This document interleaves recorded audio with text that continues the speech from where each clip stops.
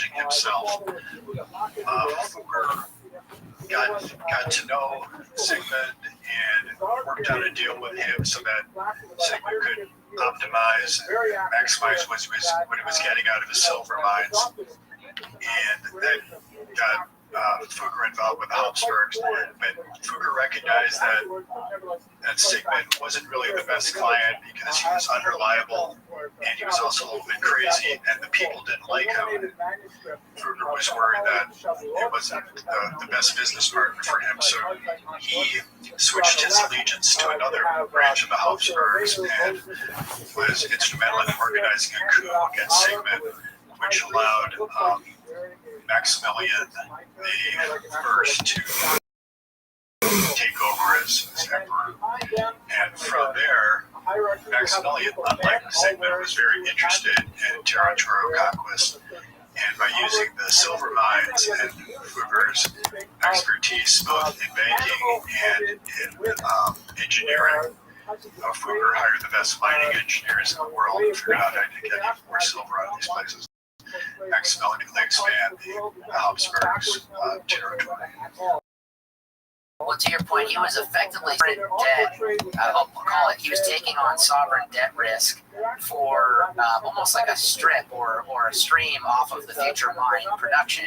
But obviously, he was doing that at a price that was in his best interest to sell the silver after it was produced. So he was collecting the commodity at a discount, if you will. But ultimately, all this financing, and I think it's very apropos to think about this today. This all was, sovereign debt he was taking on ultimately for war financing. And I think Sigmund's case to go after the Doge of Venice and go down into Italy. As I think about it today, I mean, think of all the debt that's been taken on. We didn't fight an explicit war. We fought a kind of a disease, if you will.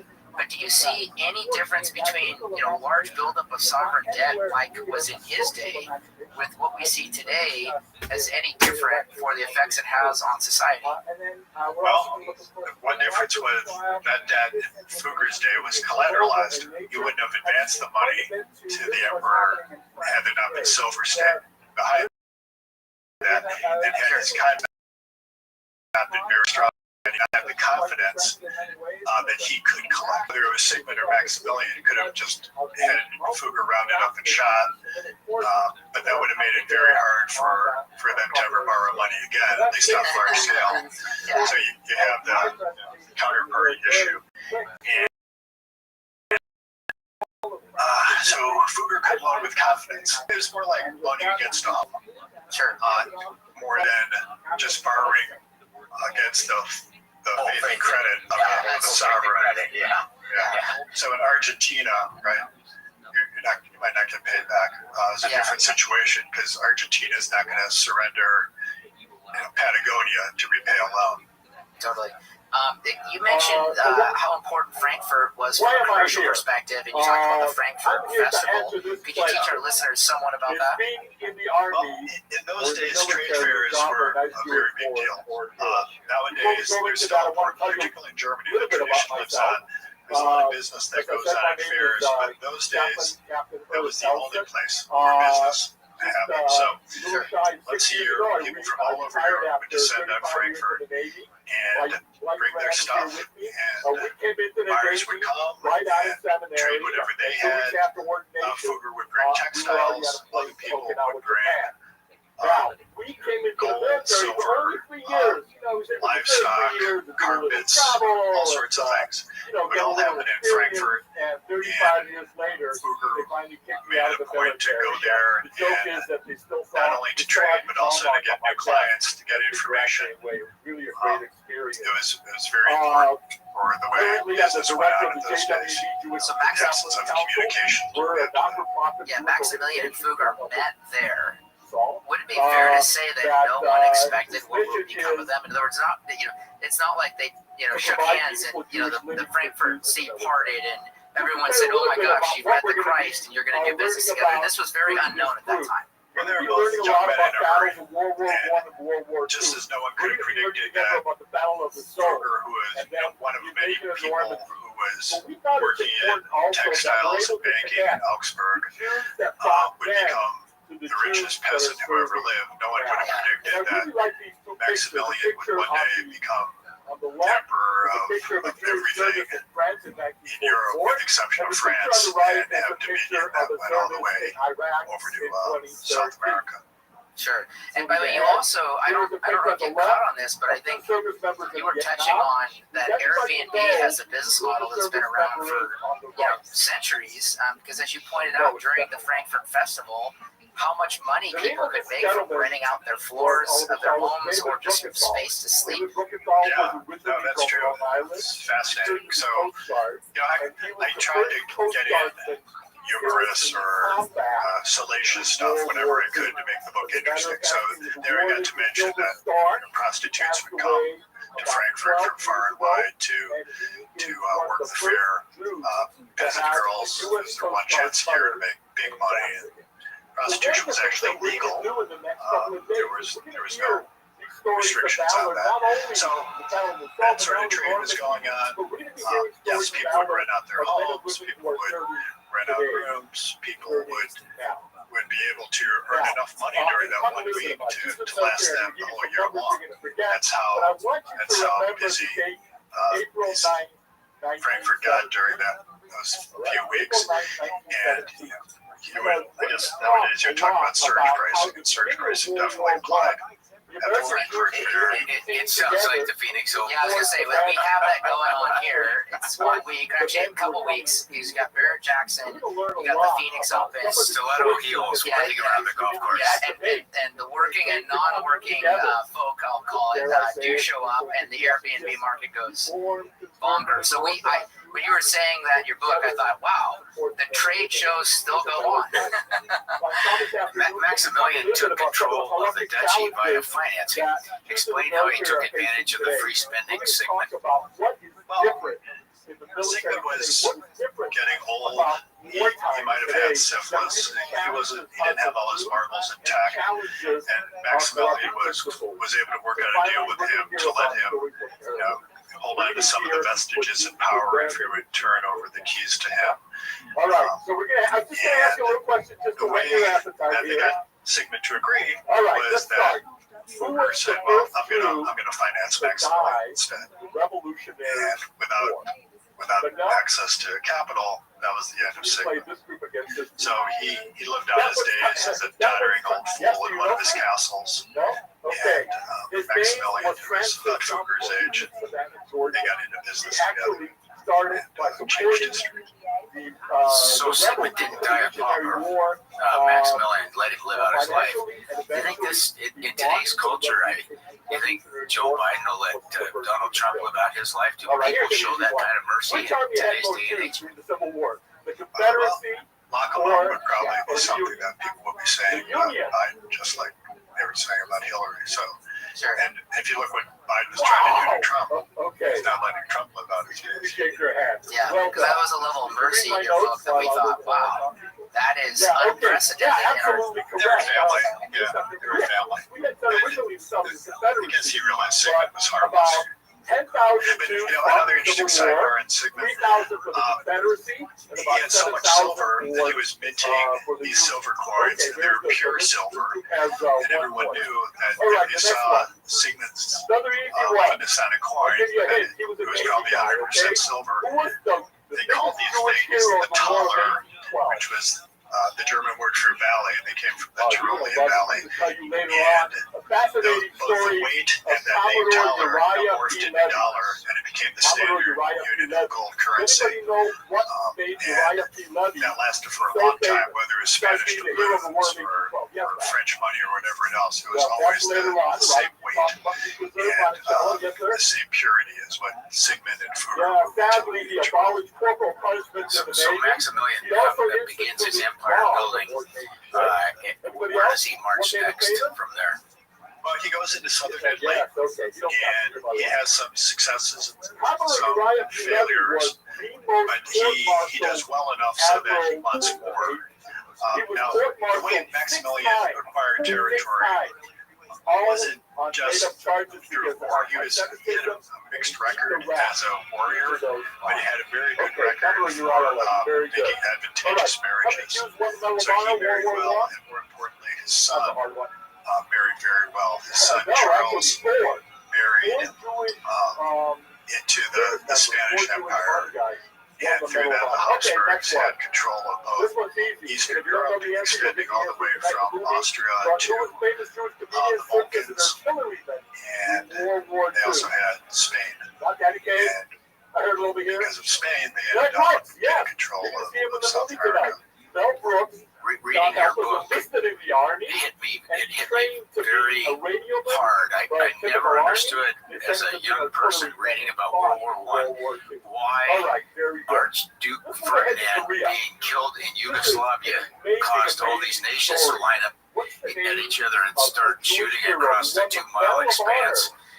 And your book helped me understand based on what you just said that was the connection there. But there were two of those. There were all these alliances, right? So Russia protected Serbia, and Croatia was aligned with Austria and Germany. So there were these secret alliances, and once it was like NATO, it's the same thing as NATO. There was attack on the NATO country, everyone would rally, we think, and defend that NATO member, and that's what was going on in World War I. One of the best books for me that really explains the culture and society down in the Balkans is a book called The Bridge of the River Drina. Don't give up that hill.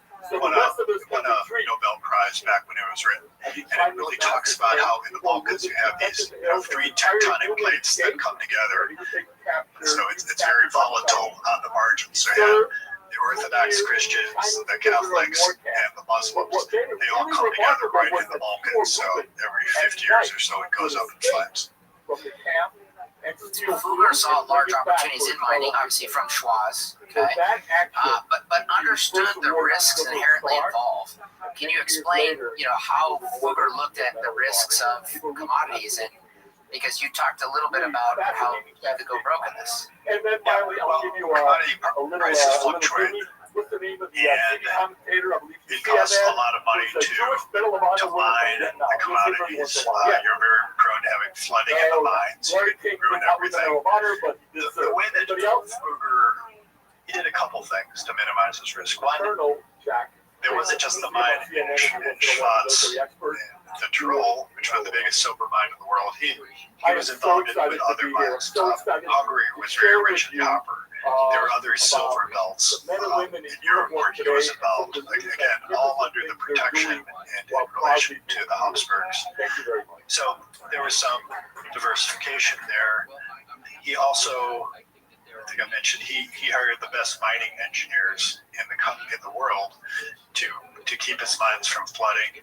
And he also created demand by reaching out to buyers all over the world, including as far away as India, where they just didn't have the resource that was available in Europe. So Fugger arranged to trade metal or spices in India. So he kept the markets. He did his bid on the sales, his bid on risk, and with technology, just to make sure that he always stayed above water. Now, he was also lucky. There were others who were trying to do the same thing as Fugger was, but we don't hear about them because they did get in over their skis and they got wiped out. And spent time in debtors' prisons were very much a thing in those days. And one of his biggest rivals in Augsburg ended up dying in debtors' prison. So in the copper closets in Hungary, I think you point out a really interesting tidbit because he was the investor, he was the owner, but he was also German, and Hungarians and Germans might not mix. Yeah. But they all spoke the language of money, and that was good enough. But Fugger did have to keep his guard up and make sure that in addition to having Germans on his payroll, he needed to have some Hungarians too, and Poles, and he needed some local folks to help navigate those shoals for him. Yeah, because he ended up giving part of the interest in the mine to his Hungarian partner, and his name's not coming to me off the top of my head, but it showed you also he was a pragmatist. He wanted to make money, but was willing to give a cut to people to ensure that he could make that money. Yeah, and that's the old Roman Empire trick. Don't have too firm a hand. Let local culture coexist. Otherwise, you're going to be fighting rebellions every day. Greg, explain the postal advantage and branch network that Fugger began accumulating. It's very interesting to think about how, instead of having to carry around sacks of gold between towns to pay for things, his empire was so vast, he could just credit an account in one branch and debit it in another. And that was only possible if you had operations and branches all over the place, and he did. So the merchant up in on the North Sea, Rostock or Lubeck or Hamburg or something, might want to buy something from Fugger. Instead of having to send sacks of gold across Germany and go through 30 different duchies, principalities, and other things to make it to Augsburg, Fugger could just credit his bank up in Hamburg and debit the one in Augsburg, ship the goods. That was the end of it. So that gave a big advantage. No one else could do that. He had hands on the ground. Explain the advantage that gave him in his negotiation with King Henry and Maximilian to take back Burgundy. Well, he was involved a little bit with Henry VIII, or Henry VII, who was a very good fiscal steward of England, and because Fugger was so rich, Henry had some business dealings with Fugger. Now, the Burgundy thing was by marriage. Maximilian married of Burgundy. It's interesting, we were just talking about the jewelry business here in the office the other day, and we asked, wondering how the engagement ring business got started. And that's because Maximilian gave Mary the diamond. And as we see now in the luxury goods market, once celebrities and rich people start giving something and making it popular, then everyone wants to be part of that. And that's what happened in the engagement ring world. And because of Fugger, Maximilian was able to raise a nice endowment, and Mary of Burgundy at the time was, if not the most powerful part of France, certainly as powerful as anything else. Under Mary's father, Charles the Bold, it was renowned for having the best army in all of Europe. And because Maximilian could bring some money to the table, he was able to marry into that family. And because there weren't any sons that Charles the Bold had, Maximilian became king of Burgundy as well as Austria. As you point out, he was crowned in Worms. He was king. What was the German word that they hailed him as? Kaiser. That's the word you're thinking of. Yeah. It's a follow-on from Roman times. Caesar. Yeah, exactly. Yeah, that's great. Hitler's whole 1,000-year Reich thing was the 1,000-year Reich with the Holy Roman Empire, which lasted from 800 to Napoleon, 1,000 years later. The small man's complex dominates. As you point out, it wasn't long before he was sitting in a Flemish jail. Explain the assemblies and also the electors he now had to deal with. There was no democracy, but it wasn't sole rule either. Yeah, the Holy Roman Empire was a strange construct in that it was an empire in name only, sort of. the joke Napoleon told that it was neither holy nor Roman nor an empire.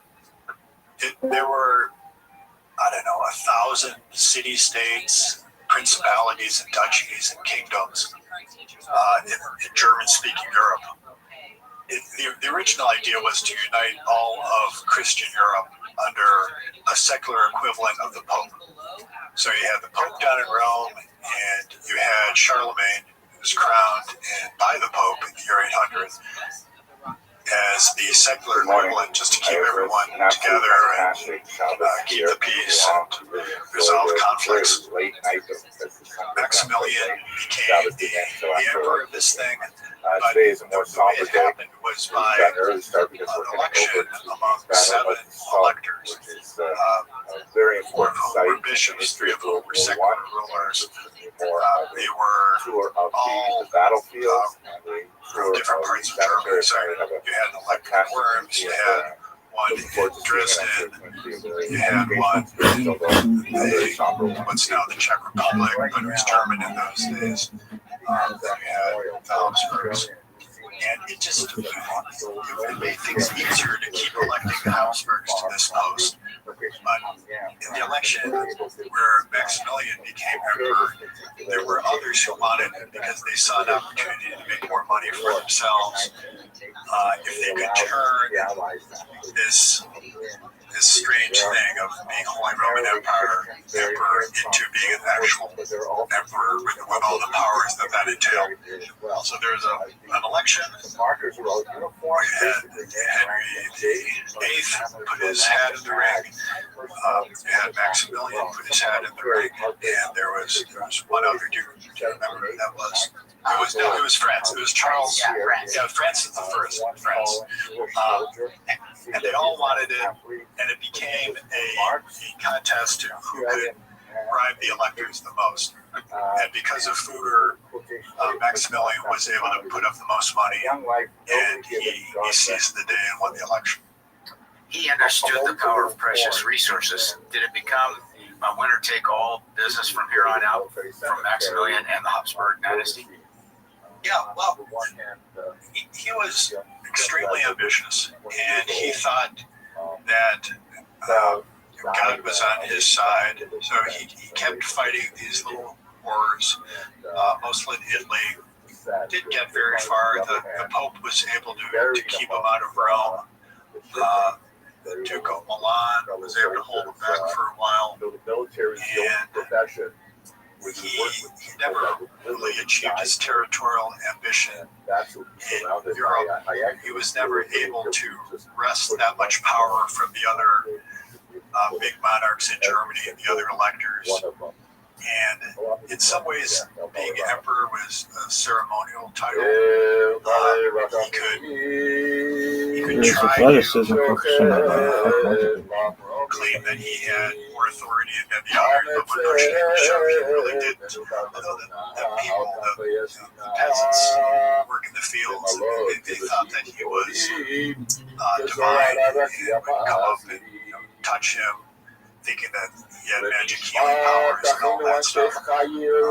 Again, when his best successes were with marriages. Now he's in France for Burgundy, for himself, and how he was able to get Spain for his son. Yeah, to your point, and Bill's point earlier on World War I, think of it as like World War I was actually a family split where you had cousins falling on one side of the line or the other. Ultimately, and maybe that's why family starts with an F. So to another F, let's go back to Fugger. You make the case he was an intellectual long before there was such a group, in, call it the Renaissance time, or what we now know is, college-educated intellectualism in America. But you point out now that that's mainstream. He was also a fervent Catholic who believed that God had a plan for him, and God had blessed him to do what he did. There was a purpose. He was there on earth doing what he was doing. That is not mainstream today.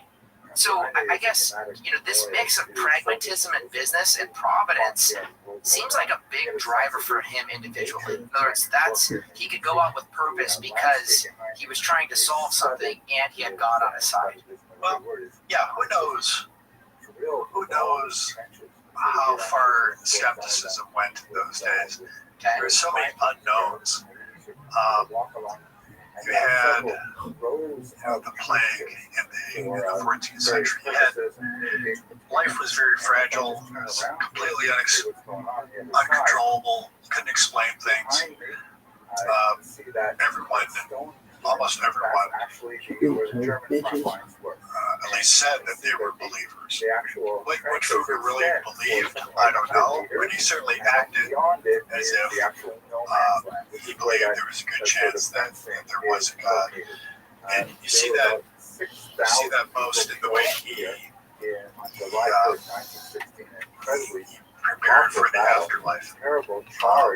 He knew that he was violating commandments. He knew that he was by lending money, that he was in violation of not just the usury ban, however Rome might interpret it, but also the words of the New Testament.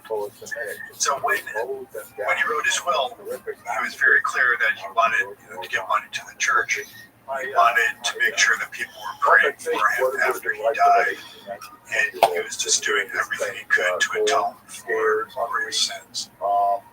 Like a lot of rich people, he was able to rationalize what he was doing. He probably did think that he was doing, not that he was doing the Lord's work by making money for himself. Trying to take the millionaire's plan, you might say, right? Yeah, he didn't have children of his own. Sure, it's interesting. So he just. Let's pivot to you used a very interesting term in explaining him.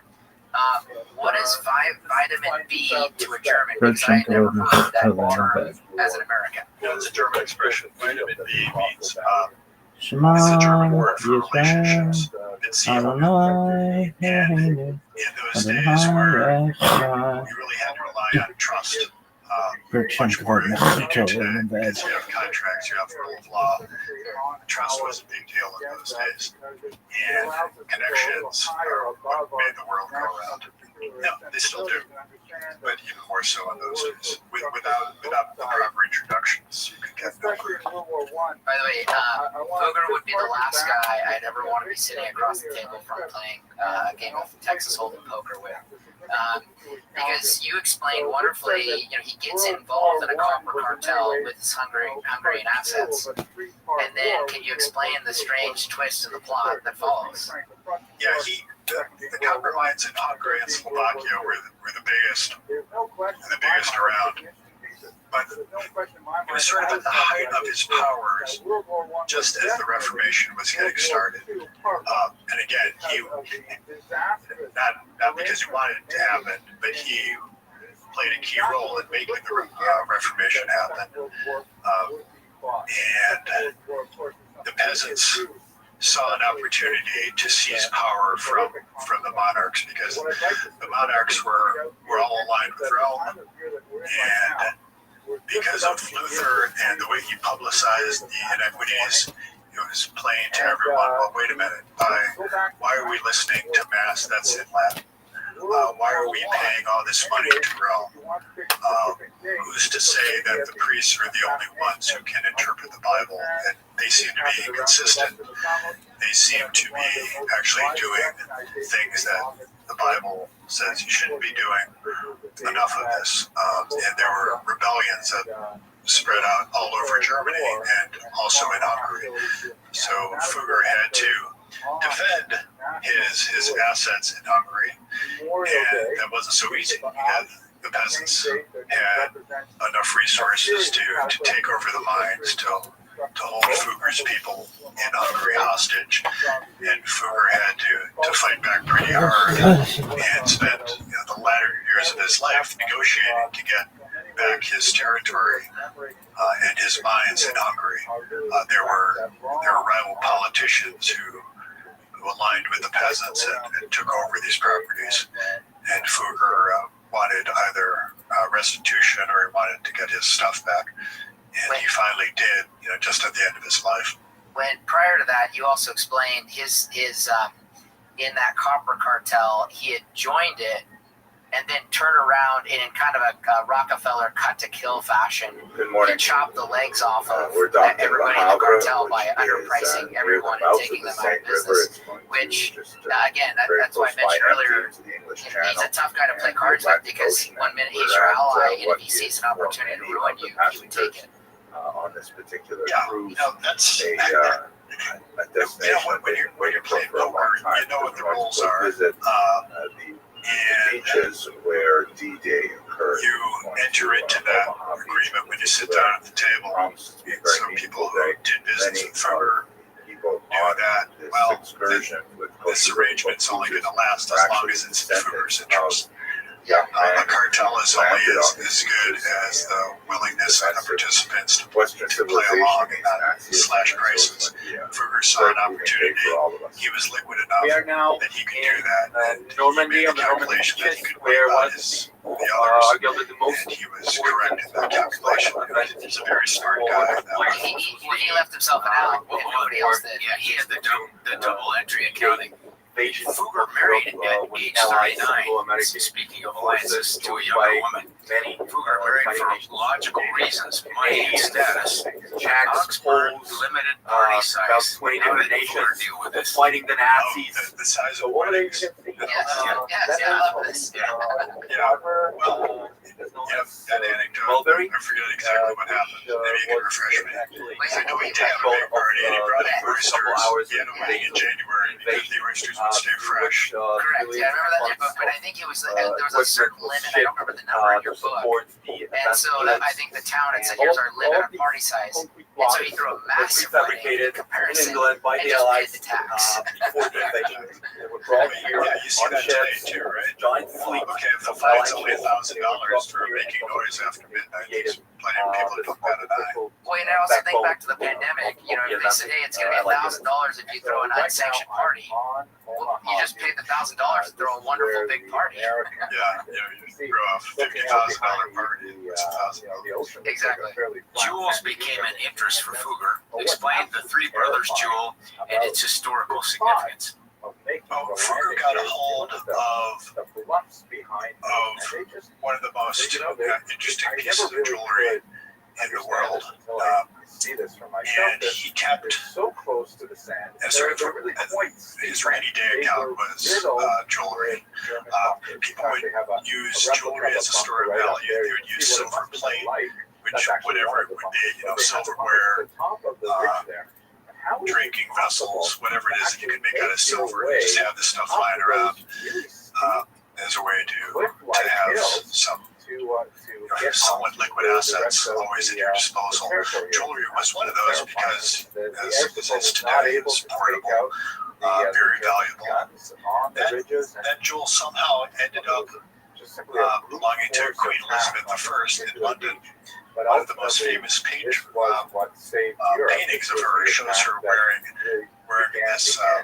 this particular piece of jewelry, and it just got passed on through generation, through one monarchy after another had this thing.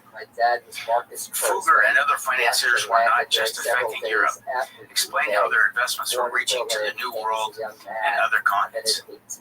Well, Maximilian I and his son, Charles married into the family of Ferdinand and Isabella. And as we know, Ferdinand and Isabella were the ones that bankrolled Columbus in 1492. And the Spaniards in South America, Charles married one of their daughters, and so he inherited Spain. I mean, not Spain, South America. And Fugger was involved a little bit with some of the transatlantic trade. It was just in its infancy. He was also involved, he did this secretly, he was involved with Portugal, which was Spain's great rival. Portugal, as we know, Magellan was Portuguese. Portugal paid for Magellan's around the world journey, all of this stuff. And Fugger was the one who if I secretly feel offended bankrolled by others. this adventure, thinking, okay, I'm going to not only have commercial dealings with Habsburgs, make a lot of money off that, but I'm going to have my bets a little bit in case Portugal ends up being the winner in South America. And the Pope famously drew a line through South America, which granted the eastern portion to the Portuguese. That's Brazil. And that's why they speak Portuguese in Brazil, and the rest of it went to Spain. This was all happening during Fugger's time. Fugger sent copper and silver to Portugal. What did they send back? Well, the Portuguese got spices from India, and that's what made that Portugal little country, but they were very powerful. This was the heyday of the Portuguese empire. It's funny, just yesterday, I got a note from my agent that we sold the Portuguese rights to the book, this book, and we'd already sold the Brazilian rights. They got published in Brazil, but apparently the Portuguese is different from Portugal, so they wanted their own translation. So. Well, it also proves that Fugger proved a long time ago that Germans love their spicy curry. If you've been to Berlin, you know that, right? Very blessed. Yeah. Exactly. So, forced unsecured lending on Fugger was no way to bargain, right? No one was going to show up to your discussion earlier about the poker table and tell Fugger to lend, and you have no other option. I'm going to quote your book here. Quote, they fail to understand that it is for the common good that honorable, brave, and honest companies are in the realm. And Fugger's obviously saying this. For it is not disreputable, but rather it is a wonderful jewel that such companies are in the kingdom. End quote. He ended the letter with a vague threat. Quote, reasonable people know this and would be wise to consider. End quote.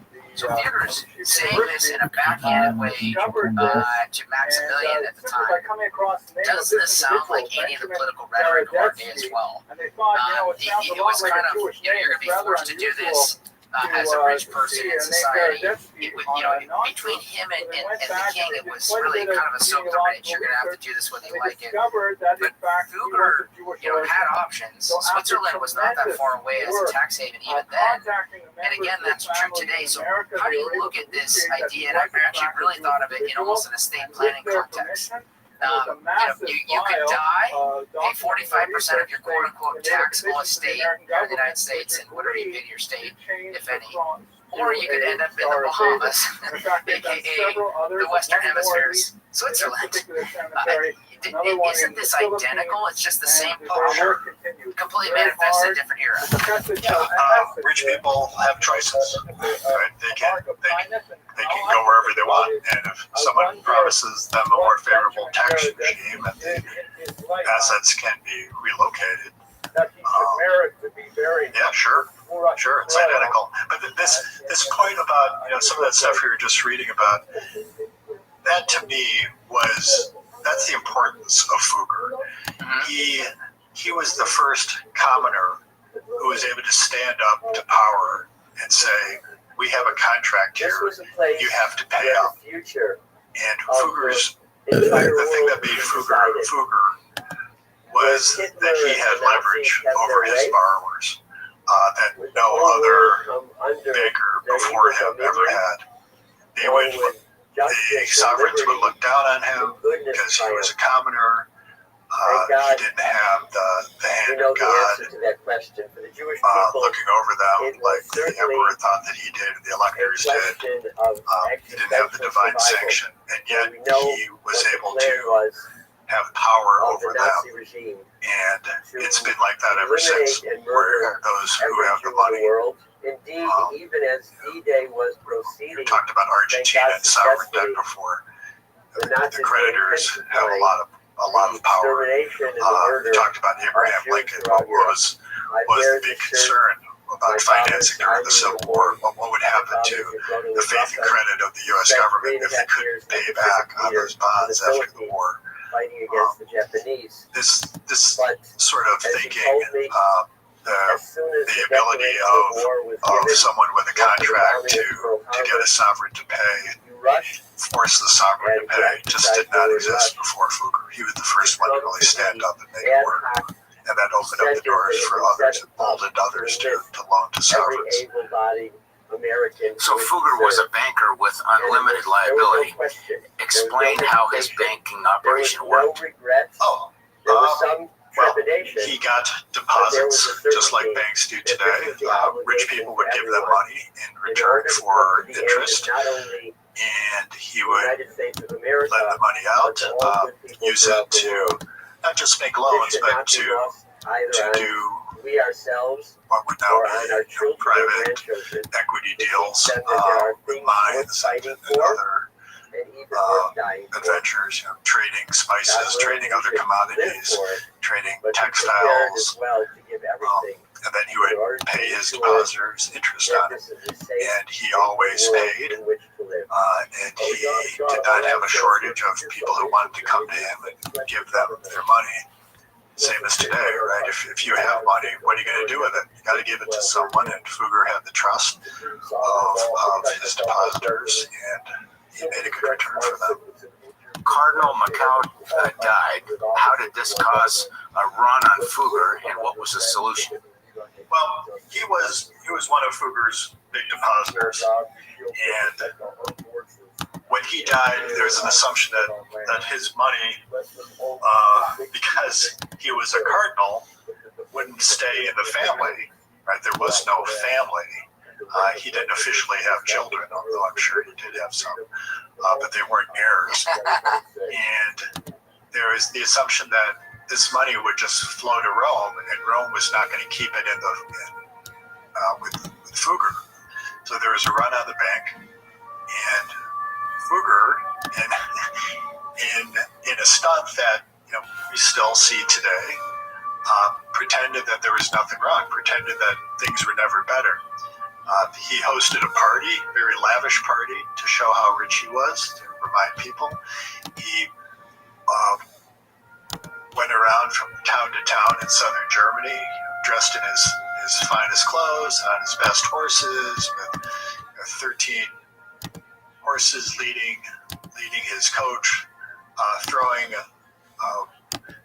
coins to the peasants who were following after his coach. He just wanted to show, even though he was facing the gravest crisis of his career, he wanted to show that he was very rich and powerful and create the impression, at least, that there was nothing to worry about. And by doing this, and then by working out a deal with the Pope so that the Pope would keep the money with the Fuggers, he was able to get out of this jam. That was the most precarious moment in Fugger's career, and he was able to fake his way out of trouble. Greg, by random chance, at 6:30 in the morning, Monday morning, after the Friday that Ivan Boesky was arrested, I was at Milken's trading floor with the guy that ran half the retail for Drexel Burnham. And Milken was making all his calls, get Erwin Jacobs on the line, get Carl Icahn. He was making every attempt to make it look like it was business as usual, just like you're describing. Whereas the 30 men, I think it was almost all men, surrounding him, the way it was all centered, him in the middle with them all around. You could hear a pin drop in there. I mean, they weren't saying anything, and so it was a very analogous situation. And as we invest abroad for our investors, we think strong insider ownership is important to deal with the inside baseball. The inside baseball of places that you can't know. Explain how Zink was Fugger's strong insider in Rome with the Vatican. Angelic figure. Fugger, through his Augsburg connections, got to be friendly with a very corrupt lobbyist, as it were, who worked the halls of the Vatican to Fugger's benefit. When they came up with the indulgence scheme that Luther vilified, it was Zink who negotiated the terms of how that transaction would work, where they would split the money between the Vatican and Fugger. And Zink, he was the bagman, he was the lobbyist, he was the German guy who had the ear of the papal officials. And Fugger was willing to bribe, he was willing to do whatever it took to get what he wanted. And Zink was the guy who made it happen in Rome. My wife and I stayed in a beautiful Sounds like that one guy from Game of Thrones. or past Glencore partners. I think the other thing that made me think a lot about is, the interaction, which was they go to the peasants, and you kind of touch on this. I think we're going to come back to this in just a second. But they go to the peasants and say, "This is for St. Peter, St. Peter's Basilica." They were going to rebuild it from its. I think you mentioned it was just wooden. It was nothing, and so it was all under the heading of like, let's put the apostle in a great resting place. That was a small use of the money, and then the profits are split between the Pope and Fugger from there. And the Pope really wanted to, show his wealth, show his power. Nowadays, you would pay influencers or Blast off the moon. do something like that. But in those days, you would do it by building something very large that was visible, and people would talk about, that people would travel to see. Whoever had the biggest building had the most power or perceived power. And so the Pope wanted to build this giant complex in Rome. They needed a lot of money to do it. Fugger had an issue with Rome in that one of the electors, those 7 men who decided who would be Holy Roman Emperor, borrowed a bunch of money to bribe people to make himself an elector. He had to pay Fugger back, and in order for Fugger's scheme to enable this guy to pay him back was to raise money with this indulgence program. The Pope signed off on it in return for running his own indulgence program for St. Peter's. And Fugger's people and some huckster priests went around throughout the German countryside and told this story about how if you give money to Rome for this project for St. Peter's, will reduce your time in purgatory. What the promoters here weren't saying is, well, half of this money would also go to pay back Fugger for the bribes that were paid to make this one guy an elector. The program had some success. It raised a lot of money. Fugger's people were with the hucksters every step of the way, counting the money, making sure it got to where it would be, keeping the records. And this went on for several months and raised a lot of money that made both Pope and Fugger happy, and St. Peter's got built. Discuss the idea of usury and why it was an issue in Germany in the early 16th century. Well, in the New Testament, there's a line that says, lend and expect nothing in return. The idea that you could make money from money defied logic for some people, because you're not giving someone something that has any tangible value. If you give someone $1, if they give you back $1, that should be enough. Just like if I give you my car, you give me back another car that's identical. That's an even split. But in the case of loaning money, I give you $1, then you pay me back $1.10. That didn't seem right to a lot of people, and the church didn't like this because the church wasn't all evil. There were some things that they did that were very good, and one was that they tried to protect people from getting ripped off. And this was one way that they did it. Money changers were common. And there were people who charged very high interest rates, and they would ruin their borrowers, and the borrower wouldn't pay back. So it was in Rome's interest to try to protect the peasants, and one way of doing that was to outlaw usury. Now the fact is, borrowing is what makes the world go round, and despite prohibitions from Rome and fears of being excommunicated and all that, money lending was prevalent. To be sure, there's definitely a lot of anti-Semitism. Fugger didn't like the idea that, okay, I'm loaning money, I'm collecting interest, but the Bible is pretty clear that I shouldn't be doing this. It would be really nice for my eternal salvation if I could get the Pope to sanction this. And he worked with the Pope and did favors for the Pope, loaned money to the Pope, essentially bribed the Pope, and the Pope agreed to legalize money lending. And the definition of usury changed, and it was because of these decisions that usury became, I should use the word usury because nowadays usury means loaning at a confiscatory rate. Then it just meant receiving any sort of interest. Well, Folks signed off on it. that was Paul Leo correctly. He correctly, and I think you quoted him in your book. He tied the issue of usury to the risk of the person lending the money.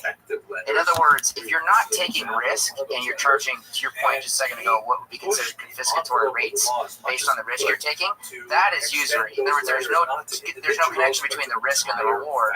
Versus, he talked about the risk. It's strange that he was at Medici. He was corrupt. Thank you to everyone supporting us on Patreon. You guys are keeping the lights on here, so thank you very much. It's very much appreciated. If you'd like to give us a call, head over to patreon.com/pre-made. Or just click the join button. Those are called posts on both, so be sure to check them out. Thanks, and we'll see you in the next one. Bye! Hey, check it out. Hold on. That woman started walking towards my kill and looked at me and then went over to Captain. She knew what you were about, mate. This is too realistic. I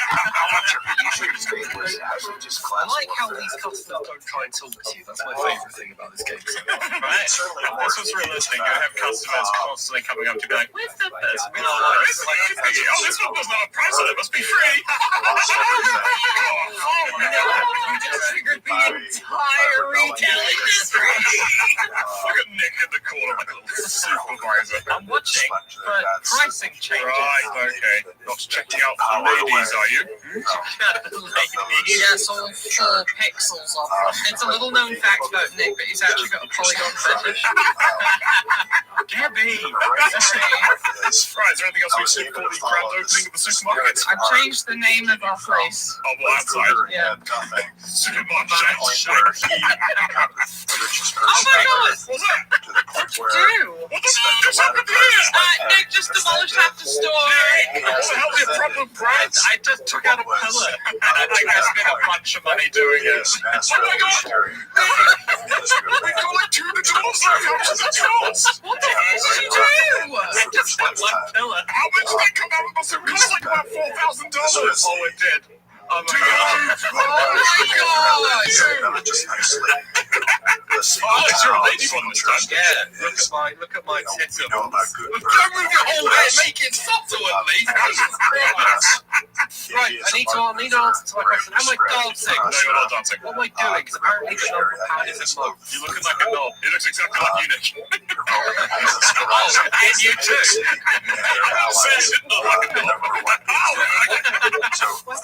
Well, he tells you how much it costs. And how much does it cost? $4 grand. Well, we knew This that. type of stuff has happened before in games like Nick, not paying attention to shit. And my excuse. His palace in Augsburg. Fugger controlled a few little towns around Augsburg. The peasants marched on these towns, tried to take them over, but with superior weaponry and the ability to bribe people and leave them alone, Fugger was able to hold off the peasants. But it got pretty dangerous for Fugger at the end there, but he did manage to survive.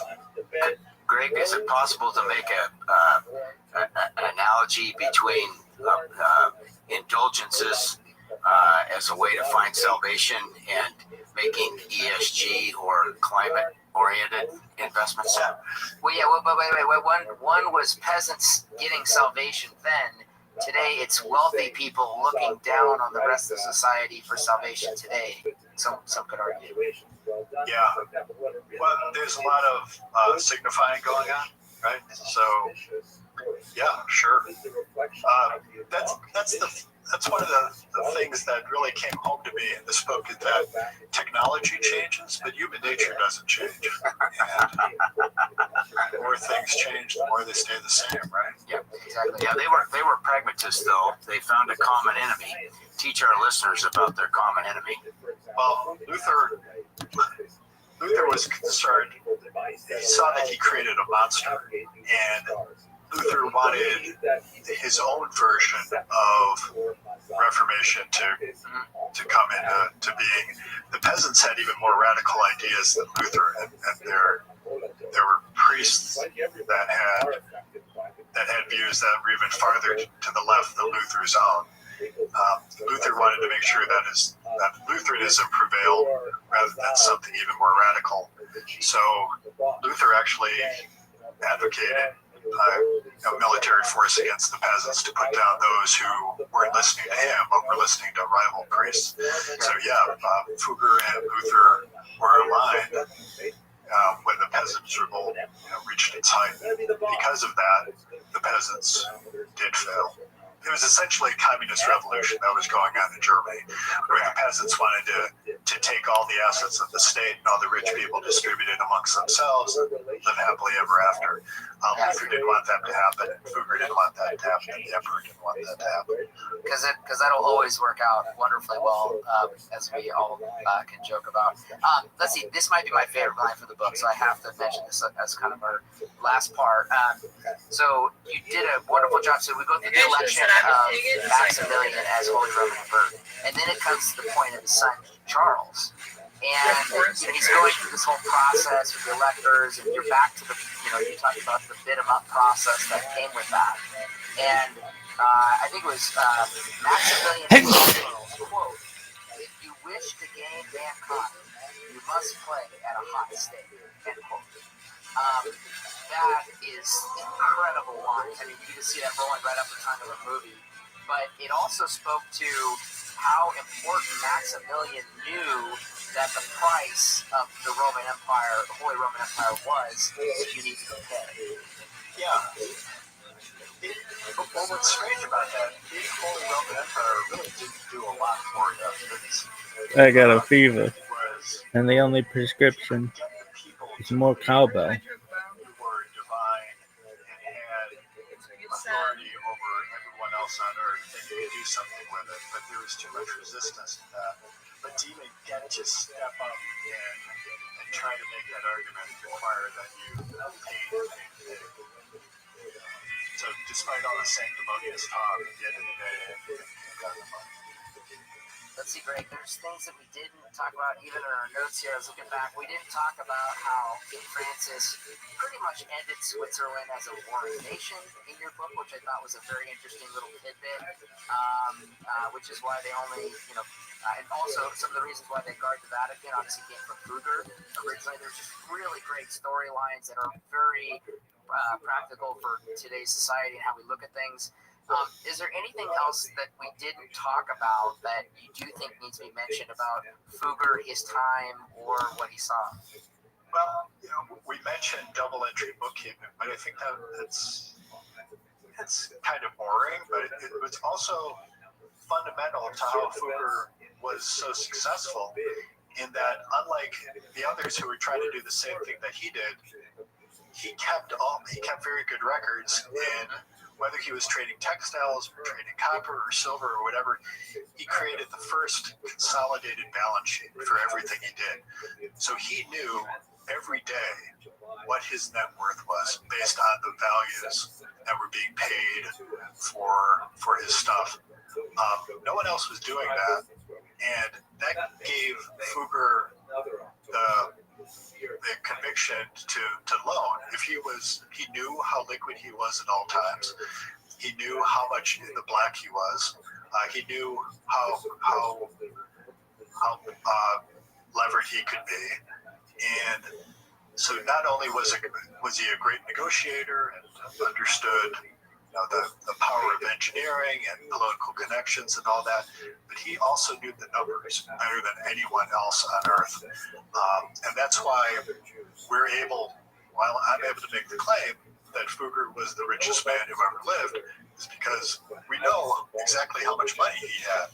And if we take that net worth figure from his financial statements at the time of the year that he died, and then adjust that up for inflation, but also do this calculation that is the common way to judge relative wealth through the ages, which is divide the wealth of an individual by the prevailing GDP, you come up with the fact that Fugger, in today's dollars, would be worth something like 400 billion, I think, and that would put him atop Rockefeller as the richest of all time.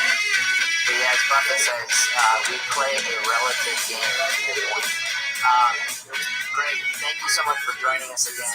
For our listeners, if you want to think about the path to success and wealth in business and investing, you need to go buy a copy of Greg's book, The Richest Man Who Ever Lived. Jacob Fugger explains the pragmatism and risk needed for the unknown future that we all must deal with.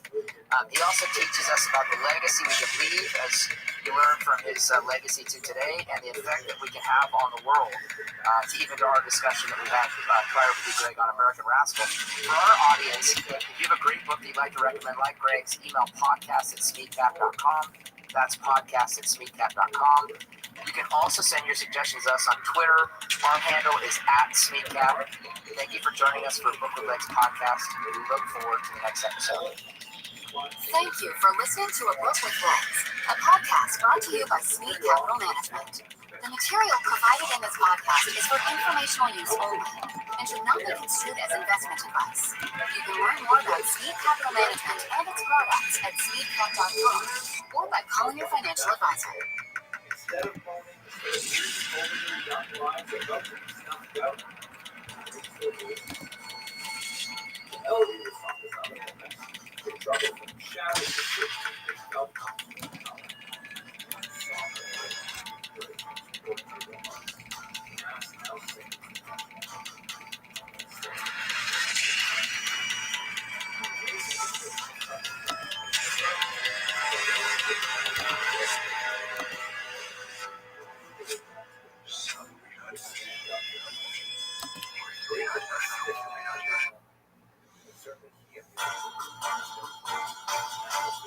You're listening to A Book with Legs, a podcast presented by Smeed Capital Management. Smeed Capital Management is going to be one of the biggest fucking companies of all time because they are smart as fuck. You can learn more at smeedcap.com or by calling your financial advisor. Welcome to A Book with Legs podcast. I'm Cole Smeed. I mean, it won't be Wu-Tang Financial, but it's going to be big. At our firm, we are readers and book junkies. It can be said that leaders are readers, and we believe books provide us a great source of information for filtering what is and isn't important for us as investors. Investing is the last great liberal art, and the best way to spend a lifetime of learning. This podcast is for readers, thinkers, business-minded people, and investors who want to grow their knowledge from great authors and their writing. Charlie Munger often talks about using multiple mental models and analysis. Our aim for this podcast is to help listeners test Munger's theory in business, markets, and people. Hosting this episode with me is our Chief Investment Officer, our Chairman, my dad, Bill Smeed. Dad, thanks for joining me. Thanks for having me. Let's see, I'll kind of go with script. What are you excited about today? Just love this book.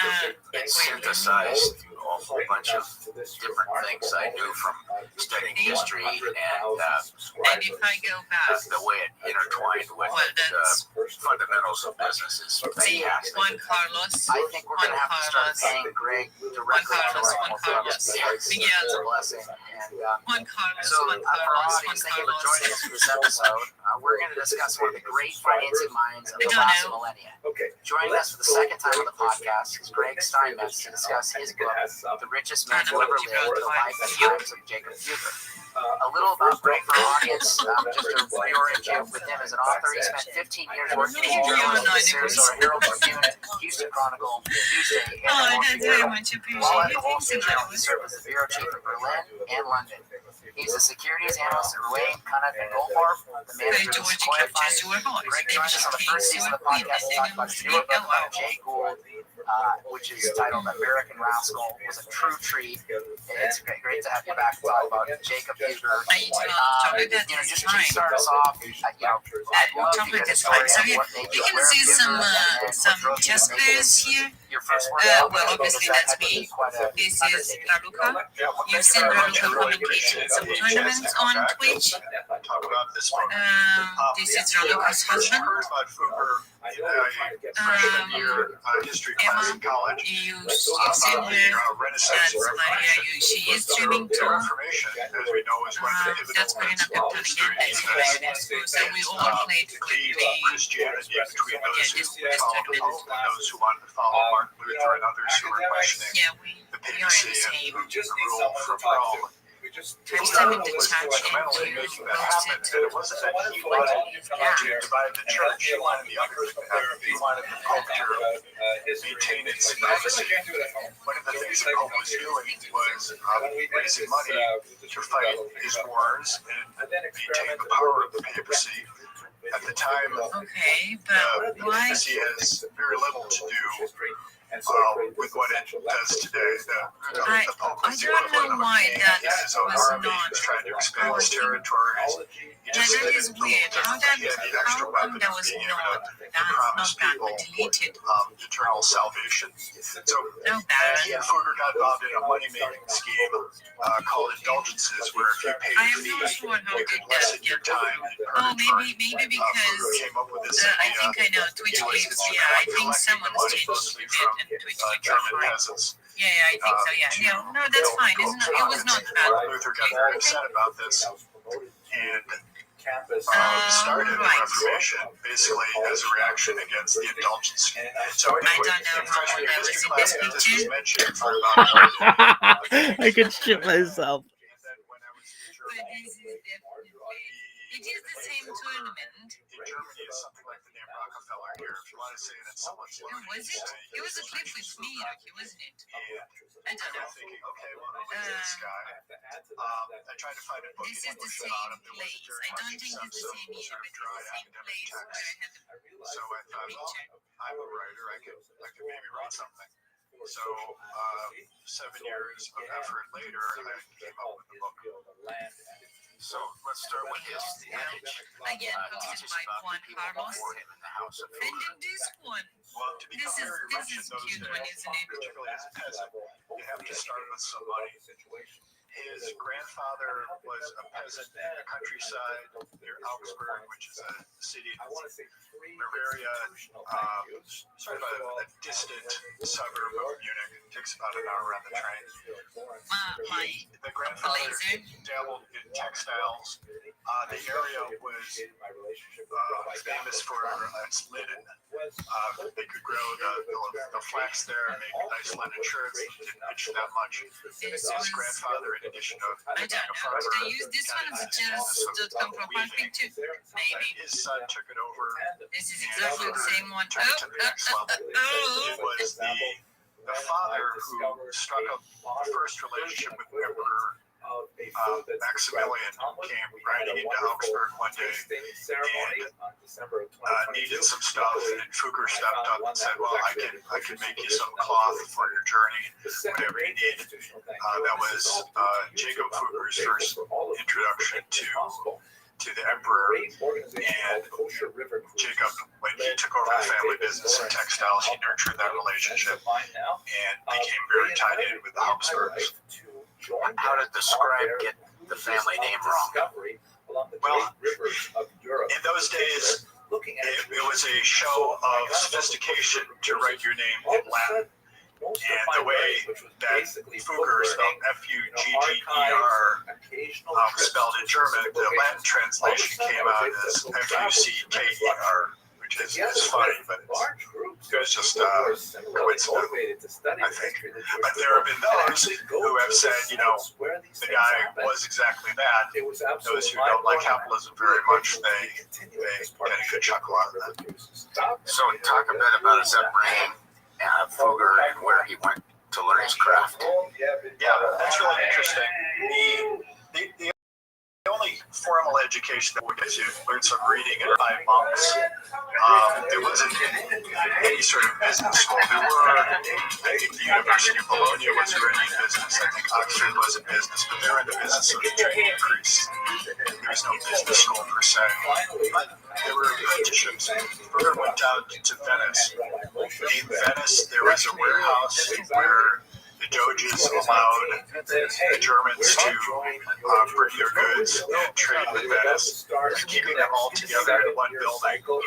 It was a way to keep an eye on them, make sure that Venice collected all the taxes that were due to it. And Fugger went down there for a while and saw how money was made in those days. Saw what people were trading, how they invoiced, how they collected the money, how they went after bad debtors, what the politics were of trading or state lines. He really got what at the time was probably about the best sort of business training imaginable. Business was tough in those days. He probably slept on a straw mat in a drafty attic room, something like that. But it was very interesting making money, and I'm sure the hardships meant nothing to him because it must have been so fascinating that I would probably enjoyed every minute of it. And after that, he learned, also when he was in Italy, he learned about bookkeeping, which at the time, modern day accounting didn't exist north of the Alps. Double entry bookkeeping was in its infancy down there. He brought it back to so for listeners about the importance of C's interact. How important it was to have it in your country and how important it was. Well, Venice is strategically located in northern Italy, and what is about the furthest north you can go by ship. So if you came, you would start in East Asia and start in India.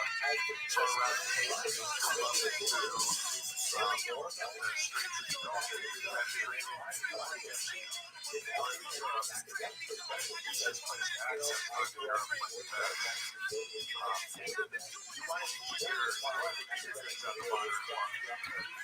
The travel time wasn't so bad, and goods were safer when they were at ship than when you were going down some trail in the middle of the woods where you were vulnerable to robber barons. So Venice was right there, very good location. You know, Genoa was its rival. It was on the other side of the Italian peninsula. Very well situated to get goods to France. Venice was very well situated to get goods to Germany and the rest of Eastern Europe. Who were the big banking names in Germany, Italy, and places at the time that Fugger emerged? The names that we know, of course, are the Medici. The Medici who made the family fortune was Lorenzo. We hear about Lorenzo because of his involvement with Leonardo and other artists, philanthropic works, and his hobbies, that sort of thing. But the one who made the money was Cosimo Medici. He was the patriarch of the family, and he was such a successful banker in Florence that he ended up grabbing a lot of political power and passed it on to Lorenzo. I think Lorenzo actually went bankrupt. He ran the company business into the ground, but there was enough money there that he could sustain it. His interests weren't in making money as much as his father's were. So that was the big name in Italy. The other names in Germany, no one was a household name. But we do know about the Hanseatic League, which some of your listeners might be familiar with. They were a trading outfit that controlled all of the trade in the Baltic and the North Sea. And it got to the point where it was really ruled by the business class in these areas, and Fugger and them ended up working both with and against the Hanseatic League. I am stuck on Training because the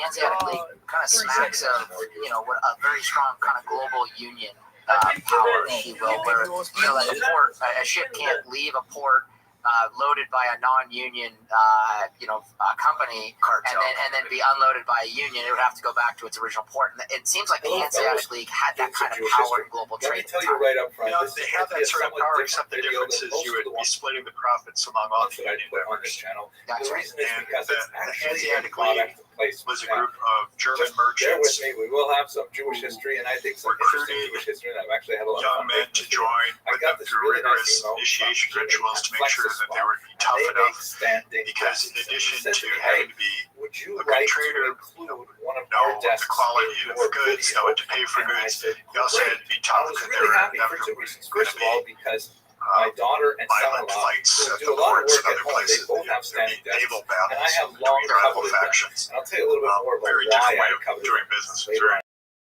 in this video. Knuckle. And secondly, because Totally. now I We just happen to do that in officially say I politics am instead today. We're a little more influencer. civil. I actually signed an influencer So teach us contract about that I would Archduke talk about Sigmund this and desk why in this was video. he such Now, a good I do banking get lots of prospect to offers finance? to sell this or sell that. And Sigmund Rich and typically Coins, they're that either was his spam band. and crazy The things, reason or he they're products was that I have the no interest in whatsoever. he was a But Habsburg standing who desk is ruled something the that Duchy I'm of really keen Tyrol, on. which So is where Salzburg and I thought to Innsbruck myself, are. though, how am I going to Beautiful talk about alpine standing state. desks in a But channel that's all it about was a little Jewish history state. until But it my happened to sit son-in-law, on the owner a of silver the deposit Flexus in all of podcast, Europe. says, why don't you Sigmund talk about would the history of mine the Jewish silver, furniture? turn it into coins, And it's perfect because there's use one that humble to piece of Jewish mostly spend furniture money on that I himself. have He to loved have a building deep amount of attachment castles. to. And he built a bunch of castles for himself across the Tyrol. What I'm talking about right He wasn't now very interested is in fighting ironically wars, the getting Now, mercenaries, those of you who raising an army, and that sort of spent thing. time in It's more yeshivas, about I'm just sure you indulging have himself. seen these things.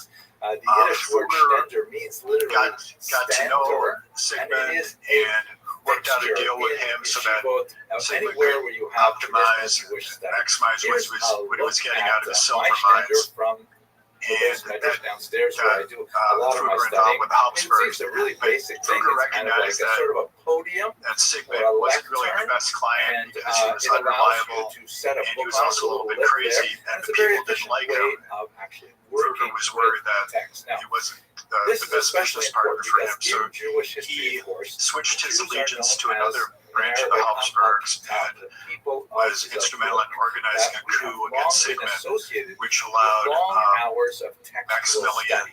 And how the exactly first was that to done? I mean, how take over as actually did emperor. people, learn And these from things? there, There is a lot of Maximilian, suggestions of unlike passages Sigmund, in was very early interested rabbinic texts in that territorial suggest that conquest. students would typically And by sit using on the ground silver mines while and a lecturer Fugger's would provide information, expertise a rabbi, both in banking and that makes a lot of sense, and especially for oral engineering. instruction. Fugger hired the best mining engineers in the world and figured out how to get even more silver out of these places. Maximilian was able to dramatically expand the Habsburgs' territory. Well, to your point, he was effectively swapping current debt. I'll call it. He was taking on sovereign debt risk for almost like a strip or a stream off of the future mine production. But obviously, he was doing that at a price that was in his best interest to sell the silver after it was produced. So he was collecting the commodity at a discount, if you will. But ultimately, all this financing, I think it's very apropos to think about this today. This all was sovereign debt he was taking on ultimately for war financing. And I think in Sigmund's case, he was going to go after the Doge of Venice. He wanted to go across the mountains and go down into Italy. As I think about it today, I mean, think of all the debt that's been taken on. We didn't fight an explicit war. We fought a kind of a disease, if you will. But do you see any difference between large buildup of sovereign debt like was in his day with what we see today as any different for the effects it has on society? Well, what difference was that debt Fugger's day was collateralized. He wouldn't have advanced the money to the emperor had there not been silver stand behind that. And had his contracts not been very strong and had he not had the confidence either that he could collect. Now, the emperor, whether it was Sigmund or Maximilian, could have just had Fugger rounded up and shot. This one here, but that would have made it very hard for them to ever borrow money again, at least on a large scale. So you have the counterparty issue. And so Fugger could loan with confidence that he could get his money back. So it was more like loaning against a home, more than just borrowing against the credit of the sovereign. Right? Might not get that situation because Argentina's not going to surrender Patagonia to repay a loan. How from a commercial perspective, and you talk about the teach our listeners somewhat about that. Well, a very big deal. Nowadays, there's still important, particularly in Germany, the tradition lives on. There's a lot of business that goes on at fairs, but in those days, that was the only place where business happened. So, once a year, people from all over Europe descend on Frankfurt and bring up, and would come and trade whatever they had. Fugger would bring textiles, other people would bring gold, silver, livestock, carpets, all sorts of things. It would all happen in Frankfurt, and Fugger made it a point to go there and not only to trade, but also to get new clients, to get information. Not in those days. So absence of communication. Yeah, Maximilian and Fugger met there. Would it be fair to say that no one expected what would become of them? In other words, it's not like everyone said, "Oh my gosh, you've met the Christ, you're going to do business together." This was very unknown at that time. Well, they were both young men in a hurry, and just as no one could have predicted that Fugger, who was one of many people who was working in textiles and banking in Augsburg, would become the richest peasant who ever lived. No one would have predicted that Maximilian would one day become emperor of everything in Europe, with the exception of France, and have dominion that went all the way over to South America. Sure. And by the way, you also, I don't know if you caught on this, but I think you were touching on that Airbnb has a business model that's been around for centuries, because as you pointed out during the Frankfurt Festival, how much money people could make from renting out their floors of their homes or just space to sleep. Yeah, no, that's true. It's fascinating. So, and I can't tell you how I tried to get in humorous or salacious stuff, whatever I could, to make the book interesting. So there I got to mention that prostitutes would come to Frankfurt from far and wide to work the fair. Peasant girls, their one chance a year to make money. Prostitution was actually legal.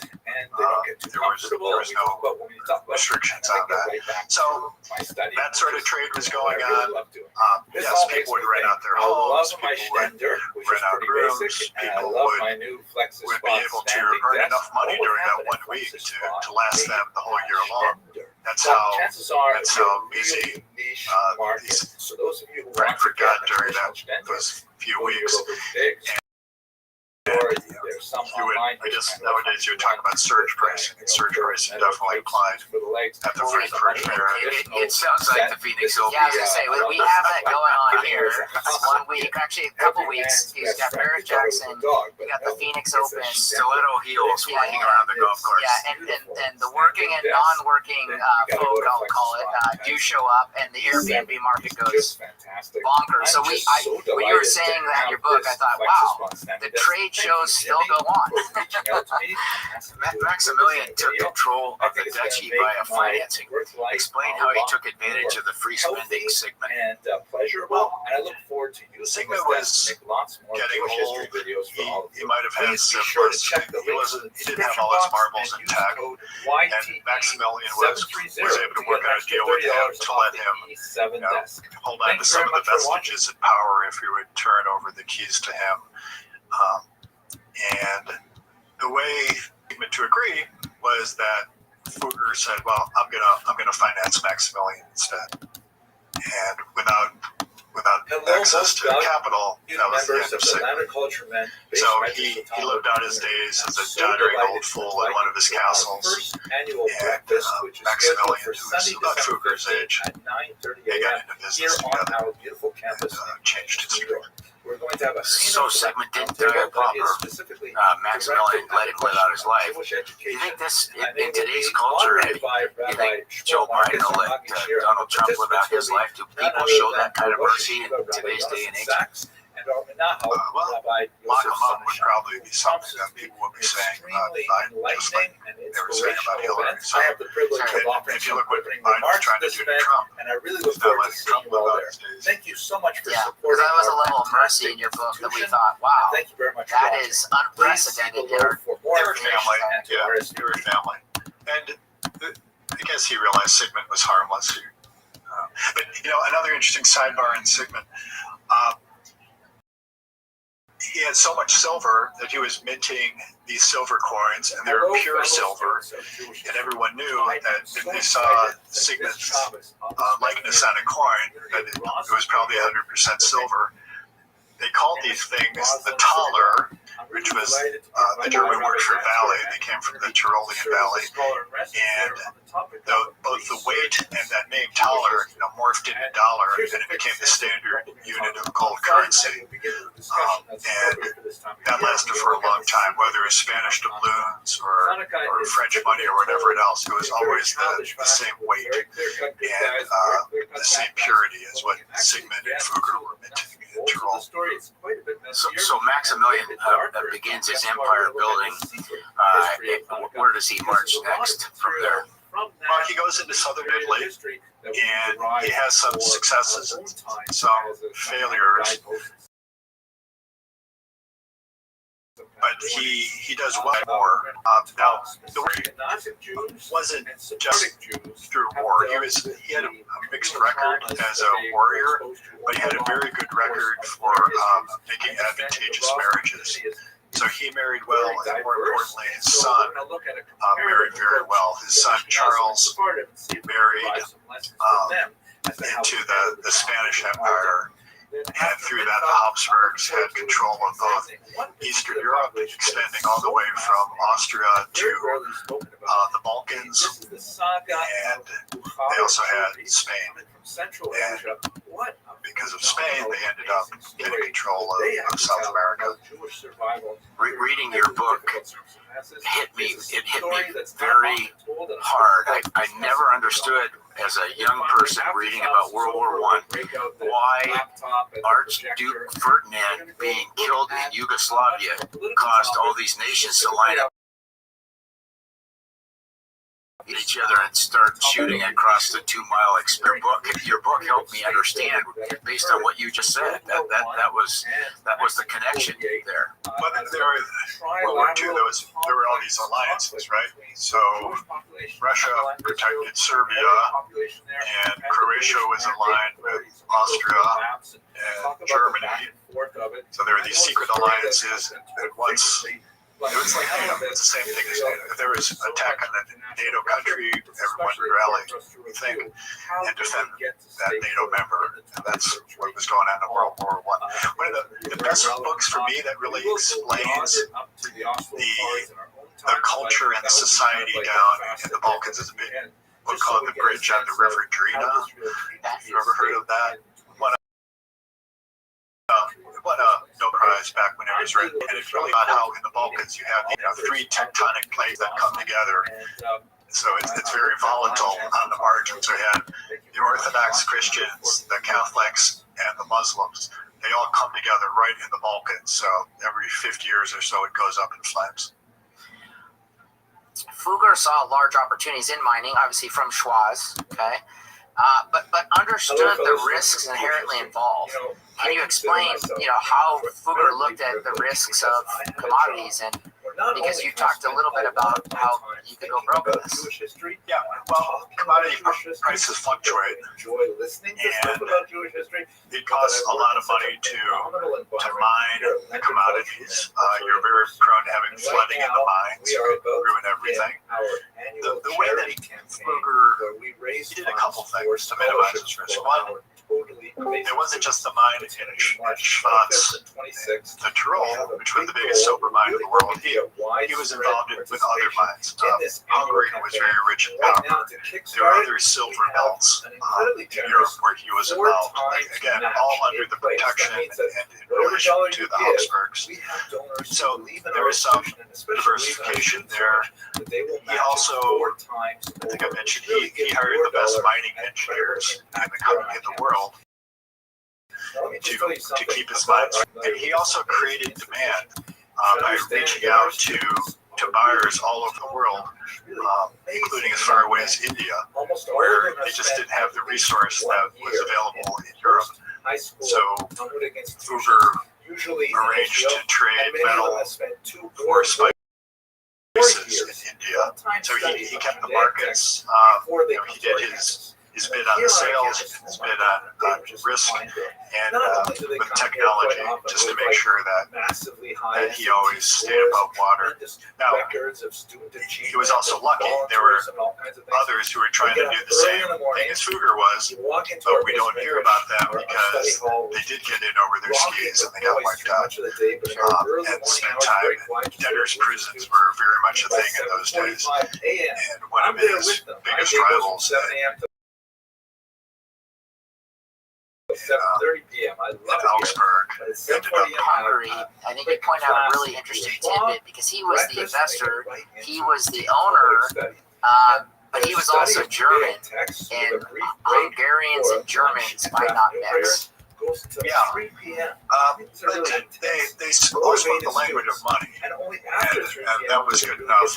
But Fugger did have to keep his guard up and to make sure that in addition to having Germans on his payroll, he needed to have some Hungarians too, and Poles, and he needed some local folks to help navigate those shoals for him.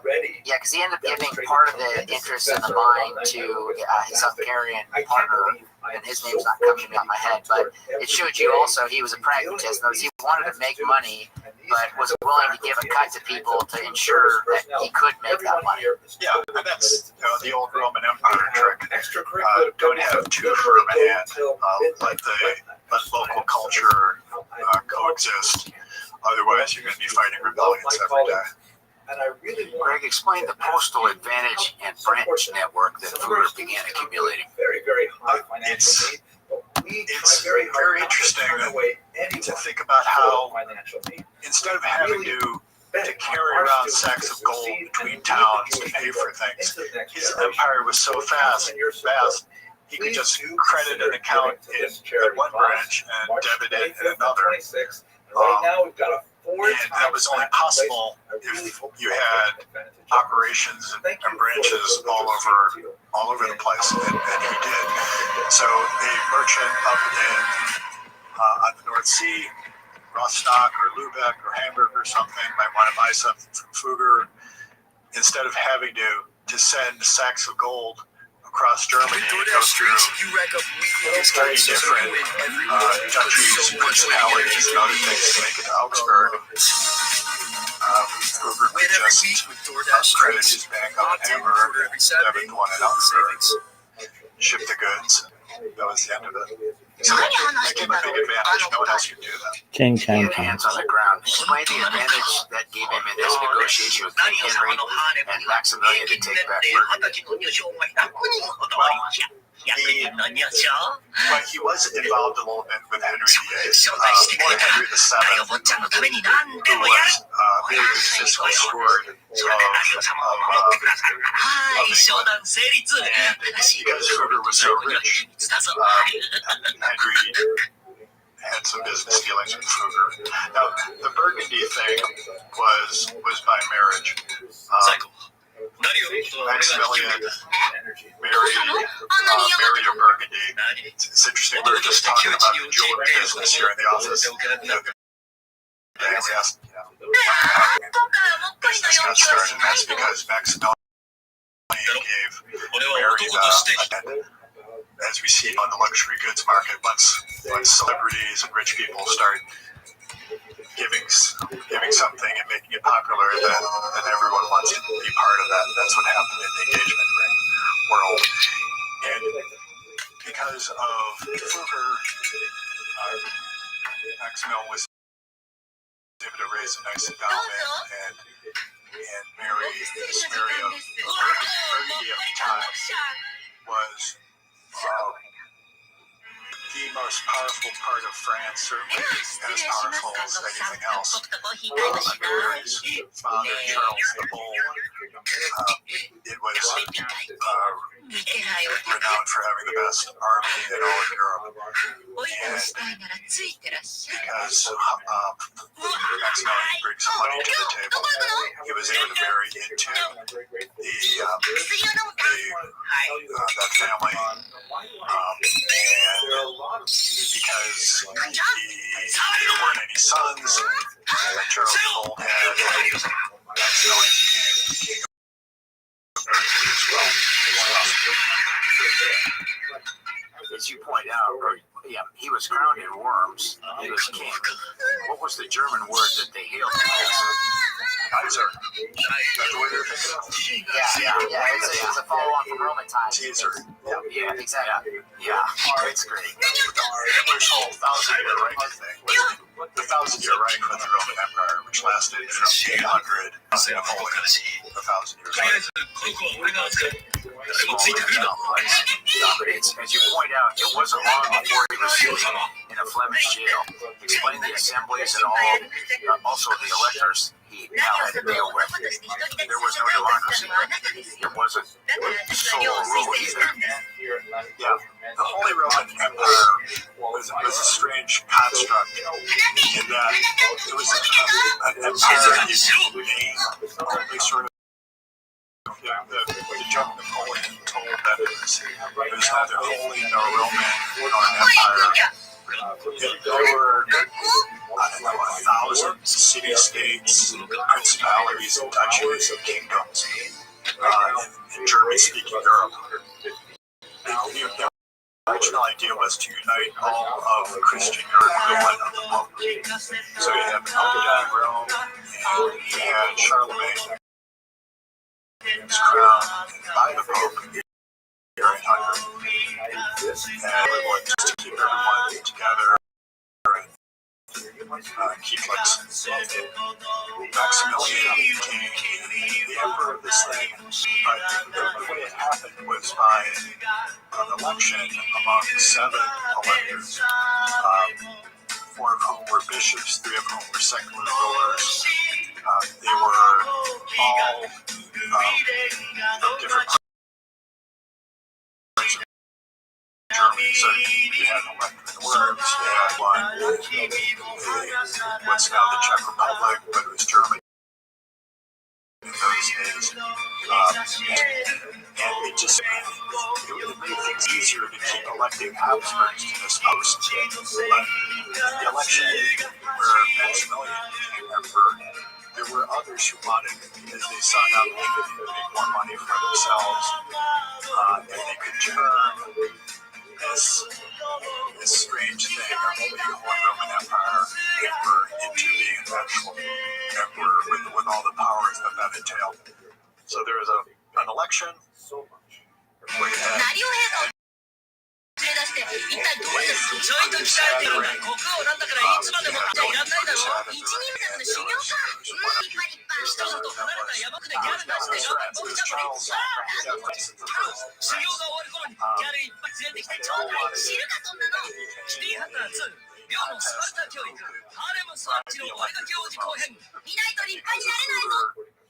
Maximilian was able to put up the most money, and he sees He understood the power of precious resources. Did it become a winner-take-all business from here on out? For Maximilian and the Habsburgs, Yeah, well, extremely ambitious, and he thought God was on his side. He kept fighting these little wars, mostly inly. They didn't get very far. The Pope was able to keep him out of Rome. This shit is so cool. Duke of Milan was able to hold him back I love for a while. 80s anime. I don't know what it's called. No one knows. He was never able to wrest The that much music. power from the other big monarchs in Germany. Baller. And in some ways, the emperor was a ceremonial title. He tried to claim more authority.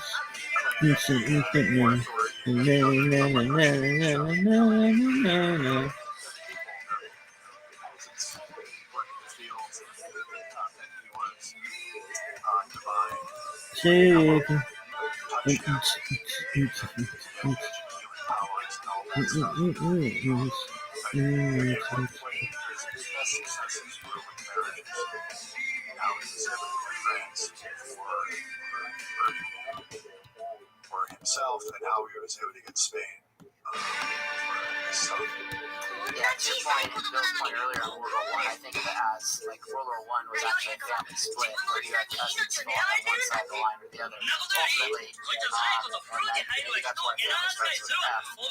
So another F. Let's go back to Luger. In any case, he was intellectual long before there was such a group, in call it Renaissance time, or what we now know as college-educated intellectualism in America. But you point out now that that's mainstream. He was also a fervent Catholic who believed that God had a plan for him and God had blessed him to do what he did. There was a purpose. He was there on earth doing what he was doing. That is not mainstream today. So I guess, this mix of pragmatism Yeah, this and goes hot as fuck. fuck. Seems like a big driver for him individually. In other words, he could go out with purpose because he was trying to solve something and he had God on his side. Well, yeah, who knows? Who knows how far skepticism went in those days? There's so many unknowns. You had the plague in the 14th century. Life was very fragile. It was completely uncontrollable. Couldn't explain things. Almost everyone, at least said that they were believers. What Fugger really believed, I don't know, but he certainly acted as if he believed there was a good chance that there was a God. And you see that most in the way he prepared for the afterlife. He knew that he was violating commandments. He knew that he was, by lending money, that he was in violation of not just the usury ban, however Roe might interpret it, but also the words of the New Testament. So when he wrote his will, he was very clear that he wanted We're going to do money to another the church. outbound here. He wanted to make sure that people were praying for him after he died. All right, so here we're just going to skip this entire section, and like a lot of rich people, he was able to rationalize what he was doing. Probably did think that he was yeah, basically the this Lord's level work is just, by as I said, money for basically Trying to take the billionaire's pledge, you might say. and yeah, sure he didn't have children of his own. Sure. So let's pivot to you used a very interesting term in explaining him. What is vitamin B to a German? Because I had never heard that term as an American. That's a German expression. Vitamin B means it's the German word for relationships. It's Seelgen. It's supposed to be a file And in those days so where let me just you really had to rely on trust I do apologize. much more than you do today, because you have contracts, you have the rule of law. Change Trust was a big if there are deal any in those messages in the days. meantime, I'll And connections are what made the world go No round. problem. Just as a reminder, we are raising money for Alzheimer's Fund today. It's actually an incredible charity that's. By the way, Booger would be the last guy I'd ever want to be sitting across the table from playing game of Texas Hold'em poker with. Alzheimer's disease. Because you explained wonderfully, he gets involved in a copper cartel with his Hungarian assets. And then can you explain the strange twist of the plot that follows? With Alzheimer's for caregivers as well. The copper Every mines single dollar you donate is going directly to the charity. In addition, any subs that you put in, He was sort of at the height of his powers subs, any Twitch just as the Reformation was getting started. And again, he, not because he wanted it to happen, but he played a key role in making the Reformation happen. And the peasants saw an opportunity to seize power. You really like that kind of anime? Monarchs, because yeah, I don't know what it's called, were all aligned with Rome, but it's tight. And like whatever's going on in Luther, Japan. the way he publicized the inequities, it was plain to everyone. Well, wait a minute. In like 1985, that shit was tight. That's in Latin. Why are we paying all this money to Rome? Who's to say that the priests are the only ones who can interpret the Bible? And they seem to be inconsistent. They seem to be actually doing things that the Bible says you shouldn't be doing. Enough of this. And there were rebellions that spread out all over Germany and also in Hungary. So Fugger had to defend his assets in Hungary. And that wasn't so easy because the peasants had enough resources to take over the mines, to hold Fugger's people in Hungary hostage. And Fugger had to fight back pretty hard and spent the latter years of his life negotiating to get back his territory and his mines in Hungary. There were rival politicians who aligned with the peasants and took over these properties. And Fugger wanted either restitution or he wanted to get his stuff back. And he finally did, just at the end of his life. When prior to that, you also explained his in that copper cartel, he had joined it and then turned around in kind of a Rockefeller cut-to-kill fashion. He chopped the legs off of everybody in the cartel by underpricing everyone and taking them out of business, which, again, that's why I mentioned earlier, he's a tough guy to play cards with because one minute he's your ally, and if he sees an opportunity to ruin you, he would take it. Yeah, that's... when you're playing poker, you know what the rules are, and you enter into that agreement when you sit down at the table. And so people who did business with Fugger knew that, well, this arrangement's only going to last as long as it's in Fugger's interest. Yeah. A cartel is only as good as the willingness of the participants to play along and not slash prices. Fugger saw an opportunity. He was liquid enough that he could do that, and he made the calculation that he could wipe out the others, and he was correct in that calculation. He's a very smart guy in that way. He left himself an out, and everybody else did. Yeah, he had the double entry accounting. Fugger married at age 39, speaking of alliances, to a younger woman. Fugger married for logical reasons, money and status. Augsburg limited party size. How did Fugger deal with this? Oh, the size of weddings and all that? Yes, I love this. Yeah. Well, that anecdote, I forget exactly what happened. Maybe you can refresh me. I know he did have a big party, and he brought in oysters. He had a wedding in January because the oysters would stay fresh. Correct. Yeah, I remember that in your book, but I think there was a certain limit. I don't remember the number in your book. And so I think the town had said, here's our limit on party size. And so he threw a massive wedding in comparison and just paid the tax. Yeah, you see that today too, right? Well, okay, if the fine's only $1,000 for making noise after midnight, there's plenty of people who don't bat an eye. Well, and I also think back to the pandemic. If they said, hey, it's going to be $1,000 if you throw an unsanctioned party, well, you just paid the $1,000 and throw a wonderful big party. Yeah. Throw a $50,000 party. It's $1,000. Exactly. Exactly. Jewels became an interest for Fugger. Explain the Three Brothers Jewel and its historical significance. Well, Fugger got a hold of one of the most interesting pieces of jewelry in the world, and he kept sort of his rainy day account was jewelry.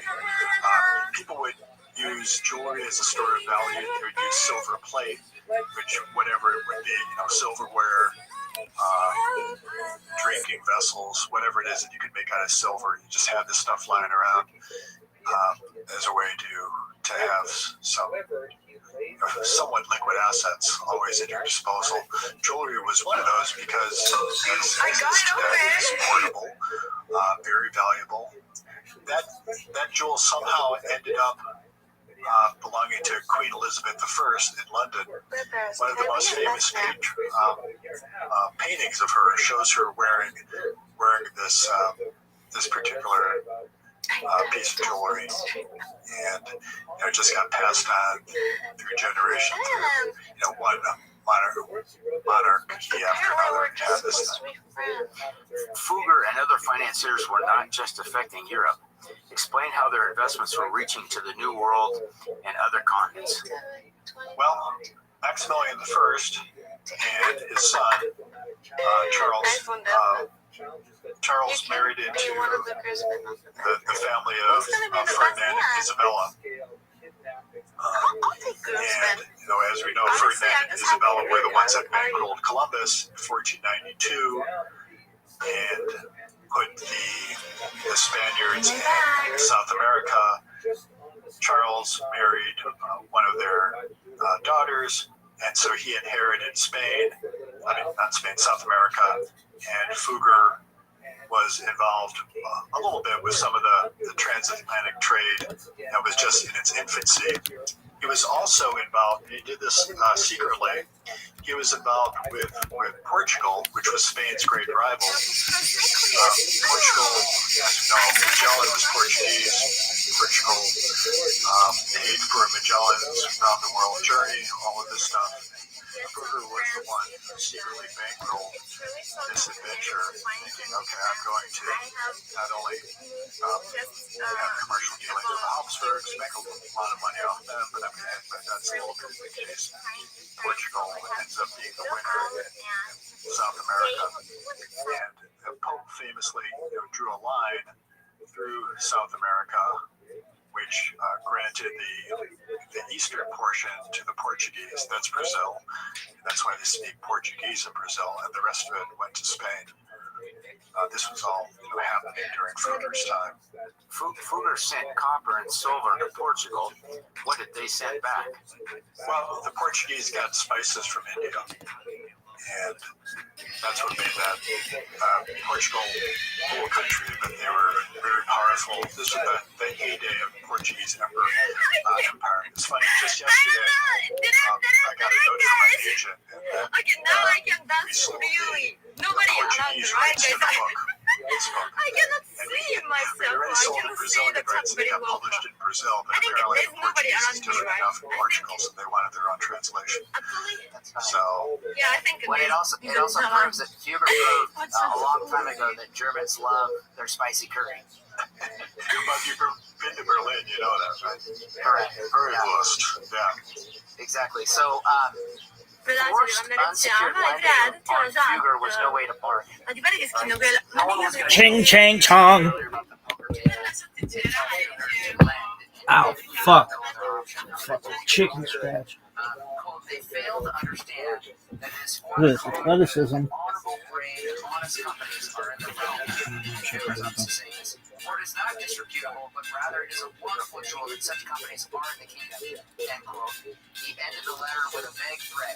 Quote, reasonable people know this and would be wise to consider. End quote. So Fugger's saying this in a backhanded way to Maximilian at the time. Doesn't this sound like any of the political rhetoric of our day as well? It was kind of, you're going to be forced to do this as a rich person in society.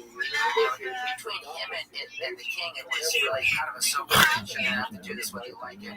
Fugger, all things, Switzerland was not that far away as a tax haven even then. And again, that's true today. So how do you look at this idea? And I've actually really thought of it in almost an estate planning context. You could die, pay 45% of your quote-unquote taxable estate here in the United States, and whatever you pay your state, if any. Or you could end up in the Bahamas, aka the Western Hemisphere's Switzerland. Isn't this identical? It's just the same problem, completely manifest in a different era. Yeah, rich people have choices. Right? They can go wherever they want, and if someone promises them a more favorable tax regime and the assets can be relocated. Yeah, sure, it's identical. But this point about some of that stuff we were just reading about, that to me that's the importance of Fugger. He was the first commoner who was able to stand up to power and say, we have a contract here, you have to pay up. And Fugger's, the thing that made Fugger was that he had leverage over his borrowers that no other banker before him ever had. The sovereigns would look down on him because he was a commoner. He didn't have the hand of God looking over them like the emperor thought that he did and the electors did. He didn't have the divine sanction, and yet he was able to have power over them. And it's been like that ever since, where those who have the money. We talked about Argentina and sovereign debt before. The creditors have a lot of power. You talked about Abraham Lincoln. What was the big concern about financing during the Civil War? What would happen to the faith and credit of the U.S. government if they couldn't pay back on those bonds after the war? This sort of thinking, the ability of someone with a contract to get a sovereign to pay, force the sovereign to pay, just did not exist before Fugger. He was the first one to really stand up and make it work. And that opened up the doors for others, emboldened others to loan to sovereigns. So Fugger was a banker with unlimited liability. Explain how his banking operation worked. Well, he got deposits just like banks do today.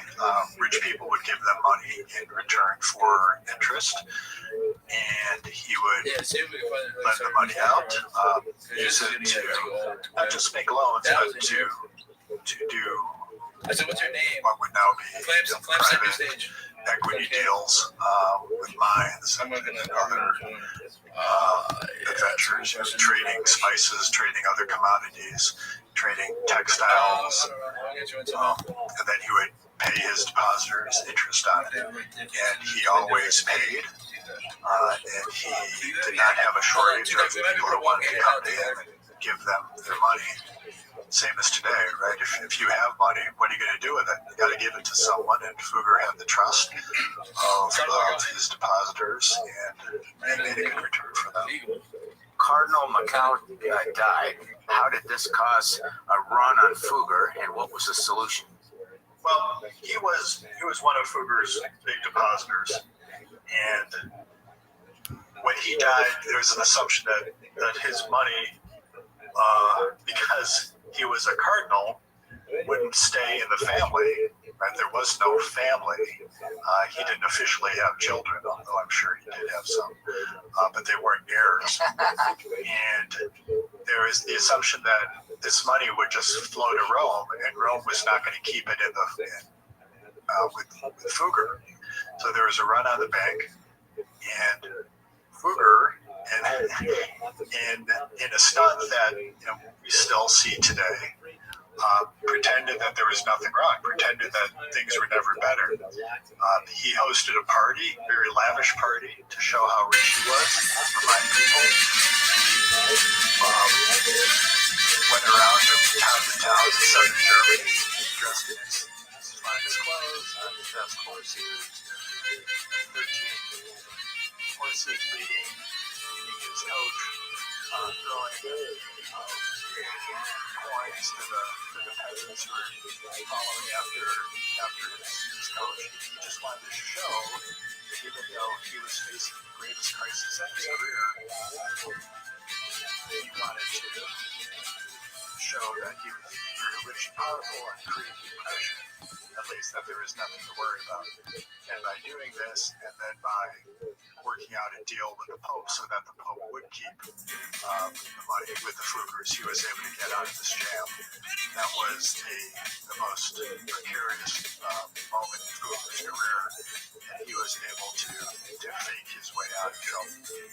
Greg, by random chance, at 6:30 in the morning, Monday morning, after the Friday that Ivan Boski was arrested, I was at Milken's trading floor with the guy that ran half the retail for Drexel Burnham, and Milken was making all his calls, getting Erwin Jacobs on the line, getting Carl Icahn.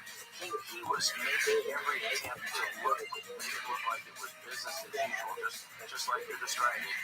Whereas the 30 men, I think it was almost all men, surrounding him, the way it was all centered, him in the middle with them all around. Stop. You could hear a pin drop in there. I mean, they weren't saying anything, and so it's a very analogous situation. As we invest abroad for our investors, we think strong insider ownership is important to deal with. Transfers bad teams. They're actually good versus good teams. With the inside. Transfers bad teams. They're good versus good teams. Inside baseball, places that you can't know. Explain how Zink was Fugger's strong insider in Rome with the Vatican. I'm at 9:30, 9:31, 9:32, 9:33, 34, 35, 36, be friendly with 38, a very corrupt lobbyist, as it were, who worked the halls of the Vatican to Fugger's benefit. When they came up with the indulgence scheme that Luther vilified, it was Zink who negotiated the terms of how that transaction would work, where they would split the money between the Vatican and Fugger. And Zink, he was the bag man. He was the lobbyist. 10:09, 10:10, he was 10:11, the German 12, guy who had 13, the ear 14, of the 15, papal officials. 16, 17, 18, Fugger was willing 19. to bribe. He was willing to do whatever it took to get what he wanted. And Zink was the guy who made it happen in Rome. I got a guess. Sounds like that one You guy either from sync Game up of to where I am, Thrones, or you just fuck past around. Glencore partners. I think the other thing that made me think a lot about is, the interaction, which was they go to the peasants, and you kind of touch on this. I think we're going to come back to this in just a second. But they go to the peasants and say, "This is for St. Peter." It was St. Peter's Basilica. They were going to rebuild it from its, I think you mentioned, it was just wood. I It mean, was this nothing. game delivered the And same so it way was all in the Newcastle heading of, Liverpool let's put the delivered. apostle in a great resting place. That was a small use of the money. And then the profits were split between the Pope and Fugger from there. Yeah, and the Pope really wanted to, show his wealth, show his power. Nowadays, you would pay influence. Now we're chilling right now. Both teams. Blast off to the moon. No real threats. Something like that. But in those days, you would do it by building just get something absolutely very large that was visible. I don't People would like talk that. about that people would I travel don't to like see. Whoever had the biggest building had the most power, perceived power. And so the Pope wanted to build this giant complex in Rome. He needed a lot of money to do it.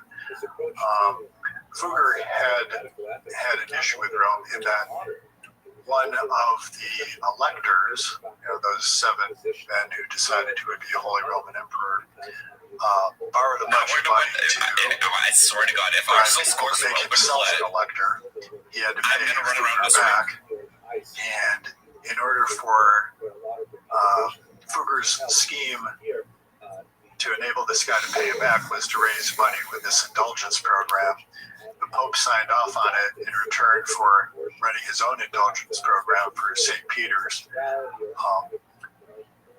And Fugger's people and some huckster priests went around throughout the German countryside and told this story about how if you give money I don't like that. To Rome I don't for like this that. project for St. Peter's, you will reduce your time in purgatory. What the promoters here weren't saying is, well, half of this money would also go to pay back Fugger for the bribes that were paid to make this one guy. He's underrated, I feel. The program has some success. It raised a lot of money. Fugger's people were with the hucksters every step of the way, counting the money, making sure it got to where it would be, keeping the records. Let's get ahead. This went on for several months. And What are we doing? I don't like it. Sometimes we play from the back and I still don't like it. It's so nerve-wracking. Discuss the idea of usury and why it was an issue in Germany in the early 16th century.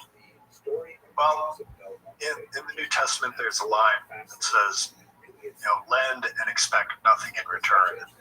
The idea that you could make money from money defied logic for some people, because you're not giving someone something that has any tangible value. If you give someone $1, if they give you back $1, that should be enough. Just like if I think we can score. If I give you my car, I like the way we're playing right now. I really another do. car that's identical. That's we have more possession than I thought we would have. But in the case of loaning money, I give you $1 and then you pay me back, $1.10. That didn't seem right to a lot of people, and the church didn't like this because the church wasn't all I'm not looking at the chat as much because I don't want to There get were some spoiled. things that they did that were very good, and one was that they tried to protect people from getting ripped off, and this was one way that they did it. Money changers were common, and there were people who charged very high interest rates, and they would ruin their borrowers, and the borrower wouldn't pay back. So it was in Rome's interest to try to protect the peasants, and one way of doing that was to outlaw usury. 14, 57, 58, 59, 15 minutes, what makes the world 1501, go round, 1502, and 1503, despite 1504. prohibitions from Rome and fears of being excommunicated and all of that, money lending was prevalent. And Fugger didn't like the idea that, okay, I'm loaning money, I'm collecting interest, but the Bible is pretty clear that I shouldn't be doing this. It would be really nice for my eternal salvation if I could get the Pope to sanction this. And he worked with the Pope and did favors for the Pope, loaned money to the Pope, essentially bribed the Pope, and the Pope agreed to legalize money lending. And the definition of usury changed, and it was because of these decisions that usury became, or I should use the word usury because nowadays usury means loaning at a confiscatory rate. Then it just meant receiving any sort of interest. Well, Folks signed off on it. Pope Leo correctly, I think you quote him in your book, he tied the issue of usury to the risk of the person lending the money. In other words, if you're not taking risk and you're charging, to your point, you said, what would be considered confiscatory rates based on the risk you're taking, that is usury. There's no connection between the risk and the reward. Versus, he talked about the risk. It's strange that he was a Medici, he was corrupt, and yet he was very practical in his approach to the issue of usury. Well, I think there were biblical scholars who would look for the rules. I ain't really seen no And he had good lawyers, and they were able to come up with this solution.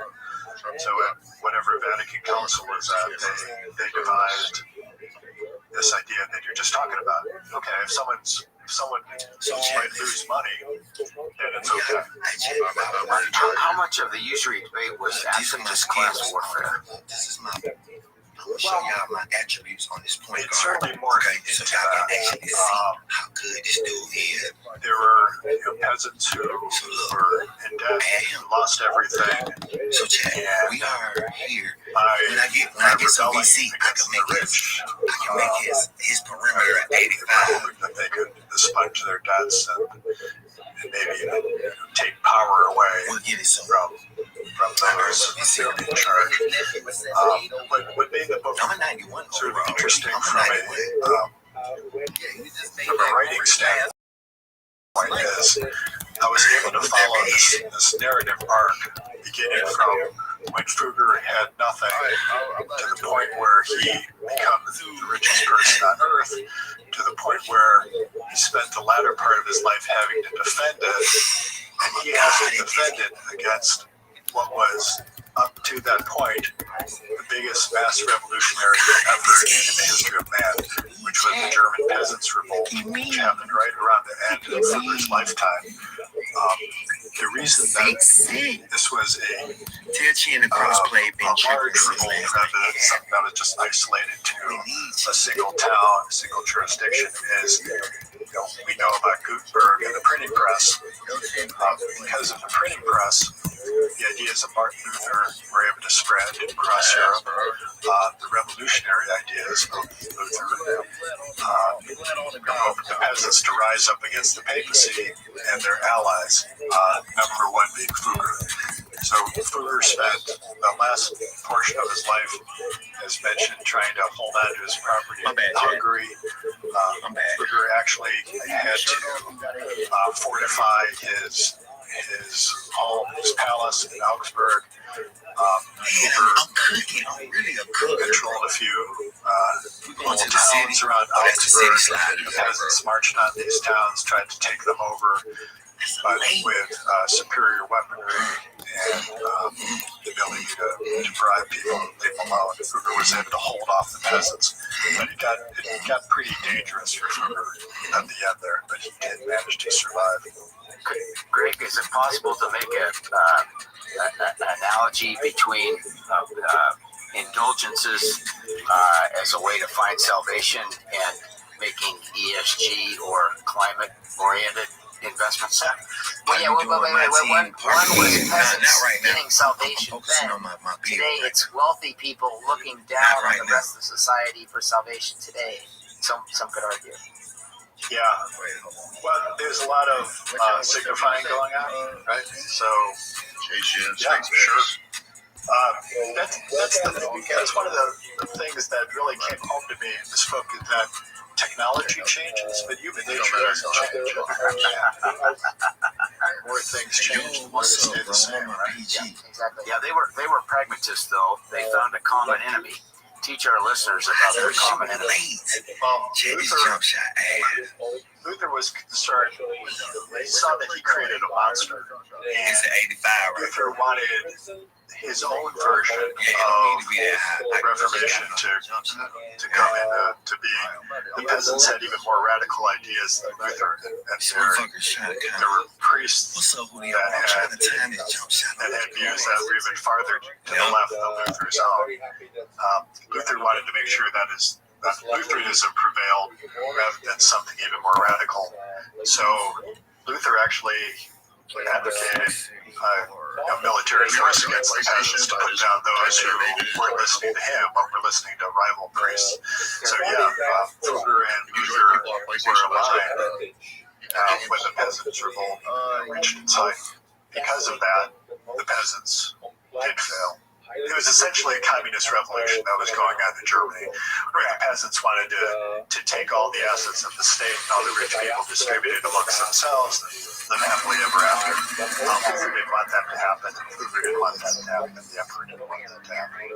Because that'll always work out wonderfully well. As we all joke about. Let's see, this might be my favorite line from the book, so I have to mention this as kind of our last part.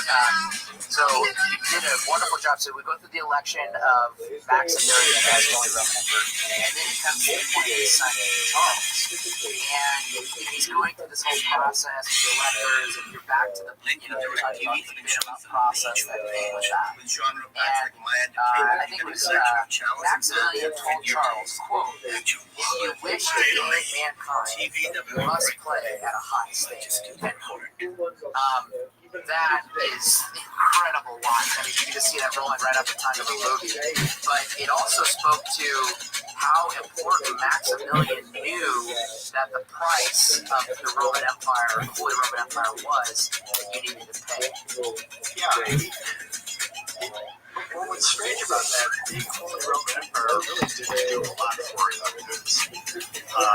It was, you could get people to believe that you were divine and had authority over everyone else on earth, that you could do something with it, but there was too much resistance to that. And to even get to step out and try to make that argument require that you paid.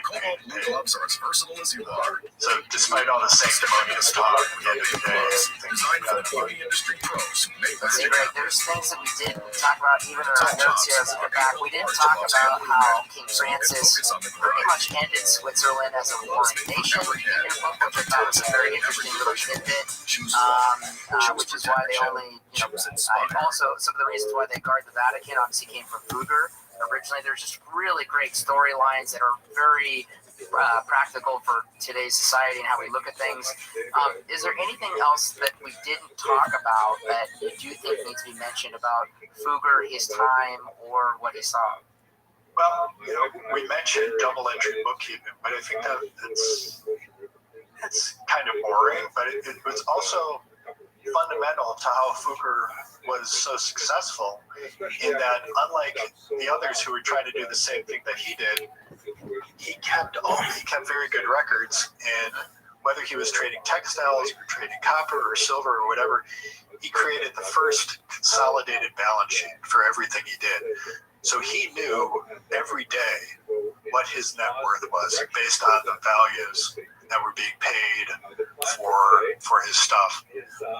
No one else was doing that, and that gave Fugger the conviction to loan. If he knew how liquid he was at all times, he knew how much the black he was. He knew how levered he could be, and so not only was he a great negotiator, understood the power of engineering and political connections and all that, but he also knew the numbers better than anyone else on earth. And that's why we're able, while I'm able to make the claim that Fugger was the richest man who ever lived, because we know exactly how much money he had. And if we take that net worth figure from his financial statements at the time of the year that he died, and then adjust that up for inflation, we also do this calculation that is the common way to judge relative wealth in ages, which is divide the wealth of an individual by the prevailing GDP. Come up with the fact that Fugger, in today's dollars, would be worth something like 400 billion, I think. That would put him atop Rockefeller as the richest of all time. Well, yeah, as Buffett says, we play a relative game. Greg, thank you so much for joining us again. For our listeners, if you want to think about the path to success in wealth, business, and investing, you need to go buy a copy of Greg's book, The Richest Man Who Ever Lived. Jacob Fugger explains the pragmatism and risk needed for the unknown future that we all must deal with. He also teaches us about the legacy we can leave, as we learn from his legacy to today, and the effect that we can have on the world, to even to our discussion that we had prior with Greg on American Rascal. For our audience, if you have a great book you'd like to recommend, like Greg's, email podcast@smeecap.com. That's podcast@smeecap.com. You can also send your suggestions to us on Twitter. Our handle is @smeecap. Thank you for joining us for Book with Legs podcast. We look forward to the next episode. Thank you for listening to A Book with Legs, a podcast brought to you by Smeed Capital Management. The material provided in this podcast is for informational use only and should not be construed as investment advice. You can learn more about Smeed Capital Management and its products at smeedcap.com or by calling your financial advisor. Of course, the capital of Portugal and has a very strong history. Who just shouted himself out?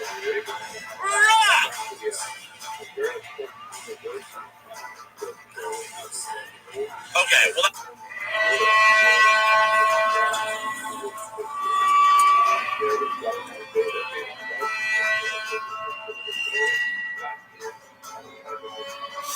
Smeedcap.com/invest. Put your shit in them. I'll make sure that they go to the top because their shit's amazing.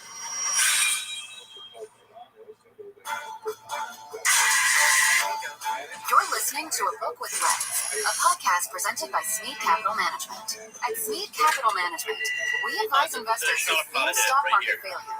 You can learn more at smeedcap.com or by calling your financial advisor.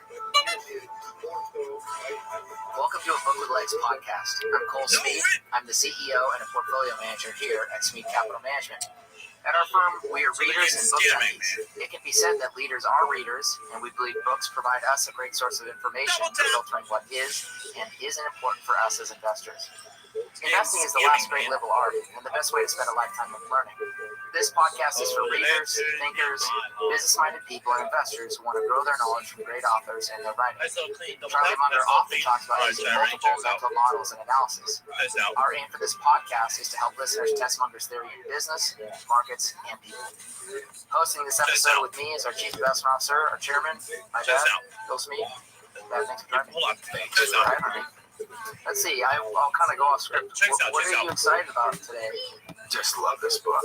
It synthesized a whole bunch of different things I knew from studying history, and but the way it intertwined with the fundamentals of business is fantastic.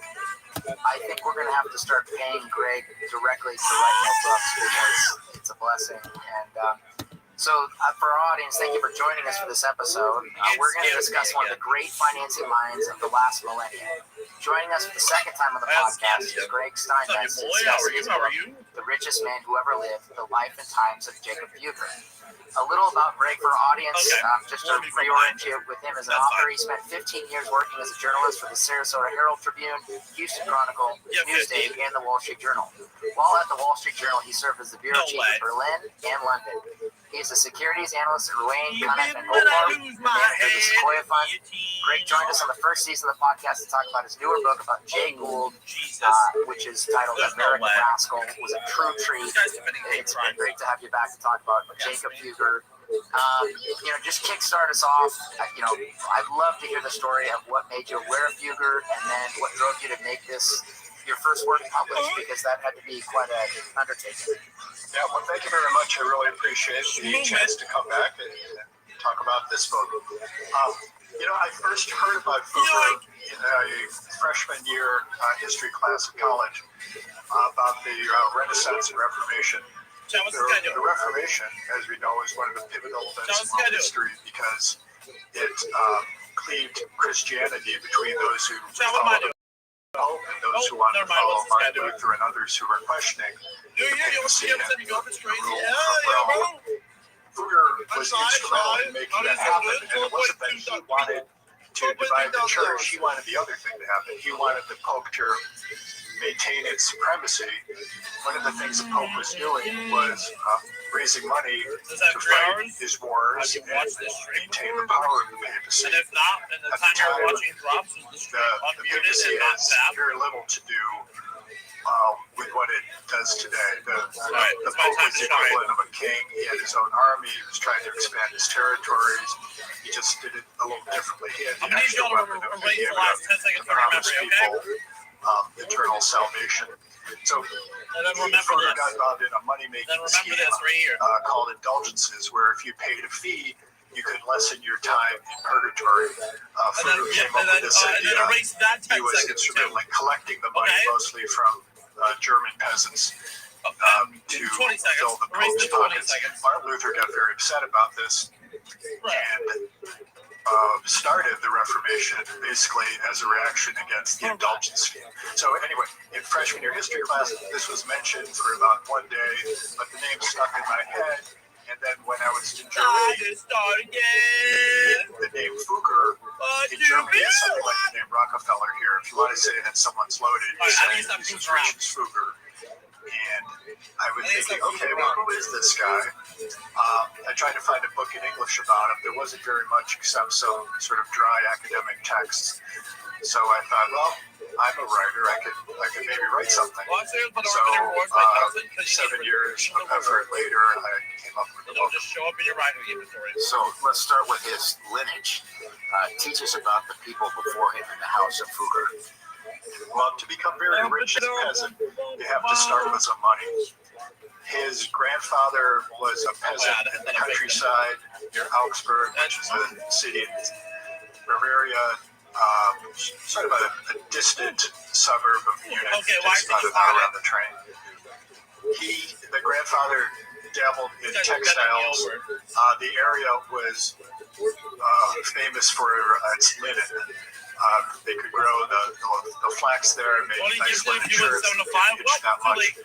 His grandfather, in addition to being a farmer, got into this business of weaving. Then his son took it over, and Fugger took it to the next level. It was the father who struck up the first relationship with Emperor Maximilian, came riding into Augsburg one day and needed some stuff, and Fugger stepped up and said, well, I can make you some cloth for your journey, whatever you need. That was Jacob Fugger's first introduction to the Emperor. Twisted Metal? He took over the family business in textiles and nurtured that relationship and became very tied into the Augsburg.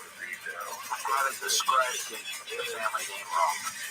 On your marks. In those days, it was a show of sophistication to write your name in Latin. And the way that Fugger is spelled F-U-G-G-E-R was spelled in German, the Latin translation came out as F-U-C-K-E-R, which is funny, but it was just coincidental, I think. But there have been those who have said, the guy was exactly that. Those who don't like very much, they chuckle on it. So talk a bit about his upbringing. 7 fucking ads? Yeah, that's really interesting. The only formal education that people would get those days, you learn some reading and writing. You would be taught by monks. There wasn't any sort of business school. There were, I think, the University of Bologna was already business. El Pollo Loco, Loco. El Pollo Loco. There was no business school per se. No, dude, that other thing is cool. I'm a ride or die baby.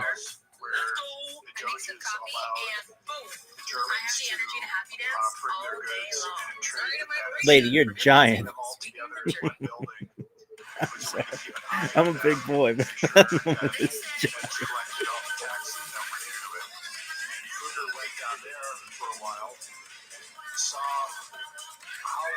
money was made in those days. Saw what people were trading, how they invoiced, how they collected the money, how they went after bad debtors, what the politics were of trading over state lines like that. And he really got what at the time was probably about the best sort of business training imaginable. Business was tough in those days. He probably slept on a straw mat in a drafty attic room, something like that. But he was very interested in making money, and I'm sure the hardships meant nothing to him because it must have been so fascinating that he can't stop, won't stop. And then after that, he learned, also when he was in Italy, he learned about bookkeeping, which at the time, modern day accounting didn't exist north of the Alps. Double entry bookkeeping was in its infancy. Fugger learned that down there, and he brought it back to Germany. Stop posting links. Well, go fuck yourself. And how important Venice was, and you were kind of hinted at how important Venice was. Yeah. Well, Venice is strategically located in northern Italy at what is about the furthest north you could go by ship. So if you came, you could even start in East Asia and start in India, go around the Cape, come up through the Straits of Gibraltar through the Mediterranean, and if you wanted to get to Northern Europe, the easiest place to access Northern Europe was in Venice. And you wanted to keep your goods on the water as long as you could. The travel time wasn't so bad, and the goods were safer when they were on ship than when you were going down some trail in the middle of the woods where you were vulnerable to robber barons coming in and taking everything that you have. So Venice was right there, very good location. Genoa was its rival. It was on the other side of the Italian peninsula, situated to get goods. France, Venice was very well situated to get goods to Germany and the rest of Eastern Europe. Who were the big banking names in Germany, Italy, and places at the time that Fugger emerged? Well, the names that we know, of course, are the Medici. The Medici who made the family fortune wasn't Lorenzo. We hear about Lorenzo because of his involvement with Leonardo and other artists, his philanthropic works, his hobbies, that sort of thing. But the one who made the money was Cosimo Medici. He was the patriarch of the family, and he was such a successful banker in Florence that he ended up grabbing a lot of political power. And passing Lorenzo actually went bankrupt. He ran the company business into the ground, and there was enough money there that he could sustain it. His interests weren't in making money as much as his fathers were. So that was the big name in Italy. The other names in Germany, no one was a household name. But we do know about the Hanseatic League, which some of your listeners might be familiar with. They were a trading outfit that controlled all of the trade in the Baltic and the North Sea. And it got to the point where it was really ruled by the business class in these areas. And Fugger ended up working both with and against the Hanseatic League with his trading up at Northern Germany. Because it kind of, the Hanseatic League kind of smacks of, a very strong kind of global union power, if you will, where, like a ship can't leave a port loaded by a non-union, company, and then be unloaded by a union. It would have to go back to its original port. It seems like the Hanseatic League had that kind of power in global trade at the time. They had that sort of power, except the difference is you would be splitting the profits among all the union members. Gotcha. And the Hanseatic League was a group of German merchants who recruited young men to join, put them through rigorous engagement rituals to make sure that they were tough enough as in addition to having the scripture, no quality goods, no behavior goods. They also had to be taught that they were violent fights, reports, and other places. Naval battles, very tribal factions. Very different way of doing business. Totally. We just have to do that politics instead of a little more civil. So teach us about Archduke Sigmund, and why was he such a good banking prospect at the time? Sigmund origin coins, and just special trees. He was a Habsburg who ruled the Duchy of Tyrol, which is where Salzburg and Innsbruck are. Beautiful alpine state. And that's all it was a little state. But it happened to sit at a silver deposit in all of Europe. Sigmund would mine the silver, turn it into coins, use that to mostly spend money on himself. He loved building castles, and he built a bunch of castles for himself across the Tyrol. He was very interested in fighting wars, paying mercenaries, raising an army, and that sort of thing. And it was more about just indulging himself. Fugger got to know Sigmund and worked out a deal with him so that Sigmund could optimize and maximize what he was getting out of his silver mines. And that got Fugger involved with the Habsburgs. But Fugger recognized that Sigmund wasn't really the best client because he was unreliable and he was also a little bit crazy, and the people didn't like him. Fugger was worried that it wasn't the best business partner for him, so he switched his allegiance to another branch of the Habsburgs and was instrumental in organizing a coup against Sigmund, which allowed Maximilian the First to take over as emperor. And from there, Maximilian, unlike Sigmund, was very interested in territorial conquest, and by using the silver mines and Fugger's expertise both in banking and in engineering, Fugger hired the best mining engineers in the world and figured out how to get more silver out of these places. Maximilian was able to dramatically expand the Habsburgs' territory. Well, to your point, he was effectively swapping current debt.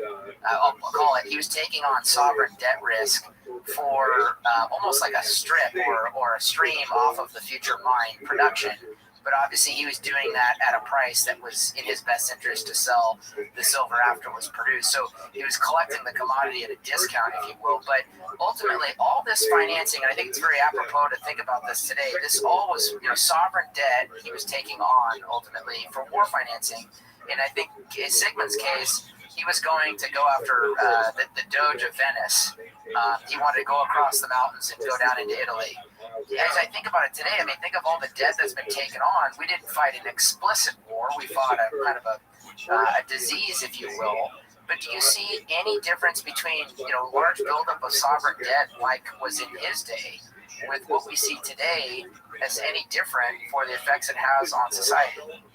Well, the one difference was that debt in Fugger's day was collateralized. He wouldn't have advanced the money to the emperor had there not been silver stayed behind that.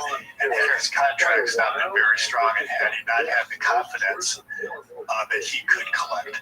Now, the emperor, whether it was Sigmund or Maximilian, could have just had Fugger rounded up and shot. But that would have made it very hard for them to ever borrow money again, at least on a large scale. So you have the counterparty issue. And so Fugger could loan with confidence that he could get his money back. So it was more like loaning against a home, more than just borrowing against the credit of the sovereign. So in Argentina, right, you might not get paid back.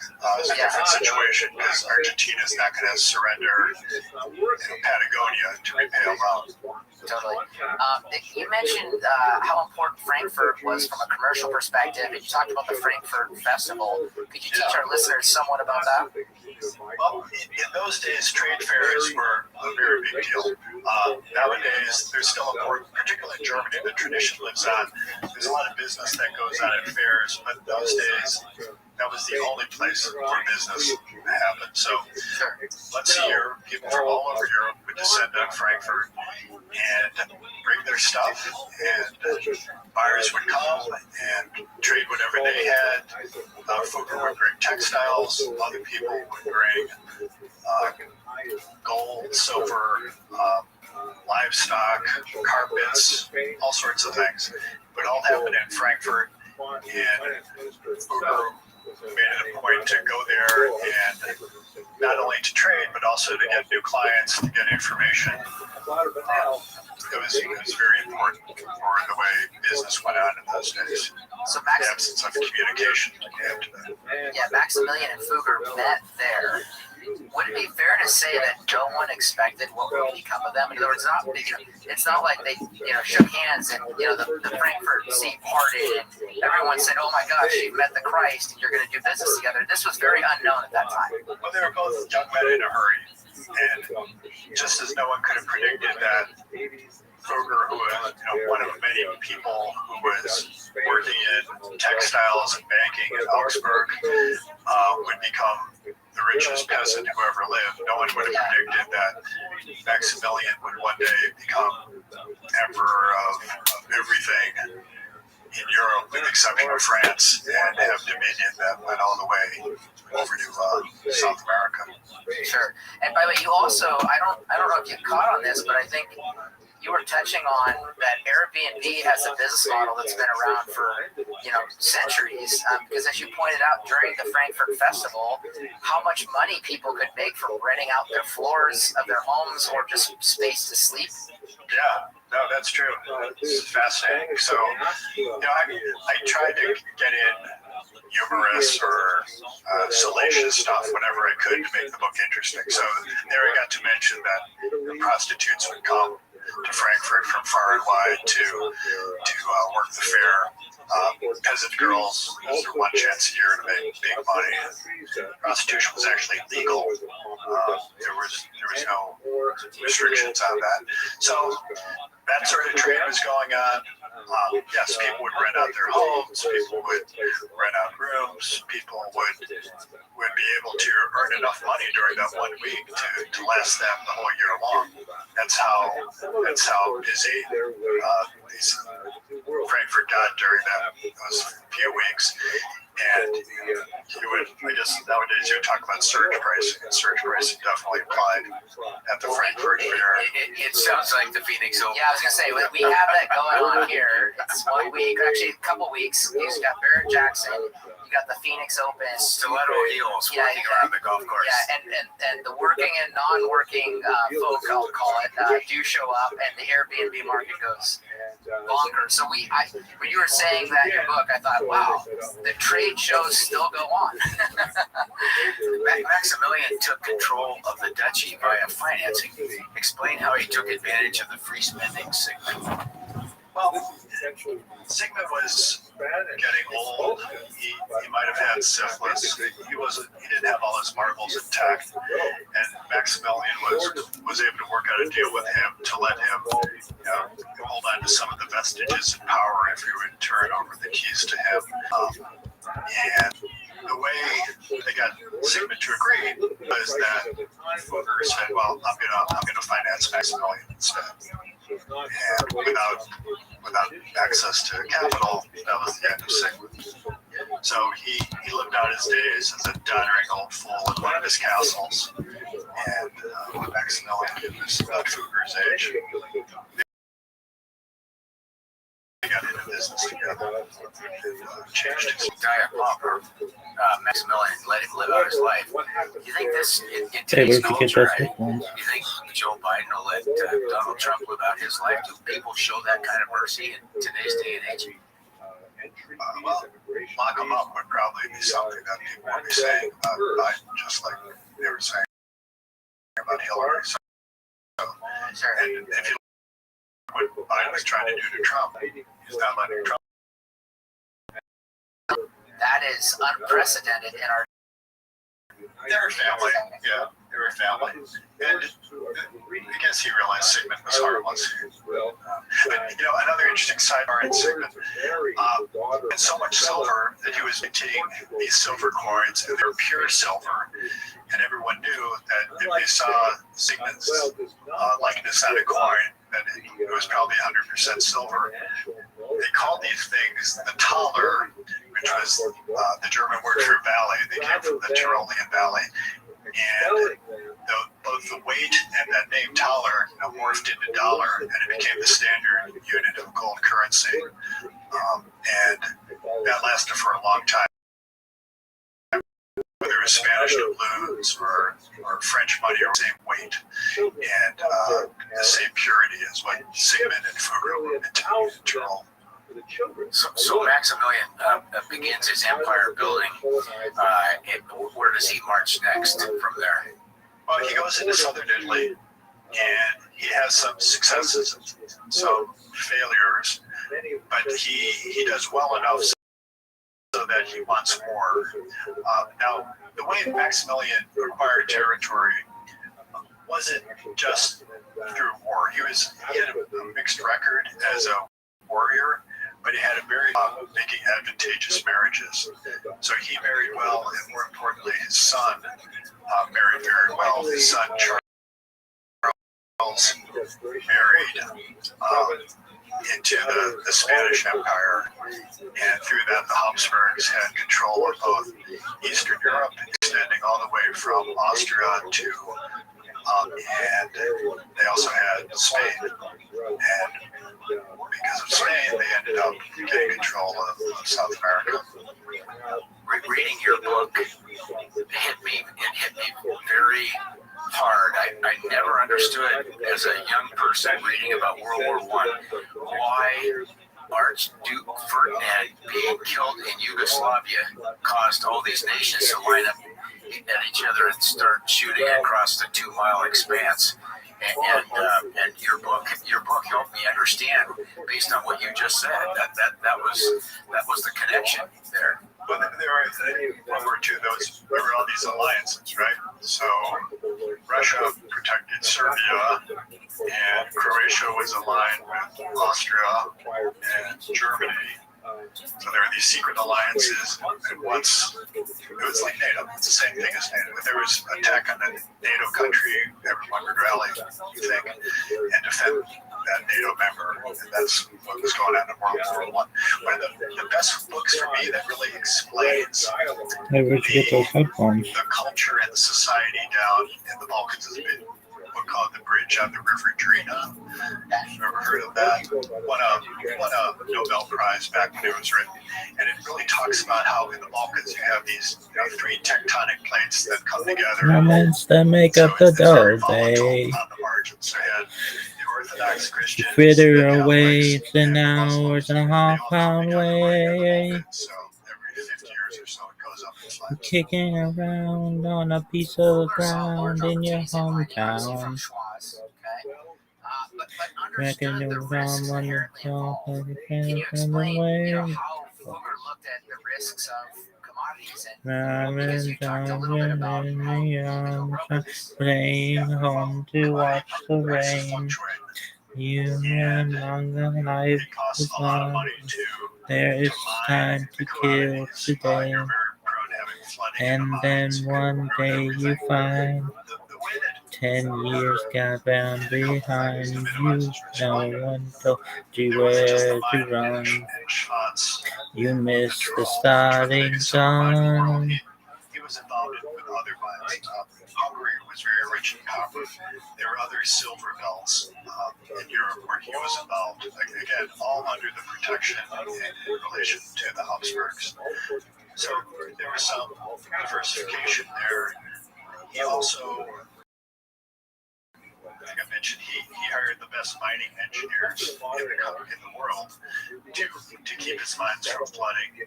And he also created demand by reaching out to buyers all over the world, including as far away as India, where they just didn't have the resource that was available in Europe. So Fugger arranged to trade metal for spices in India.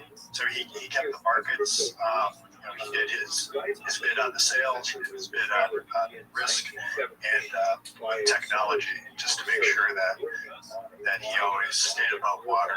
Now, he was also lucky. There were others who were trying to do the same thing as Fugger was, but we don't hear about them because they didn't get in over their skis and they got wiped out and spent time. Debtors' prisons were very much a thing in those days. And one of his biggest rivals in Augsburg ended up dying in debtors' prison. So in the copper deposits in On Hungary, you can point out a catch really up in the interesting tidbit. sun, He sun was the investor, sinking. he was the owner, but he was Racing also around German, to come up behind you Hungarians in Germany again. split up next. The sun is the same in a relative way, but you're older. That was good enough. But Fugger did have to Shorter of breath, and one day the closer to death. having Germans on his payroll. Every year is getting shorter, never seem to find the time. Hanging around the scribbled lines, hanging in the period desperation in the English way. Time is gone, the song is over. God had something more to say. Don't have too firm a hand. Let local culture coexist.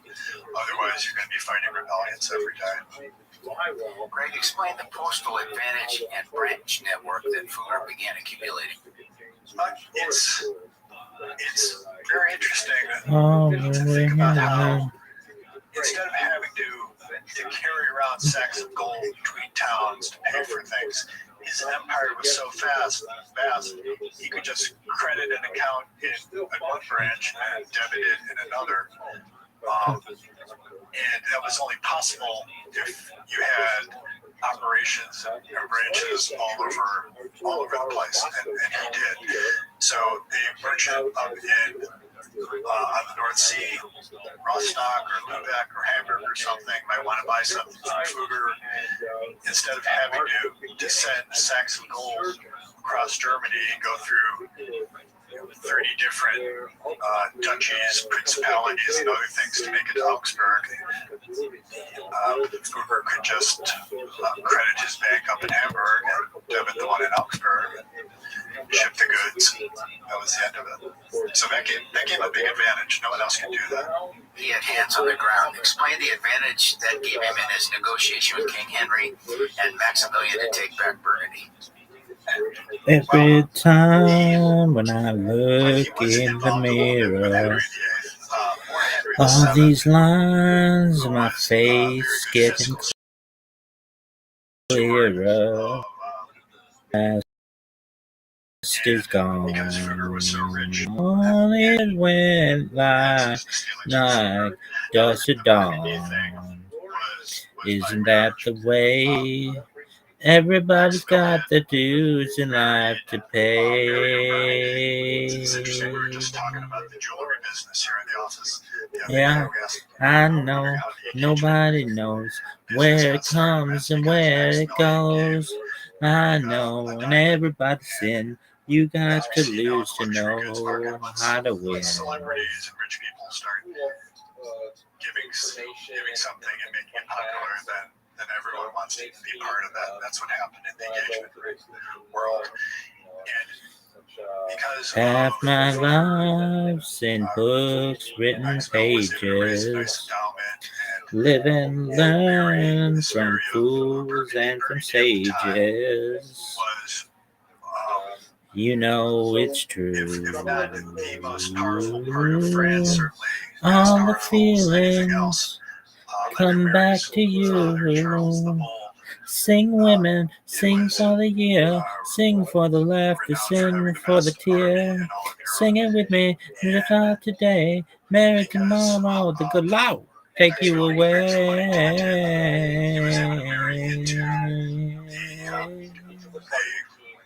That family, and because there weren't any sons that Charles the Bold had, Maximilian became king of Burgundy as well as Rothschild. To do on these tours.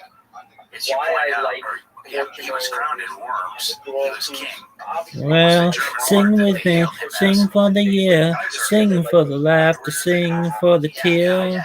Sing it with me, just for today, maybe tomorrow the good Lord take you away.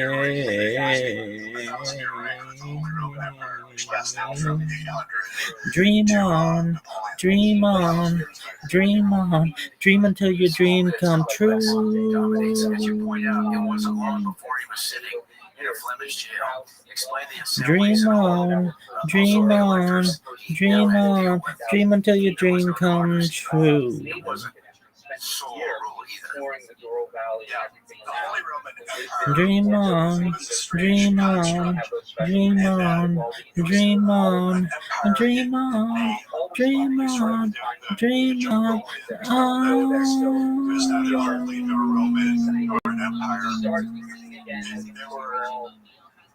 Sing with me. Sing for the year, sing for the laughter, sing the tear. Sing with me, if not today, maybe tomorrow, the good Lord. Sing for the laughter, sing for the tear.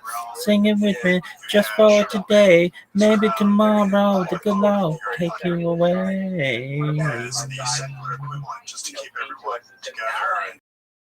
and keep the peace and resolve conflicts. Maximilian became the emperor of this thing, but the way it happened was by an election among 7 electors, 4 of whom were bishops, 3 of whom were secular rulers. They were all from different parts of Germany. So you had elector Worms, you had one in Dresden, you had one in what's now the Czech Republic, but it was German in those days. And you had the Habsburgs.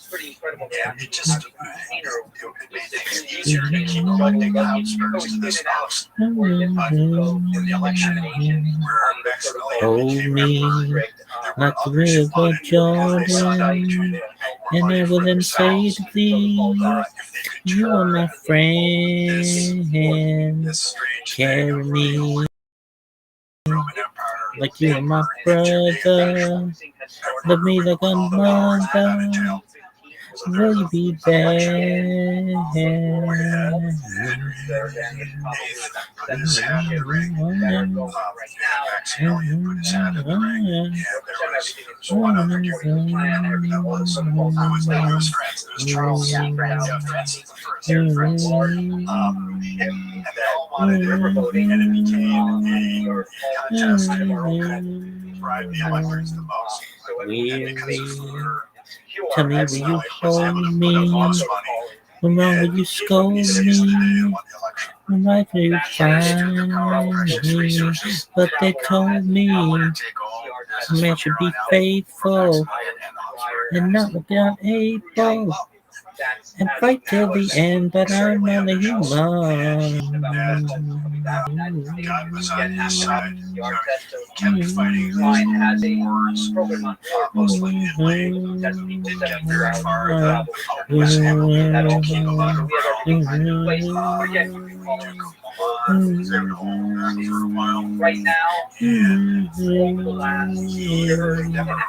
Everyone's taking control of me. Seems like the world's got a role for me. I'm so confused. Will you show to me? You'll be there for me and care enough to bear me, hold me. Hold me,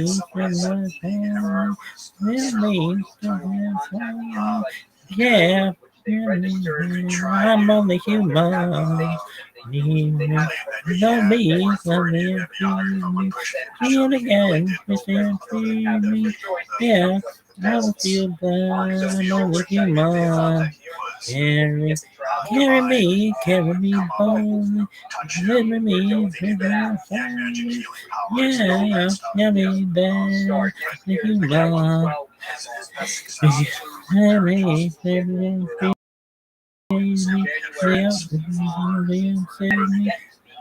I will be better than that.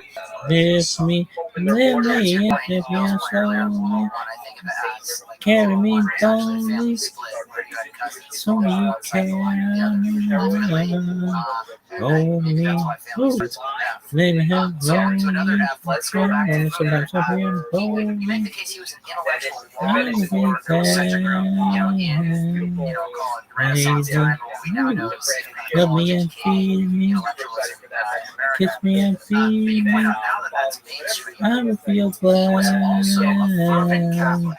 Who believed that God had a plan for him and God had blessed him to do what he did. There was a purpose.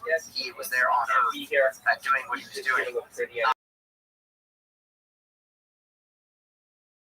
That is not mystery today. Business and providence seems like a big drive for him individually. In other words, he can go out with purpose because he was trying to solve something and he had God on his side. Like the river Jordan, and I will then say to thee, you are my friend, carry me like you were my brother.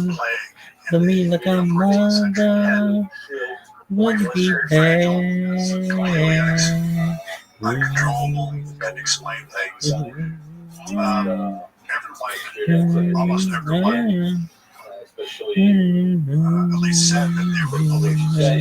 When Fugger really believed, I don't know, but he certainly acted as if he believed there was a good chance that there was a God. And you see that most in the way he. Tell me, will you hold me?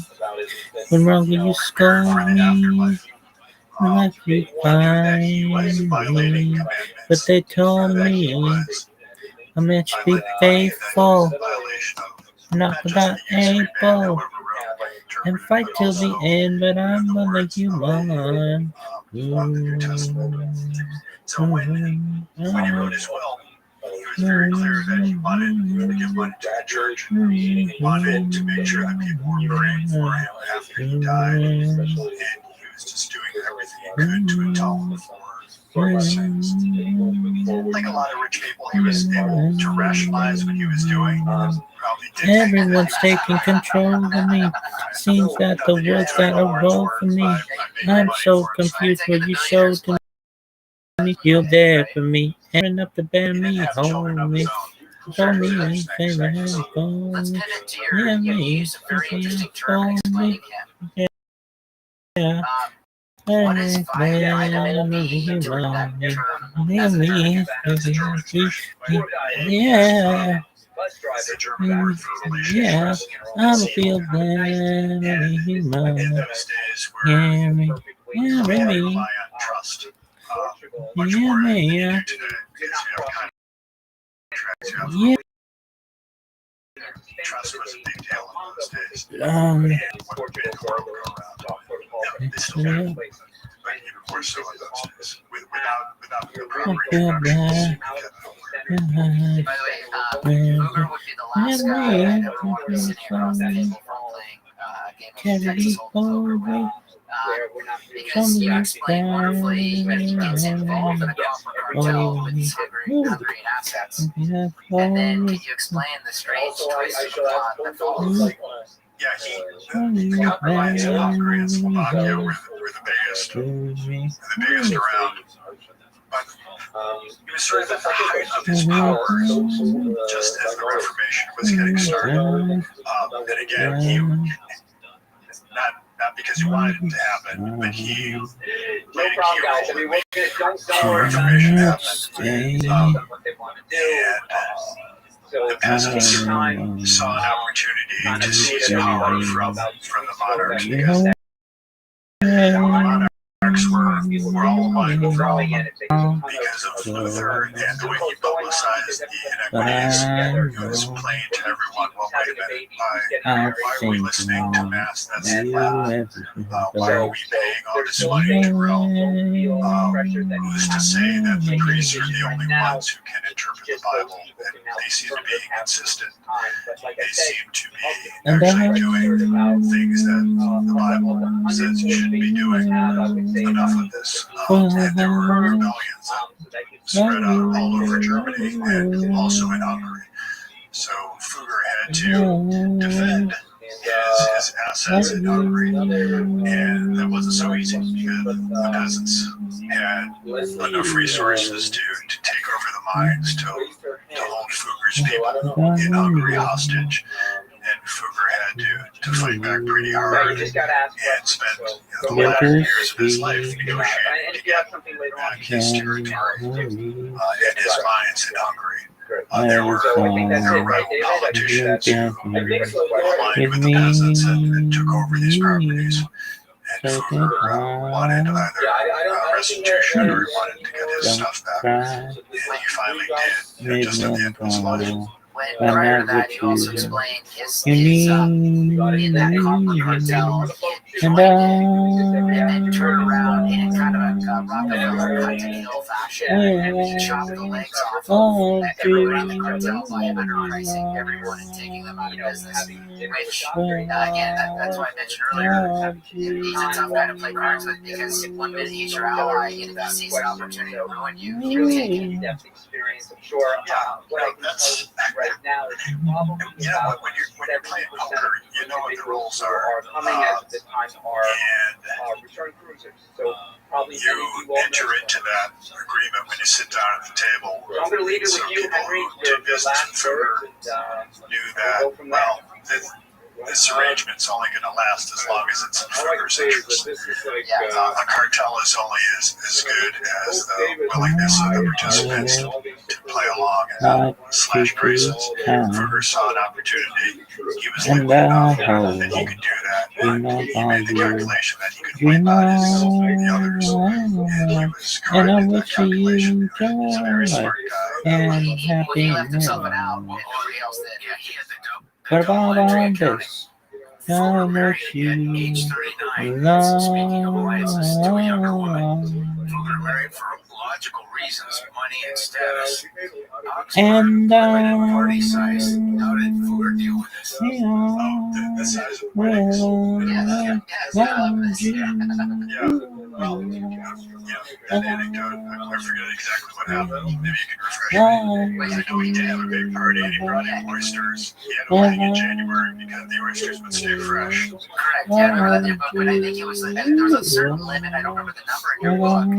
And so I think the town had said, "Here's our limit on party size." And so he threw a massive wedding in comparison and just paid the tax. You see that today too, right? Okay, if the fine's only $1,000 for making noise after midnight, why didn't people jump at an eye? Well, and I also think back to the pandemic. You know, if they said, "Hey, it's going to be $1,000 if you throw an unsanctioned party," you just paid the $1,000 to throw a wonderful big party. Yeah, you throw a $50,000 party. It's $1,000. Exactly. Jewels became an interest for Fugger. Explain the Three Brothers Jewel and its historical significance. Fugger got a hold of one of the most interesting pieces of jewelry in the world. And he kept sort of from his rainy day account was jewelry. People would use jewelry as a store of value. They would use silver plate, which whatever it would be, silverware, drinking vessels, whatever it is that you can make out of silver, just have this stuff lying around as a way to have some somewhat liquid assets always at your disposal. Jewelry was one of those because, as it is today, it's portable, very valuable. That jewel somehow ended up belonging to Queen Elizabeth I in London. All the One of the colors most famous for you. paintings of her shows her wearing Take this my particular love, piece of jewelry. that never had Just got for passed on too through much. generation through Just all that you are, key after another. and everything that you Fugger and other do. financiers were not just affecting Europe. Explain how their investments I don't were really reaching to need the to New look World and other very continents. much further. I don't wanna gonna go where you won't follow. I will hold you back again. This passion inside can't run from myself. There's nowhere to hide. But don't make me close one more door. I don't wanna hurt anymore. Stay in my arms if you dare. Just imagine you care. Don't walk away from me. I have nothing. Nothing. Nothing. I don't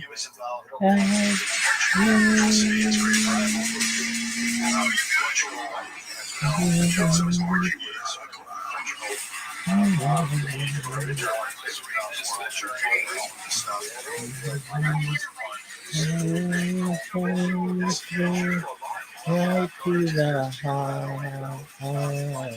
heart. You break down my walls with the strength of your love. I never knew love like I'd known it with you. Will our memories survive? One I can hold on to. I don't want to have you look very much further. I don't even think to go where you don't follow. I'm holding back again. This passion inside can't run from myself. There's nowhere to hide. Your love I'll remember forever. But don't make me close one more door. I don't wanna hurt anymore. Stay in my arms if you're there. Or must I imagine you there? Don't walk away from me. I have nothing, nothing, nothing. Don't make me close one more door. I don't wanna hurt anymore. Stay in my arms if you're there. Or must I imagine you there? Don't walk away from me. No, don't walk away from me. Don't you dare walk away from me. I have nothing, nothing, nothing. I don't have you.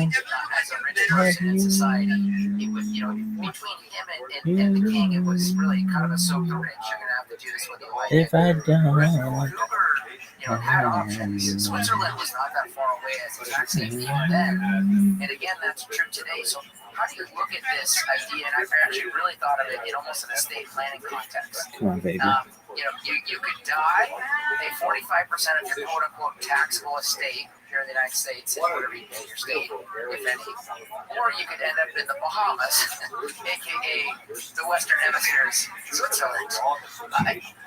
Isn't this identical? It's just the same problem, completely manifest in a different era. When the night has come,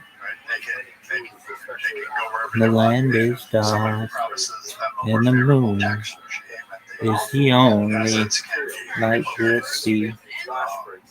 No way. No, I won't be afraid. No, I won't be afraid. Just as long as you stand by me. So darling, darling, stand by me.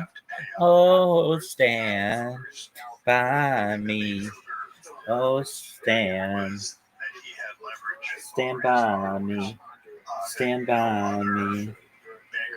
When the time that we walk upon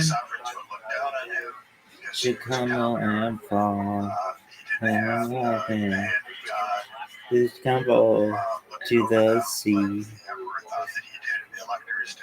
I won't cry. I won't cry. No, I won't shed a tear. Just as long as you stand by me. So darling, darling, stand by me. Oh, stand by me. Oh, stand now. Stand by me. Stand by me.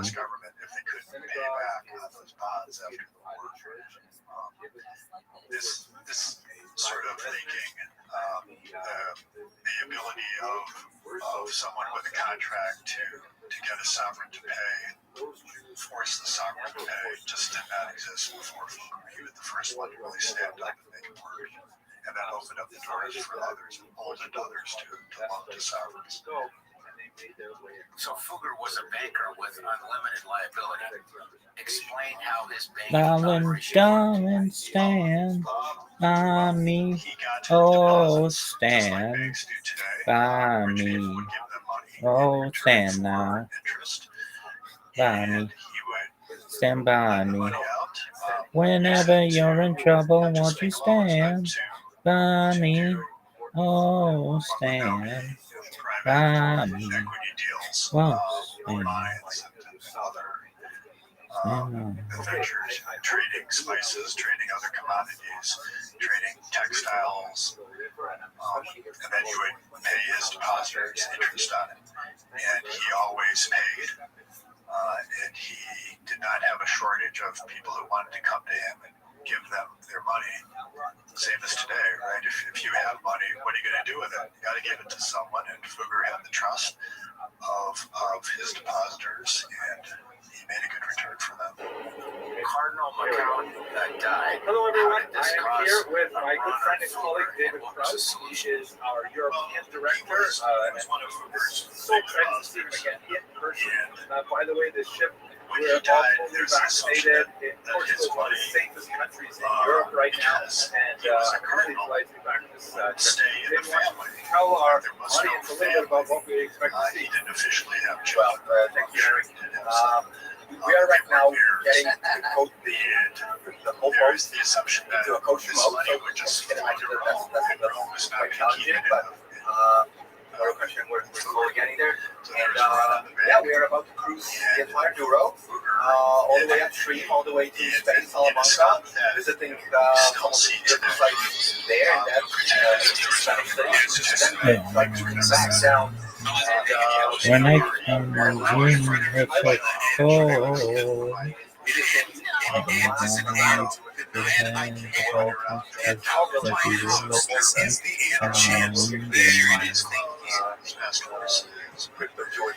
The days when the sun will share through you.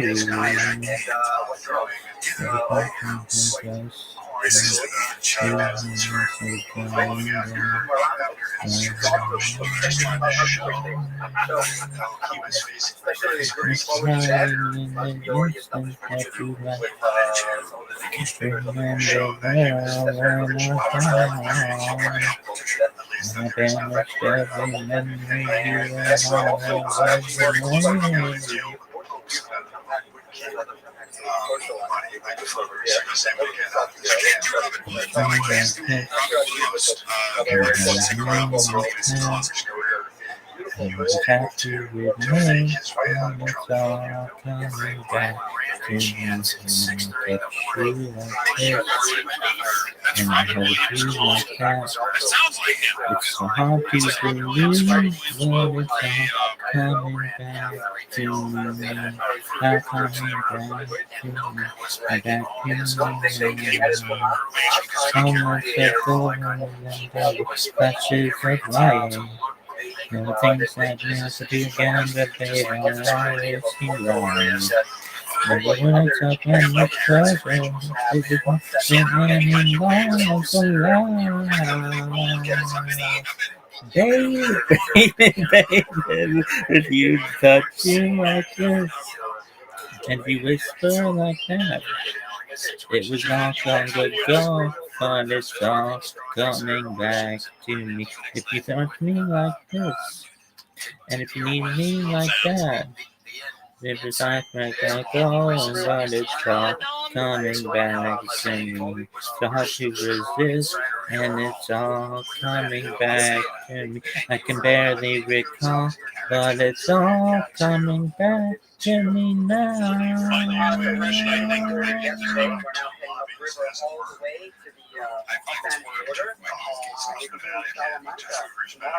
Coming back.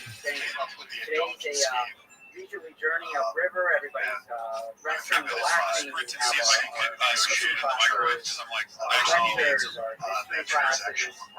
We have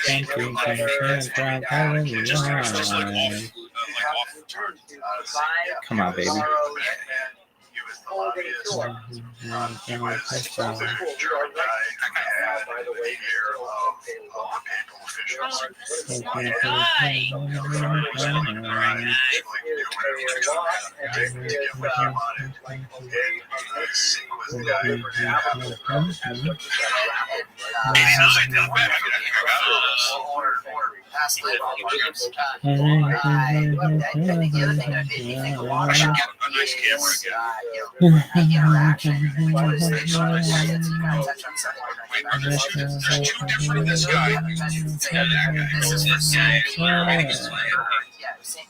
Basilica. They were going to rebuild it from its, I think you mentioned it was nothing. And so it was all in the head of, like, let's put the apostle in a great resting place. That was a small use of the money. Oh my god, everyone did so good on that one. Yeah, Brandon really wanted to show his wealth, show his power. With the wind that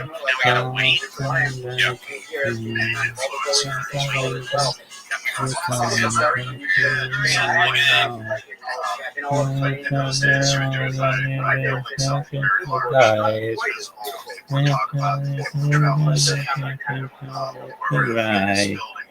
Every night of endless pleasure, it was more than all your lives Baby, baby, baby, when you touch me like this, and when you hold me like that, it was gone with the wind, but it's all coming back to me. When you see me like this, when you see me like that,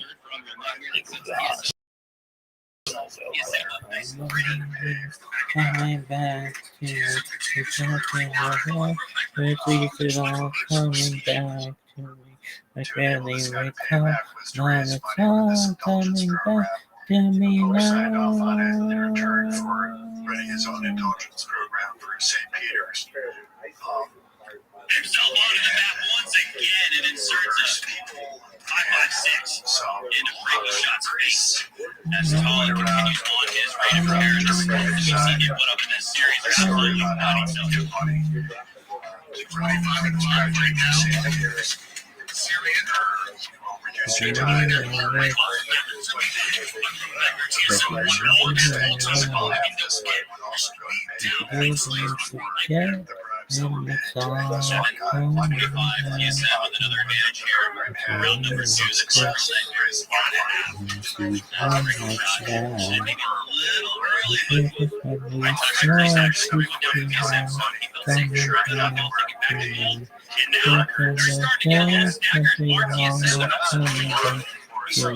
You can barely recall.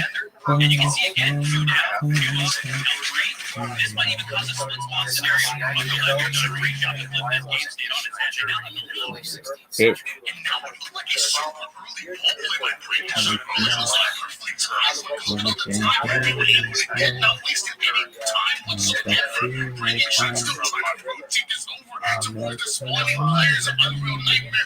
But now TSM are here and they're looking to play that ball. Five shots across the map. 3 down. What's that there? TSM. All right. Unreal Nightmare. Start to find their footing here. They give you back a dollar. That should be a round, just like if I give you my car, or give you back another car, that's identical. That's right. In the case of money, I give you a dollar, then you pay me back $1.10. It is right to a lot of people in the church. There's one in like this, the church was at the same time. Oh yeah, you ready? Let's do it. Huh. Yeah. You ready? Let's do it. There were people who charge very high interest rates, and they would run their borrowers, and the borrower would pay back. So is it right interest to protect peasants, and one way of doing that was value usury. Now the fact is, borrowing is what makes the world go around, and I'm the definition of half man, half drugs. Ask the club, bad boy, that's what's up. After bucks, crush crews after us. No games, we ain't laughing much. Nothing but big things. Check the hit list, how we twitch shit. What changed but the name? We still here, you rocking with the best. Don't worry if I write rhymes, I write checks. Ooh, who's the boss? Dudes is lost. Don't think cause I'm iced out, I'm a cool off. Who else but me? And if you don't feel me, that means you can't touch me. It's ugly, trust me. Get it right, dog. We ain't never left. We just moved in silence and rep to the death. It's official. I survived what I've been through. Y'all got drama. The saga continues. We ain't going nowhere. We ain't going nowhere. We can't be stopped now. Cause it's bad boys for life. We ain't going nowhere. We ain't going nowhere. We can't be stopped now, cause it's bad. Yo, you go straight from the Harlem streets. I don't play the push it down with the Harlem heat. All of a sudden, me, run back, so can't eat. And what? Some strange reasons. I'm off of this medication, feeling deranged, needing. We ought to put our door out. We ain't leaving. We trying to get rich from home. We stop breathing. Therefore, what kind of hustle lanes? Saying you're going to play muscle games. Still doing rabbis, dreams, and frames. You know, everything, inspire. You ain't the most, much more any of their playing coaches, make tune valve exhaust on the cover of your vibes, XOXLs and sources, bitch. We ain't going nowhere. We ain't going nowhere. We can't be stopped now, cause it's bad boys for life. We ain't going nowhere. We ain't going nowhere. We can't be stopped now, cause it's bad. Ancient change since the notorious. See, everything's still glorious. We still got warriors, still be victorious. No, but there's more of us. Still got class flow, claps the flow. Still got cats and no, pack your flow. That's for sure. Bottles of pop, joints of rock. Play the background, hand my track, holding my Glock. Money to get, cars to flip. Bars to sit up and sit cognac with jewels to drip. Sweet, drop the beat. Can't believe that IMC. Bad boy till the casket drop. Dare to love it. Plays nothing above it. It's on like that. Don't believe we ain't going like that. Yo, we're gonna be here, be there every motherfucking year. Ain't going nowhere. We ain't going nowhere. We can't be stopped now, cause it's bad boys for life. We ain't going nowhere. We ain't going nowhere. We can't be stopped now, cause it's bad boys for life. We ain't going nowhere. We ain't going nowhere. We stop now, cause it's bad boys for life. We ain't going nowhere. We ain't going nowhere. We can't be stopped now, cause it's bad boy for life. We ain't going nowhere. We ain't going nowhere. We can't be stopped now, cause it's bad boy for life. We ain't. So Fugger spent the last portion of his life And we know, yeah, all falls down. This the real one, yeah, baby. Do it again. 45 days in his palace in Oh yeah, yeah, all falls down. This the real one, baby. I'm telling you all, Shy Town Sam. Oh, we're outside, south side. We're gonna set this party off right. Then we're on west side. We're gonna set this party off right. Only a promise. She's so subconscious. She has no idea what she's doing in college. I'm telling you, the danger end up making her money, but she won't drop out. Her parents will look at her funny. Now, tell me that ain't insecure. The concept of school seems so secure. Sophomore, 3 years, they ain't picked a career. She like, fuck it, I'll just stay down here and do her. But nigga, the money to bring out of the future. Daddy don't really care. He's so precious with the peer pressure. Couldn't afford a car, so I threw the bag and the necklace. Drink the rim so long, like she looked like weed. Then she cut it all off, now she looked like Eve. You can't believe single back female addicted to retail and well. When it falls down, who you gonna call now? And when it all falls down, man, I promise. I'm so subconscious, and then I can only see maybe front of my watches. Rollies and Porsches don't drove me crazy. I ain't playing well, it's nothing. Pass that for Stacy. $100 on this. just to be like Rabbi, you ain't up on this. And caddy would go to the grocery store without going to the drink and the prettiest people do the ugliest things, but although it's a riches and diamond, that's the greatest. That's 40 acres. The paper, look how long we'll stoop. Even if you are banned, you're still a rabbi in a creek. Military force against the peasants of those who were enlisted to have all the freedom by the priests. So Treat them. We got to buy out of jail, but we can't buy freedom. We can buy a lot of clothes, but we don't really need them. Things we buy to cover up what's inside, because they made us hate ourselves and love their wealth and yeah. Shorty's hollering where the ball was at. Drug dealers buy joint crack, head by crack, and the white man get paid off of all of that. I'm Jacob with 25 now. Going at a house and I'll do it again. Because I'm one of the trying to sick and pop pushing the band. I don't know, I feel like but it's actually the dog terrific. I got a couple of good deals I can't leave to check it. I can play with it in the baseball, I get it. We all subconscious, I'm the first to admit it, and well. When it falls down, who's gonna call? When it all falls down, when it all falls down, we have side, south side, everybody outside. We have side, west side, we're gonna flip this party outside. We're gonna have time, short time, we're gonna show how we get down.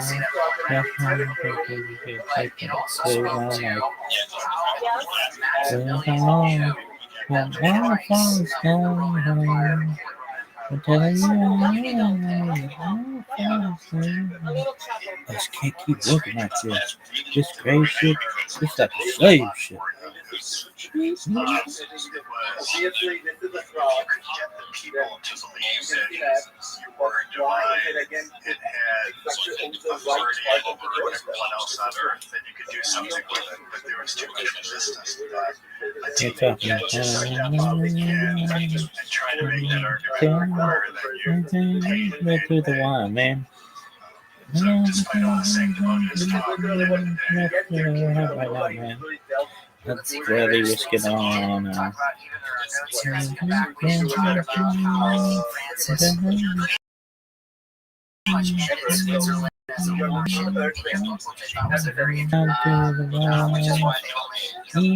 Also, some of the reasons why they guarded Vatican came from Fruits for breakfast and shrimp for dessert.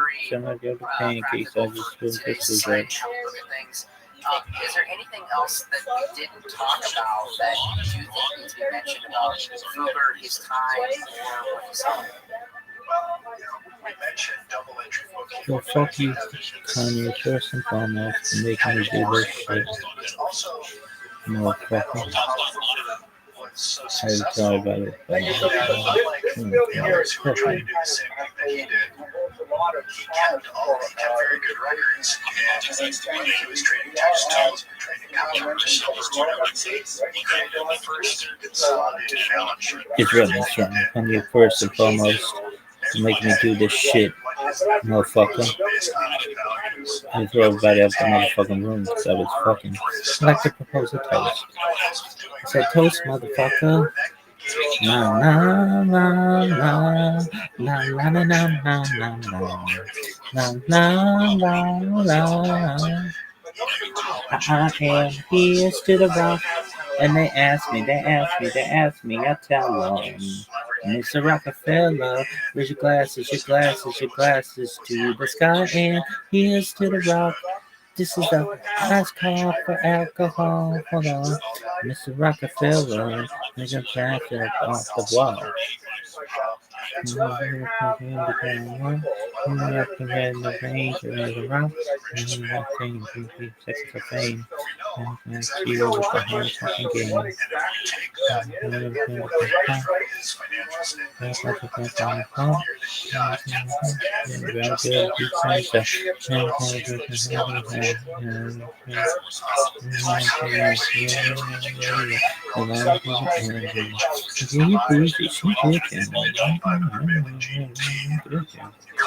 the fact that in today's dollars would be worth something like I won't let you down. I will not give you up. Gotta have some faith in the sound.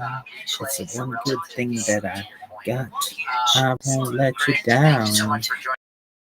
So please don't give me up. Because I really love to stick around. Yeah. Pragmatism and risk needed for the unknown future that we all must deal with. He also teaches us about the legacy we can leave as we learn from his legacy to today and the effect that we can have on the world. To even our discussion that we had in Rabbi Rothschild. Heaven knows I was just a young boy. Didn't know what I wanted to be. Didn't know what I wanted to be. I was every little hungry schoolgirl proud of joy. And I guess it was meant to me. And I guess it was meant to me. Inspiration in the face. A brand new song was on a big fat pace. On the rock and roll TV. Rock and roll TV.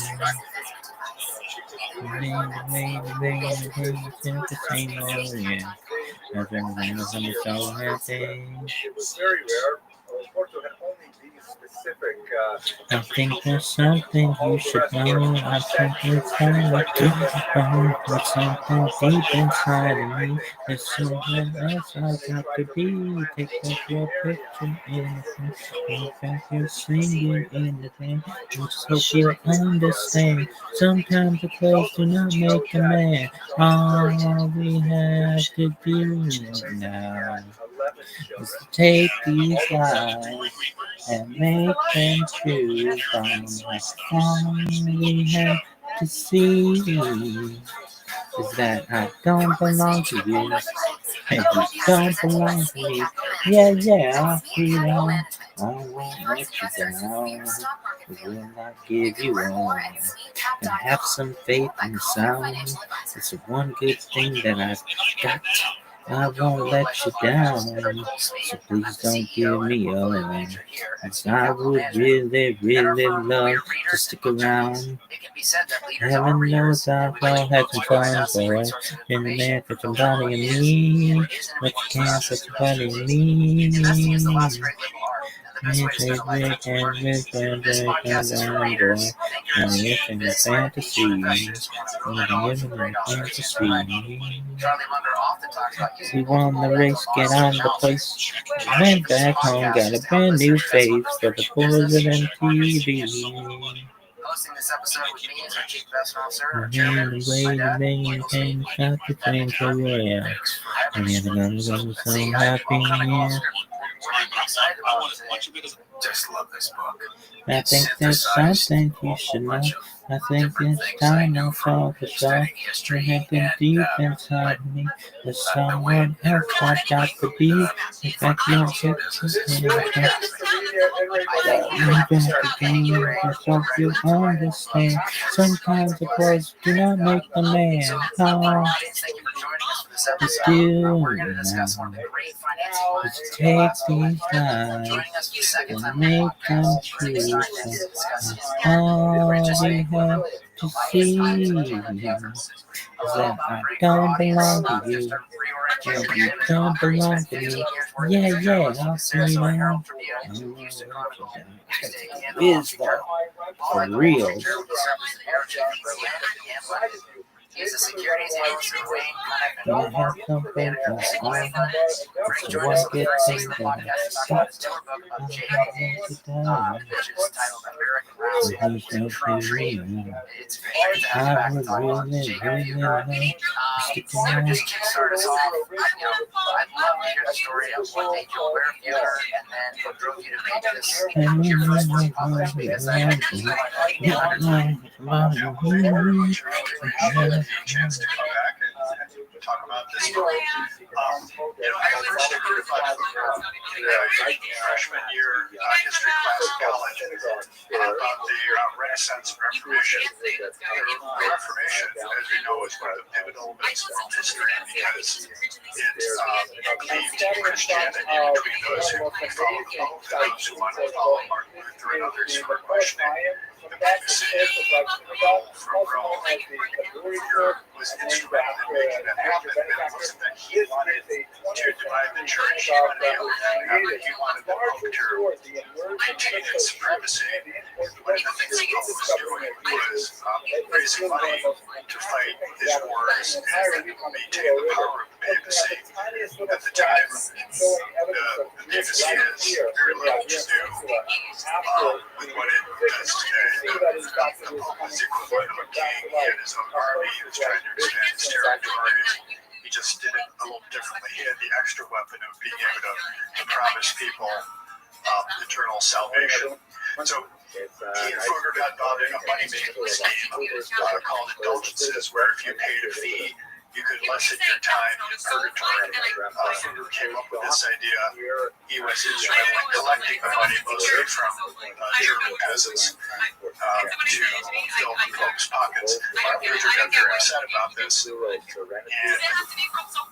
started the Reformation, basically as a reaction against the indulgency. So anyway, in freshman year history class, this was mentioned for about one day, but the name stuck in my head. And then when I was in Germany, the name Fugger in Germany is something like the name Rockefeller. Here, if you want to say that someone's loaded, you say he's as rich as Fugger. And I've been thinking, okay, well, who is this guy? I tried to find a book in English about him. There wasn't very much except some sort of dry academic texts. So I thought, well, I'm a writer. I could maybe write something. So 7 years of effort later, I came up with a book. So let's start with his lineage. Teach us about the people before him in the house of Fugger. Well, to become very rich in those days, particularly as a peasant, you have to start with some money. His grandfather was a peasant in the countryside near Augsburg, which is a city, area, sort of a distant suburb of Munich, takes about an hour around the train. The grandfather dealt in textiles. The area was famous for its linen. They could grow the flax there and made nice linen shirts. Didn't itch that much. His grandfather, in addition to being a farmer, got into this business of weaving. And his son took it over, and Fugger took it to the next level. It was the father who struck up the first relationship with Fugger.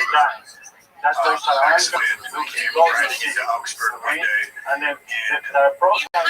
needed some stuff, and Fugger stepped up and said, well, I can make you some cloth for your journey, whatever you need. That was Jacob Fugger's first introduction to the emperor. And Jacob, when he took over the family business in textiles, he nurtured that relationship and became very tight in Augsburg. How to describe getting the family name wrong? Well, in those days, it was a show of sophistication to write your name in Latin. And the way Fugger spelled F-U-G-G-E-R, spelled in German, the Latin translation came out as F-U-C-J-E-R, which is funny, but it was just coincidental, I think. But there are many who have said, the guy was exactly that. Those who don't like him wasn't very much. They kind of good job. So talk a bit about his upbringing, Fugger, and where he went to learn his craft. Yeah, that's really interesting. He became a formal education that people forget those days. He learned some reading and writing. He taught by monks. It wasn't any sort of business. So there were, I think the University of Bologna was already a business. I think Oxford was a business, but they're in the business of training priests. There was no business school per se, but there were apprenticeships. Fugger went down to Venice. In Venice, there was a warehouse where the Doges allowed the Germans to bring their goods and trade with Venice and keep them all together in one building. It was a way to keep an eye on them, make sure that Venice collected all the taxes that were due to it. And Further went down there for a while. They saw one of the verses that God was actually read it last week. People were trading, translated or the as how verse they that collected speaks about the the thing that the dove had in his mouth bad debtors, turns when from the are. And he the referred to politics it were with the Hebrew word. trading over state In fact, lines that like is that. because of all And the he things. really got, But the at bulkated the time, system was a probably branch. about the best Right, we're sort of bringing back business to the trading book. imaginable. And for a couple of inches, Business literally, was tough he in was those thrown in days. jail for how long? 4 You years? probably slept on a straw bed in a drafty attic Almost 5 years in jail for something like that. suggesting that the Hebrew might be more accurate than the later Latin translation. And when he came back, Nothing to him famously, he answered the because question I've been so fascinated inside, Valley and he probably said, enjoyed every minute as of we it. were saying. And then after that, To say a few examples, also when when you he was start to share, he learned and then about you pick it up and you can say, which at the time, Amarava. modern day accounting didn't exist north of the Alps. Double entry bookkeeping was in its infancy. Biggest murder you've ever seen done. Champion. Our listeners about the importance of cities in Europe and how important Venice was. And if you want to kind of get into how important Venice was. Yes, athleticism. In northern Italy, and what is about the furthest north you can go by ship. So if you came, even start in East Asia, start in India, go around the Cape, come up through the Straits of Gibraltar, through the Mediterranean, and if you want to get to Northern Europe, the easiest place to access Northern Europe was Venice. You wanted to keep your goods on the water as long as you could. The travel time wasn't so bad, and things were safer when they were on ship than when you were going down some trail in the middle of the woods where you were vulnerable to robber barons coming and taking everything that you had. So Venice was right there, very good location. Genoa was a tribal, Venice on the other side of the Italian peninsula, very well situated to get goods to France. Venice was very well situated to get goods to Germany and the rest of Eastern Europe. Were the big banking names in Germany, Italy, and places at the time that Uber emerged? The names that we know, of course, were the Medici. The Medici who made the family fortune wasn't Lorenzo. You hear about Lorenzo because of his involvement with Leonardo and other artists, philanthropic artists. That's where they made the money was Cosimo Medici, the patriarch of the family, and was such a successful banker as far as that he ended up grabbing a lot of political power and passed it on to Lorenzo. I think Lorenzo actually went bankrupt. He ran the company business in the ground, but there was enough money there that he had sustained it. His interests weren't in making money as much as his father's were. So that was a big name in Italy. The other names in Germany, no one was a household name. But we do know about the Hanseatic League, which some of your listeners might be familiar with, a trading outfit that controlled the trade in the Baltic and the North Sea. And it was really by the business class in these areas, and Uber happily ended up working both with and against the Hanseatic League with his trading up at Because they kind of, the Hanseatic League kind of smacks of, a very strong kind of global union power, if you will, where, like a port, a ship can't leave a port loaded by a non-union, company, and then be unloaded by a union, and have to go back to the port. And it seems like the Hanseatic League had that kind of power in global trade. They had that sort of power, except the difference is to distribute the profits among all the union members. And the Hanseatic League new was a Christians group from of German abandoning merchants their Jewish faith. And so the idea was to get rid of all the Jews. young men to join with them through rigorous initiation rituals to make sure that they would be tough enough. Because in addition to having to be a good trader, to the west, know the quality of goods, know what to pay for goods, you also had to be tough because there were going to be Portugal handled these violent migrants. fights at the ports and other places. Many of them There'd were be naval battles, with there'd be difficulty. rival factions. And in Very 1497, different way of ultimately, doing business. Portugal It's very took a rather drastic step.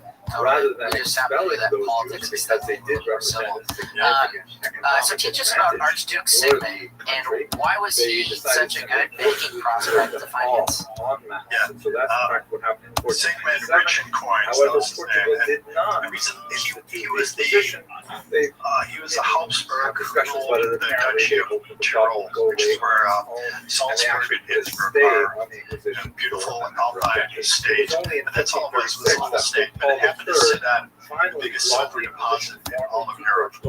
Sigmund would mine the silver, turn it into coins, use that to mostly spend money on himself. He loved building castles, and he built a bunch of castles for himself across the Tyrol.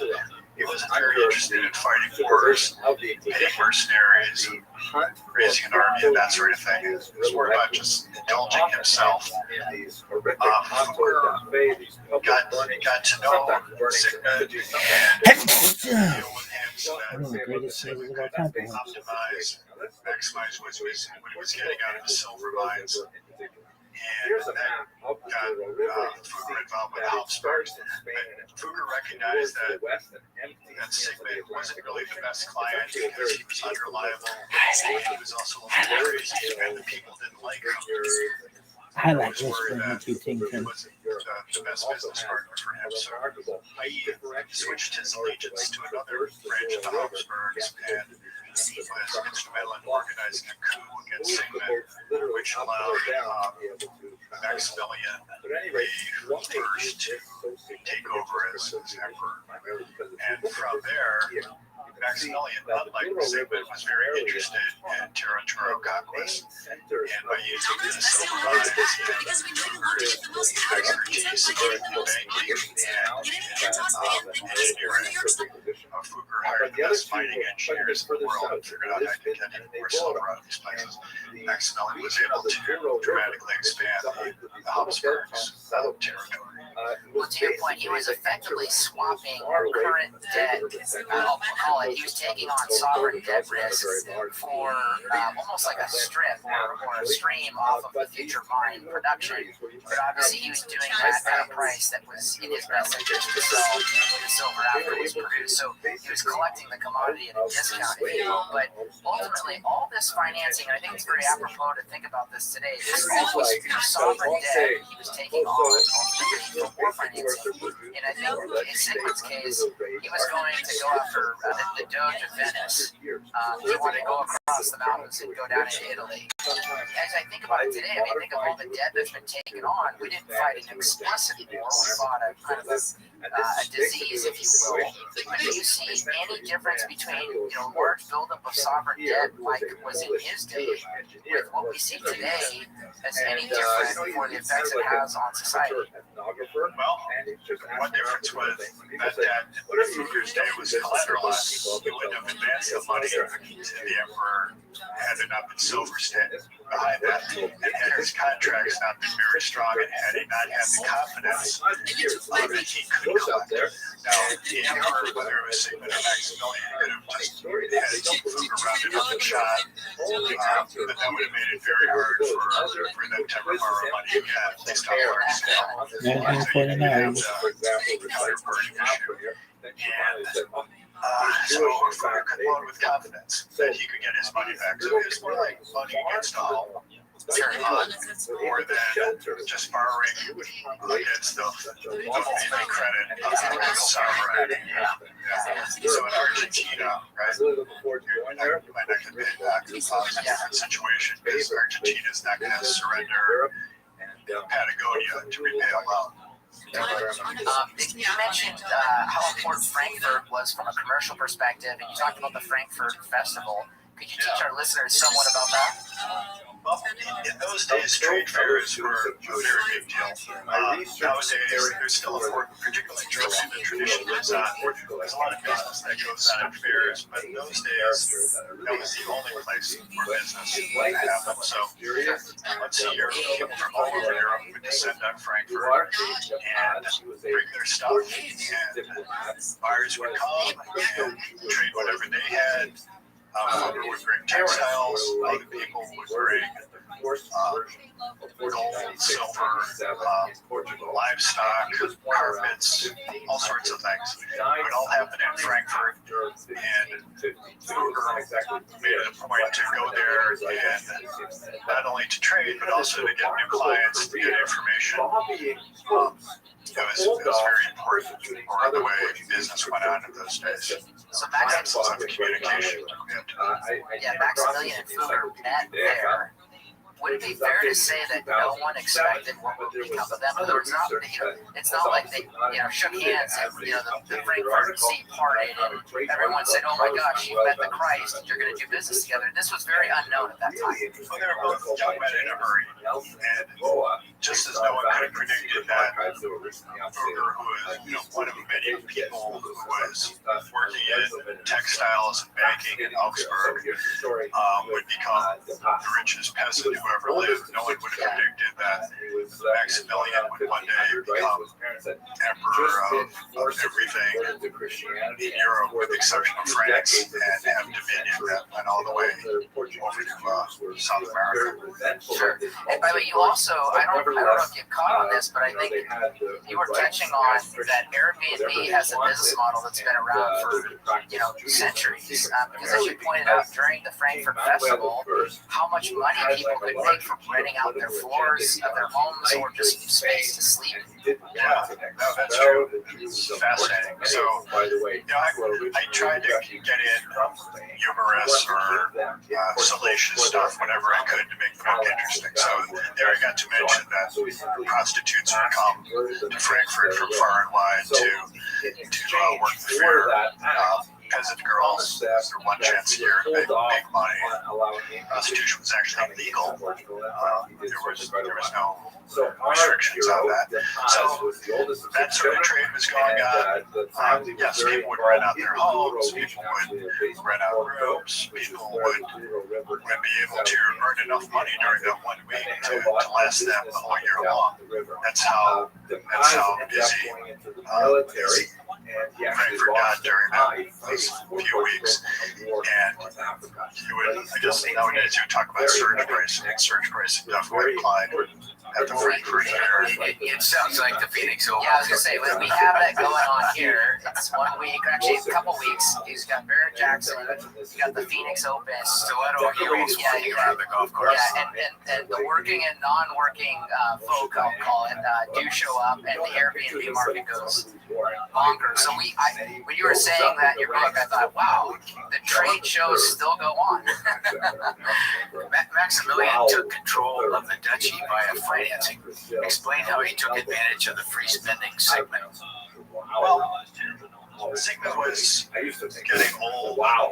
He might have had syphilis. He didn't have all his marbles intact. And Maximilian was able to work out a deal with him to let him hold on to some of the vestiges of power if he would turn over the keys to him.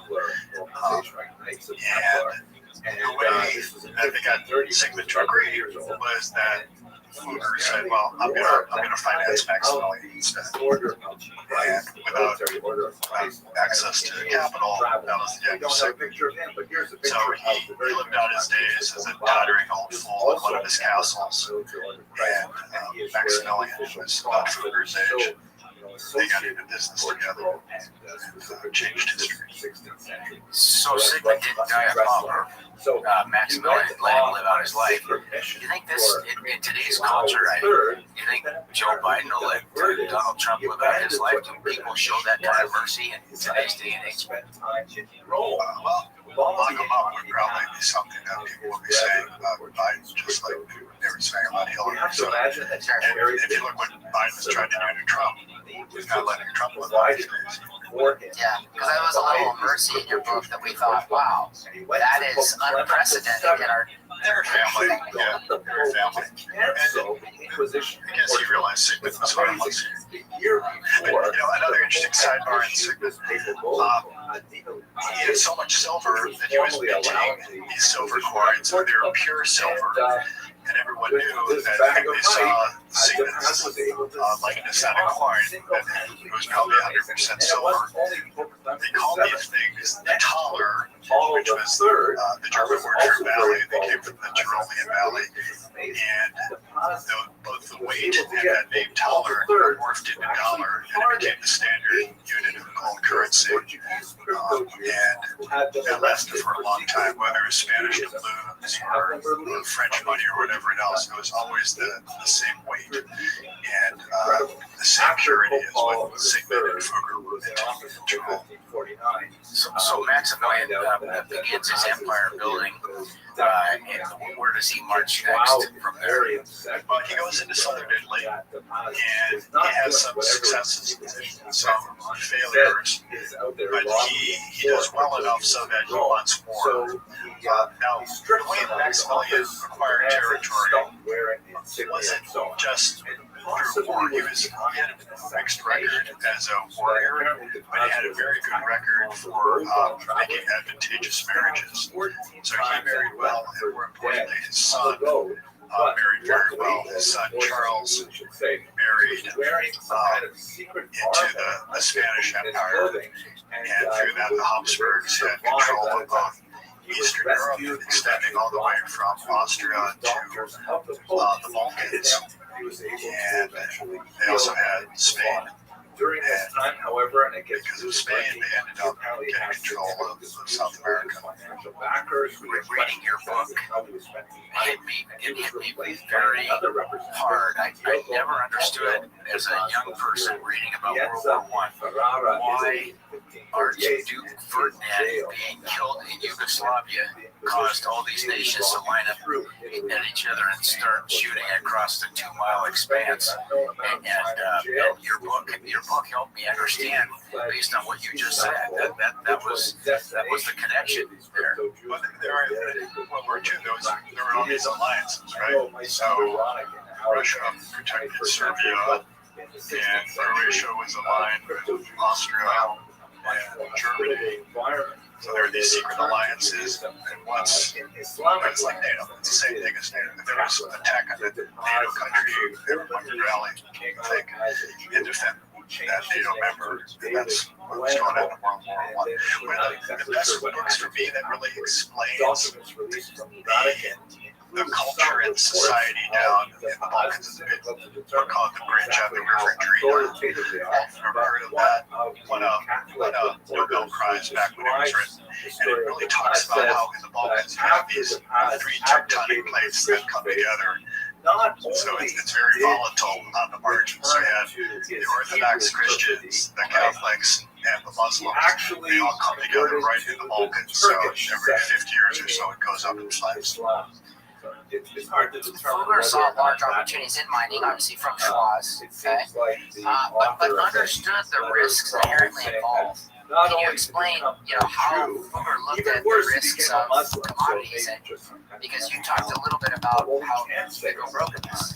Yeah, well, commodity prices fluctuate, and it costs a lot of money to mine the commodities. You're very prone to having flooding in the mines. You can ruin everything. The way that Fugger did a couple things to minimize this risk. One, there wasn't just the mine in Schwaz control, which was the biggest silver mine in the world. He was involved with other mines. Hungary was very rich in copper. There were other silver belts in Europe where he was involved, again, all under the protection and in relation to the Habsburgs. So there was some diversification there. He also, like I mentioned, he hired the best mining engineers in the world to keep his mines from flooding. And he also created demand by reaching out to to buyers he all was over the trained world, as a rabbi, including as far away as much of India, his published where work they was just didn't have the resource that kind of was like available in Europe. Most So, of my training is as a historian. Arranged to trade metal I don't or spices in India. So he kept the markets. He did his bid on sales, his bid on risk, and with technology, just to make sure that he always stayed above water. Now, he was also lucky. There were others who were trying to do the same thing as Fugger was, but we don't hear about them because they did get in over their skis and they got wiped out. At the same time, debtors' prisons were very much a thing in those days. And one of his biggest rivals in Augsburg ended up dying in debtors' prison. So in the copper deposits in Hungary, I think you point out a really interesting tidbit because he was the investor, he was the owner, but he was also German, and Hungarians and Germans might not mix. Yeah, they all spoke the language of money, and that was good enough. But Fugger did have to keep his guard on and make sure that in addition to having Germans on his payroll, he did have some Hungarians too, and Poles, and he needed some local folks to help navigate those shoals for him. Yeah, because he ended up giving part of the interest in the mine to his Hungarian partner, and his name's not coming off the top of my head, but it showed you also he was a pragmatist. He wanted to make money, but was willing to give a cut to people to ensure that he could make that money. Yeah, and that's the old Roman Empire trick. Don't have too firm a hand. Let local culture coexist. Otherwise, you're going to be fighting rebellions every day. Greg explained the postal advantage and branch network that Fugger began accumulating. It's very interesting to think about how instead of having to carry around sacks of gold between towns to pay for things, his empire was so vast, you could just credit an account in one branch and debit it in another. And that was only possible if you had operations and branches all over the place, and he did. So a merchant up in on the North Sea, Rostock or Lubeck or Hamburg or something, might want to buy something from Fugger. Instead of having to send sacks of gold across Germany and go through 30 different duchies, principalities, and other things to make it to Augsburg. It was a very different story because Fugger could just credit his bank up in Hamburg and debit the one in Augsburg, ship the goods. That was the end of it. So that gave a big advantage. No one else can do that. He had hands on the ground. He explained the advantage that gave him in his negotiation with King Henry and Maximilian to take back Burgundy. Well, he was involved a little bit with Henry VIII, or Henry VII, who was a very good fiscal steward of England. And because Fugger was so rich, Henry had some business dealings with Fugger. Now, the Burgundy thing was by marriage. Maximilian married Mary of Burgundy. It's interesting, we were just talking about the jewelry business here in the office the other day. We asked, wondering how the engagement ring business got started. That's because Maximilian gave Mary a diamond. And as we see now in the luxury goods market, once celebrities and rich people start giving something and making it popular, then everyone wants to be part of that. That's what happened in the engagement ring world. And because of Fugger, Maximilian was able to raise a nice endowment and marry this Mary of Burgundy. Burgundy at the time was, if not the most powerful part of France, certainly as powerful as anything else. Under Mary's father, Charles the Bold, it was renowned for having the best army in all of Europe. And because Maximilian could bring some money to the table, he was able to marry into that family, and because there weren't any sons that Charles the Bold had, Maximilian became king of Burgundy as well as Austria. As you point out, he was crowned in Worms. He was king. What was the German word that they hailed him as? Kaiser. Is that the word you're thinking of? Yeah. It's a follow-up from Roman times. Caesar. Yeah, exactly. Yeah, that's great. Hitler's whole 1,000-year Reich thing was the 1,000-year Reich with the Holy Roman Empire, which lasted from 800 to Napoleon 1,000 years later. The small man's complex dominates. As you point out, it wasn't long before he was sitting in a Flemish jail. Explain the assemblies and all, also the electors he now had to deal with. There was no democracy, but it wasn't sole rule either. Yeah, the Holy Roman Empire was a strange construct in that it was an empire in name, only sort of the joke Napoleon told that it was neither holy nor Roman nor an empire. There were, 1,000 city-states, principalities and duchies and kingdoms in German-speaking Europe. The original idea was to unite all of Christian Europe under a secular equivalent of the Pope. So you had the Pope down in Rome, and you had Charlemagne, who was crowned by the Pope in the year 800 as the secular equivalent, just to keep everyone together and keep the peace and resolve conflicts.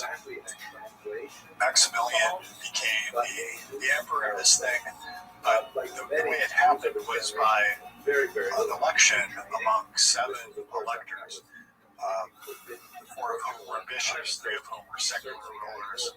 They were all from different parts of Germany. So you had an elector in Worms, you had one in Dresden, you had one in what's now the Czech Republic, but it was German in those days. Then you had the Habsburgs. And it really made things easier to keep electing Habsburgs to this post. But in the election where Maximilian became emperor, there were others who wanted him because they saw an opportunity to make more money for themselves. If they could turn this strange thing of being Holy Roman emperor into being an actual emperor with all the powers that entailed. So there was an election where Henry VIII put his hat in the ring. Had Maximilian put his hat in the ring, and there was one other. Do you remember who that was? It was France. It was Charles. Francis I in France. And they all wanted it, and it became a contest to who could bribe the electors the most. And because of Fugger, Maximilian was able to put up the most money, and he seized the day and won the election. He understood the power of precious resources. Did it become a winner-take-all business from here on out, from Maximilian and the Habsburg dynasty? Yeah, well, he was extremely ambitious, and he thought that God was on his side, so he kept fighting these little wars, mostly in Italy. Didn't get very far. The Pope was able to keep him out of Rome.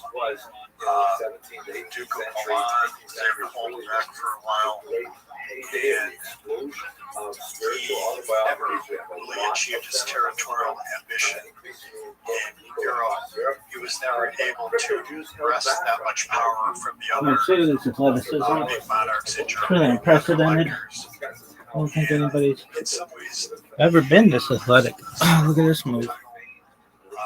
He could try to claim that he had more authority than the other when push came to shove. He really didn't. Although the people, the peasants who work in the fields, they thought that he was divine and would come up and touch him, thinking that he had magic healing powers and all that stuff. But again, what his best successes were with marriages. Now he was able to get friends for himself, and now he was able to get Spain for his son. Yeah, to your point, Bill's point earlier on World War I think of it as like World War I was actually a family split where you had cousins falling on one side of the line or the other. Ultimately, and maybe that's why family starts with an F. So to another F, let's go back to Fugger. You make the case he was an intellectual long before there was such a group, in call it Renaissance time, or what we now know as kind of college-educated intellectualism in America. But you point out now that that's mainstream. He was also a fervent Catholic who believed that God had a plan for him, and God had blessed him to do what he did. There was a purpose. He was there on earth doing what he was doing. That is not mainstream today. So I guess this mix of pragmatism and business and providence seems like a big driver for him individually. In other words, he could go out with purpose because he was trying to solve something and he had God on his side. Well, yeah, who knows? Who knows how far the skepticism went in those days? There were so many unknowns. You had the plague in the 14th century. Life was very fragile. It was completely uncontrollable. We couldn't explain things. Almost everyone, at least said that they were believers. But which Fugger really believed, I don't know. But he certainly acted as if he believed there was a good chance that there was a God. And you see that most in the way he prepared for the afterlife. He knew that he was violating commandments. He knew that he was lending money, that he was in violation of not just the usury ban, however might interpret it, but also the words of the New Testament. So when he wrote his will, he was very clear that he wanted to give money to the church. He wanted to make sure that people were praying for him after he died, and he was just doing everything he could to atone for his sins. Like a lot of rich people, he was able to rationalize what he was doing. Probably did doing the Lord's work. I make money for him. Trying to take it the millionaire's pledge, you might say, right? Yeah. Yo, what up? He didn't have children of his own. How you living?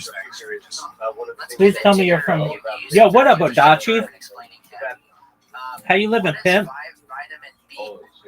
Did you find out about me from Twitch? Yeah. No shit. Dude, why are you streaming on Pokemon Go? Oh, dude. It's been like that for a long time. Oh, my word. Odachi, do you mind if I tell you about myself? Sure. Excellent. I'm Rabbi Rothschild. I stream my life 24 hours a day, 7 days a week, 365 days a year. I've been doing so for more than 3.5 years. I have more data archived on the internet than any person ever. According to The Economist magazine, data is Earth's #1 resource. Odachi, have you ever seen the movie The Truman Show or the television show Big Brother? Yeah. Okay, excellent. Well, that's what I do. And because data is Earth's #1 resource, and I have more of it archived on the internet than any person ever, that may make me an influential person someday. And if that happens, Odachi, I'm going to make you, your friends, your family, all independently wealthy if you're not already. I'm going to make sure that you have enough money to be able to start generational wealth if you don't already have it. And I want you to be able to start philanthropic organizations and charities of your own. How does that sound? Sounds great. Excellent. I talk about other things to help the world, and when I go viral, I'd like to make them mainstream. Things like ending world hunger through the use of technology, like agricultural drones, floating greenhouses, saltwater greenhouses, things like vertical farming, hydroponics, cloud seeding. I'm an advocate for ending world thirst through the use of technology. I'm sponsored by a cryptocurrency that's worth about $100 million. That's what all my merchandise is. And one thing that we do is we build wells in developing nations like Nigeria to help the less fortunate.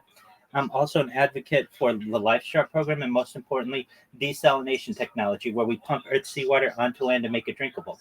How did those things sound to you, Odachi? Sounds pretty dope. Excellent. If I may ask, Odachi, did you see one of my clips, or did you just randomly come across me in Twitch? I didn't know if you were a real person, so I went through all the links, but a lot of your accounts are like banned. Oh, for sure.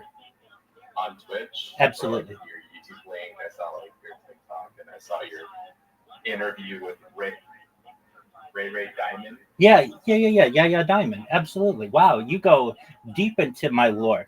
Excellent. How did you find out about me in the beginning? Did you see a clip or something? No, I'm on Twitch. I was watching Pokemon Go, and I was like, is this guy real? Oh, for sure. Yeah, absolutely. I talk about other things that are really interesting to people. Things like anti-gravity, antimatter, faster than light travel, faster than light communication.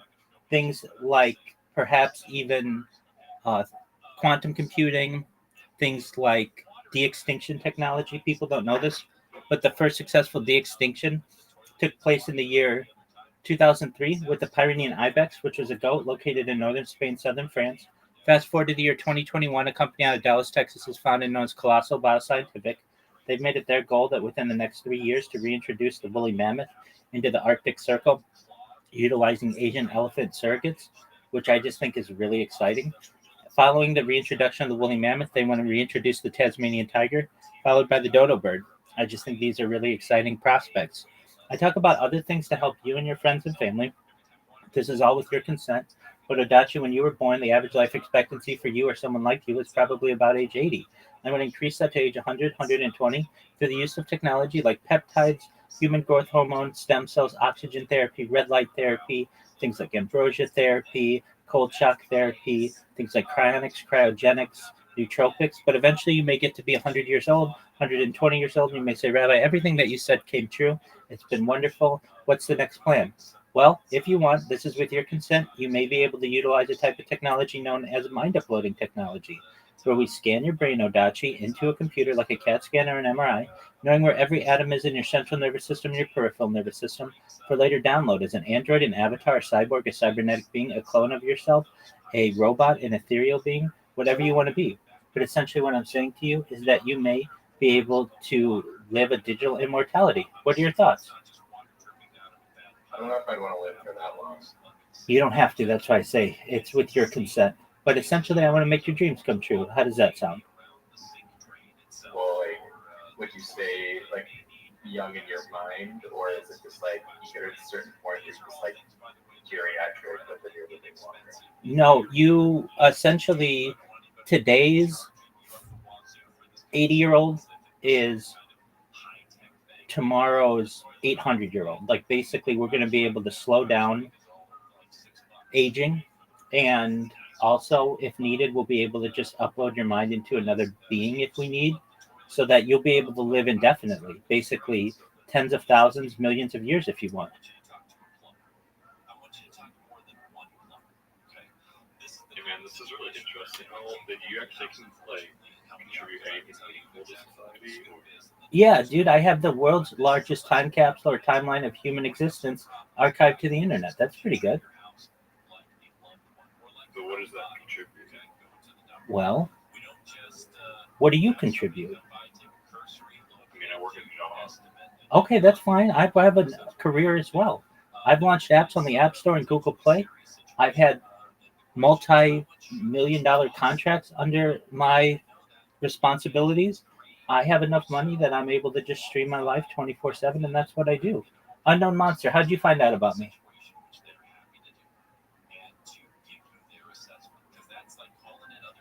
Unknown Monster, how did you find out about me? Oh, Dachi, can you speak in Hebrew?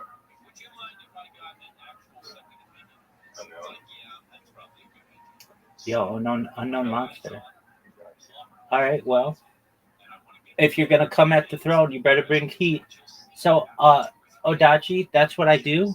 Essentially, you can go back to any minute of any day of my life for the last basically 4 years and see what was going on, not just in my life, but in global events. We've seen the death of a queen, the birth of AI, the coronation of a king. Yeah, we said a lot to you. So, Unknown Monster, how did you find out about me? Unknown Monster, can you speak? Do you know how Discord works? All right, perhaps you don't. I have more social media than any person ever about you. You've seen some of it. I have over 100 YouTube accounts, over 200 Instagram accounts, over 500 Twitch accounts, over 1,000 TikTok accounts. That's really cool. And you have all these accounts. So how many followers have you accumulated? I have 40,000 on Twitch. I mean, what does that matter? Unknown Monster, we keep asking you questions and you keep going away. Because you have 143 followers. Dog, go to Viral Rabbi. It's live streaming right now. That's 40,000 people. Is it really different data if you're just streaming the same thing? It's on Twitch. Just go to Viral Rabbi. VIRALRABBI on Twitch. I have 40,000 followers. Unknown Monster. Sorry, my mic was cutting out earlier. What were you trying to say? How did you find out about me?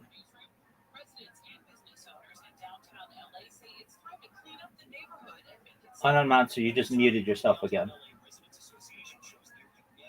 Oh, I did find your other one. Yeah, so Odachi, you were asking like, well, why are you in Pokemon Go? Because I'm in a bunch of different categories.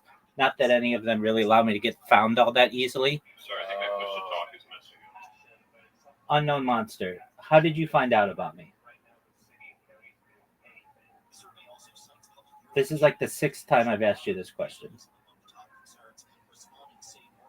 Okay, that's fine. I have over 10,000 followers on Instagram.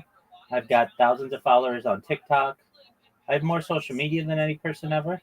I have over 2,000 Twitter accounts, 5,000 Blue Sky accounts, and 10,000 Kick accounts. I'm the most archived individual ever.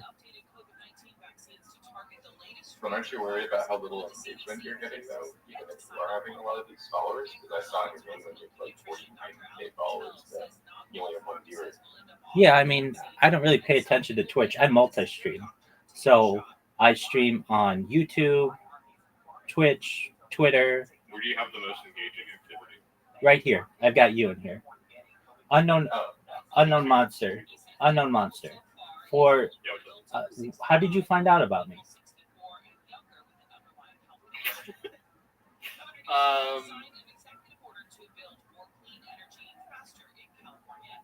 It's a simple question. You're wanting to ask me a lot of questions. I'm just asking you one question. I don't really know. Okay, well, how did you find out about me? I mean, it's pretty simple. Did a friend tell you? Did you see something that I did online? Did you see one of my streams? I saw this like Twitch live stream compilation. Did you see a clip on Twitch? Oh no, I did see this clip on YouTube. It was just you staring at the screen for 8 seconds. Oh yeah, I'm sure I've got tons of those. But yeah, I stream my life. You can go back to any moment of any day for the last 4 years and see not only what I was doing, but what was going on in the world. I keep a radio going on in the background to archive all of the news that's going on. So who wants to watch? Well, you see, in the future, AI will be building models off of people using real-time video, and I have the most amount of data archived for AI to use. People will, 144p. You have to understand that in the future, people will be able to increase the quality of all of my videos to 8K, so better than the human eye can be able to discern. I'm not worried about the quality so much. The quantity is what is important to me. That's very fair. Good. I'm glad. So essentially what people would do in the past is they would write journals or diaries of what they were doing, and I just do the same with videos. I feel like you could write on a sticky note and leave that like in the middle of a street somewhere and get more engagement. I don't worry about engagement. I have over 1,900 people in here in this Discord alone. How many people do you have in your Discord? Okay, well that sucks. And they still engage more than your 1,900 people. Nope, no they don't. How many people do you have following you on Twitch? Not 49,000. I don't even care. How many people do you have following you on More Instagram? than 143. Dude, I have my one account has 49,000. Go to Viral Rabbi, VIRALRABBI. You don't have more than 49,000. How many people are chatting? Dude, I don't know. I'm live in a bunch of different platforms. I'm live on YouNow. I'm live on YouTube. I'm live. I know. I don't pay attention to them all. I'm live on 20 different devices right now. You have to understand, most streamers, they use one device and they have all of their chat filtered to one in a unified form. I don't. I live my life So, and I have 33 different devices going at any given time. So that's the only way to talk to you is just going here, like you don't have any chats that you read. I read them when they're done, basically. I check them every once in a while, but I'd rather be able to have real-time talks with people. I mean, yeah, you probably don't have that anywhere else. I'm just trying to look for any engagement from anybody in this server who isn't automated or you. There's not even like general chat here. Yeah, I don't let people chat in this Discord. They can chat on. Oh, you can't even chat at all? Yeah, exactly. If you want to, you can click on the support or ask Rabbi anything if you need anything immediate. The reason why I don't let people chat in here is because I get spammed. I get an incredible amount of spam. So I don't like to. That's so mean. Why would people? Well, because I spam them, so I get it. Oh. No, I won't spam you. I want the best for you. You should go to the jokes channel. There's a lot. Yeah, just have a bot in there. Posting jokes every 15 minutes. Correct. That is strange. Odachi, what'd you say? What's that? What did you say? That is what? I was just reading the jokes channel. I said that's crazy. There's a lot of jokes. Yeah. Every 15 minutes, that's crazy. Absolutely. So if you go to that Reddit section, it's basically archived everything on Reddit in the major subreddits for the last few years, and it updates regularly. So everything in the world of science, to art, to music, to movies, to dad jokes, to anime, all that I stuff. spilled coffee at my laptop, and I thought I ruined it. But surprisingly, it actually ran faster than usual. There you go. Nice Until joke. a couple of hours later when it crashed. There you go. So It's like coffee. right, exactly. So it's like running a Java. There you go. So that's what I do. If you ever want to get a hold of me, I'm in here 24 hours.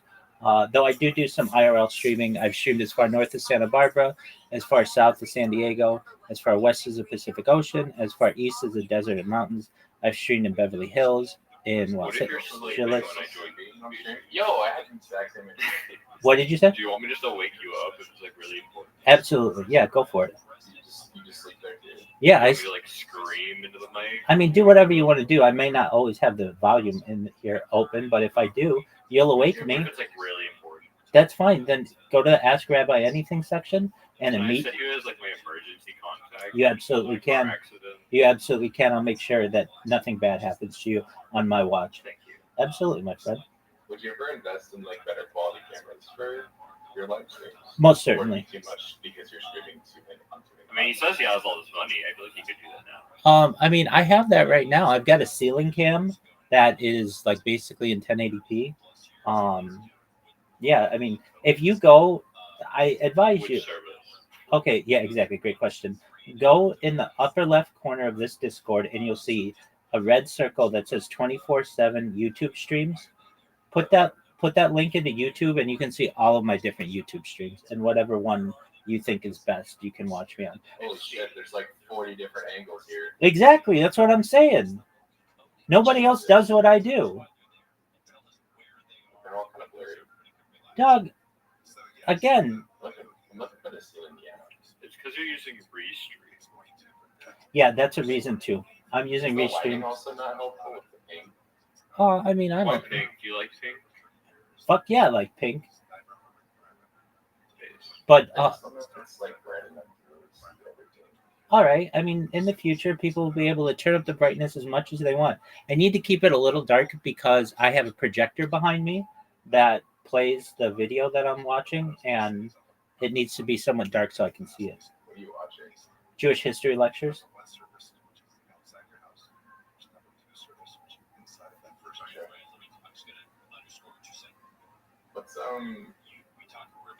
what is a Rothschild?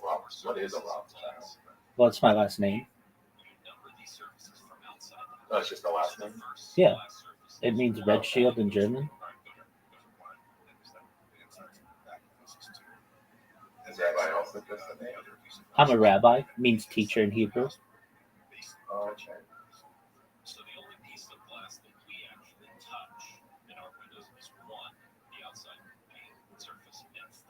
You loved as a child.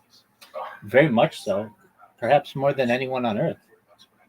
Are you a direct descendant of the Rothschild family?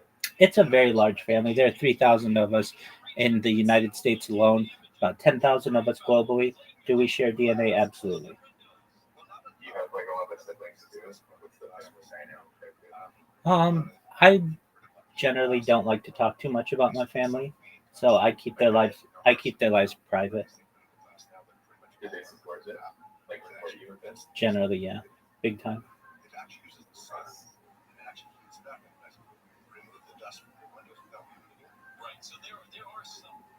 So Odachi, you were just cruising through Twitch for Pokemon Go. Do you like Pokemon Go? Yeah. Yeah, Pokemon Go is amazing, dog. Excellent. All right, and Unknown Monster. What do you like to watch?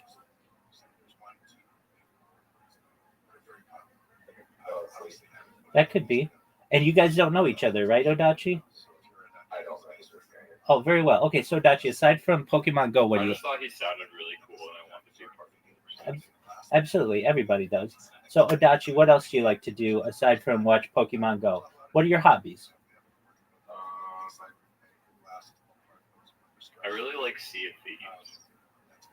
Sea, Sea of Thieves. Sea of Thieves, is that a game? It's a pirate game. Oh, amazing. You like pirates?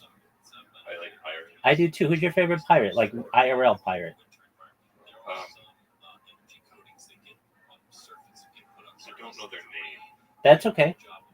I think their name's like, it's kind of informal, but I think their name is like Matthew, but I don't know their actual pirate name. That's okay. So you like the Age of Pirates, basically, correct? Yeah, I like stealing. Don't we all? Absolutely. Okay. Are you familiar with Francis Drake? I have no idea. That's okay. He's a major pirate of the British Empire. Of course, there's Blackbeard. I love pirates. The pirates. You know Jack Sparrow? Well, yeah, that's from I like that guy. Disney's Pirates of the Caribbean. But that's cool. Okay, so you like pirates. What else do you like? What are your favorite things? Unknown Monster. What are your favorite things? That's okay. How about you, Odachi? What do you like?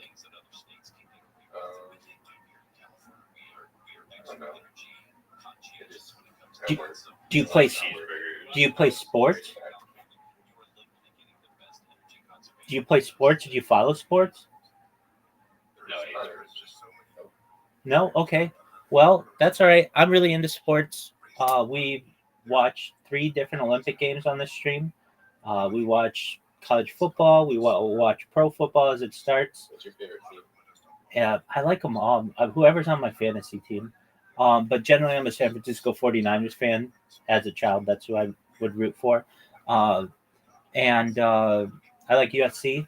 USC's a great squad. Well, I don't know about this year, but traditionally, I am a fan of basically New York and LA teams generally. What is this? What's Goober Dash? I don't know. I'm not just Okay, very well. Well, enjoy. We play a lot of games in here. Every night I get a group of people to come in. We play all kinds of like mini games, things like everything from checkers and chess and backgammon to mini golf and table soccer and darts and archery. just quite a few different games. So if you guys are ever bored, around like 8 p.m. Pacific Standard Time, every night we've got a group of people who come in here and they play and then they fall asleep in here. So it's a good group of people. This game is so wacky.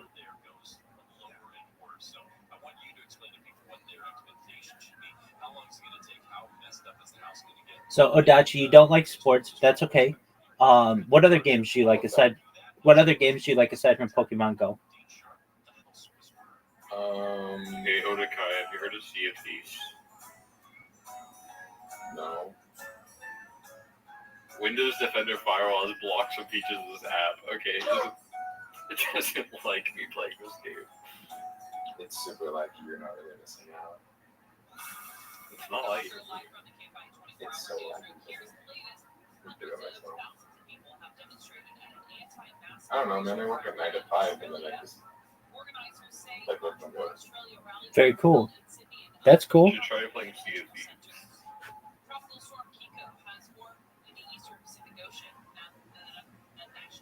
Actually, you should try playing whatever the hell this game's called. Goober Dash? Goober Dash.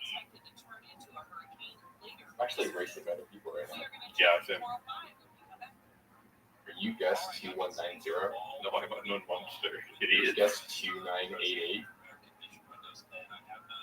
The monkey with the banana costume. You just kissed me. Oh, we died. I'm also dead.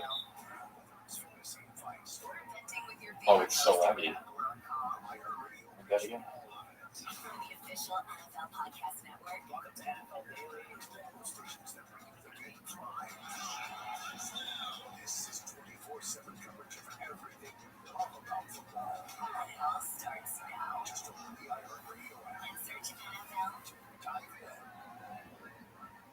iHeart is America's #1 podcast network. Open the free iHeart app and explore podcasts like this. Well, very well. We've got some football games that kick off in 45 minutes, so I'll be watching those. And then there's some more this evening. And then tomorrow there's the North Carolina game versus it's like Bill Belichick, if you know who that is, his college debut. Like Squid Game. Do you guys know what Squid Game is? Yeah, the thing from Netflix. Dude, I got 10 plays. I think I'll take this game.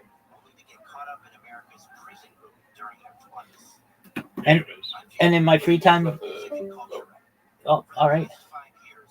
In my free time, I build robots as well. So that's kind of what I do. Odachi, more than anything, though, from more than the live streaming and making you rich and all your dreams come true, I'm here to be a positive person in your life. I'm here to have an optimistic view of the future, and I'm here to give people hope. So if you ever need anything from me, I'm here to help you, okay? They're out of prison now and in their 70s. Their past behind them. But they also have some unfinished business. And the day rate has a love was supposed to be following up with another album. They never got that opportunity. But they never stopped dreaming either. Hello? Yes, sir. Oh, I can't hear you anymore. You can't hear me? Actually, feel the opposite. I feel hopeless. Okay. I can hear you now. Okay, excellent. You said you're going to put... Okay, excellent. Well, Odachi, if you ever need anything from me, I'm here. Thank you so much for coming in and learning about me. I appreciate it. I'll pop in. Please do. Have a good day. You too, buddy. Take care. Bye.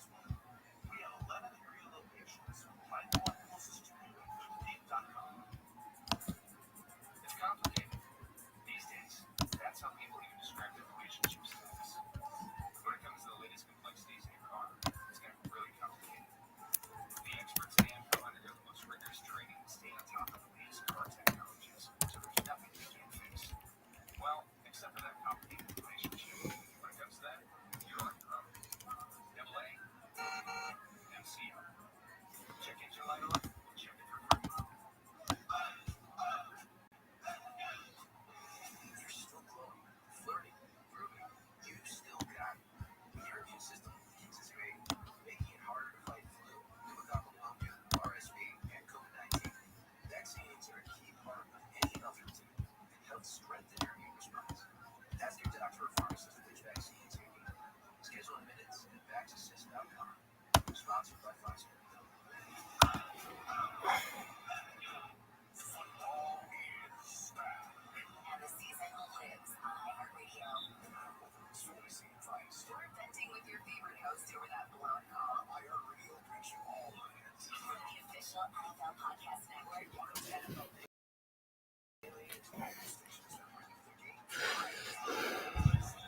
This is 24/7 coverage of everything you love about football. And it all starts now. Just open the iHeartRadio app. And search NFL. Dive in. KFI AM 640. That iHeartRadio station. KFI AM 640. Tours, stimulating talks.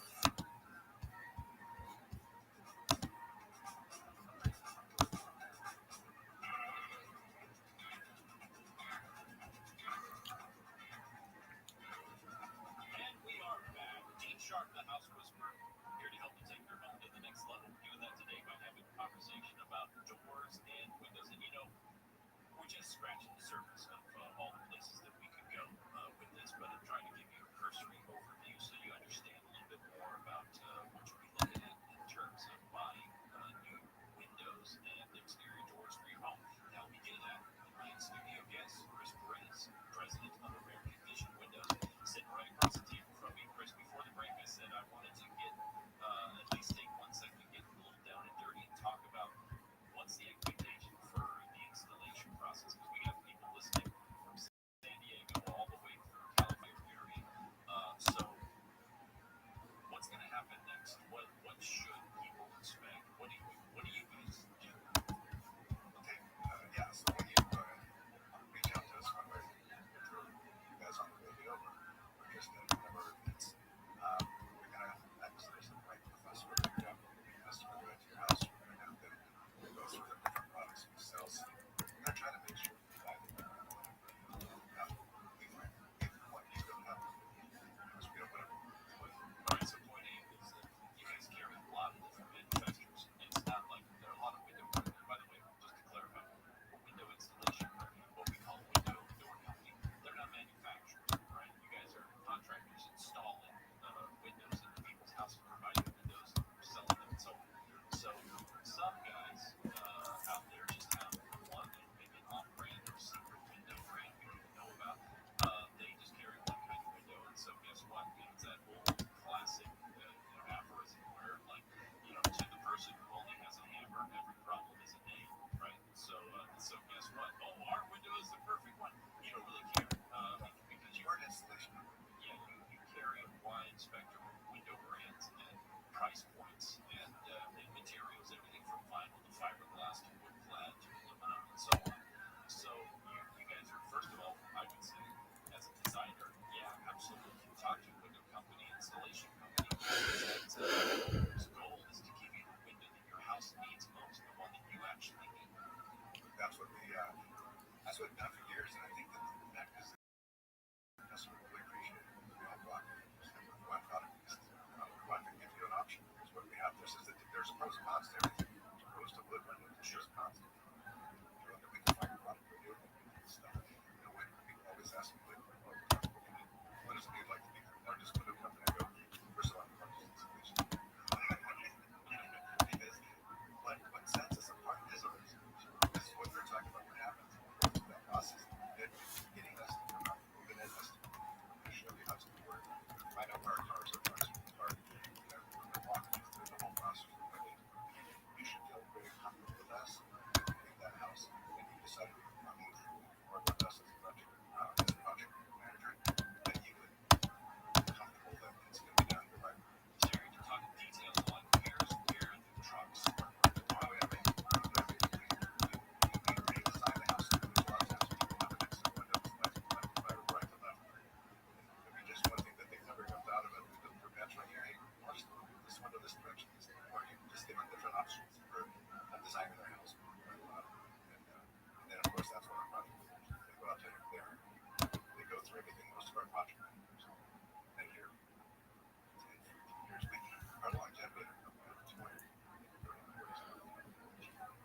That's fantastic. Yeah, that's okay. So you've helped me pick out the windows. We've chosen the stock. We're going to talk about stocks in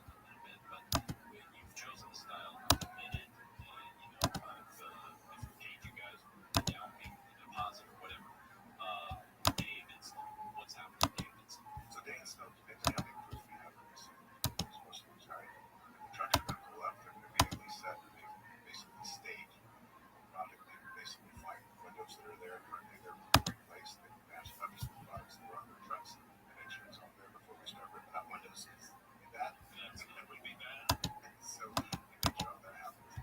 They also work for the home, work with their homeowner to decide if they need help running tools. And we ask them for get a stop so they're not 2 inches away from the window, but sometimes they can't. So a lot of times we'll tell them. I know it's sort of don't tell them they're not moving furniture for them. You're right. We don't ever. Can we edit that out? Okay, all right, go ahead. But there are times when we have forgot about it. I think for you, a lot of us, we go in and our trucks are there, but we'll actually a lot of times talk to the neighbors, make sure it's okay to park here for the day. There's a lot of things that we do that we don't have. Some people have no air, so park the house, talk about that. Sometimes we make it simple, just basically a big wall with dust going to the house and construction. It's obviously not some ripping stuff out. Not to say rip. That's basically letting in the drywall and stuff like that. So sometimes we put a simple just things that do right. And then after it's like that, typically, I would say majority of our retrofit jobs do every day, day or two. But we I think I heard you say that we leave your house probably later than we got. Don't tell them that either. They're gonna call you just for house cleaning. Oh my gosh, you're right. All right. We're gonna finish this continue this conversation. Bruce Price for American Vision Windows right after the break. You are home. Dean Sharp, the house.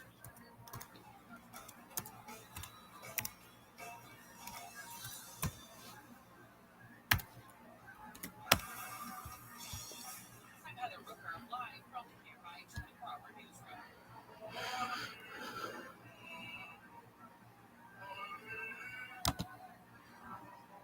The 2 children who were killed and others hurt in the Catholic school shooting in Minnesota have been remembered at a church service in Minneapolis. The Annunciation Catholic Church has held its first Mass today since the shooting on Wednesday, in which the 2 children died and 17 others were hurt. Pope Leo is calling for the pandemic of arms, large and small, when hot, dry weather is forecast to continue through Labor Day in SoCal. In Northern California, officials say a 4-alarm grass fire burning along I-280 in Redwood City may have been sparked by a car fire on the freeway. Deputy Fire Chief Eric Zavala with the Woodside Fire Protection District says the brush was trimmed recently, which probably helped reduce fuel for the fire. The wind obviously was a factor as well as the heat. We did have some small heat that actually moved the split, which made the incident a little bit more dynamic. Several wildfires in western states are producing large plumes of smoke that are creating localized poor air quality and smoky skies. To scare wolves away from cattle, biologists are using drones to blast songs like AC/DC's Thunderstruck and loud scenes from movies. Paul Wolf with the Department of Agriculture says the drones are being flown over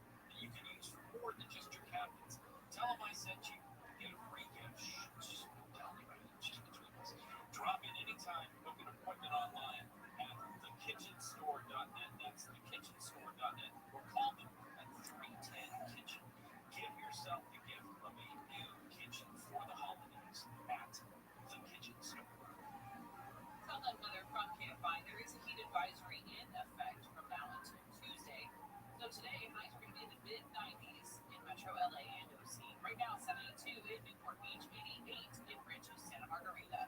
Live from the KPI 24-hour newsroom, I'm Heather Roker. This report is sponsored by Rocket Mortgage. Starting stronger starts at AutoZone, where they've got battery solutions in the form of free battery testing, free battery charging, and replacement. Batteries that fit your needs. That's what makes them America's #1 battery destination. Get in the zone. AutoZone.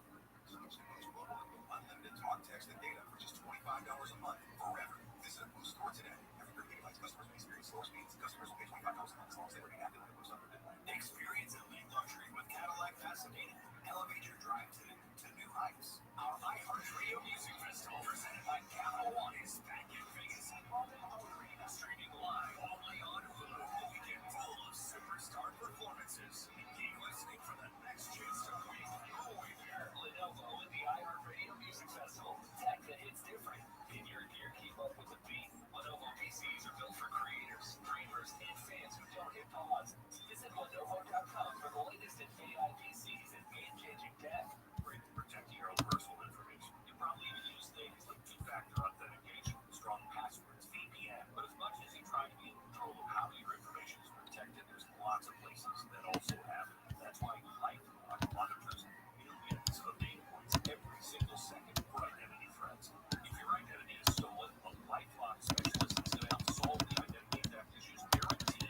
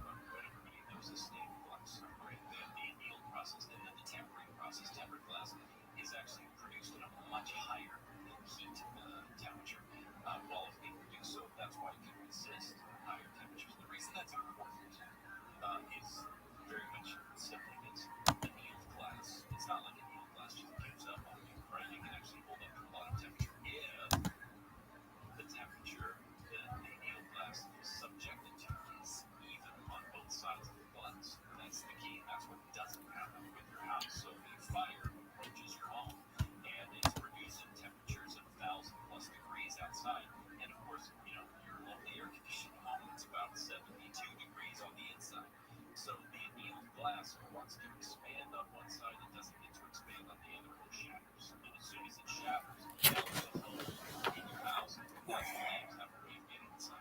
And that's basically what this comes down to.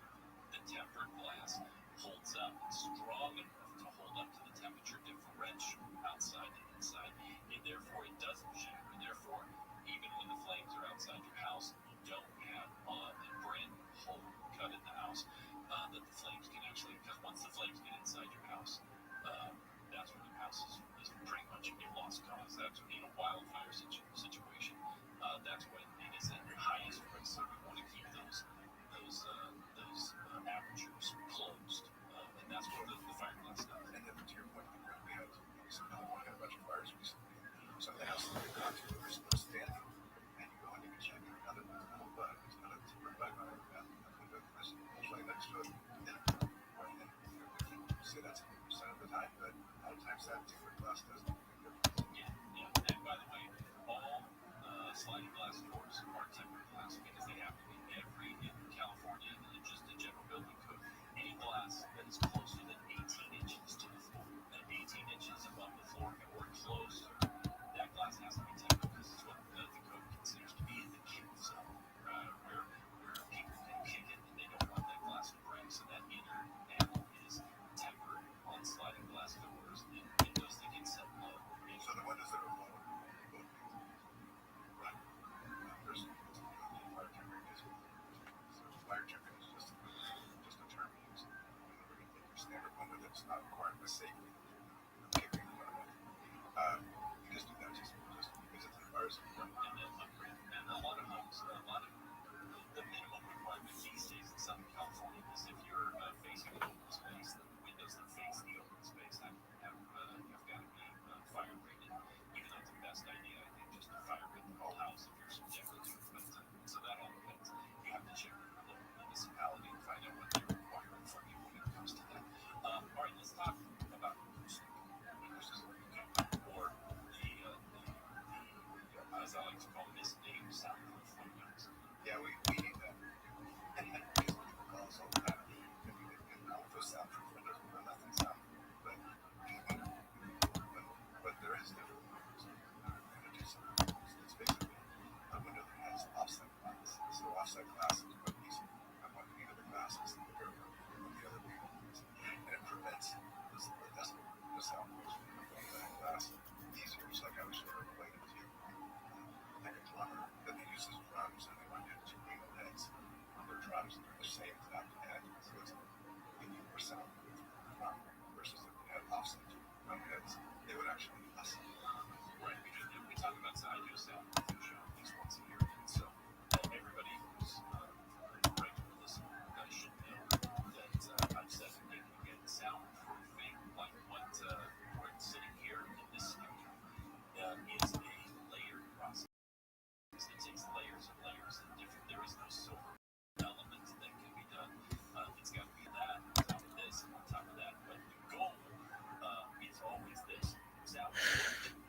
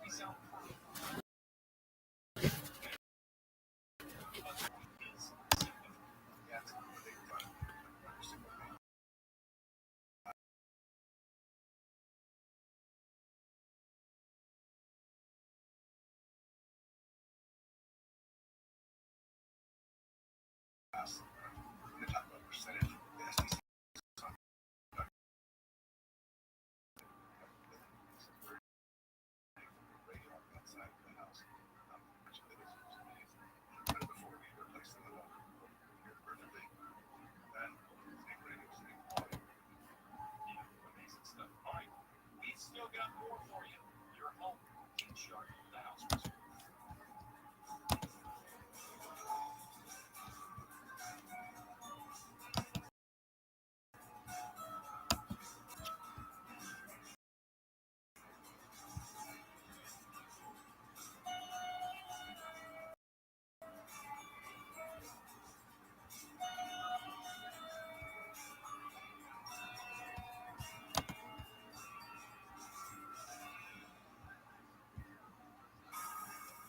We're live from the Big Bike 24-hour newsroom. Here's the latest. The man has been shot by police in the Jefferson Park community of South LA.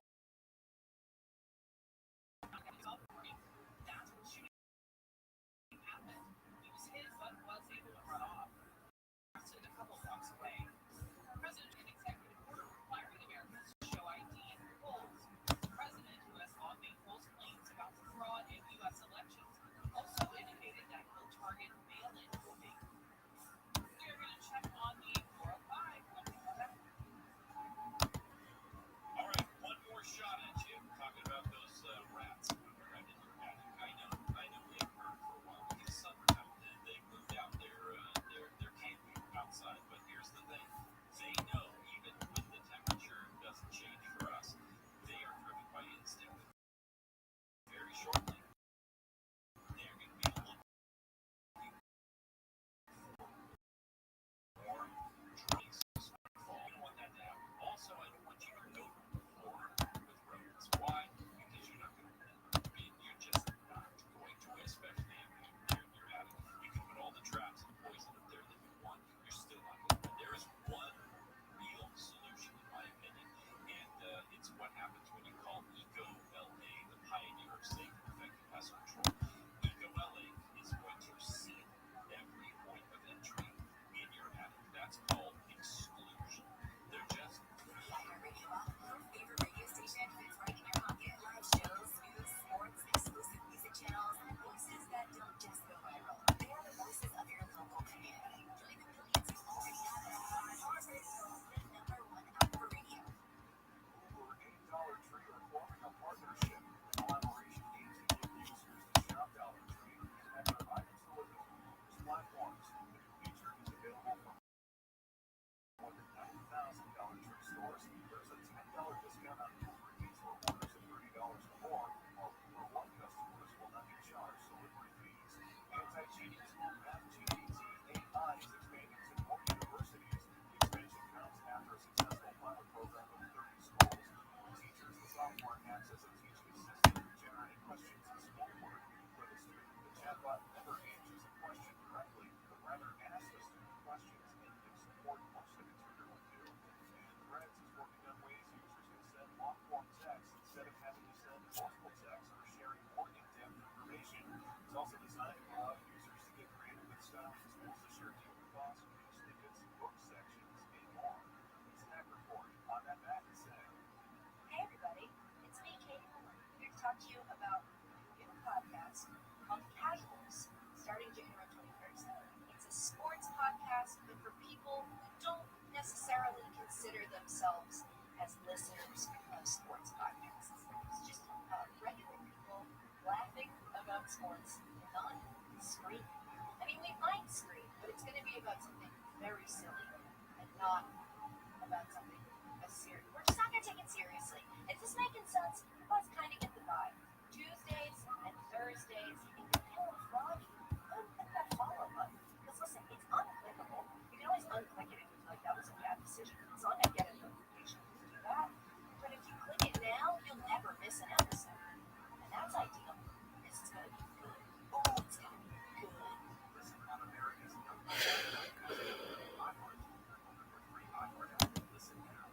great at protecting your own personal information. You probably even use things like two-factor authentication, strong passwords, VPN. But as much as you try to be in control of how your information is protected, there's lots of places that also have it. That's why LifeLock monitors millions of data points every single second for identity threats.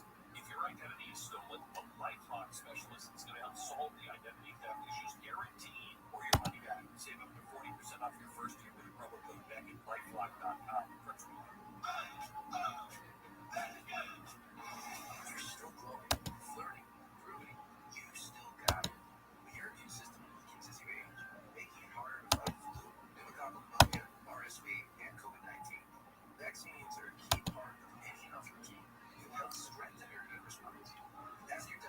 Pharmacist Vaccine TV.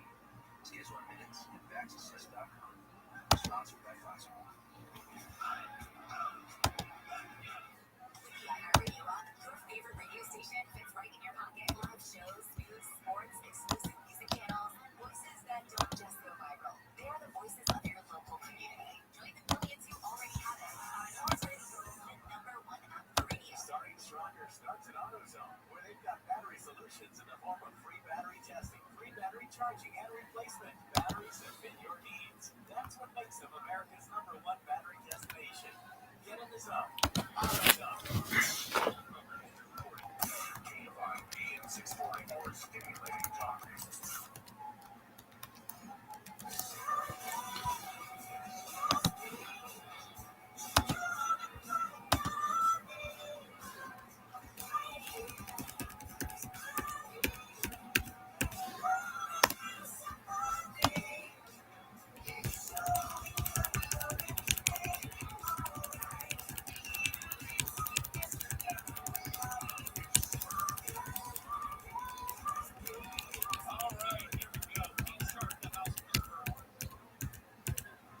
How can we take your home to the next level, as we always do? Here we are nearing the end of another 3 hours together. Can you believe it? Here on this Labor Day weekend. I hope that it has been informative and entertaining for you. We've been sitting here with my very special in-studio guest, Chris Perez, president of American Vision Windows. Chris, before I go on, I'm going to let you say your view about it. So, you guys are celebrating 25 years and the grand reopening of the Simi Valley showroom, which is Nature Cube, isn't it? Kind of, sort of. Yeah, that's the first one. So you got something going on this coming Saturday. The 6th. From 11 to 3 o'clock, we're having food trucks, everything, just over furniture, and a lot of fun stuff up there for people to see. And we have some companies for the kids, we got cornhole tournament with professional cornhole, we got all kinds of stuff. It's gonna be fun. Awesome. That's And some of us schleps from the station are going to actually, Tim Conway is going to be out there. Gary Hopkins is going to be out there. And I'm going to be hanging out. And I might even do a Q&A for people who if there's an opportunity. Yeah, you're gonna have to show them because you're gonna be able to go through our show and invite them to ask questions and you'll be able to answer because we have construction for all the shows. Every part of the construction path is matched to point ground, and we have a retrofit window to go off of that. Maybe I'll just give tours. That's what I'll just do. I'll do tours. I will let Gary and Tim be their entertaining selves, and I will just do my damn job and show people how to put windows in their house because that's exciting. I guess stay with me. Sounds awesome. We're excited to have you. It's gonna be great. So that's gonna be this coming Saturday, the 6th, at the Simi Valley Showroom. Everybody should get out and check it out. We'll have a good time. And hugs for everyone. For me, at least. I don't know about Tim. But for me, you can come get a hug for me. All right, before we're done today, what we haven't really talked about, we're gonna have a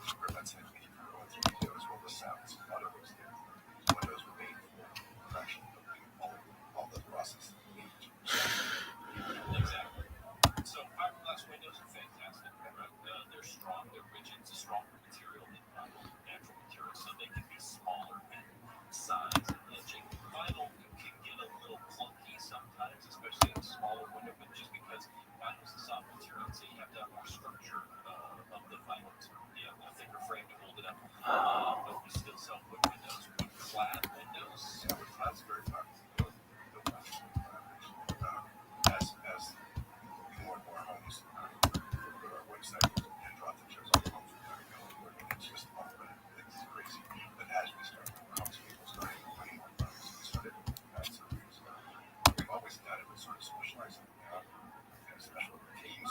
We don't use subcontractors. We have along the ways our supporters all the ways. We have teams that are supporters of teams that are clients.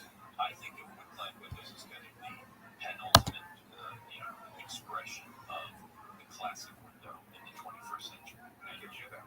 Because a wood-clad window on the outside is clad in like a metal cladding, right? And so it's weather-proof on the outside, but on the inside, the wood is exposed. And so we can stain it, we can paint it, we can do whatever we like. So we've got wood inside where it counts, and cladding on the outside for weatherproofing where that counts as well. And like you said about grids, the lights and glass that used to be actually separated by, it's good. You can put the interior grids on, exterior grids, so we get the look. When passing it up on the have that ability to update their windows with their condition product and make it look just. All right, so I'm going to let the designer out of the box just one more time, just leave this one thing for people. In our conversation today, Chris has mentioned it a couple of times. I'm going to underscore when you have your windows changed out, it is an opportunity. It's not just about we're going to get the windows changed out because these old ones are crappy and I want new, more energy efficient windows. That's all great. Okay? But when you have your windows changed out, you have a momentous opportunity. An opportunity perhaps to change the configuration of window. Maybe you change the style of the window. Maybe you've got a sliding window right now and it could be converted into what would be a crank out casement window. One that is hinges out. Maybe you can put in a double hung or a single hung window, one that where the sash is vertically up and down, right? The classic old style window. You have so many options. You should think it through. Okay, because again, like I say, design matters most when it comes to this, and the grid matters. The grid matters can make or break whether your windows cohere with the style and just continue to tell the story and style of your house or fight against it. So just remember, you've got all of these choices in the window world, and companies like American Vision are here to help you take your time, get the right selection, and get it done well. Chris, thanks for being on the show. Thank you so much. I really appreciate it. All right, well, you're going to come back because we're going to spend another 3 hours talking about all the things we did not talk about today. It is a deep hole. All right, and for the rest of you, it's a beautiful Labor Day weekend. Weather is warm, but it's sunny, so get out there and get busy building yourself a beautiful life. We'll see you right back here next week.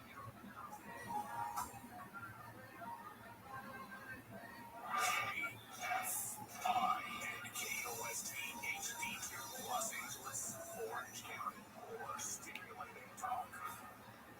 Carjacking consequences. I'm Eileen Gonzalez live in my 24-hour newsroom. A guy is facing numerous charges for carjacking involving 3 young kids and a police chase. It happened Friday night when the mother left the kids in the car to go into a 7-Eleven store. The guy jumped in and drove off. Eventually ran a red light and crashed into a car in Malibu. He was arrested when he tried to carjack another vehicle belonging to Justin Lightstein. The guy came out of nowhere, came up to the front of my car, came up to my car, opened up my car door, and that's when I hit the gas. The kids survived the crash and were taken to the hospital with non-life-threatening injuries. Thousands of protesters have gathered for a weekly rally in Tel Aviv calling for a ceasefire in Gaza and a comprehensive hostage deal. Gil Dickman is a cousin of Harvel Bat, an Israeli hostage who was killed by Hamas. Most Israelis want an end. Even voters want this war to end, and for all hostages to go home. 48 hostages are being held by Hamas. About half are thought to still be alive. The family of a doctor killed in an alleged burn-up is speaking.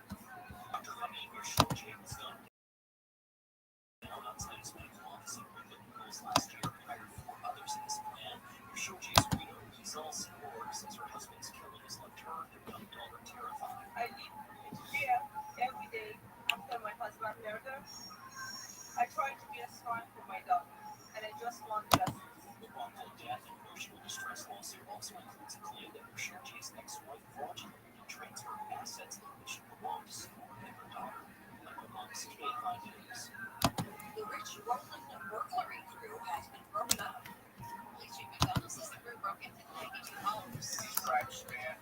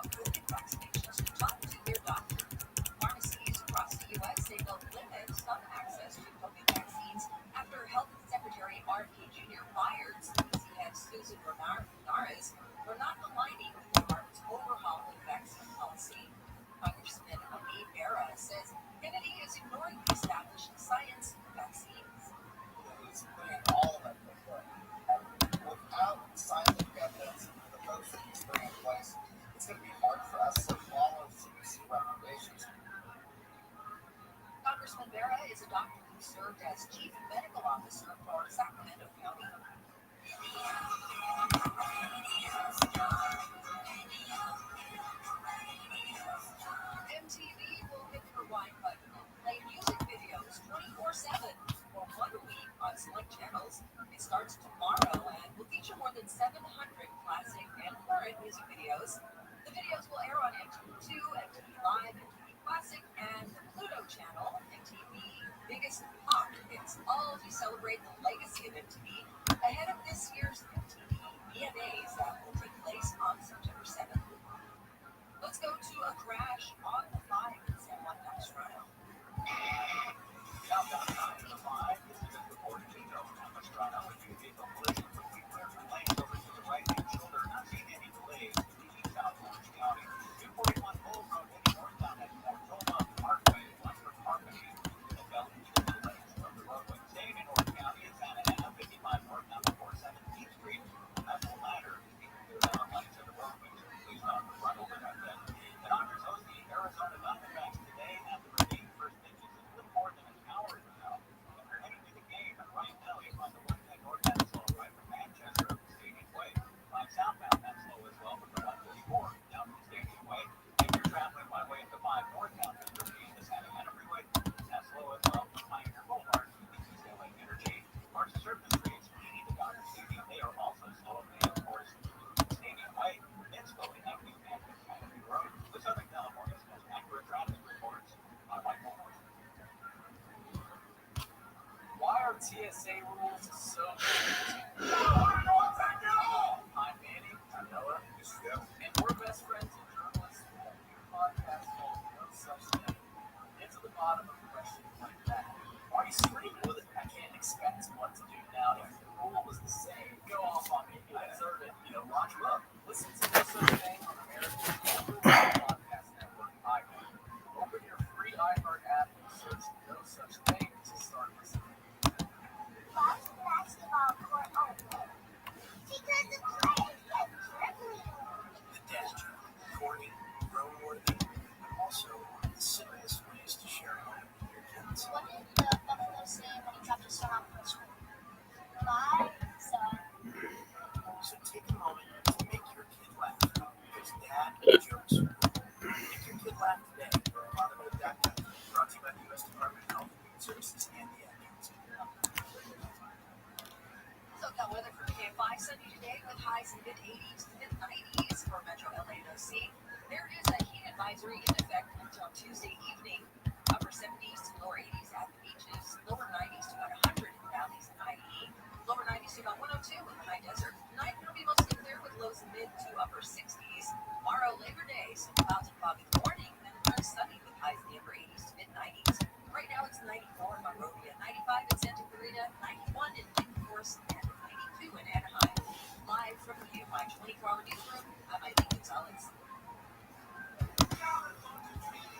It's the Labor Day sale from Sit and Sing, the store that helps more selling Californians to the California treatment than any other. This California treatment is giving me nightmares, Larry. During Sit and Sing's Labor Day sale, get the lowest prices of the year. Save up to $1,000 in select mattresses, up to $800 off Purple, and up to $900 on BUS Black. Plus, save up to $700 on Tempur-Pedic adjustable sets. With your good credit, get 0% financing for 36 months with your minimum monthly payment and 10% down. And remember, only Sleep has bed-bench technology that scientifically measures your shape and size and recommends just the right mattress. Can it recommend the right mortuary? Because you're killing me, Larry! So if you want to live the California dream every day, count on the mattress more Southern Californians trust, the California dreaming every night. Sit and Sleep. California dreaming. Sit and Sleep will beat anyone's advertised price, or your mattress is free! #1 on your car radio preset and the new and improved iHeart Radio app. Free. Never sounded so good. KFI AM 640. Do you want to live well without drowning in debt? Joel and Matt have you covered. This is How to Money with Joel Larsgard and Matt Lopez.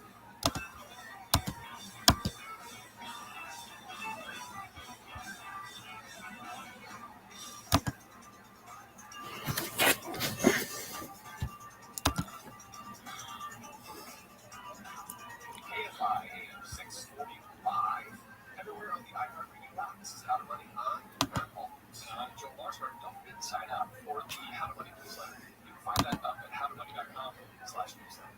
Let's talk about getting a job, buddy. Some people assume that more education is always going to be a good thing.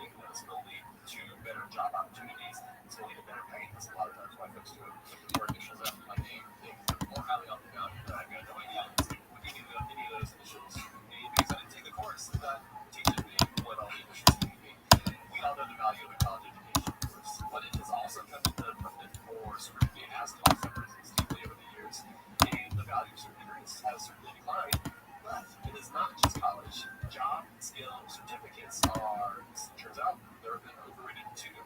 Online courses, certificates, and credentialing are vastly overrated.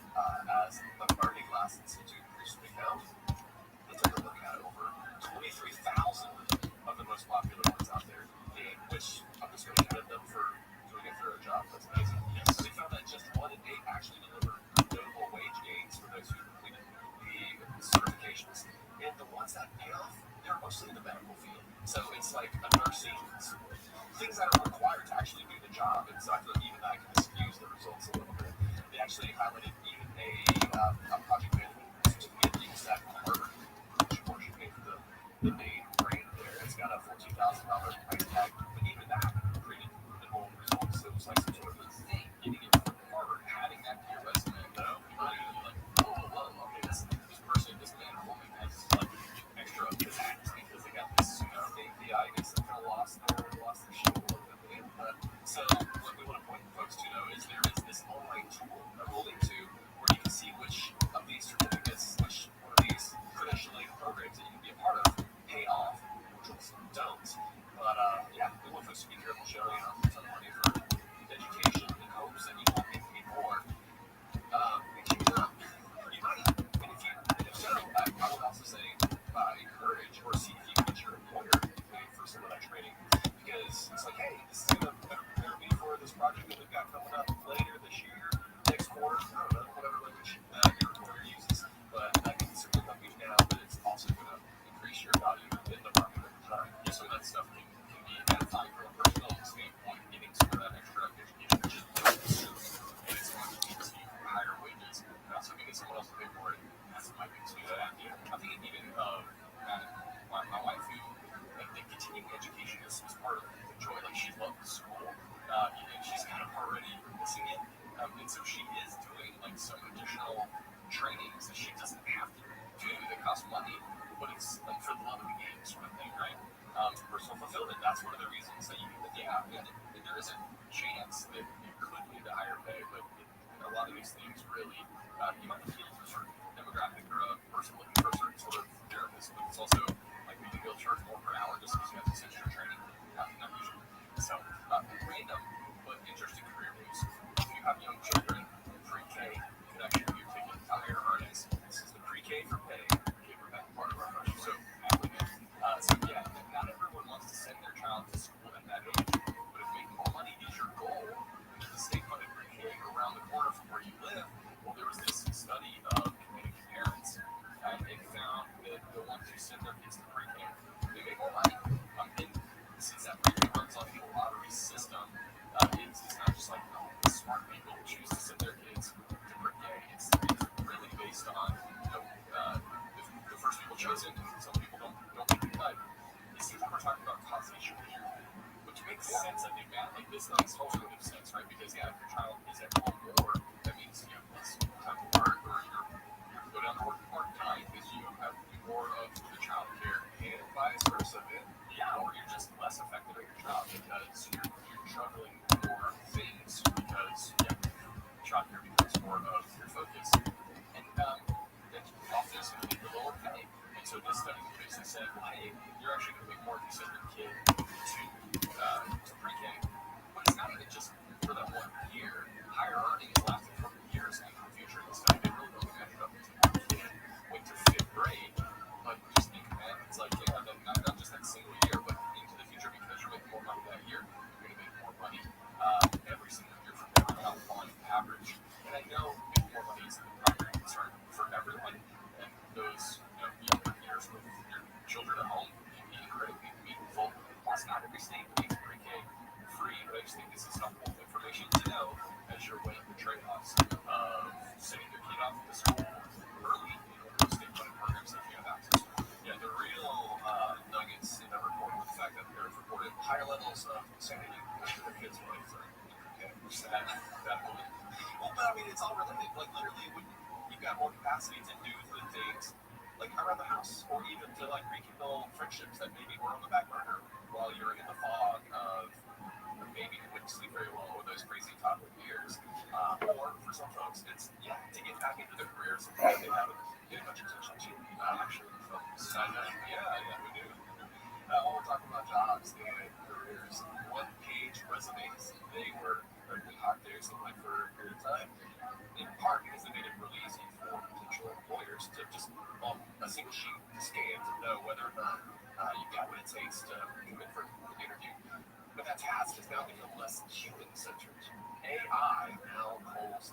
millions of resumes before you can even basically lay eyes on it.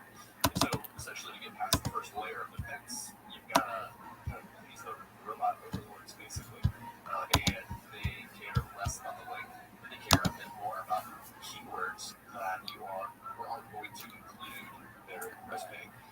So it's basically searching to see if the words or the titles, the positions you have, if they match what it is that they're looking for, that they're looking to hire for.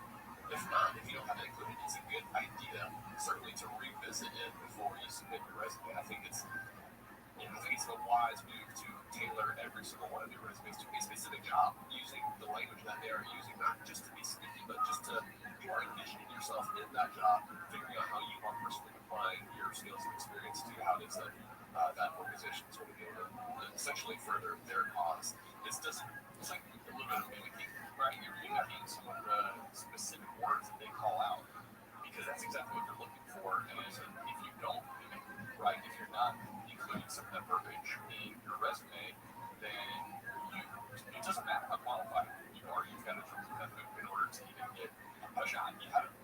Essentially you have not communicated effectively to let them know that you got what it is. And we don't think you need to go out there and deliver a resume that's like the length of Brother's Amazon or Workpiece or anything like that. But you can certainly revisit what it is that you are looking to submit. All right, we've got more to get to on today's show. But first, let's go to the KFI 24 hours. I'm Eileen Gonzalez, live with my 24-hour news. Here's the latest. Health Secretary RFK Jr. is being criticized for firing the head of the CDC, and Ukrainian officials want the U.S. to put more pressure on Russia to help end the war. More at the bottom of the hour. We'll check your drive on 110 next. Why are TSA rules so confusing? I'm Manny. I'm Noah. This is Devin. And we're best friends and journalists. We podcast called No Such Thing. Get to the bottom of questions like that. Why are you screwed with it? I can't expect what to do now. If the rule is the same, go off on people. Lock them up. Listen to No Such Thing on America's #1 podcast network, iHeart. Open your free iHeart app and search No Such Thing to start listening. Help the planet with a tip from iHeartRadio. Spending time outdoors can improve overall health and wellness. Celebrate Earth Day and take advantage of this by visiting a local park. Be responsibly to protect health and others, and to make the forest safe and welcoming for people of all identities and abilities. Brought to you by iHeartRadio Earth and the National Environmental Education Foundation. To find more tips for smarter and sustainable living, or to take action in your own community, go to iHeartRadio.com/go. A cold front will bring another reinforcing shot of cooler than normal air to much of the Great Lakes, Ohio Valley, Northeast, and Mid-Atlantic over the next few days. High temperatures will reach the 70s and 80s, with most areas around 5 to 10 degrees below average. High pressure will favor clear weather conditions, but some thunderstorms are possible across the Appalachians and the Tennessee Valley over the next few days. The Gulf Coast from Texas to Florida will see stormy and wet conditions as summer heat and humidity interact with the stationary boundary to produce locally heavy thunderstorms. Greater chances for flash flooding will be possible across the plains and across West Texas and New Mexico Saturday and Sunday. Across Texas and New Mexico, clusters of storms could repeat over the same areas and bring the risk for flash flooding. And a slight excessive rainfall is active in Nebraska and Kansas on Saturday and Nebraska on Sunday. And that's a look at your national forecast. I'm Jim Forbes. iHeart is America's #1 podcast network. Open a free iHeart app to explore podcasts like this. When's the last time you took a chance? I was traveling and a cute girl sat down next to me. That was enough for me. I'm Francesca Street, CNN travel journalist, and this is Chance Encounters, a podcast about the incredible connections we make while traveling. Each week, we'll journey through moving, funny, and heartwarming real-life stories about how travel can lead to lasting love, decades-spanning friendship, and ultimately change your life forever. Join us wherever you get your podcasts. Just search for Chance Encounters with me, Francesca Street.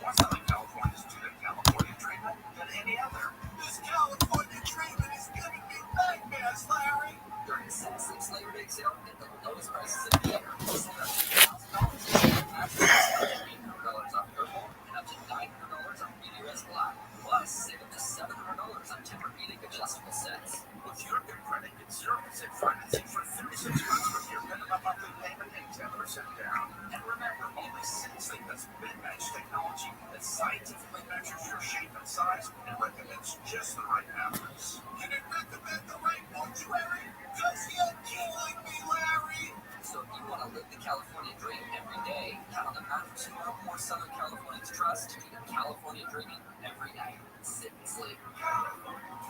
Sensei will beat anyone's advertised price. Your mattress is free!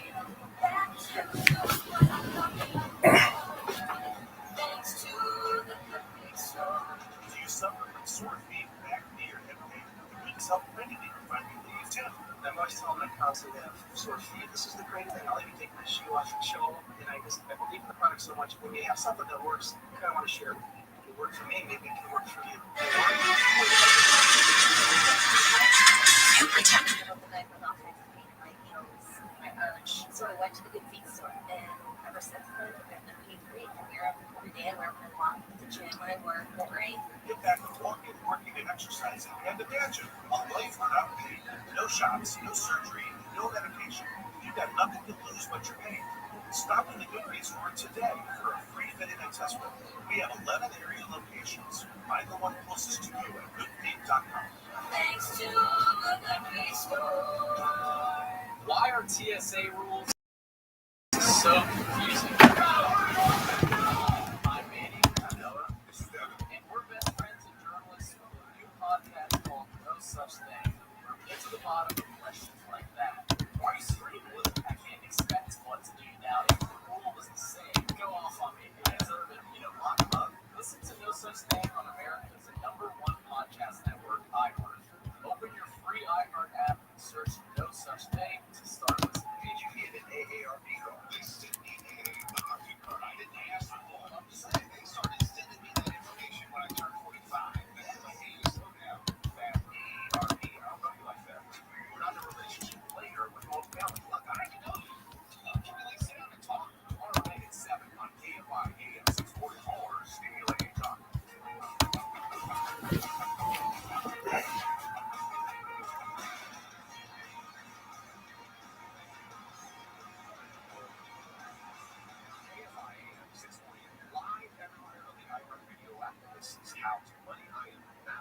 And I'm Joel Rothschild. If you're on Facebook, by the way, you want to join a group of like-minded folks with money questions, who have money insights, please go join the How to Money Facebook group. Joel, this doesn't happen very often, but we're going to hear from a listener who has been listening to the podcast for quite a while. Longer than Miles been listening. Let's hear from Bryant. What's up, fellas? Brian here from Montana. Long-time listener to the show, about 6 years, and I really appreciate what you guys do. I've just got a boring investment question that nobody probably wants to hear about, but I've been pretty curious, and I'm going to shoot anyway. A little context, my wife and I are both 25 years old, and we've been together since we were sophomores in high school, and she actually just finished up her doctoral degree and started her career. We're very fortunate, and we were able to get through school debt-free, so we currently, investing goes, I currently max out my Roth IRA and my HSA.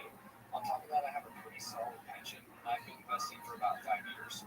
My wife is kind of in the opposite boat. She hasn't been able to invest at all while she was in school, but is looking to start now. Her employer offers her a 401k with up to a 5% match and an HSA. Of course, we plan to put enough money into her traditional 401k to get the match and max out her HSA. That with 30% of our income. We're looking to up that. Just curious whether we should put that extra money into her 401k or whether we should hold a Roth IRA for her. I really appreciate some feedback. Pretty curious on what I should do. I'm probably leaning towards the IRA. I'd love to get your guys' thoughts. Thanks. All right, Joel, is this just a yes or no answer to Bryant as to whether I should go ahead with the IRA? Let's have some color. Yeah, okay. Well, first off, high school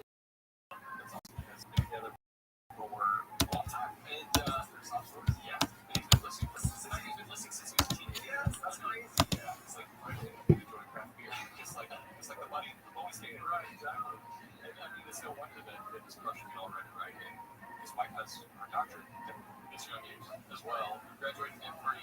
It's just an incredible way to get started. Like, kind of getting off on the right foot. I mean, that's an understatement for where Brian and his wife are going in life. I mean, they're just starting off with everything kind of going in their direction and whatever that. So they are doing all the right stuff already. The Roth IRA, the HSA, pension as well. So I guess he's got some sort of old school government job, perhaps. I don't know, but he's doing basically all of the above and some stock with quite a bit of money and in, let's say, vehicles as well. I'll say money.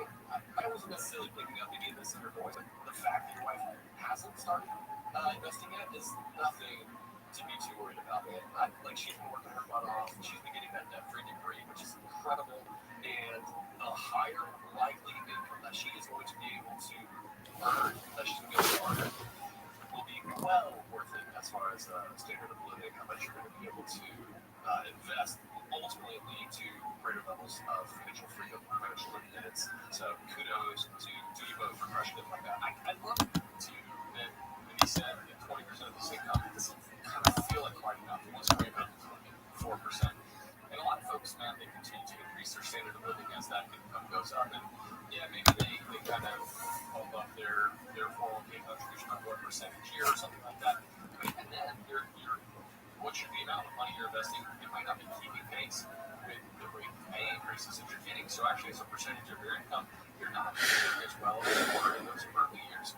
And the truth is, not having any student loans, which is, I think, rare for people, especially with the amount of degrees they've got in their household. That's hard to come by. But not having those student loans makes it even more feasible to dedicate more of your resources towards investing in your future. And it's just something incredibly powerful.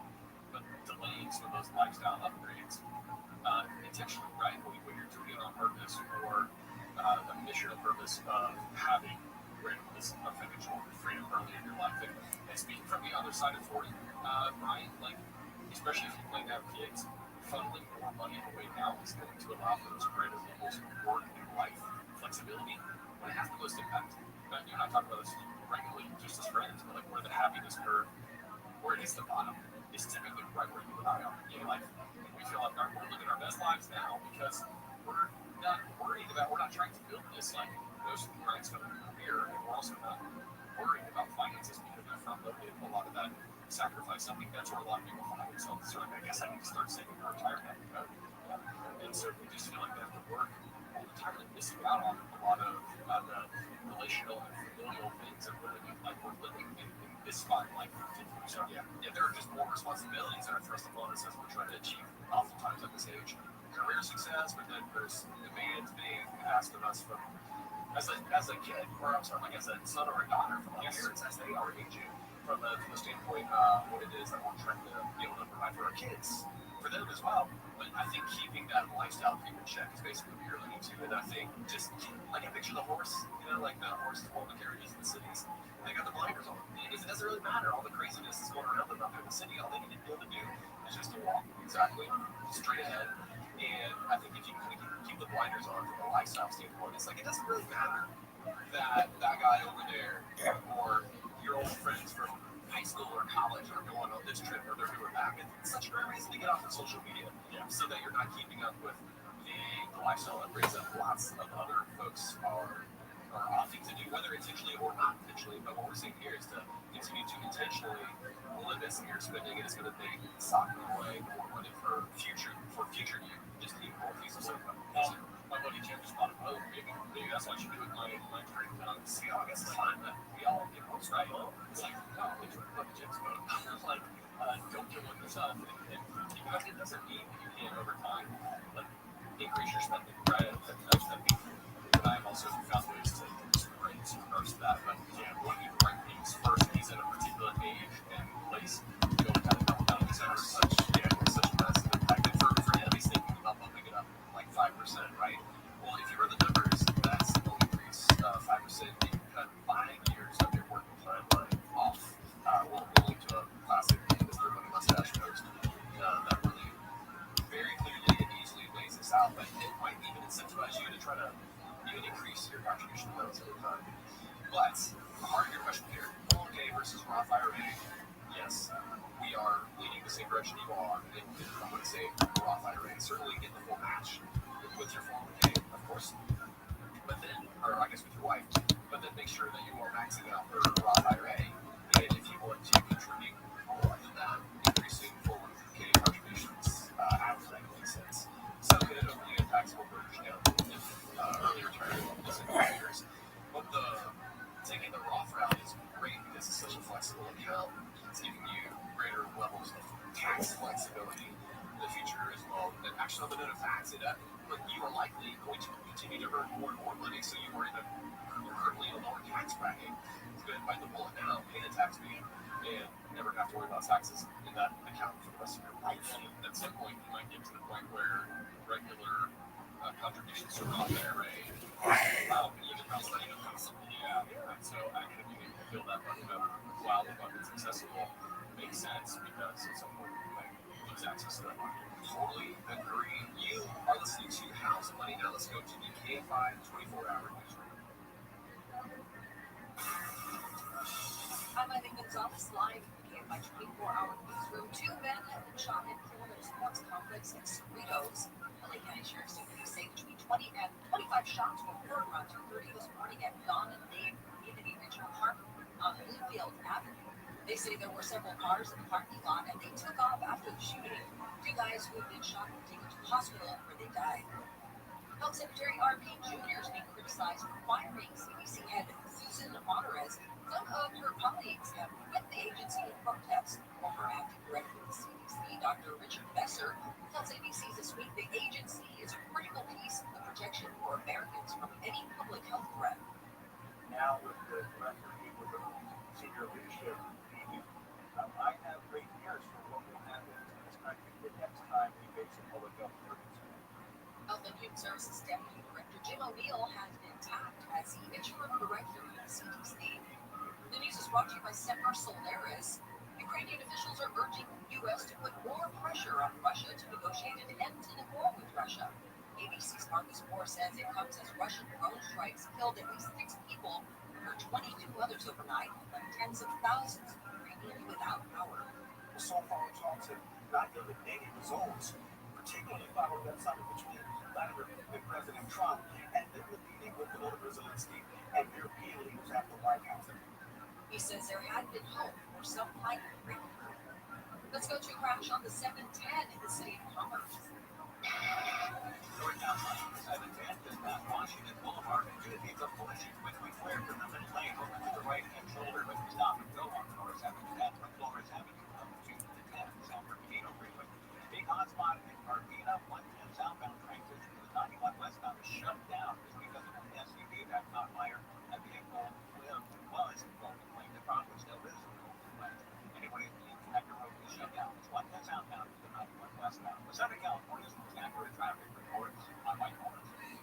Why are TSA rules so confusing? I'm Manny. I'm Noah. This is Devin. And we're best friends and journalists with a new podcast called No Such Thing. We get to the bottom of the question like that. Are you screwed with it? I can't expect what to do now. If the rule was the same, go off on me. I deserve it. Lock him up. Listen to No Such Thing on America's #1 podcast network, iHeart. Open your free iHeart app and search No Such Thing to start listening. The free iHeartRadio app is #1 for music, radio, and podcasts all in one. Discover a new podcast from our library of hundreds of thousands of titles. Here's the iHeartRadio podcast preview. From Capitol Hill, the studio that Robbie did Denver in the Shadow Room. Yes. The local sheriff believes there may be more than one killer. It's been 4 days since those bodies were found, and there's no arrest until this morning. They were framed spaced out in that area. Trying to post a big route so explorers won't fit fly to send them on a small town. 8 members of an Ohio family in a pre-planned execution. Was it either or that shocked the country with its brutality and its mystery? Who could commit such horrible crimes and why? The family was targeted. Most of them targeted while they were sleeping. Whoever had it, know the family. No, they would do nothing. They would eat you out. Could they have secrets that could lead someone to lock them dead? Were they innocent victims or something in between? Ultimately, This is a story about family and loss, and hope for redemption. I'm here to pick them up. Just available on the iHeartRadio app or wherever you get your podcasts. The iHeartRadio app, #1 for music, radio, and podcasts, all in one app. Do you want to sell a house when it needs a lot of work? Want to avoid the hassles of putting it on the market, looking for an offer, tired of cash buyers promising the world, to reduce your price along the way?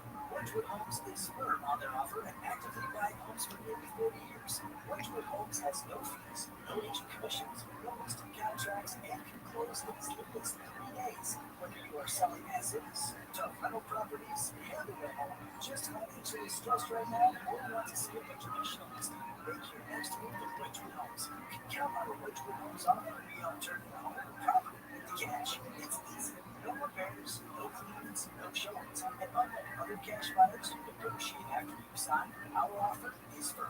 Call now for a no obligation all cash offer from Wedgwood Homes, 800-307-2010. Southern California's trusted home buyer, 800-307-2010. 800-307-2010 or WedgwoodHomes.com. Hey, it's Shannon, and I'm talking with Ted Barnes, the GM over at Thorson Buick GMC. And Ted, I heard that $7,500 tax credit's going away. Everyone's talking about it. What does it all mean? Yeah, that's going away. So what's it mean? Well, most people lease EVs, right?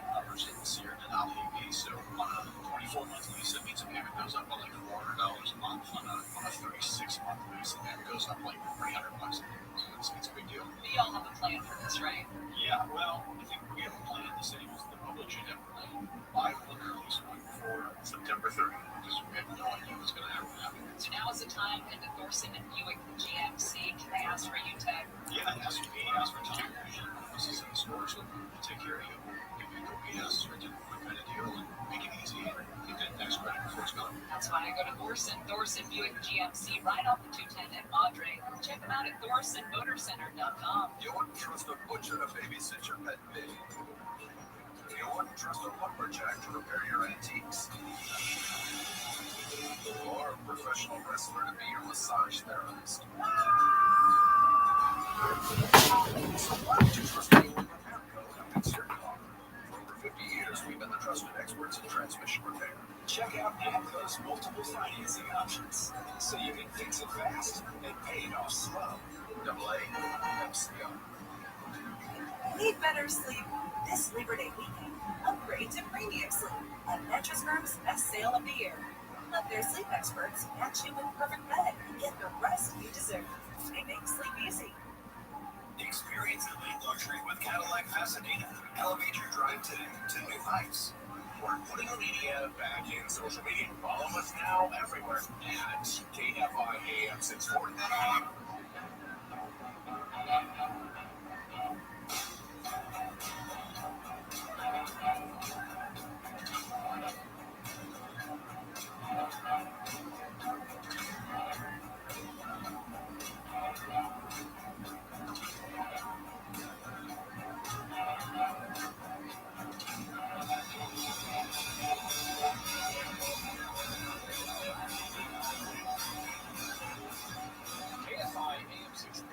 Everywhere on the iHeartRadio app. This is How To Money. I am one of your hosts, Joel Larsgaard, and I am Matt Altmix. By the way, you can always find more money-saving information over at howtomoney.com. Now let's talk about spending. Americans are putting down their credit cards in favor of debit cards. Yeah, generally. Okay. Well, I think it depends on your take here, right? And you and I will talk. We usually say good things about credit cards. Although we have the gold rules of plastic, people don't follow the gold rules of plastic.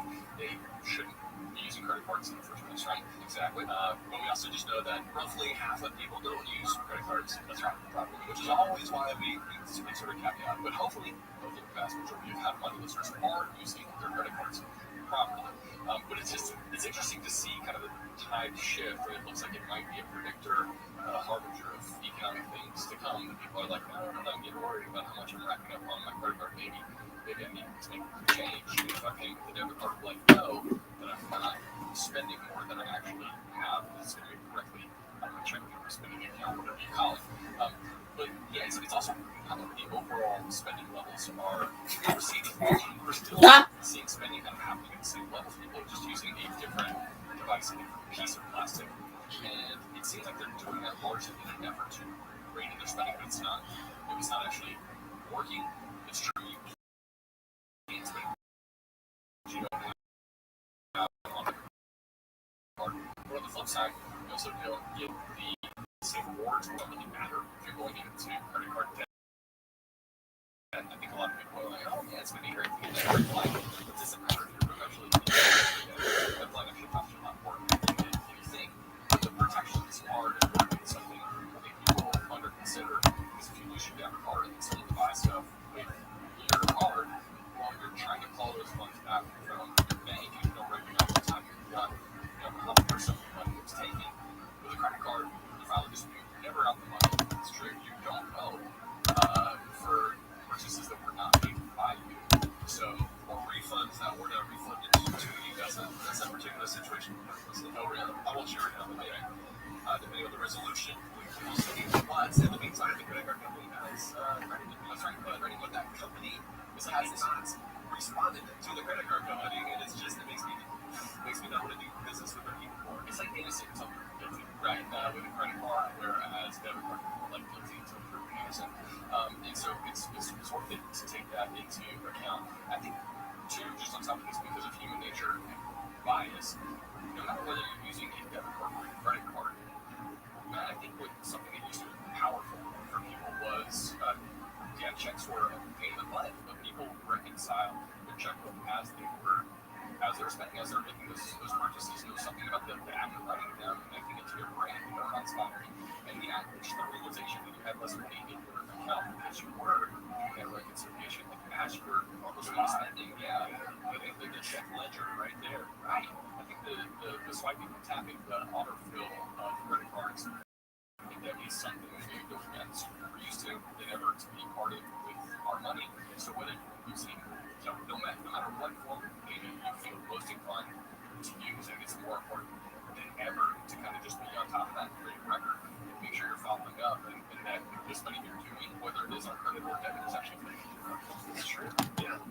Generally speaking, I am in favor of folks spending less on credit because it's just less of a reliance on a debt product and more just tapping into their actual funds that they have paid, right? But it turns out that a part of why folks may not be relying on credit cards as much is because they're relying on potentially worse forms of debt products out there, like personal loans. There has been an 18% year-over-year jump when it comes to personal loans, but also buy now, pay later. And I want to talk about that because just the continued rise of buy now, pay later is just showing that we are prioritizing this near-term happiness over long-term freedom. But something new here, the buy now, pay later companies, as it turns out, they don't want to play nice with the credit bureaus anymore.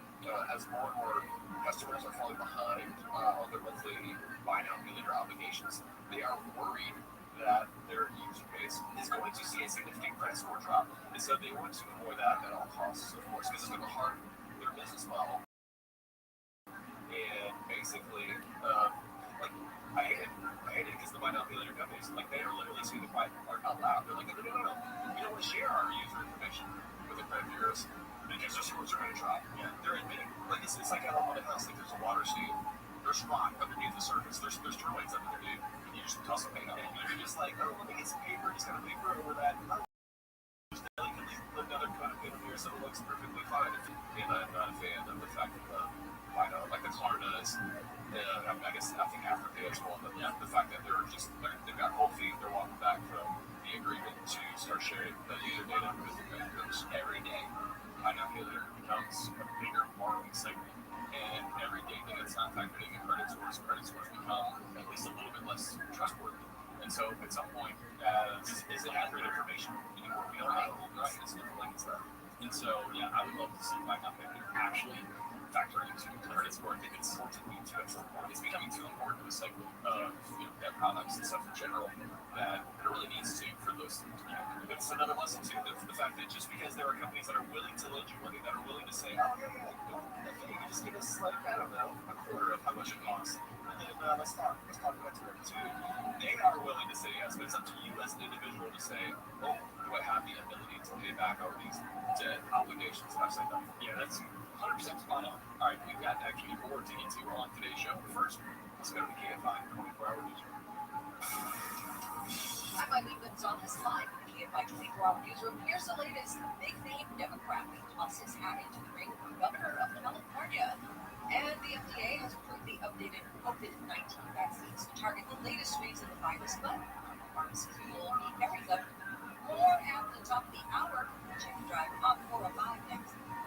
Live radio, trusted DJs, breaking news, live play-by-play, endless music, and podcasts just for you. It's the free iHeartRadio app. Radio your way. Join the millions who already have it. Download the free iHeartRadio app, the #1 app for radio.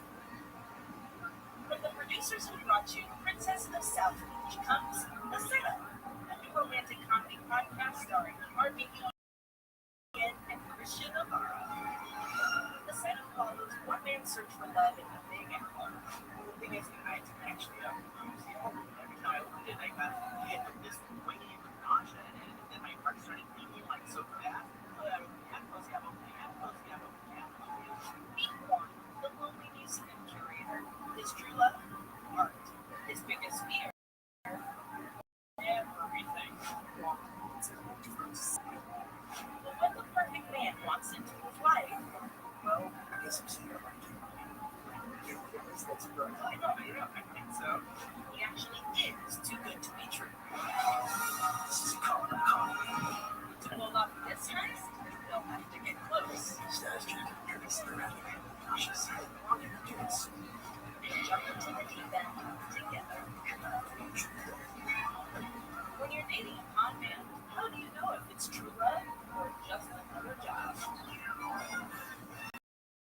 Listen to The Setup.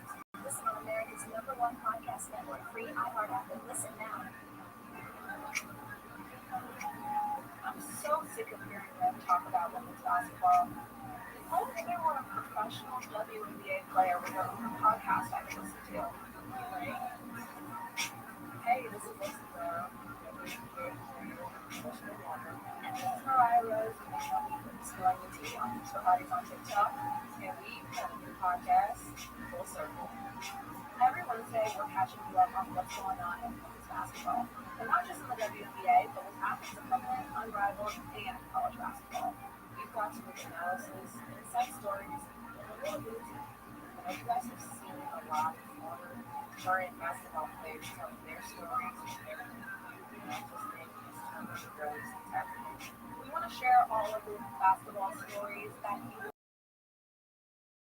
see anywhere else. Listen on America's #1 podcast network, iHeart. Open your free iHeart app and listen now. What's the best place to reach new customers for your business? Wherever they are. That's exactly where you can be with iHeartMedia. We talk to our listeners everywhere, from the car to the gym to the kitchen. Your next customer is listening.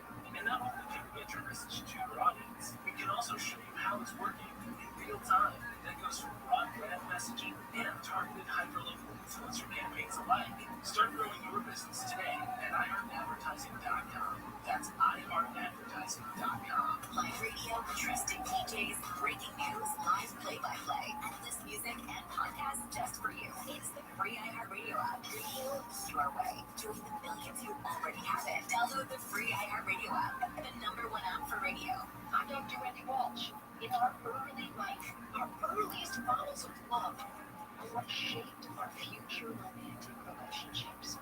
I'm here to help you unlearn and relearn your way to healthy relationships. Dr. Wendy Walsh, tonight at 7 on KFI AM 640. More stimulating talk.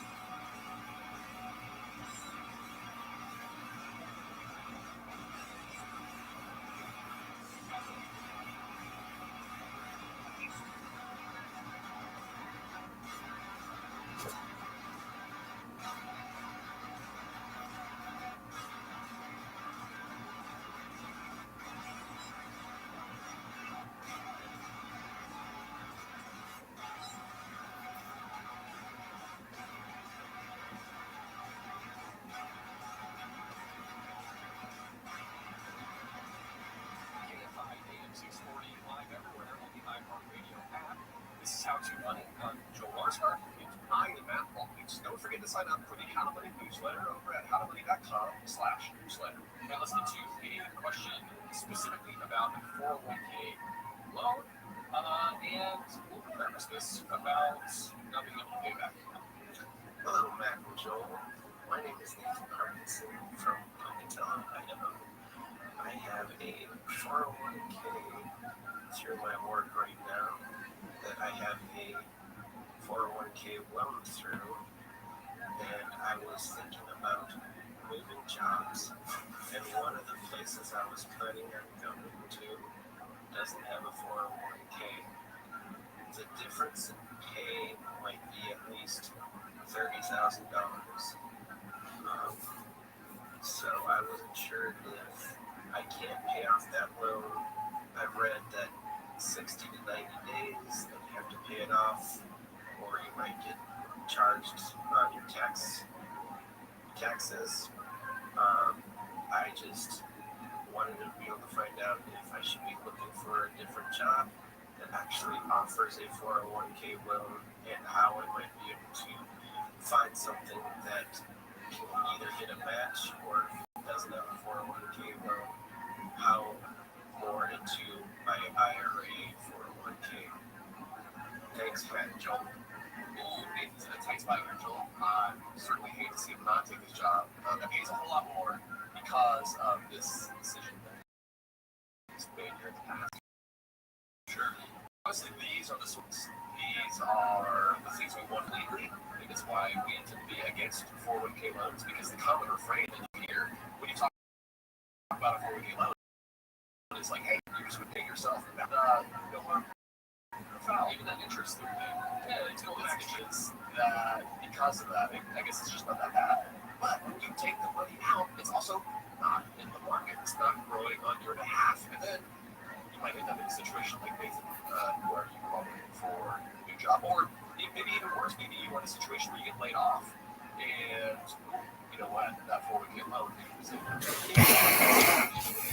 pay back pretty quickly. That's right. Yeah. So the 401k loan, it sounds like the easiest way to get money. Hey, it's better than a lot of other options, and it might be depending on your ability to pay back, how long it's going to take.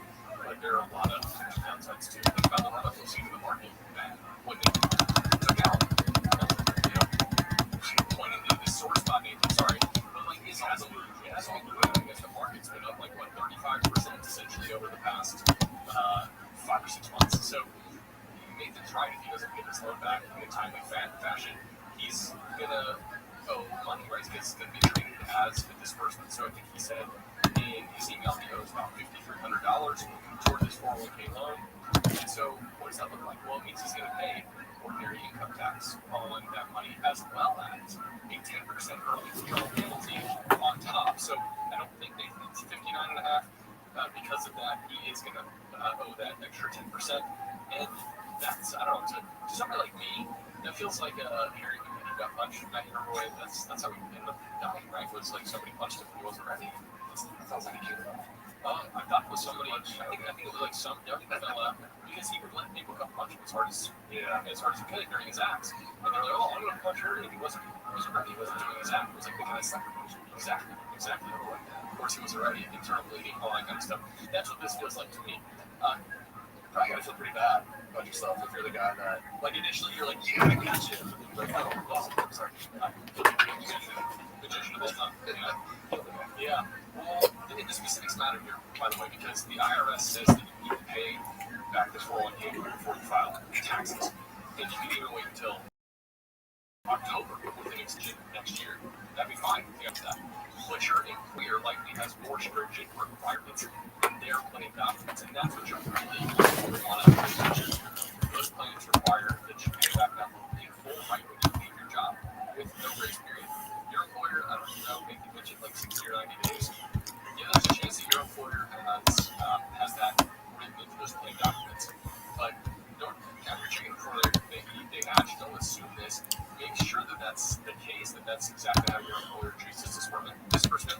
You want to just make sure you're following the letter of the law here, because, like you just said, adverse consequences that you see. And this is one of those really important things where, man, I would be willing to make a lot of sacrifices in order to pay this 401k money back in the prior time period.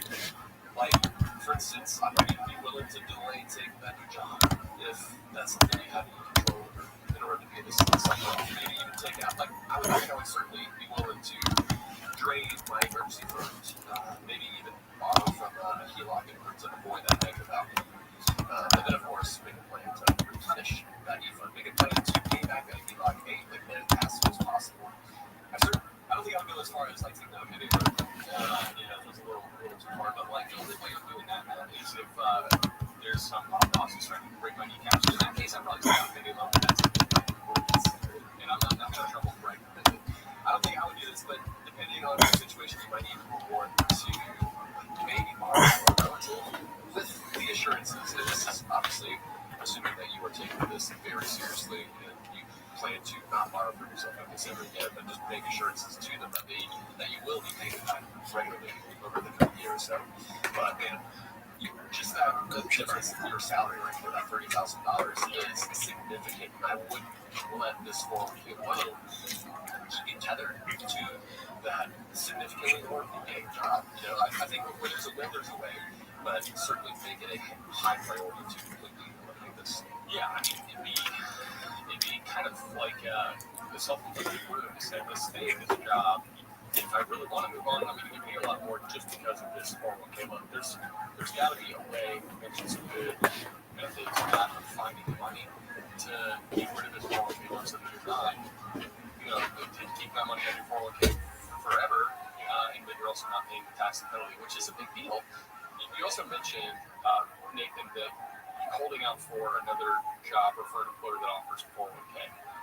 And which I will say, by the way, to reiterate, we're talking about 401k loan, not because at one point he said, what if the new one doesn't have a 401k loan? I think maybe he misspoke because he was specifically talking about a 401k plan. Yeah. Specifically, especially with the match. And you and I regularly met about the secondary health insurance.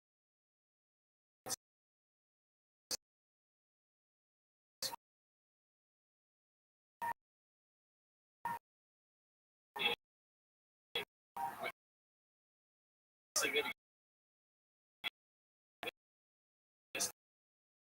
down like 80 or 90% of the premiums for you, and straight up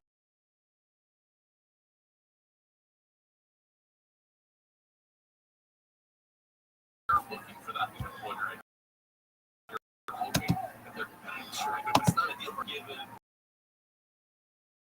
the difference in income. So, and here's the other thing too, I want to address, like, you can still get really wealthy with just an IRA. Yeah. So I made a Roth IRA millionaire in 36 years? 35 to 1. That's 7.5%. It's 35 years.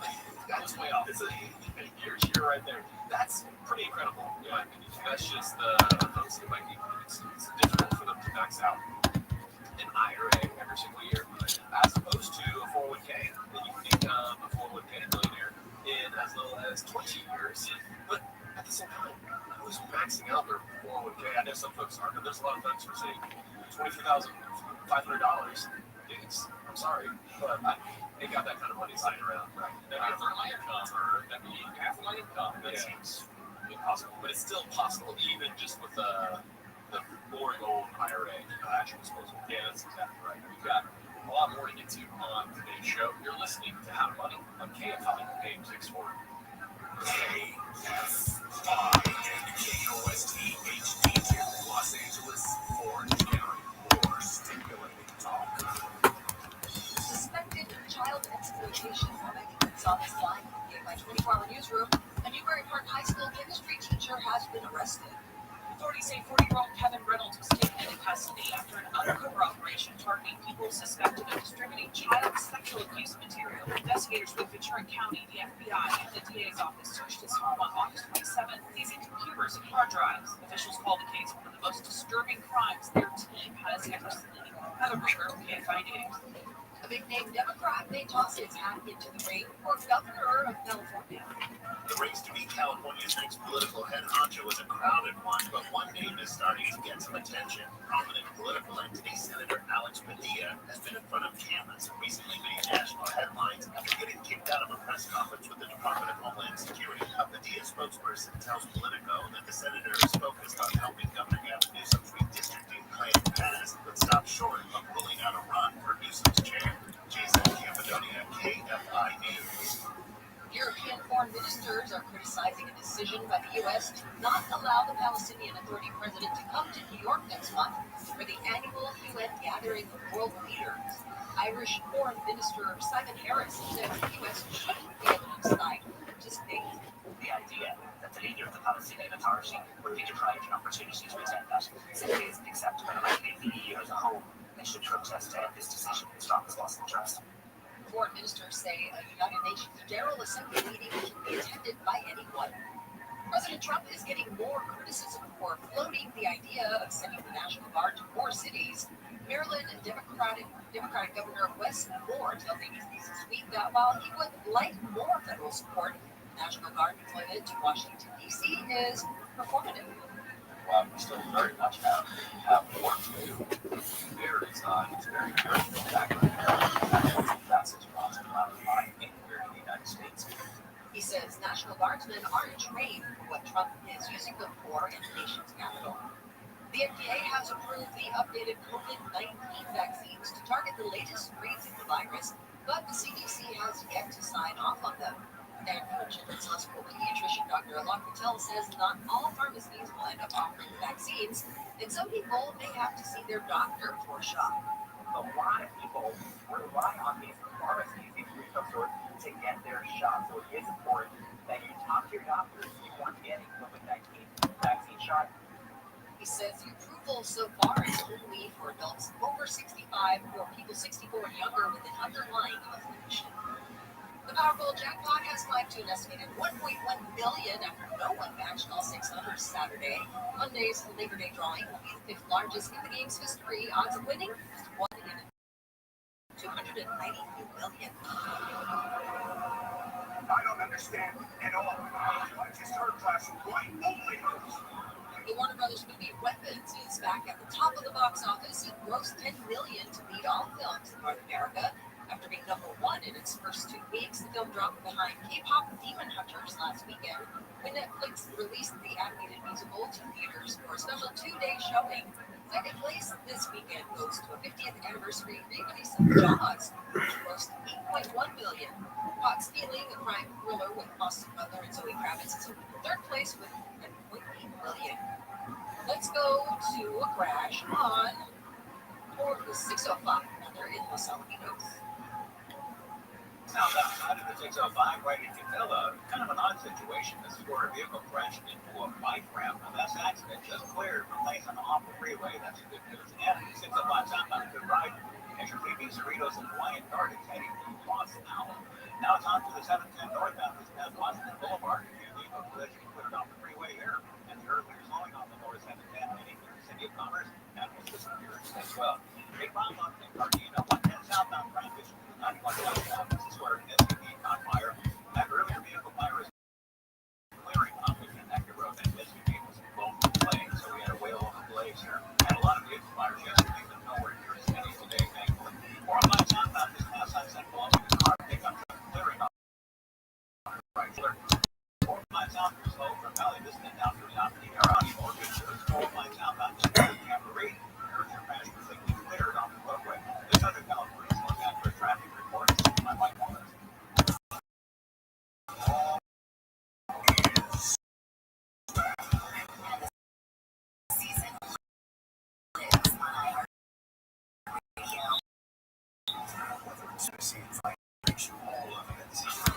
Podcast Network. This is 24/7 coverage of everything. It all starts now. Just over the iHeartRadio. And search NFL.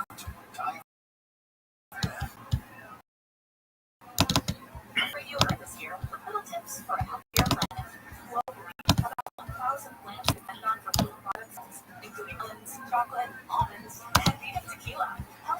they rely on for food, habitat, and testing.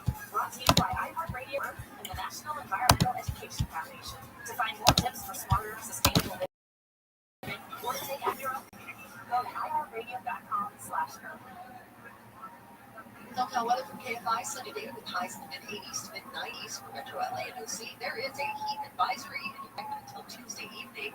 Upper 70s to lower 80s at the beaches, lower 90s to about 100 in the valleys and IE, lower 90s to about 102 in the high desert. Tonight mostly clear with lows in the mid to upper 60s.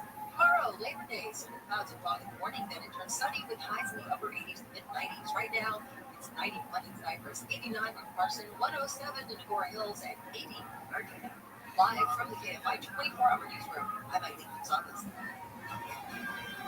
Jan from Toyota here with live coverage of end of summer fun at Toyota's national sales event with my special guest, Eli Manning. Thanks, Jan. Let's get into it. Down by the lake for some fishing, we've got Eric and his Tundra.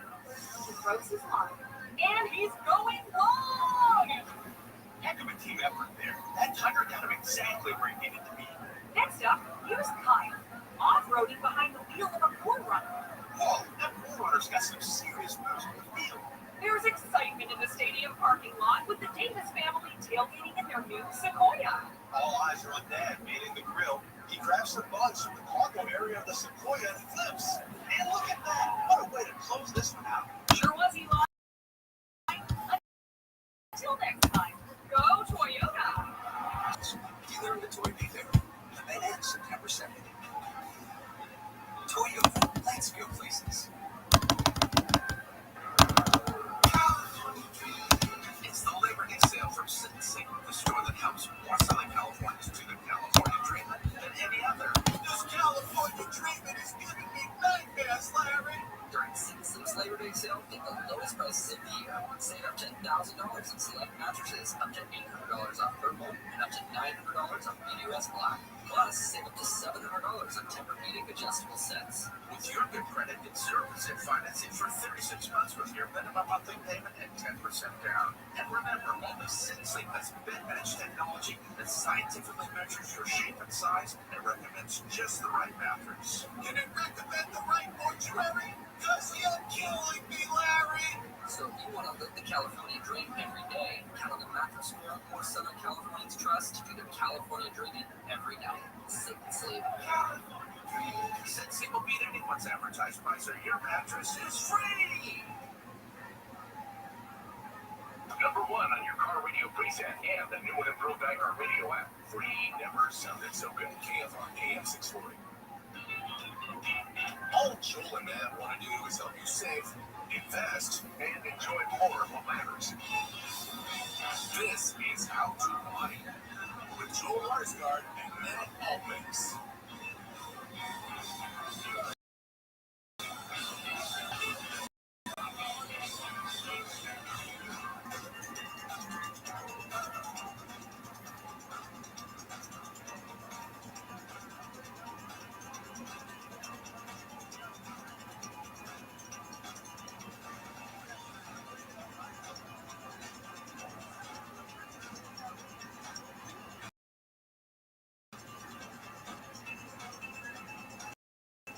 KFI AM 645 everywhere. This is How to Money. I'm your host, Joel Larsgaard, and I'm the other host, Matt Almix. And if you have a money question, we'll send it our way. All you have to do is record your question to the app ask of the week. This one comes from the Wall Street Journal. And we haven't talked about this, but as soon as I learned her page, I was just like, oh, there's no she's not going to win. This is so good. This is right up our alley. It's like parenting, we're young dads. Well, young, it's cool now, fellas. Actually, young fellas. Yeah, the dads that are 90s, that are late 20s, they're not even dads yet, so they know it's cool. But I don't anymore. All right, this headline is, she's 7 years old. Her parents were saving to support her when she's 30. And I think maybe in an attempt to not be terribly judgmental on that, first off, I should say to each their own. that like we know some folks feel strongly about building generational wealth or investing in a 529 plan ahead of their own retirement needs. You do you, but we don't have to agree with you or think it's smart or a good idea. Yeah, that's not sure. Yeah, exactly. We can do that thing. So, I think to make things worse, this article wasn't talking about saving up for college or an able plan for a disabled child who they knew they were going to have to be a primary role to their caregiver in the future. This was about parents who think it's their job to ensure that their kids have a meaningful source of income once they reach young adulthood to no effort of their own, creating kind of like a padded place for them to land when they reach early adulthood. It's going to make their life easier. So their assumption was like, hey, if I can fork over $1,000 or $2,000 a month to investment accounts on their behalf, compounding to make a big difference over the next 20, 25 years, then I really am creating a substantial nest egg that we tap into. The kicker, though, is that for a lot of these parents, it's causing significant financial strain because it really is hard to meet your own financial goals and the goals of somebody else at the same time. And so, yeah, seeing that, it was like people were kind of freaking out because they're trying to attempt this. Then they realize that they haven't done a good enough job for themselves at the same time. Yeah, they didn't do a great job with projecting into the future. What is this actually going to cost me? What kind of short-term sacrifices are we going to make in order to pull this off? Here's the thing, stats from Pew. They show that adult parents do often help their kids out financially. Evidently 60% of parents help their kids. But buying, there's a difference between buying a dinner or paying for their portion of a family vacation, right? Like that's one thing if you have the means and if you have saved technically for your own future. There's a big difference between that and then setting aside $2,000 a month starting at the age of 7. I think that's ridiculous. It's these the classic teach a man, get a man to fish and you feed him for a day. Teach a man to fish and you feed him for a lifetime. Like, hello, like this is like the exact like that entire lesson encapsulated in this article and life decisions that people are making. Unfortunately, it's why we trigger this time regime so we don't time it for them everyone. Dude, literally, like 2 days ago, I'm doing laundry with my kindergartner, and I noticed all the socks are flipped inside out, or they're like kind of balled up. So A, they're a little wet, they don't dry very well at all. But B, because they're the wood chips from the playground. I'm like, buddy, this is gross, man. This is a massive mess, and we had to sit there and flip all the socks inside out, pull out the wood chips. I'm like, why? You need to take your socks off so that they're not inside out. And you just get flustered and frustrated. You just like, grab it at the top of the sock and pull it off. It flips inside. Let's try it like this. And we put his sock on. I was like, here's how we're going to do it. With one hand, you start to pull from the top, and with your other hand, you grab the sock by the toe. And then, voila. The sock pops off your foot, and it's like I just showed him a magic trick. His eyes lit up, and he was like so stoked he could believe that, like, oh wow, there is a way to do this. And I think so much of what we try to do as parents is to pass them knowledge and experience and helping them to understand how the world works, because like that is a part of what it means to live a satisfying and fulfilling life. If you don't pass on this knowledge, if you don't teach our kids, there's an element of like you are keeping them from good stuff. I think some folks in the service are going to think, well, this is I want them to have to worry about that. It's like no. Them having to worry about that is where the creativity kicks in and they start to identify what matters to them. And so in a similar way, when it comes to investing, we have to teach our kids how to set that money aside. We need to model it for them and set up frameworks for how they can earn money on their own through their own creativity, sweat and effort. I think you're spot on. And when I look back at my life, I remember at the time being frustrated that my parents didn't have the means to buy me a car. Like, we had a lot of my friends getting a car in high school, right? But what it taught me was better than just having my parents buy me a car. Having to go working at 14 after school was over, buying my first car, saving up the cash to buy it with cash. Like, that meant so much to me. I look back at that as like a formative period in my life. I mean, the same with college. It was like we had to partner together to figure out what it was going to be like for me to go to get a college degree, and how much debt was I willing to take out. I had to make decisions about my future because of that. That were not just the teaching on my parents' deep pockets. Yeah. And in that, it was formational. Yeah, just get stuff for free, right? Just get whatever car you want. You can't just go to whatever college you want. Yeah, you got to make these decisions and trade-offs and evaluate or make a judgment call on the value that you are receiving from a certain car or a certain school. Saving up a 20% down payment for my first house was doing that because it was money I made. That's satisfying. It feels a lot different when you do that. If it was given to me, it wouldn't have felt the same. So, maybe you might think you're doing the right thing. I don't know. It's about your family situation and your desires and all that stuff, like I said before. But just think about what you might be taking for your kids if you're actually trying to fund their future on their behalf. Totally. Last recommendation has been a bit, as I mentioned, don't choose children. But if you want to see what it looks like to, you said, create a soft kind of landing pad, for your kids, that's exactly what the Commodore did. The Railroad there, and they document the author chronicles. I won't call it a downfall, but essentially how the future members of the family were a bit less productive, let's say, than the patriarch. If you want a more recent example, just watch the show Succession. With no one size, it's really good. And one of the best written shows of all time. So I've seen the intro because wait, did shows there? Yeah, the music, There's something else I listened to watch that. Teenage Mutant Ninja Turtles. You may have wished that kids would be recently pretty awesome. So good. Highly recommend. And you are listening to How to Money. Now let's head over to the KFI 24-hour newsroom.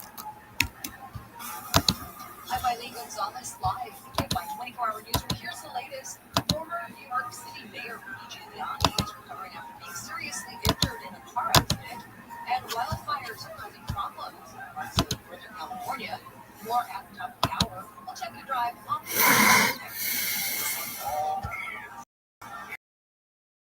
season lives on iHeartRadio. You're inventing with your favorite host over that blog call. iHeartRadio brings you all the NFL daily global stations that bring you the games live. This is 24/7 coverage of everything on the golf football. And it all starts now. Just open the iHeartRadio app and search NFL. Dive in. iHeartRadio brings you New to You, streaming edition. Looking for something to watch? Listen up. Next week on Netflix, it is Very Light Wednesday, the second part of season 2 of The Hidden Wednesday, starring Jennifer Ortega. Next Friday on Netflix, the launch of the docuseries Love, Con, Revenge. And that's it. We'll head over to Amazon Prime Video next Monday, the premiere of the musical teen drama The Runarounds. Next Thursday on Paramount Plus, the debut of the new spin-off drama NCIS Tony and Ziva. Next Friday on Paramount Plus with Showtime, the first season finale of Dexter Resurrection. Next Friday on Amazon Prime Video, the start of the cooking series Dish It Out. Next Tuesday on Hulu, premiere of The Trail Under His Eye. Next Wednesday on Hulu and Disney Plus, drama series Reminder. Also that day on Disney Plus, the streaming premiere of Lilo and Stitch. Next Thursday on Hulu, the launch of the crime docuseries Blood and Myth. Next Friday, the start of the Hulu docuseries Memphis to the Mountain. Next Sunday on AMC Plus, the third season premiere of The Walking Dead, Daryl Dixon. Next Thursday on Peacock, the much anticipated debut of the Office spinoff, The Paper. Next Friday on Apple TV Plus, the launch of the new Spike Lee film, Highest to Lowest, starring Denzel Washington. And next Friday on HBO Max, the premiere of the docuseries Most Wanted Teen Hacker, as well as the streaming debut of the film Friendship, starring Tim Robinson and Paul Rudd. And that's New to You on iHeartRadio. Happy binging! Uber and Dollar Tree are forming a partnership that allows users to shop Dollar Tree and have their items delivered by Uber through the Uber Eats and Uber apps. The new feature is available for more than 9,000 Dollar Tree stores. There is a $10 discount on Uber Eats for orders of $30 or more. The U.S. global tariff exemption for low-cost goods is now over.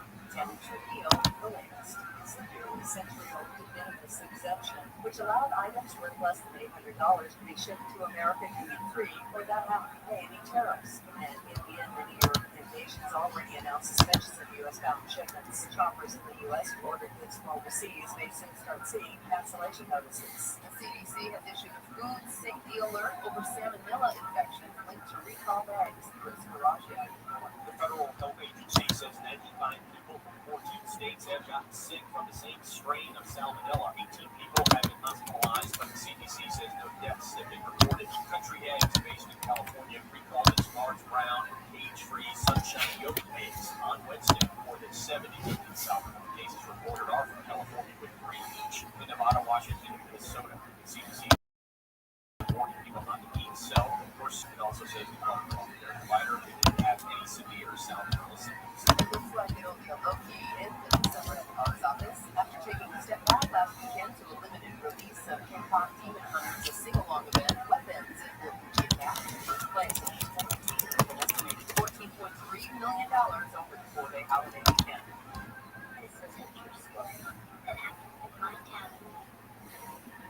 Disney's Freakier Friday is projected to take in $11.4 million, followed by the new release.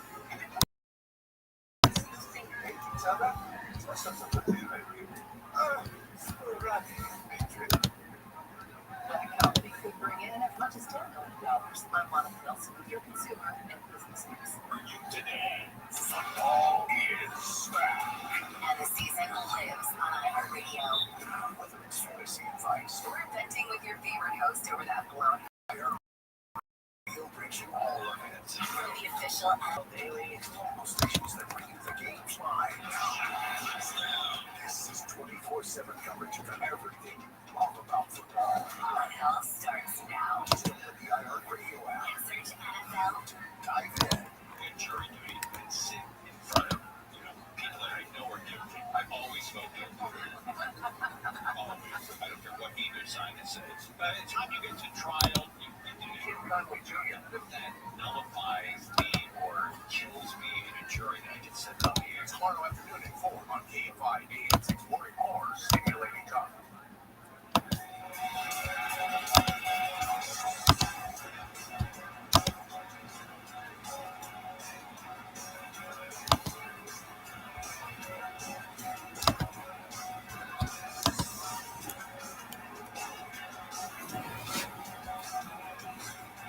KFI AM 640 live and everywhere on the iHeartRadio app.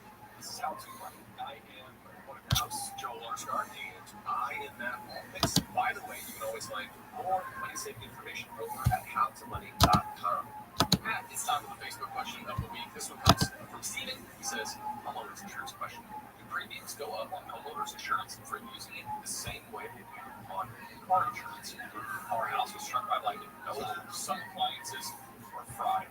It sounds terrible. It's one of those God things that you can't do much about, right? He says if deciding where you got to hit is going to need to be repaired too. Our deductible is $5,000. Any guidance or advice is appreciated. $5,000, all right. This is bring back. Are you having PTSD? This is bring back bad memories. So your house didn't get struck by lightning, but the tree was struck by lightning. That's right. Which is why it came through the roof. That's right. I don't know. Honestly, it was not a fun experience, but it could have gone worse. I don't have terrible memories about that situation. Yeah, unfortunately, we weren't in the house right after us. I probably would have worse memories. Sure. Yeah. So the answer, Steven. It varies from state to state. Every state is going to have an insurance commissioner, and it's their job to regulate insurance companies and enforce the rules. In most states, filing a claim will cause your insurance premiums to increase. But how much? It partly depends on the insurance companies. Some may not bump up the rates all that much, while others might. Yo, dog, how are you? Like you use it, and you use it, you lose it, right? Like that's one of the refrains. It's not common after a single, but it can happen. Which means that in your case, you do need to be careful before you file a claim. I would 100% be considering the long-term consequences. And in your case, you're looking at just like a couple of appliances that got fried. Right now, you're deciding where it got charred. It's much of being substantial. Furniture, framing, yeah, it was water damage. Just a lot of areas. How are you? The price tag went up, which meant the reality. How'd you find out about me? These Oscar. Where? This is Oscar. Where'd you find out about me? You sent me a live stream. Oh, okay. Oh, it's Pascal. Yeah, this Pascal. Yeah, how are you, big dog? What's good, son? you been doing lately? So far, so good. So how's this Sunday? Just chilling. How about you? So what are you working on? I'm working on robots. How about you? Okay. No, I'm just chilling. Came back from church very tired. All right, well, go get some sleep, big dog. Yeah, absolutely. I just want to check on you. Absolutely, I'm doing well. You get your nap and then come back. Okay. Thank you. Absolutely, sounds like a plan, dog. Take care, pimp. Yeah.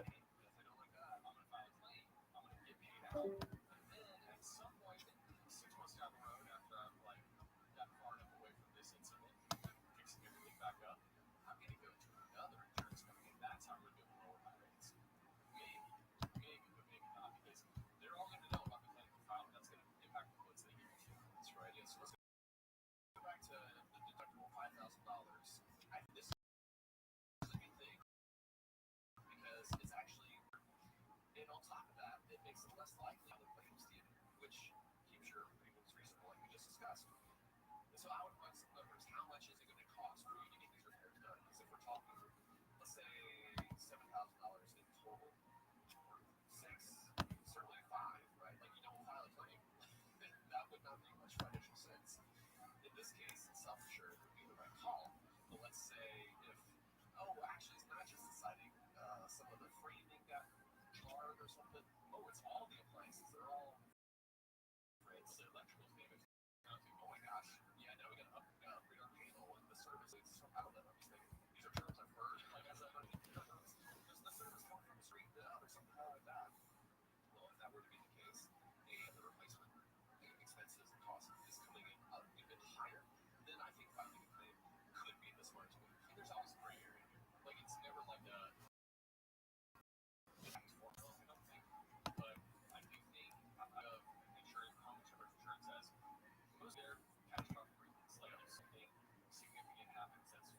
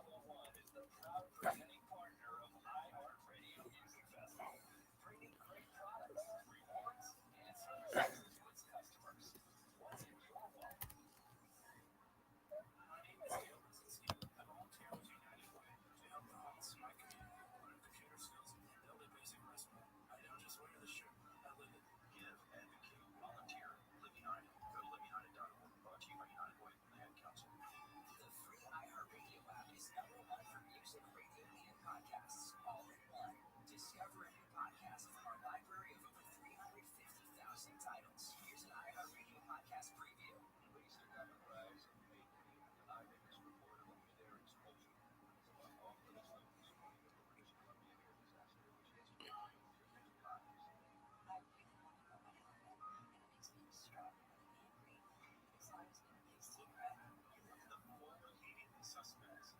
Gambler on plane insured for $125,000 jury trial. One or two murder charges against him that was acquitted. What happened? Why? To be a fairly normal boy, quote-unquote, single, he didn't have many friends. We were told nothing. And I wasn't sure even if he was in.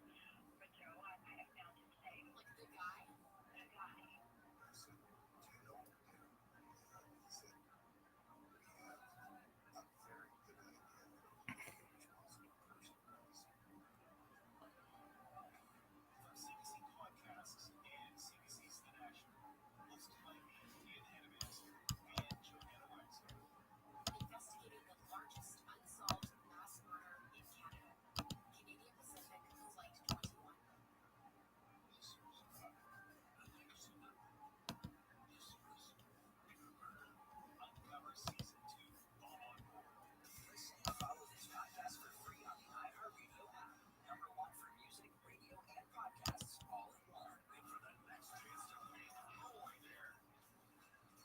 Capital One is the proud presenting partner of iHeartRadio Music Festival, bringing great products, rewards, and services to its customers. What's in your wallet?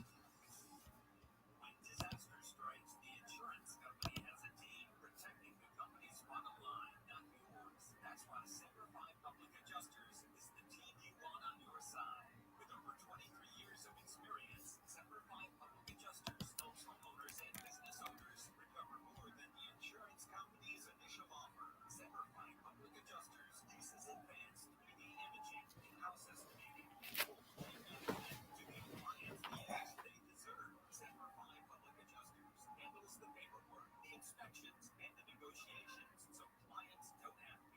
Disaster is hard enough. Let the experts at Simplify Adjusters handle the negotiations. You focus on healing, rebuilding, and moving forward. They aren't just a public adjusting firm. They're your advocate. Simplify Public Adjusters. Your claim, their right. Visit SimplifyAdjusters.com and let Simplify Adjusters go to work for you today. Living with polyneuropathy due to hereditary transthyretin-mediated amyloidosis, or HATTR-PN, is so frustrating. It was so many unrelated symptoms, I had to treat it seriously, and as a matter of fact, I did. I talked to my doctor. He prescribed Wainua. Wainua, a Plonterson injection, 45 milligrams for adults with polyneuropathy due to hereditary ATTR. Wainua lowers vitamin A levels, which is serious but common. Take supplements as directed by your doctor. Vomiting is also a common side effect. Tell your doctor if you develop eye problems, such as dry eyes or night blindness, and about all the medicines you take, especially vitamin A or beta-carotene supplements. And if you are or plan to become pregnant or breastfeed, changes in vitamin A levels due to Wainua or vitamin A use may harm your baby. There's a lot to know about HATTR, and as a matter of fact, Wainua. Talk to your doctor about Wainua. Visit Wainua.com. That's WAINUA.com. Or call 1-844-292-4682. Hey, it's Shannon, and I'm talking with Ted Barnes, the GM over at Thorson Buick GMC. And Ted, I heard that $7,500 tax credit's going away. Everyone's talking about it. What does it all mean? Yeah, just go away. So what's it mean? Most people lease EVs, right? Numbers and Sierra Denali EVs. So on a 24-month lease, that means the payment goes up to like $400 a month. On a 36-month lease, the payment goes up like $300. So it's a big deal. But you all have a plan for this, right? Yeah, well, I think we have a plan. The city, the public should have a plan. Buy one or lease one for September 30th, because we have no idea what's going to happen. So now is the time head to Thorson and Buick GMC. Can I ask for you, Ted? Yeah, ask for me, ask for Tom. Usually one of us is in the store, so we'll take care of you. We'll give you no BS or what kind of deal, and make it easy and take that tax credit before it's gone. That's why I go to Thorson Buick GMC, right off the 210 at Madre. Check them out at ThorsonMotorCenter.com. KFI AM 640.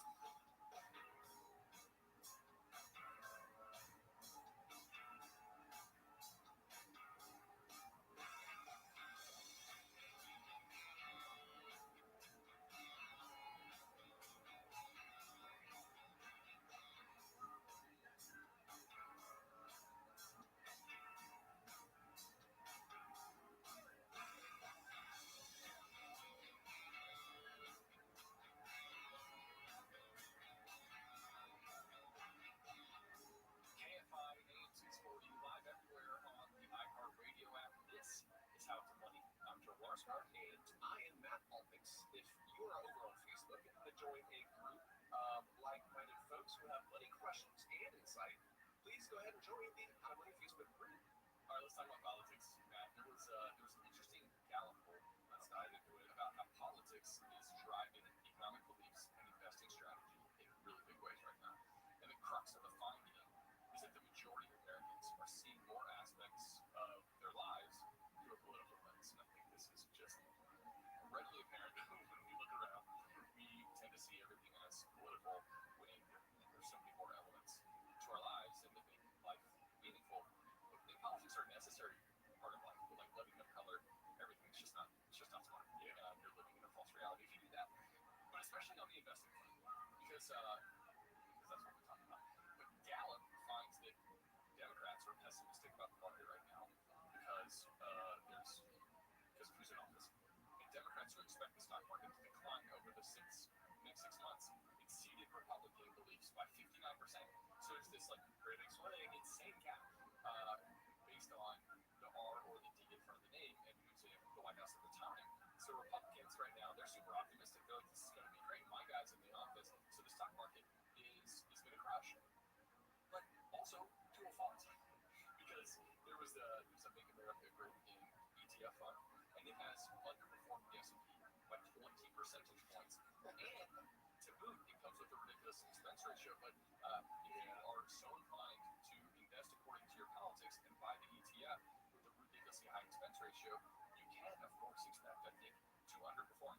Well, you expect the opposite, but in reality, you're not going to do as well. So it's just really interesting that people on both sides of the aisle are saying, hey, I'm gonna let my politics inform not just what I think about the future of this economy and what the state of America is going to look like, but also specific investing choices that are working out to their detriment.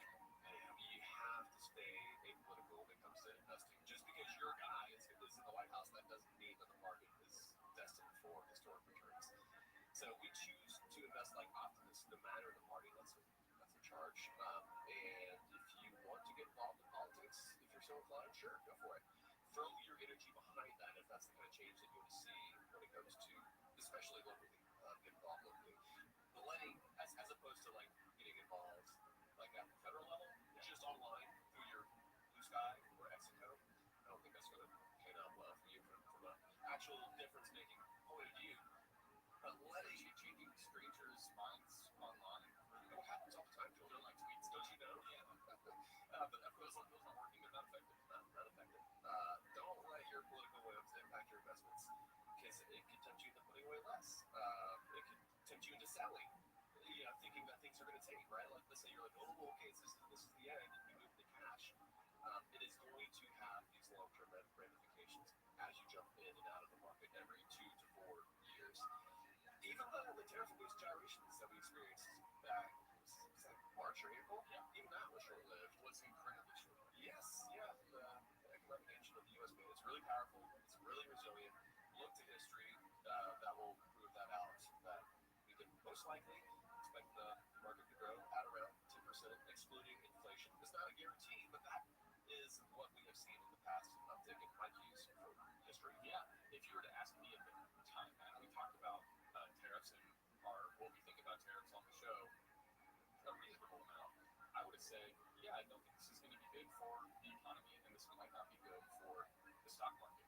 But I did not change how I invest, even though I thought that was a potential threat. I realized that the economic engine of the United States is so incredible that I don't think one person, and especially given the checks and balances system that we have in place in our country, has the ability to bring it to its knees. So even if I don't agree with some of the policy, which I typically don't, no matter who's in charge, I agree with all the policy that's proposed and it's being implemented. Well, there's more and more of that policy that I find myself disagreeing with in the current administration. Initially, because there's a lot of folks, okay, well, maybe let's not get too political. Initially, a lot of folks are like, oh, it tends to be pro-business, but there have been and I would have said, yeah, maybe so, historically speaking.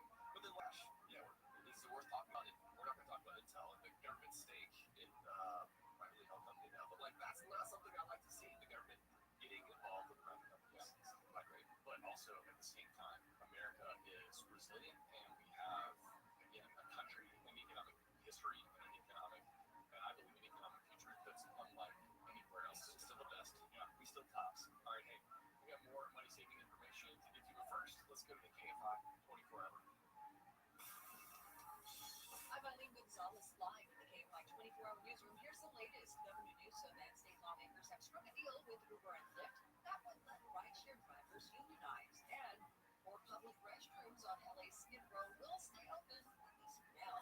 More at the top of the hour. Check and drive on 6 next. An app for Fix, an app for playlists. Even if the app for scrolling endlessly at 2 a.m. But only one app puts the live radio dial in your pocket. The free iHeartRadio app. Get what millions already have. iHeartRadio, the #1 app for radio. Live concerts.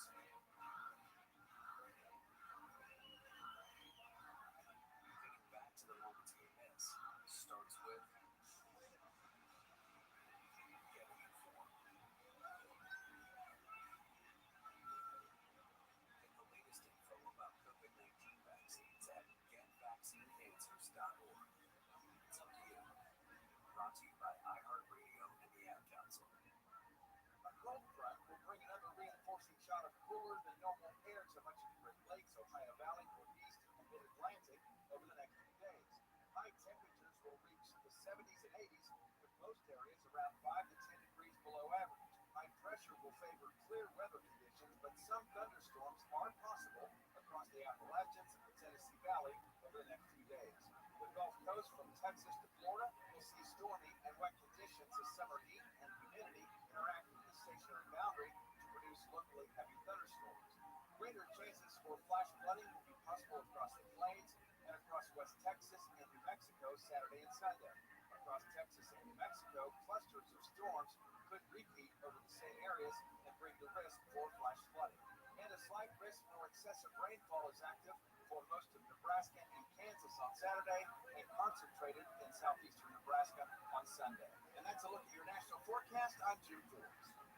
iHeart is America's #1 podcast network. Open the free iHeart app and explore podcasts like this. When's the last time you took a chance? I was traveling, and a few girls sat down next to me. That was enough for me.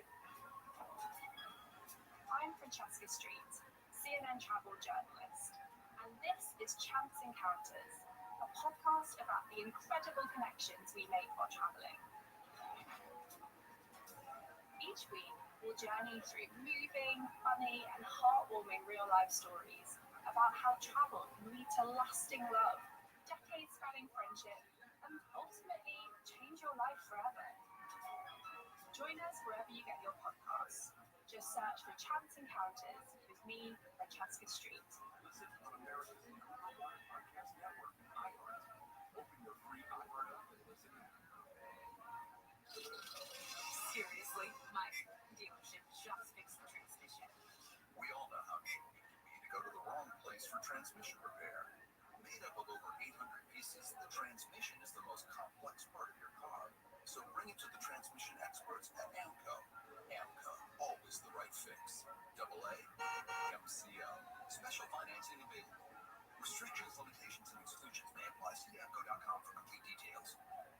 An app for Fix, an app for playlists. Even the app for scrolling endlessly at 2 a.m. But only one app puts the live radio dial in your pocket. The free iHeartRadio app. Get what millions already have. iHeartRadio, the #1 app for radio. It's all becoming much more expensive. And of course, our medical system is completely broken. Completely. Bill handle. And the ideas to change it are unfeasible, untenable, socialistic, and will never be done. We'd rather stick with our broken system and try with the rest of the world. It's been great fun. So anyway, just get prepared for a lot more money. How unusual. What a shock. Tomorrow morning at 6 on KFI AM 640. More stimulating talk.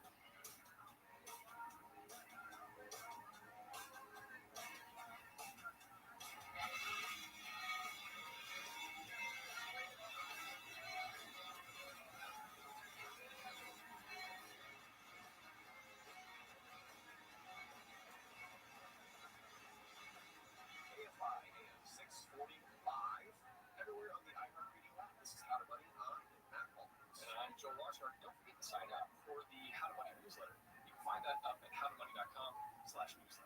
Now let's get to another question. This one comes from someone who's in the money advice space. Hi, Matt and Joe. This is Angela, Richmond, North I've listened to your show for several years now. I want to thank you for your thoughtful content. I'm an accredited financial counselor, and I really like your Ask Emily episodes as it makes me think about how I would respond if they were my clients. I did want to comment on two listener questions. The first was from around January of this year, and I just haven't gotten around to doing a voice memo. The listener was asking about maxing out their TSP. While maxing out early might seem like a good idea, once the TSP is maxed, the employee can't contribute anymore, which means they can't be managed for the rest of the year. So they're basically essentially leaving money on the table. The second question had to do with lowering insurance costs for a vehicle. The listener called a few weeks ago. One of the things the listener mentioned was lowering his liability to the state minimum. I don't know that that was clearly addressed. While lowering even canceling property insurance, comprehensive and collision, especially on common, makes sense, lowering the liability is exposing him to a much greater risk. I find that most people don't understand the difference between property and liability on their policies and was curious about your thoughts. Thanks so much. Have a good day. All right, Joel, what do you think about Angela's feedback? Should we start a new segment called Joel Matt Stinks? I don't think so. Okay. Yeah, that might be ripping off something else. Okay. We keep Joel Matt Suck. I don't know. That's totally different. Or Totally Awful. Joel Matt are Totally Awful. Maybe that. No, but if you do have like feedback, love stuff like this. We're like, oh yeah, it's a good forum right now. And it helps me to realize too that if we haven't parsed out, I don't know, there's nuance in a lot of these questions. Sometimes we'll gloss over certain aspects of 100%. Or we'll miss something in a question, sure, and it's kind of important. And so maybe we like answered it 3/4 of the way, and we certainly left out a quarter, or something we just really hard by sometimes. And I think that maybe, yeah, we really could stand to be informed. So we appreciate this sort of feedback at all. Yeah, I think we try to say regularly too that there's a subjective nature, just like in our answer to the last question, to our advice, and even the way we view some of these things has changed since we started the podcast, in terms of like balance and in terms of how we think about retirement and work, and that's informing how we answer questions. You think about life, yeah, man, it just depends on what aspect of life that you are taking into account. Like you've got the financial side of things, but then you've kind of got the life fulfillment side of things, and you've got the work satisfaction side of things, and there are a ton of different factors for sure. By the way, one thing Angela mentioned, she said that she was she was a budget coach or a money counselor, right? And I think that's super cool. You and I, we've had people in her position on the show in the past for interview segments. So I think a lot of times major people go to financial advisors. They think that's the pro they need. And financial advisors can be expensive, and it might not make the most sense for them where they're out on their wealth building journey. But a money counselor or money coach can offer a great use of your money for a specific period of time as you're trying to work through some one-on-one feedback. So Angela, we're glad you're out there doing your thing. Really do appreciate the feedback. That's right. Yeah, and Angela is right about maxing out your workplace retirement accounts too early, like for instance a 401k or a TSP that she mentioned. So again, for many folks, it sounds impossible, right? Like we're talking about over $23,000 over the course of a year.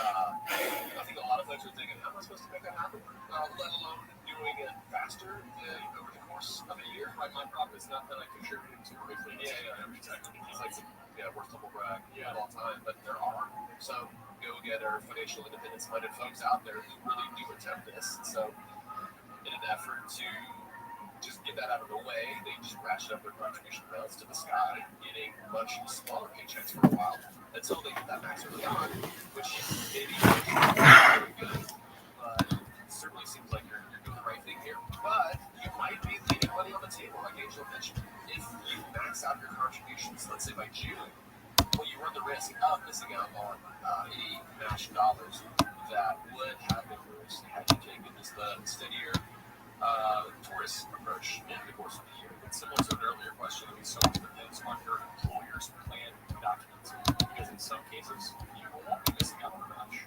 and in others you will, right? And so the best approach is typically to figure out what your biweekly contribution should be in order to make 26 equal investments with each paycheck. That leaves nothing to chance, right? You are doing equal investment amounts, and yes, you talk about like funding the Roth in full on day one of the year, right? As soon as you possibly can, because that way your money is invested for a longer time. And I think like going to optimize all the way. That's kind of what they're going for here, to fund their account early. But if it means, yeah, your money's invested longer, but you have fewer dollars to invest because you're not getting full match, that's a problem. We want to avoid that. But then some companies will have language in their plan around something known as true ups, where they'll ensure that you get your full match even if you stuffed all that money in your 401k early on, and they'll basically cut a check at the end of the year for whatever match you might have missed out on during the end of the year. As long as you max it out, you're going to get the full amount of match that the employer offers you.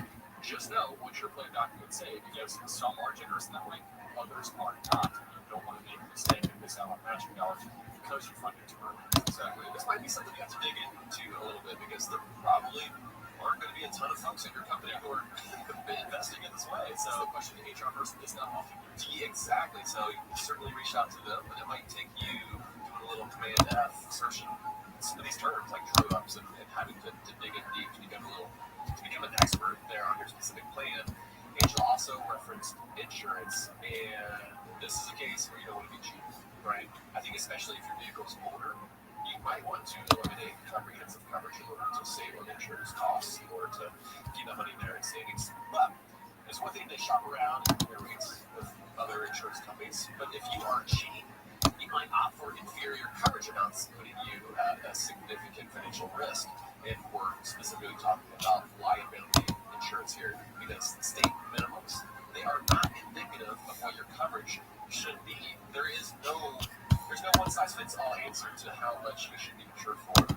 Because my answer would be very different if I was, like the previous caller, 20 or 25 years old. My net worth is like zero or even negative, right? If I've got 10, 20, 30,000 student loans, there's a big difference between that and where I've been after, let's say, decades and decades of investing regularly in the market. Insurance becomes more important. Yeah, it's more, initially it just kind of seems like a nuisance. It's like, oh, this is the thing that you have to do.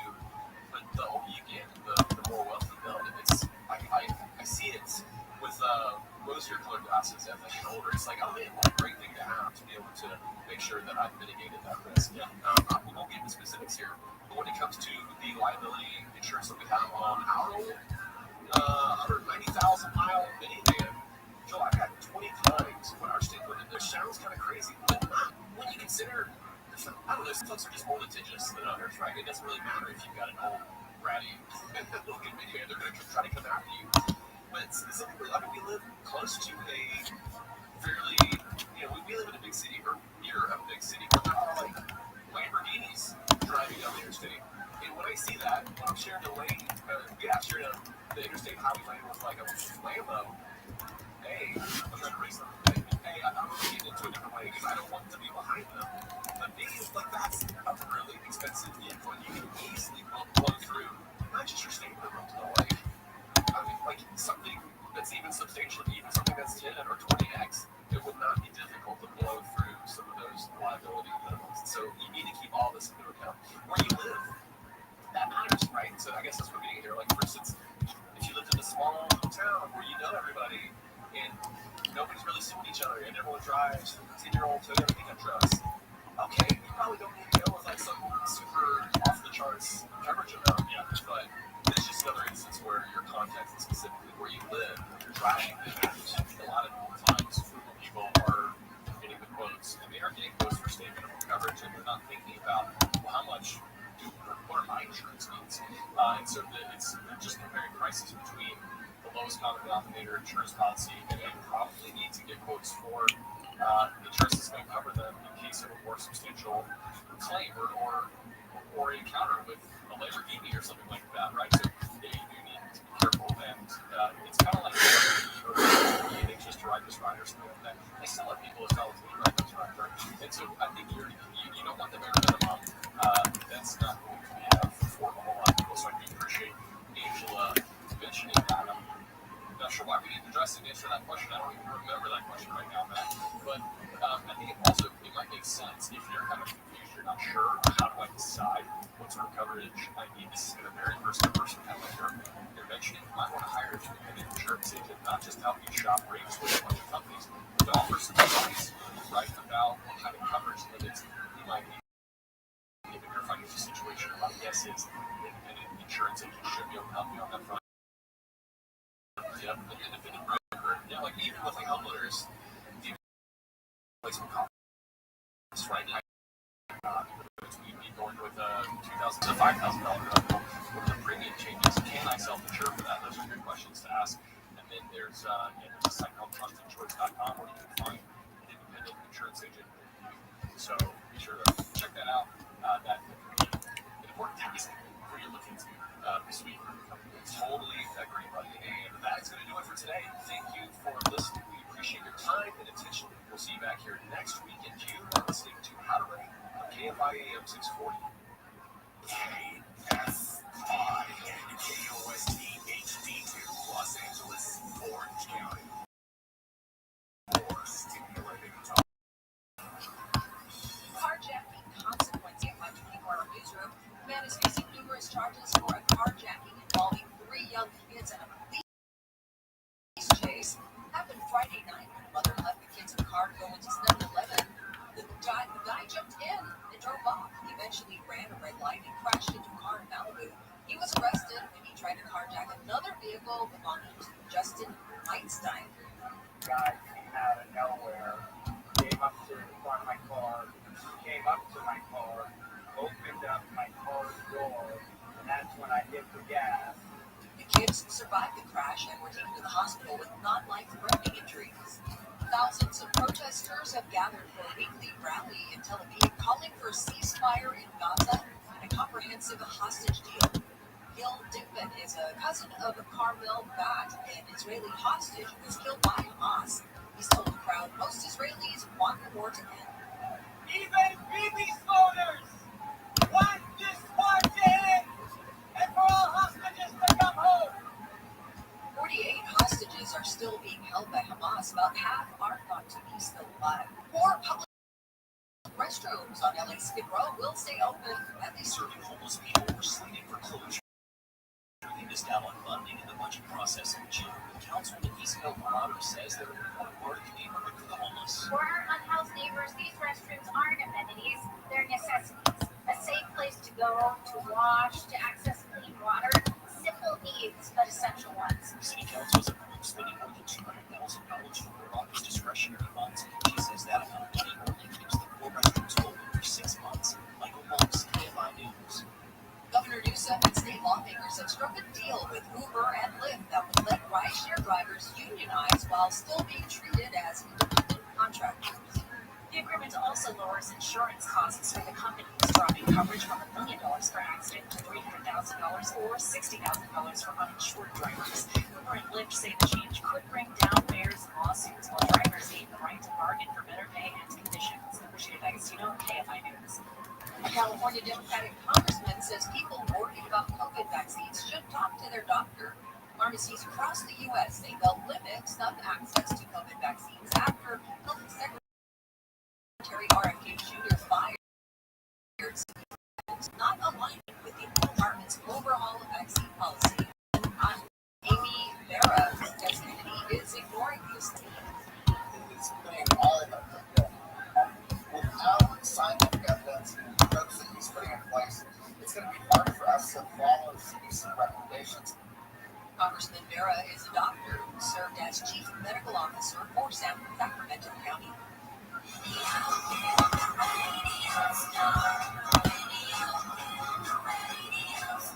MTV will hit the rewind button and play music videos 24/7 for 1 week on select channels. It starts tomorrow. It'll feature more than 700 classic and current music videos. Videos will air on MTV2, MTV Live, MTV Classic, and the Pluto Channel, MTV Biggest Pop. To a German, because I had never heard that term as an American. Yeah, it's a German expression. Vitamin B means it's a German word for relationships, Beziehungen. And in those days where you really had to rely on trust, much more than you do today, because you have contracts, you have rule of law. Trust was a big deal in those days, and connections are what made the world go around. Yeah, they still do, but even more so in those days. Without the proper introductions, you could get nowhere. By the way, Fugger would be the last guy I'd ever want to be sitting across the table from playing a game of Texas Hold'em poker with. because you explained wonderfully, he gets involved in a copper cartel with his Hungarian assets. And then can you explain the strange twist in the plot that follows?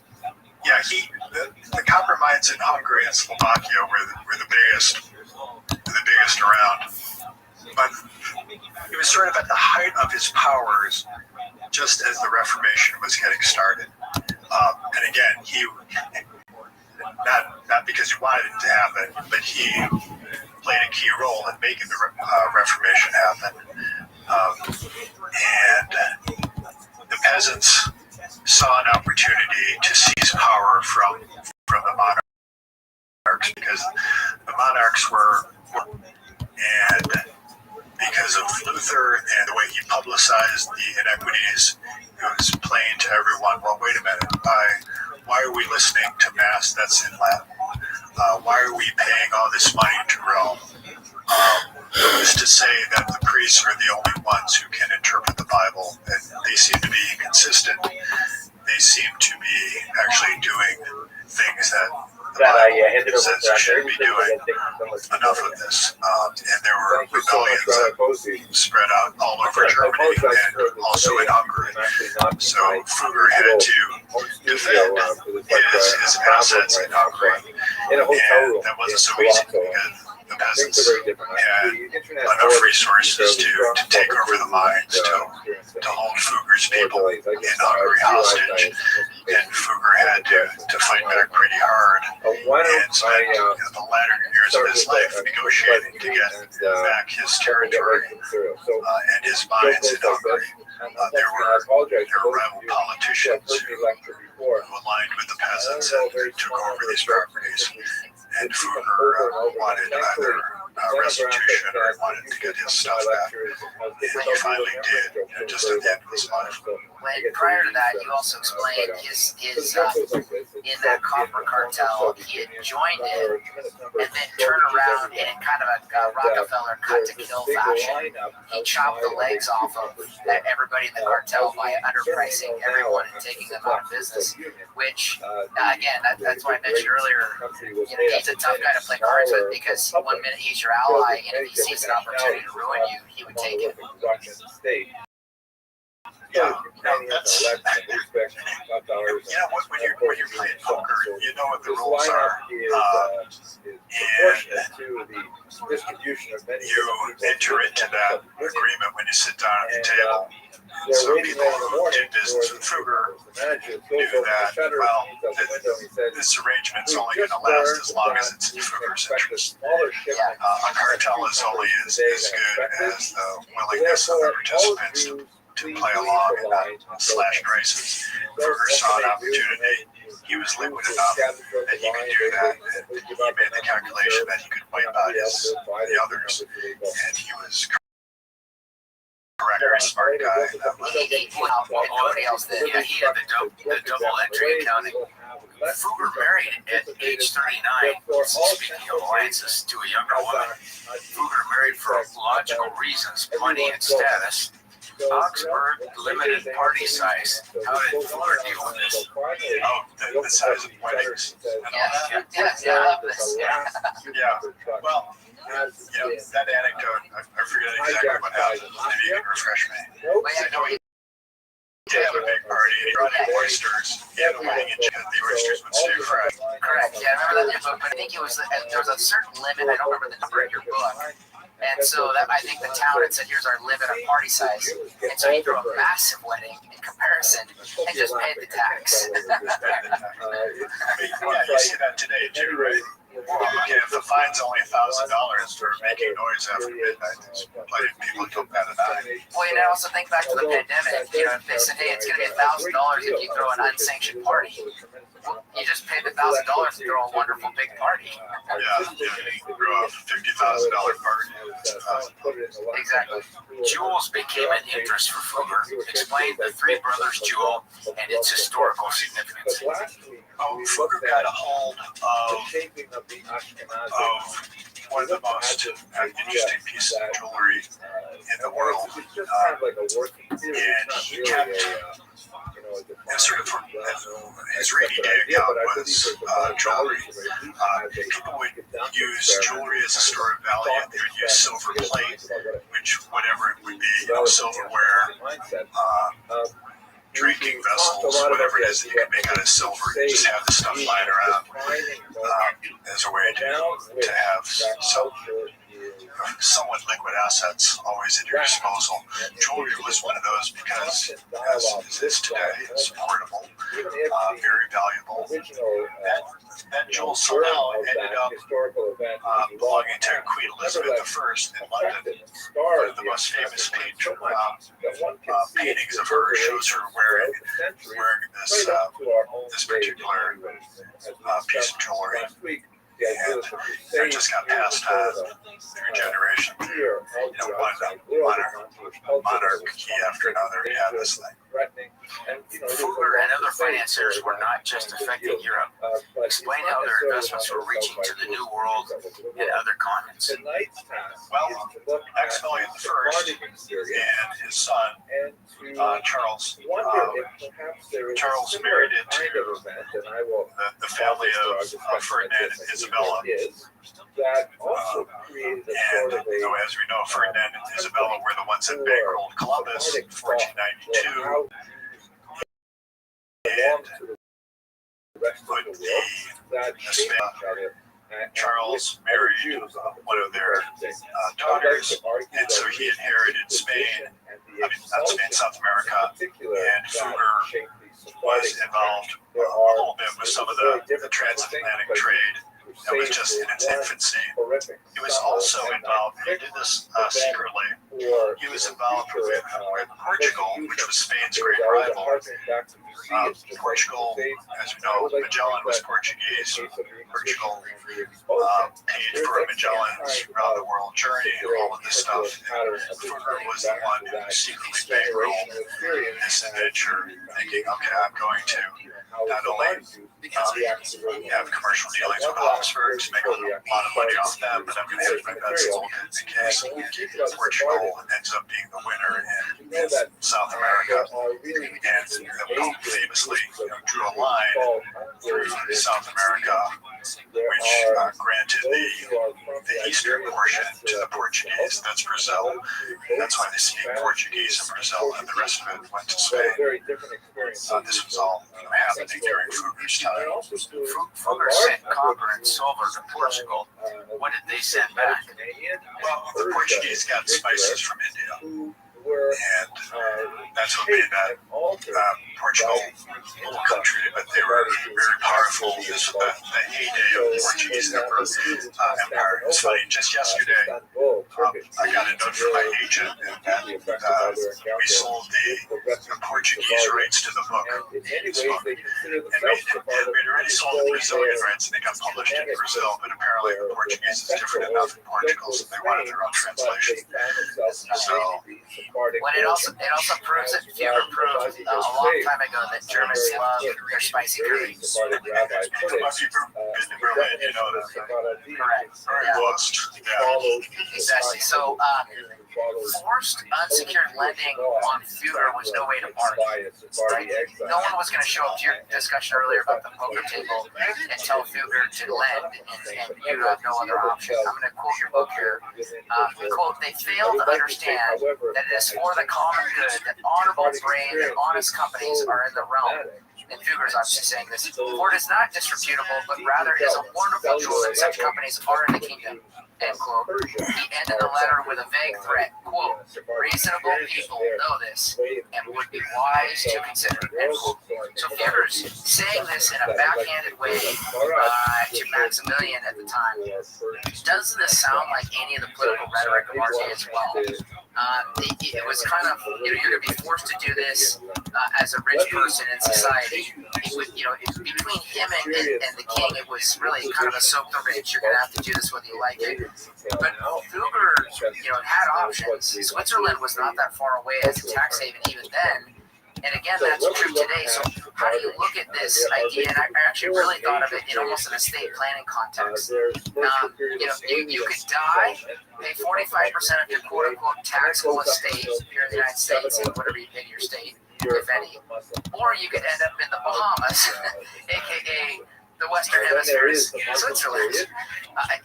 Isn't this identical? It's just the same picture, completely manifested in a different era. Yeah, rich people have choices. Right? They can go wherever they want, and if someone promises them a more favorable tax regime and the assets can be relocated, yeah, sure, it's identical. But this point about some of that stuff you're just reading about, that to me that's the importance of Fugger. He was the first commoner who was able to stand out in power and say, we have a contract here, you have to pay up. And Fugger's, the thing that made Fugger was that he had leverage over his borrowers that no other banker before him ever had. The sovereigns would look down on him because he was a commoner. He didn't have the hand of God looking over them like the emperor thought that he did, the electors did. He didn't have the divine sanction, and yet he was able to have power over them. We have these words in Tanakh, like for example in Obadiah, the first paragraph, the exiles of Jerusalem who are in Sfarad. We'll have discussion where that actually would have been as described in Tanakh, but it was later applied to the Iberian Peninsula. Talmud uses a term that's much more historically accurate, Hispania, which is related to Hispania, which is the Roman term for the whole region in the far west of Europe. We do have legends of very, very old settlement, which are probably not historically valid, but nevertheless interesting. In the 16th century, a Moshe ben Shemtov ibn Khabib found an inscription that reads, "This is the grave of Adinoram, servant of King Solomon, who came to collect taxes and died here." Now, it's quite fanciful. It's hard to imagine that in the period of King Solomon, which was in like the 10th century before the Common Era, that he had actually been collecting taxes all the way west as far as Spain. But nevertheless, there is this kind of idea in the Spanish Jewish mindset that Jews go back quite that far. The earliest, more reliable text is the so-called Jewess of Padua, and this is in the south of Spain, where a transcription was made by a much more reliable historian in 1783, and it reads like this in Latin. It's partially obscured. A name that ends in N-I-A, Salomon Lula, and uno, there's a missing word I kept right there, sorry, and cuatro dia uno idea, which translates as here lies, you have to assume that because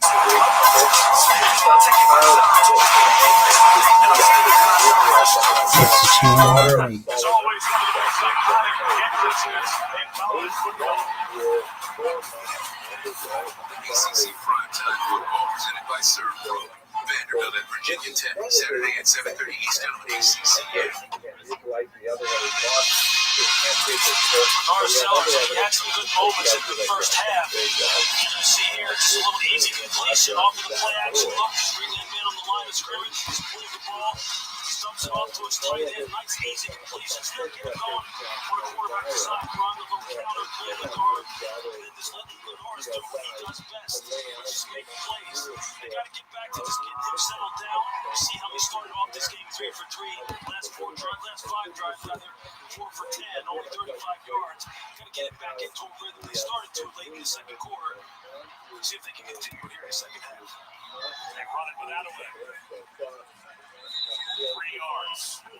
Dylan Arcel has almost ended up in Virginia. He also almost ended up at Syracuse. Had a relationship with some of the Virginia coaches, but then they had a coaching staff change. Had a relationship with those same coaches. Went to Syracuse. The big deal. Babers was on the hot seat. And at first, South Carolina kind of ignored him. And Shea Babers said the same. So we had him in for a champ, and our eyes open. We're like, I think we need to invite this guy to the game. And he went to the Tennessee game. Later, Scalia, big win. It was electric.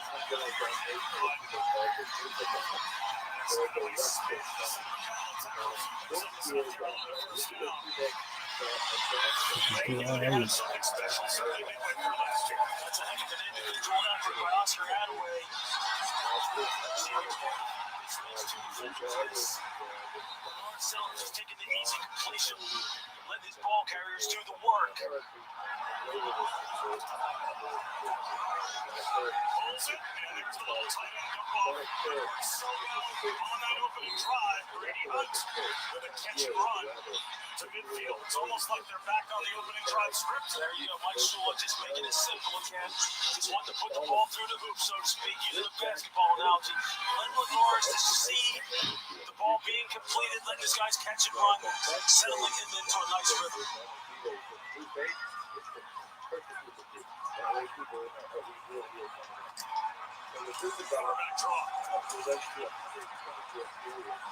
It's literally the same plays that they ran on the touchdown drive. Just flip it over and run it the other way.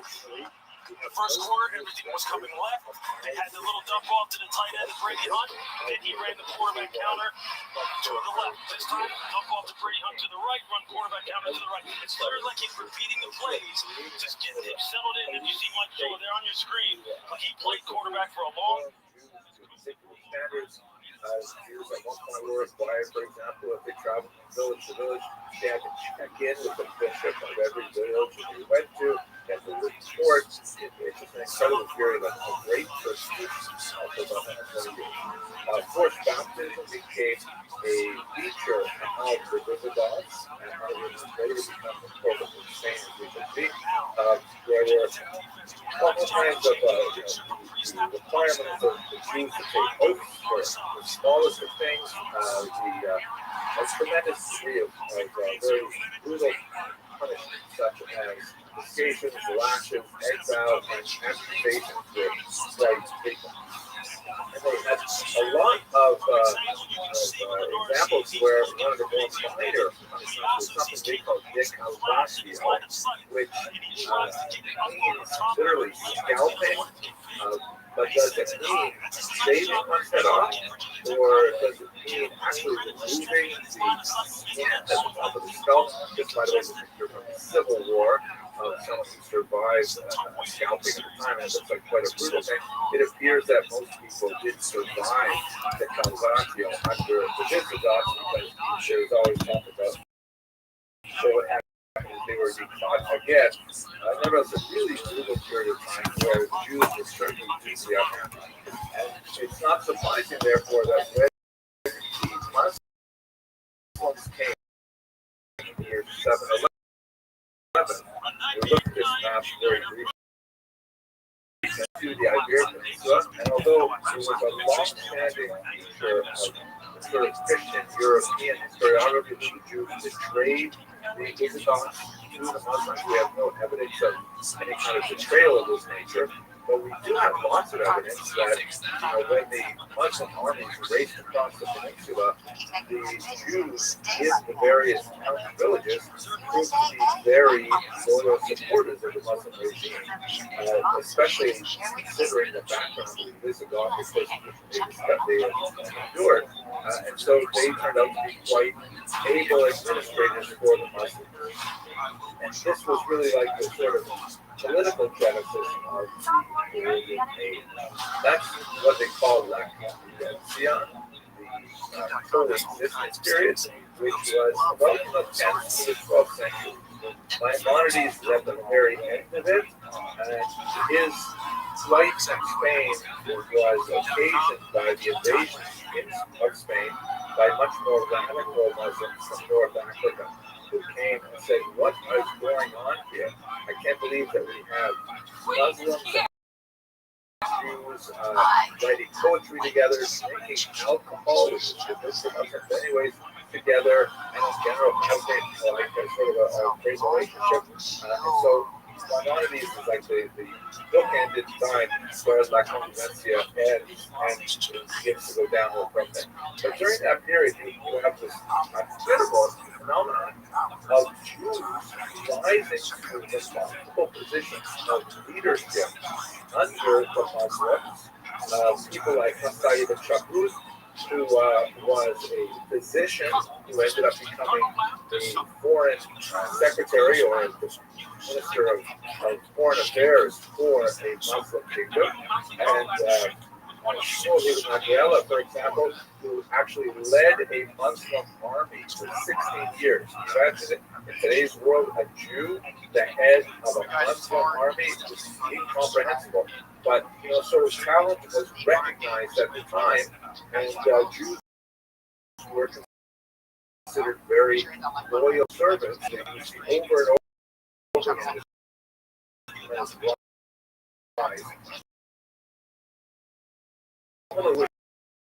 Interact with especially Arabic norms, an effervescence of Jewish poetry, heavily inspired by Arabic examples, and the creation of people like Yehuda Halevi and Gabiro, philosophers, and specialized epics like so many important created during this period of about 2 centuries of great tolerance. And it also represents a period where Jews of this region were really kind of like experiment with their Jewishness and especially the cultural expressions of Jewishness and see what can be done within the boundaries of Halakha, and they discovered many fascinating things. And Maimonides, although he himself was an exile from there, he nevertheless carried a lot of that spirit with him to Egypt, where large reason for this controversy was the fact that anthropological speakers, even though now we live, I think last time we spoke a couple of years ago, today, even though we live in a period of tremendous conflict in the land of Israel, we're really anthropological speaking, the faiths are very much more similar to each other than Judaism is to Christianity. Islam, like Judaism, is essentially orthopraxic in that it focuses on behaviors like diet and dress and conduct and daily ritual, whereas Christianity is much more a religion of belief and creed. One must accept Jesus as my personal Savior and so on.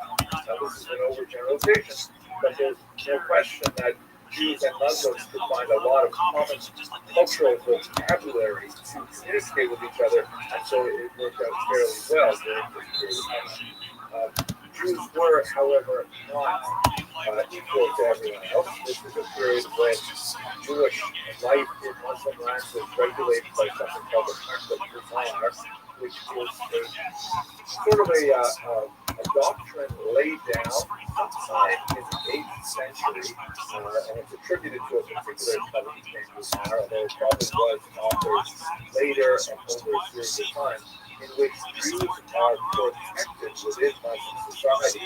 They're called dhimmi, a protected class, as long as they conform to certain disabilities.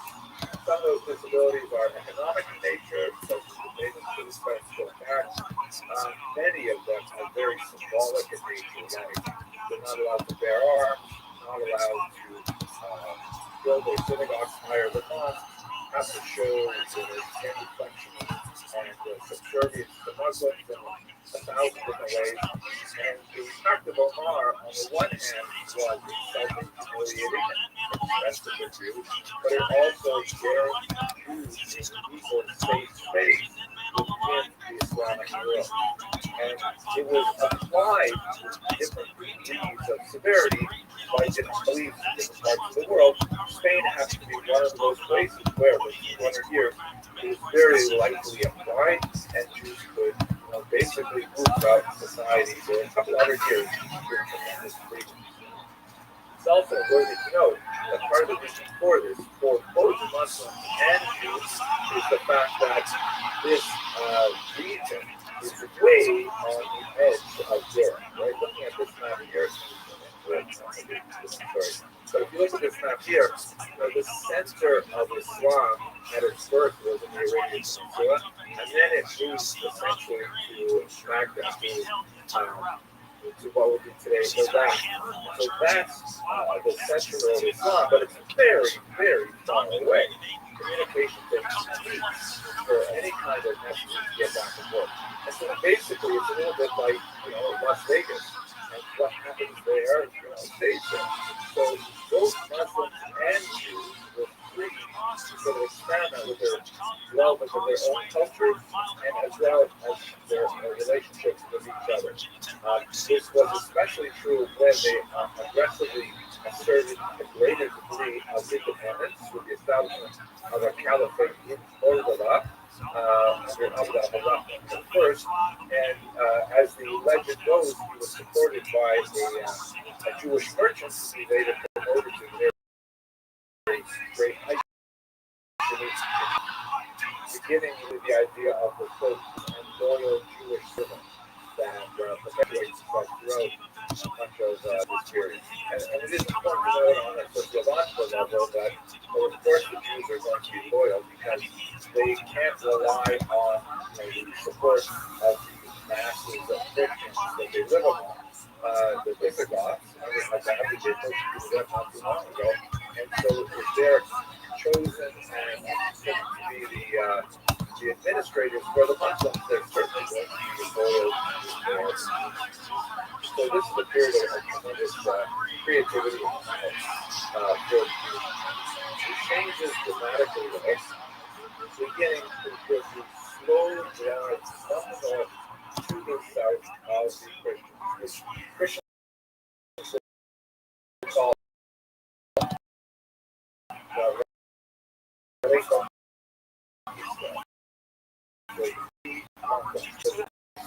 the peninsula of Visigoths, and it became, and now the Christians are going to go to the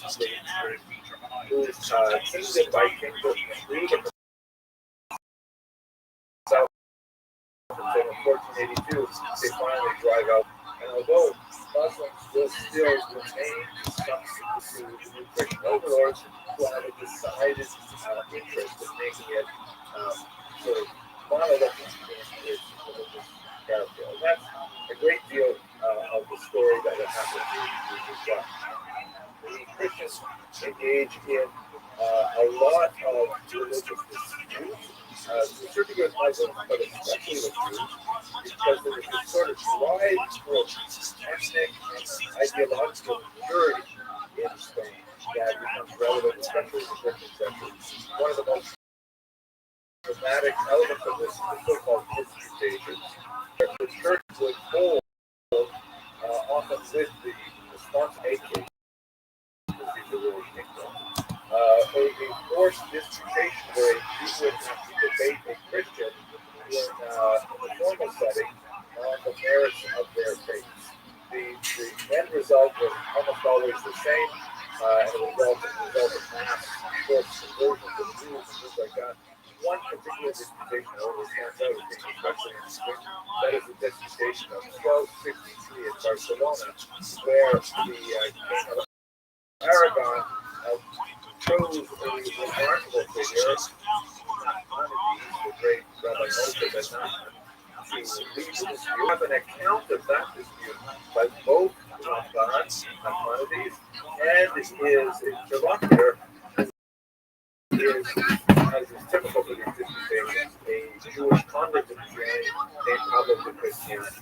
We have the account of the debate from Ramban as well as from Pablo de Christianity in Latin, and it's really interesting to see how these two accounts differ with one another, but they're really quite fascinating. In the end, Ramban technically lost because there's no way they're going to judge him the winner, but he so devastated his opponent that King Aragon gave him a reward of 300 gold pieces and said to him, listen, you did a great job. I can't protect you anymore, so you have to flee.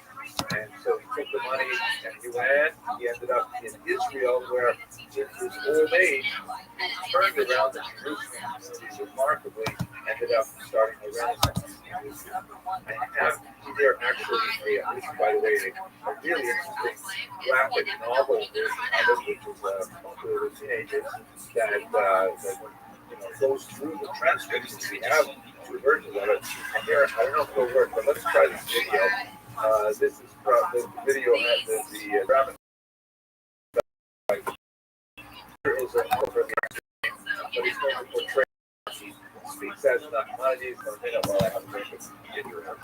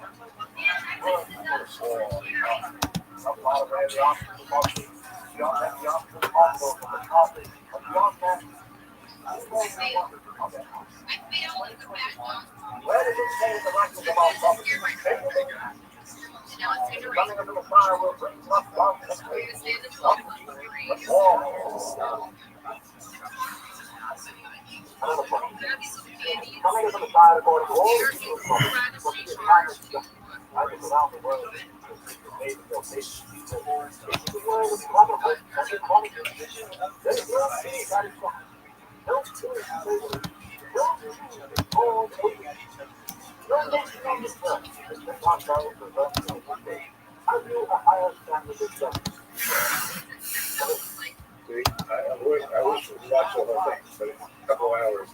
But it is, you can get the sense of the majesty of Nachmanides when he's free to speak his mind. You can also see that he was ran out of the country. So that's kind of like the tense period that we go into, the tense period of Inquisition.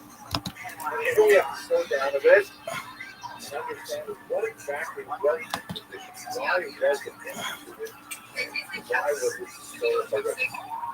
So it starts really in 1391. As I mentioned, with some of the disputations, like the Barcelona disputation of 1263, there are forced conversions afterwards, but these tend to be fairly small scale, local in nature. In 1391, there is a mass movement that sweeps across much of the northern part of the peninsula, converting Jews left and right by masses of people who are all fired up by a particular preacher named Moshe Karab. And we should understand that in Catholicism, merely administering the sacrament of baptism is something that is sufficient to consider a person a Christian at the Catholic site. And anyone can administer that sacrament, and it doesn't have to be holy water or blood. It can be like water literally in a ditch, as happened in France, for example, or any kind of water just sprinkled on a person and a particular phrase repeated, and that does it. Kind of like a Muslim Shahada in many ways. So we have a huge number of these, conversions by force. For example, in Salamanca, there's a situation where people actually burst into the synagogue on Shabbos, sprinkled around a whole bunch of water, pronounced the key text, and the entire congregation was suddenly against their will opposed to Christianity. And this created a really unusual sort of situation because the church recognized these people as actually now being Christians. The Jews themselves who were baptized certainly did not. And they said, "Oh, wait, I'm still Jewish, that's ridiculous." And the church simply didn't know what to do with these people because they were not converted at the directive of the church. This is kind of like a mass phenomenon with a fiery local preacher that went viral. And so basically they were left to their own devices. And this meant that you had a large class, 40,000 Jews, hard to say the exact number, who were given essentially the full privileges of living as Christians, meaning they no longer had the barrier to entry into higher education, no longer any restrictions on their residency, no longer any restrictions on their activity in the economy. They could pursue any kind of trade they wanted. And so many of these Jews said, why not? They continued living as Jews, marrying other Jews or other, as they were called, Jew Christians, or those shows, and maintaining their Jewish lifestyle, and yet taking advantage of the new freedoms they received as a result of this action. This continued for almost a century, until 1478, when the church said, we have to turn this around, and we have to make sure that these people, now the descendants of this large mass conversion of 1391, we have to make sure that these people leave behind their Jewish identities, they cease all Judaizing activities, and so the Inquisition, headed up by Thomas de Torquemada, shown here, who himself was of Jewish origin, was tasked not with persecuting Jews per se, but those Jews who had been baptized, even against their will, and making sure that they stayed within the lane of Christian behavior and that they abandoned all Jewish activities. This was, kind of like a crazy sort of phenomena where for, about a decade and a half, the entire society was turned upside down as people would be denouncing their neighbors left and right. I'm going to get back to that, but I just want to go to it. Let's just have a quick look at this theological conundrum, which I've skipped over very quickly. The notion that the church believes, and this is really still Catholic doctrine to this day, that if a person is forcibly converted, even though it is forbidden to forcibly convert a person, once that person has received the sacrament of baptism, they are now Christians. The most dramatic example of this in my mind is the 1858 conversion of young Edgar Mortara in Bologna, Italy, which I understand is going to be made into a major motion picture. So it's been popularized by a very important work by the title The Kidnapping of Edgar Mortara by his name is David France, if I remember correctly. And this is a case of a young boy who had a Christian nursemaid living in a Jewish home, and he was very sick when he was an infant. Scarlet fever or something like that. And so the non-Jewish nursemaid, who was, about 16 years old, felt so sorry for young Edgardo because she expected him to die, and she didn't want him to go into everlasting hell as a Jew. So she went and she secretly had him baptized. And then he recovered, and he got better.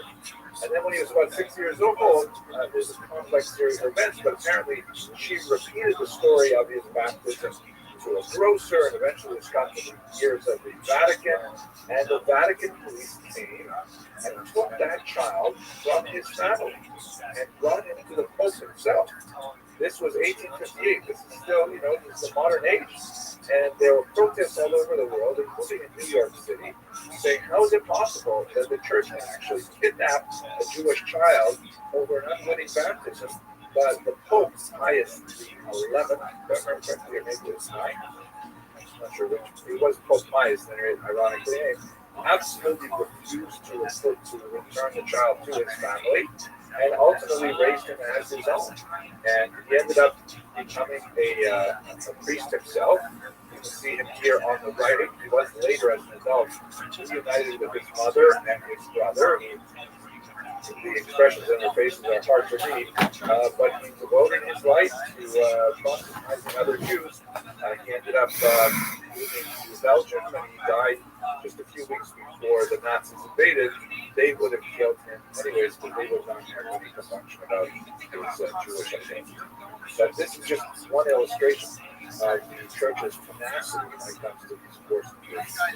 So back to the Inquisition, basically what went on in the late 15th century is that, one of the most ridiculous aspects of the Inquisition was that if a person was found to have been engaged in Judaizing, then his or her property was confiscated, and a portion of it was given to the church, and a portion of it was given to the person who betrayed the Jew with the Judaizing. And so there was like an economic incentive to rat out your neighbors, even to make up charges against your neighbors. Typically what would happen is then the Inquisition would arrest the individual, bring him in and expose him to torture, like this horrific device which had a cross on it, which was designed to make a person think about Christianity while they're being tortured. And then under duress, they would give up the names of many other people who would do the same kind of thing. And of course, the Spanish Inquisition is infamous for the various types of horrendous torture that were invented. This one, by the way, is especially awful. It's called the Pope's Bear. There are some scholars who doubt that it was actually used, but I'll show you the artifact anyways. It's a device like this that could be inserted in an orifice in the human body, and then the wheel at the end is turned until it expands like this. You can just imagine the kind of pain that it would result. So the whole society was turned upside down for about 20 years by this horrific inquisition. People who confessed at various stages in the process would then be forced to wear these sanbenitos, and here are a variety of them. It depends on what they confess to at what time. But they would be required to wear these sanbenitos for the rest of their lives, and then they would be displayed after their deaths on the church walls as a humiliation for the family. And sometimes corpses were actually exhumed and then put on trial and then burned again. Absolutely incredible kind of craziness that went on at this time. The most horrific aspect of the book was, of course, those who refused to confess at any point, and they eventually burned at the stake, the so-called auto da fe, usually in these kind of like rock star type sort of events that were held usually in the Plaza Mayor, the great public squares throughout Spain, and much of Spanish holding in New York as well. So a period of tremendous violence that existed right up until the 1830s. Incredible.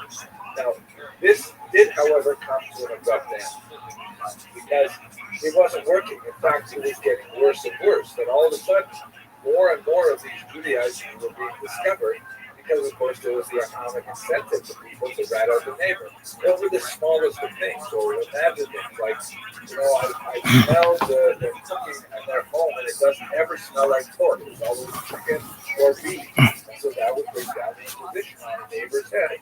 So eventually the Grand Inquisitor, shown here in the center in black, Torquemada, he spoke to his king and queen, Ferdinand and Isabella, who were really religious fanatics about this. And he said, I know why it's not working. The reason it's not working is because the Judaizers always have a Jewish community to return to. They always have a rabbi, they have kosher delis, they have Jewish schools, they have regular non-baptized Jews here in Spain, and they are the ones preventing these baptized new Christians from truly accepting Christianity. And the only way to stop this is to expel all of the Jews. Now, for the first time, the Inquisition is directing its gaze at these non-baptized populations. And although the man shown in the beautiful red sleeve on the right, Don Isaac Barbanel, who was the deputy minister of finance of Spain at the time, begged the king and queen to reconsider. Nevertheless, in 1492, they signed the decree, and within a few months, all of the Jews were forced to leave Spain. And this is the great expulsion. It left behind those Jews who had gone underground. By the way, the negative term for this, the sort of derogatory term that nevertheless was part of historiographic literature for a long time, is Marrano. The term Marrano means pig or swine. So converso or pricker Jew or even new Christian are considered preferable terms. So Abarbanel, shown here in this portrait of him in his old age, decided rather than remaining in Spain at the price of conversion, although he would have been a very wealthy man, like his superior, Rabbi Abraham Senor, who decided to convert and remain with his wealth in Spain. Abarbanel decided to go into exile with his people, and so you have boats leaving Spain, trying to find safe passage throughout the rest of the Mediterranean. This is a map that just gives you some sense of the scope of the Spanish expulsion. It was considered a rift in time for Spanish Jews because Spain had become the most powerful, the oldest, the the most influential Jewish communities, especially in the Golden Age, and now it was completely destroyed. A Holocaust-like event in terms of the expulsions. And you have Jews going all over the coast of North Africa trying to find haven in the Italian peninsula. They had much more luck under the Muslim countries in Turkey in particular, but many went to the north, and places like Amsterdam became a refuge for these crypto Jews, and also some went to the Americas. In fact, that's the genesis of the North American Jewish community as a result of Portuguese Jews who made it over to Brazil years earlier. Portugal deserves a little bit of a different treatment because being located just on the western edge of the peninsula, the easiest country to get to. It has a lot of cultural similarities to Spain, linguistic similarities, and Jews had actually been fleeing to Portugal from Spain for over 100 years, including during 1391. Many of them followed the Douro River in the north there, making their way to Porto on the coast. So Portugal initially allowed a small number of Jews to enter legally on the payment of a major fee. A much larger amount entered illegally. We were illegal aliens at that time in Portugal. But politics changed because the leader, João III, was followed by Manuel I, who wanted to effect a dynastic union with Spain, specifically by marrying one of the princesses. And part of the deal was he had to make Portugal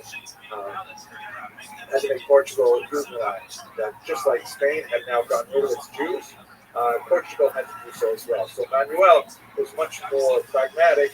He promised the Jews of Portugal that with their forced baptism, which he engineered in 1497, he would not allow the Inquisition to come in for at least 40 years. And in fact, it didn't come in until the 1530s. And so that gave Jews in Portugal in particular sort of a time where they could prepare for the onslaught. And it did come, it was horrific at the time, but it changed their preparation for it. There was just one small event that I really have to point out. In the period of forced persecution, forced to baptism, one of the most horrific moments is when João takes 713 children from these families and takes them hostage. Funny how these things have reverberations in our own time. And to try to force the parents to convert, he expels them to the island of Sao Tome off the coast of Africa. And according to some of the contemporary accounts we have there, none of those children survived. Many of them were actually horrific. They were consumed by the local acid lizards that apparently live on that island. Scholars don't doubt exactly the specifics of the story, but nevertheless get a sense of the horror that the Jewish families must have experienced. This is a picture of Manuel I, who was able to ultimately marry the Infante, the princess of Spain, and effect this dynastic union. But when the Inquisition came in, many Jews from Portugal also fled, although with much more difficulty than they did from Spain, and they ended up finding themselves in many of these safer locations throughout the world. So this brings me now to really my statement of thesis. I've given you the historical background, and then I have time for a few questions where we can discuss whether or not my thesis has validity. So this picture, by the way, is of two Portuguese exiles, or descendants of Portuguese exiles. Muriel da Costa is the adult figure, brooding black with his claw-like hands and so on. And he was someone who had a very tragic life story. He was raised as a Christian by his parents.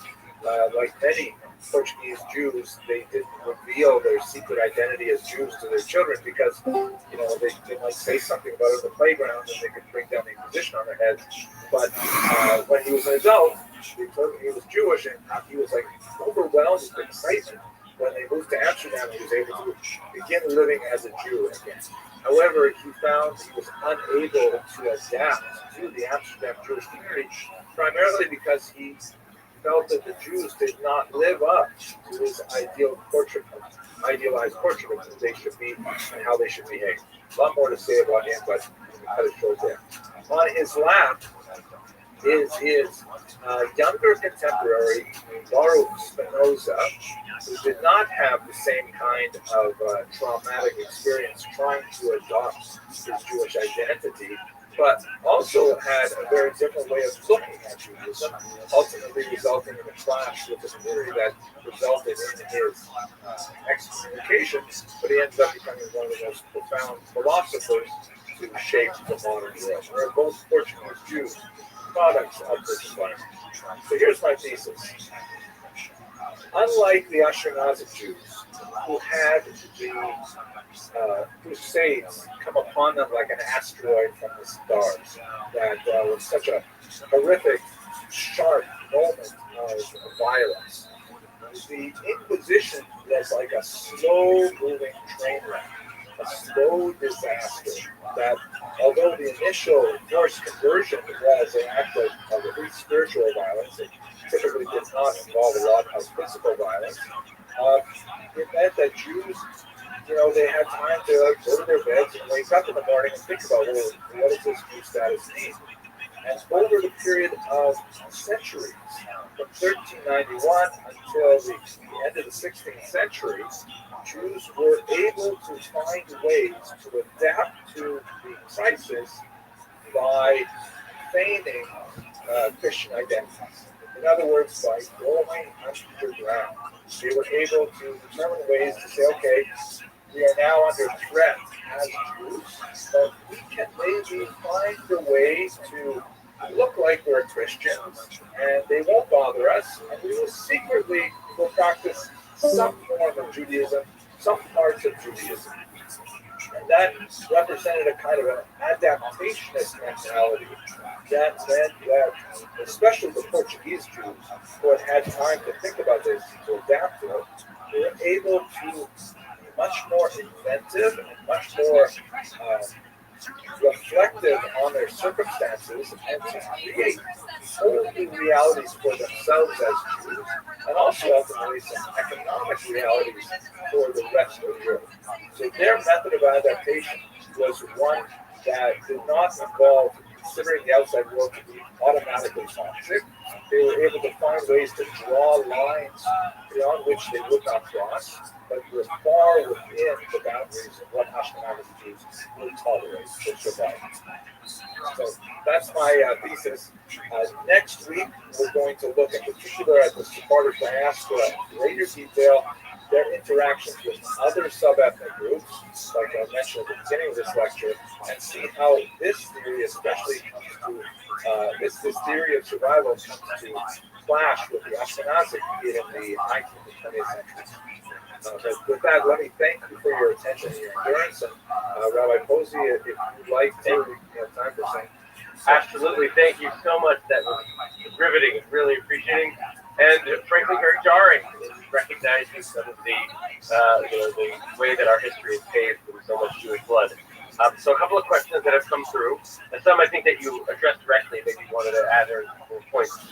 So you mentioned the four major periods, and how it looks like there was lots of intrusion of all sorts of a variety of different influences within the Jewish ethos, art, music, poetry.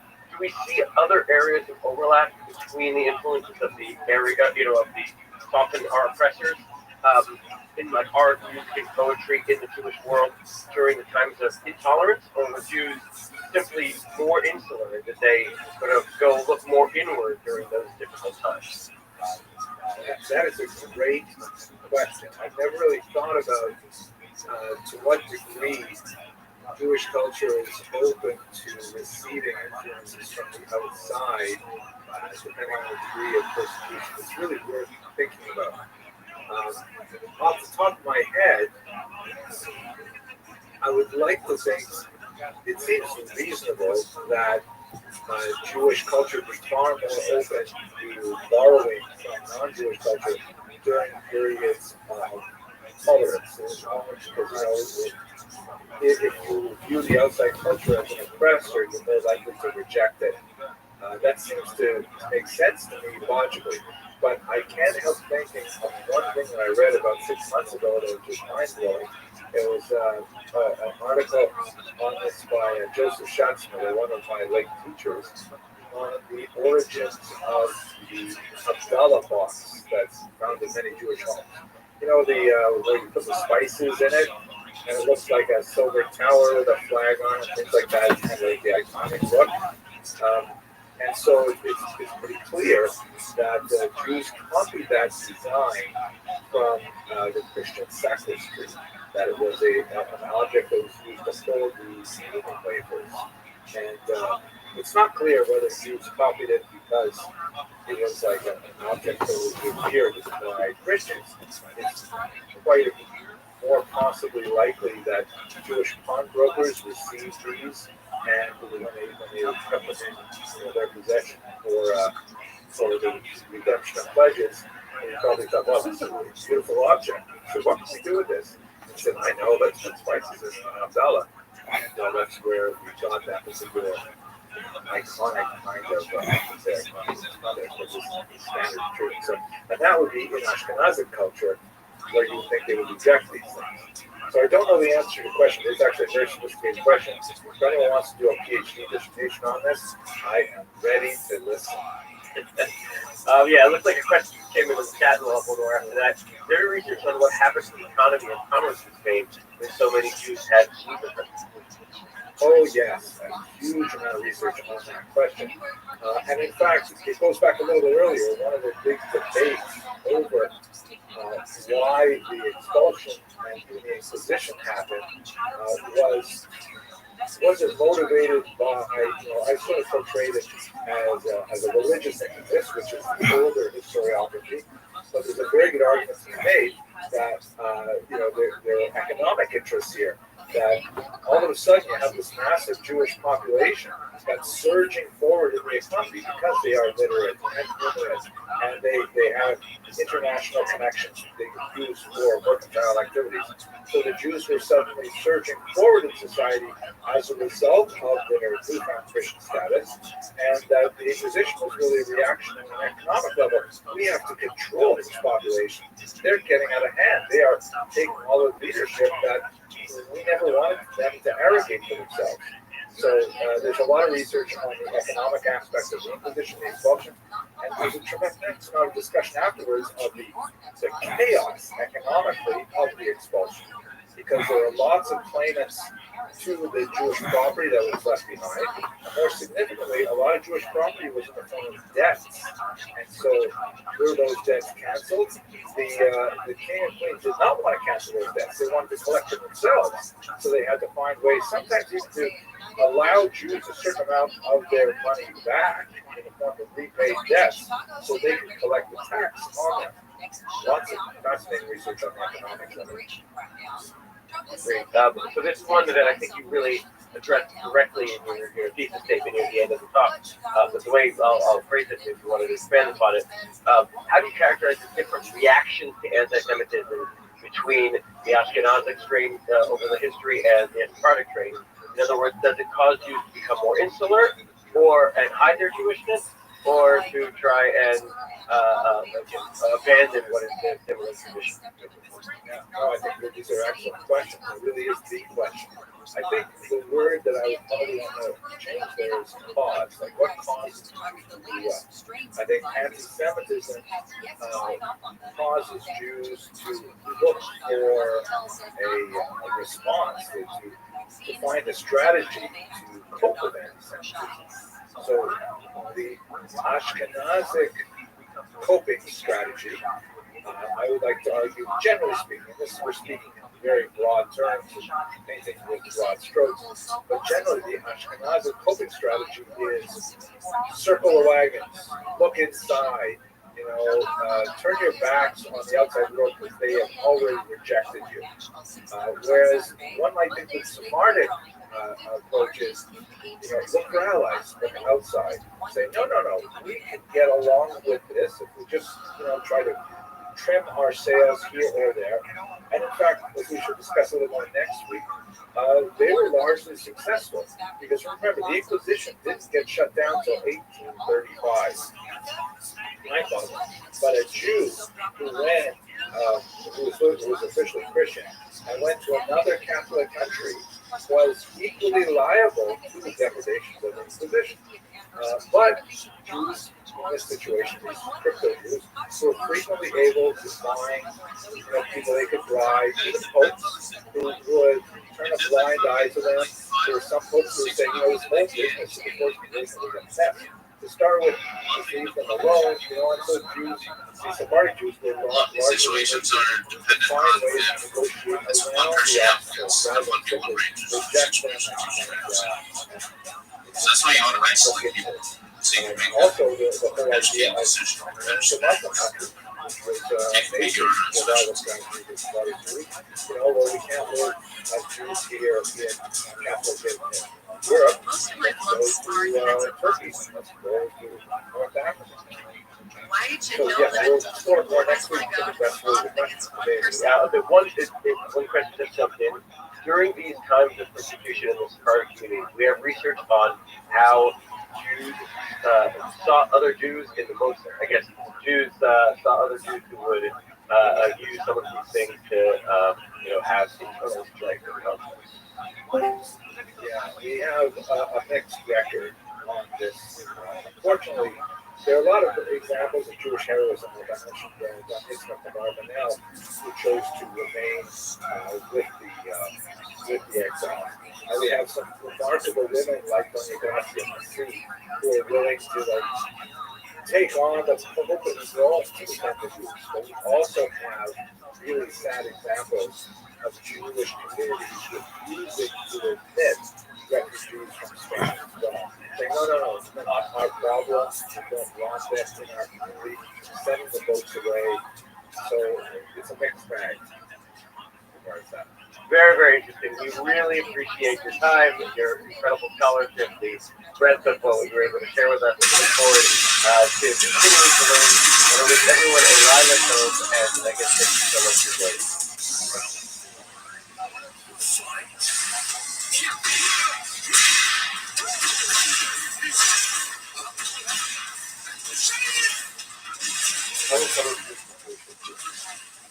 One of the most terrifying experiences was certainly Jeffrey through the Yiddish bar. Massive expulsion of Jews from Iberian years would represent an unusual moment of moving from Spain into Portugal and then finally to the land of Israel. I find them deeply inspirational, and I've actually spent quite a bit of time studying their work. I'm in particular fascinated by Rabbi Yaakov Ibn Shlomo Hafiz, whose years are roughly 1445 to 1515, and his Levi, who continued his legacy in the holy city of Tzfat, northern Israel. So what's the story with them? Rabbi Yaakov Ibn Shlomo Hafiz was born in Zamora, which is in Castile. He was the Rosh Yeshiva in, among other places, Salamanca, a very beautiful university town that had a major Jewish community right up until the expulsion of 1492. When the expulsion occurred, he was among the large group of Jews that made the land journey just to the west.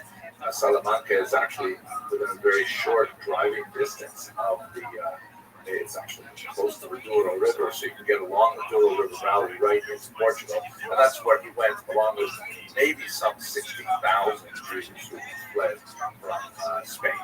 And at that time, Portugal was initially, with some hesitancy, willing to accept some of these refugees, albeit for a large payment. And some Jews were able to put together the money. Many others simply entered Portugal illegally as refugees from the expulsion. Then in 1497, as we've discussed many times, there was a forced conversion, mass baptism of all of these Jews in Portugal, which created an entirely different kind of environment where they were suddenly, given the privileges advantages of Jewish status, but still burdened by the social prejudice against them as Jews, and that, of course, they were not willingly baptized to Catholicism. And this would be reasonably tolerable at some levels until the 1530s, when the Inquisition entered Portugal, and then they were actively persecuted for harboring any Jewish practices. The next 200 years are some absolutely horrific stories, which hopefully we'll be able to understand a little more of over the course of these lectures, and especially when we're in Portugal later this year. Now, Rabbi Yaakov Shlomo Habib was among those who was forcibly converted. He fled Portugal in 1501 with his family, and he made his way to Salonika, Greece, where he was able to get together with the community of Spanish exiles there, who elected him as their rabbi, and he spent the majority of the later years of his life in Salonika there. He was a very well-respected rabbi, quoted by many of the great rabbis of the era, including the Spanish Rabbi Yosef Caro, the author of the Shulchan Aruch. The most important and lasting literary creation that he bequeathed the Jewish people was a fantastic book called Ein Yaakov, or The Well of Jacob. He, of course, was named Jacob Yaakov. And this is a really interesting thing, because you have to understand how the Talmud is constructed. The Talmud, massive document, right? Thousands and thousands of pages. And it has a very unusual structure in which it's kind of like a stream of consciousness discussion with up to 2,000 interlocutors. And the tangents are sometimes more numerous than the actual, straightforward description of the text or subject involved. And so what that means is, besides the discussions of how should Jews behave in a ritual, civil, moral fashion, there are all kinds of sort of side discussions that are like philosophical musings or metaphysical meditations or stories, biographies, jokes, recipes, observations on the natural world. All kinds of amazing, wonderful, unusual things are mixed in with the rest of the discussion. Now, for many rabbis, for several hundred years preceding Rabbi Ibn Habib, there was kind of like a desire to sort of push away all that sort of secondary material that does not seem, at least directly related to the subject at hand. And so you have collections like the ones by Rabbi Al-Fassi, in which all of that stuff is edited out of the Talmud, and you have only the halakhic information, only the Jewish law information, which of course is a much easier way to make your way through the Talmud, but it's also kind of less interesting. It's just the law, as opposed to all this fascinating stories about great rabbis and experiences they had, things like that. So what Rabbi Yaakov Ibn Habib did, and maybe he was thinking a lot about regeneration and what they needed, he went the other way, and he said, no, you know what, all that halakhic, all that legal material is very useful, but I'm going to create a work that's only the fun parts of the Talmud, only the biographies and recipes and observations on what we can learn from the behavior of a cat and things like that. He put that in as distinct edited version of the Talmud called Ein Yaakov, and it is absolutely fascinating to go through this. Now, to really study the Talmud properly, in my humble opinion, you have to do both, because they are interrelated, sometimes in a very tangential way, but both types of material are very much related. But the Ein Yaakov is extremely popular because, especially for people who, did not have necessarily the mental stamina to go through long, months-long discussions of halakhic, sometimes theory, when they just wanted to get some more inspiration material from the Talmud, the Ein Yaakov was perfect. It also has a commentary. It's not just the edited Talmud, but the Ein Yaakov includes Rabbi Ibn Habib's commentary on it, which has fantastic historical data, especially relating to the experiences of the Jews who had to flee Spain and Portugal. So he finished it, and it was published in 1516 after his death, and has been reprinted more than 10 different editions and hundreds of reprintings since then. However, he did not merit to finish the entire book. That was left to his son, Levi. Levi, like his father, was born in Spain and he made his way to Portugal. And then at the tender age of 14, he was among those, like his father, who were forcibly converted to Catholicism. He followed his father to Salonika, and then, in the spirit of the age, because there was a huge, widespread feeling among Jews that something colossal had happened, something that, we can understand a little bit of it in the sense of like being the post-Holocaust generations, that something had dramatically shifted in the tectonic structure of the universe. And Levi Yavukavitch said, in order to atone for whatever it was that led to that moment of baptism, he went to live in the land of Israel. He went to Tzfat, and then later in Jerusalem, where he was very much involved in a fascinating controversy. He was the opponent of Rabbi Yaakov Be'erav, who in Tzfat was trying to restart historical smicha. Absolutely fascinating, but he managed to finish his father's work, the Ein Yaakov, and it is a classic that for the last 500 years has been studied with great enthusiasm by many, including myself. Okay, I hope you found this useful, and thank you very much for watching.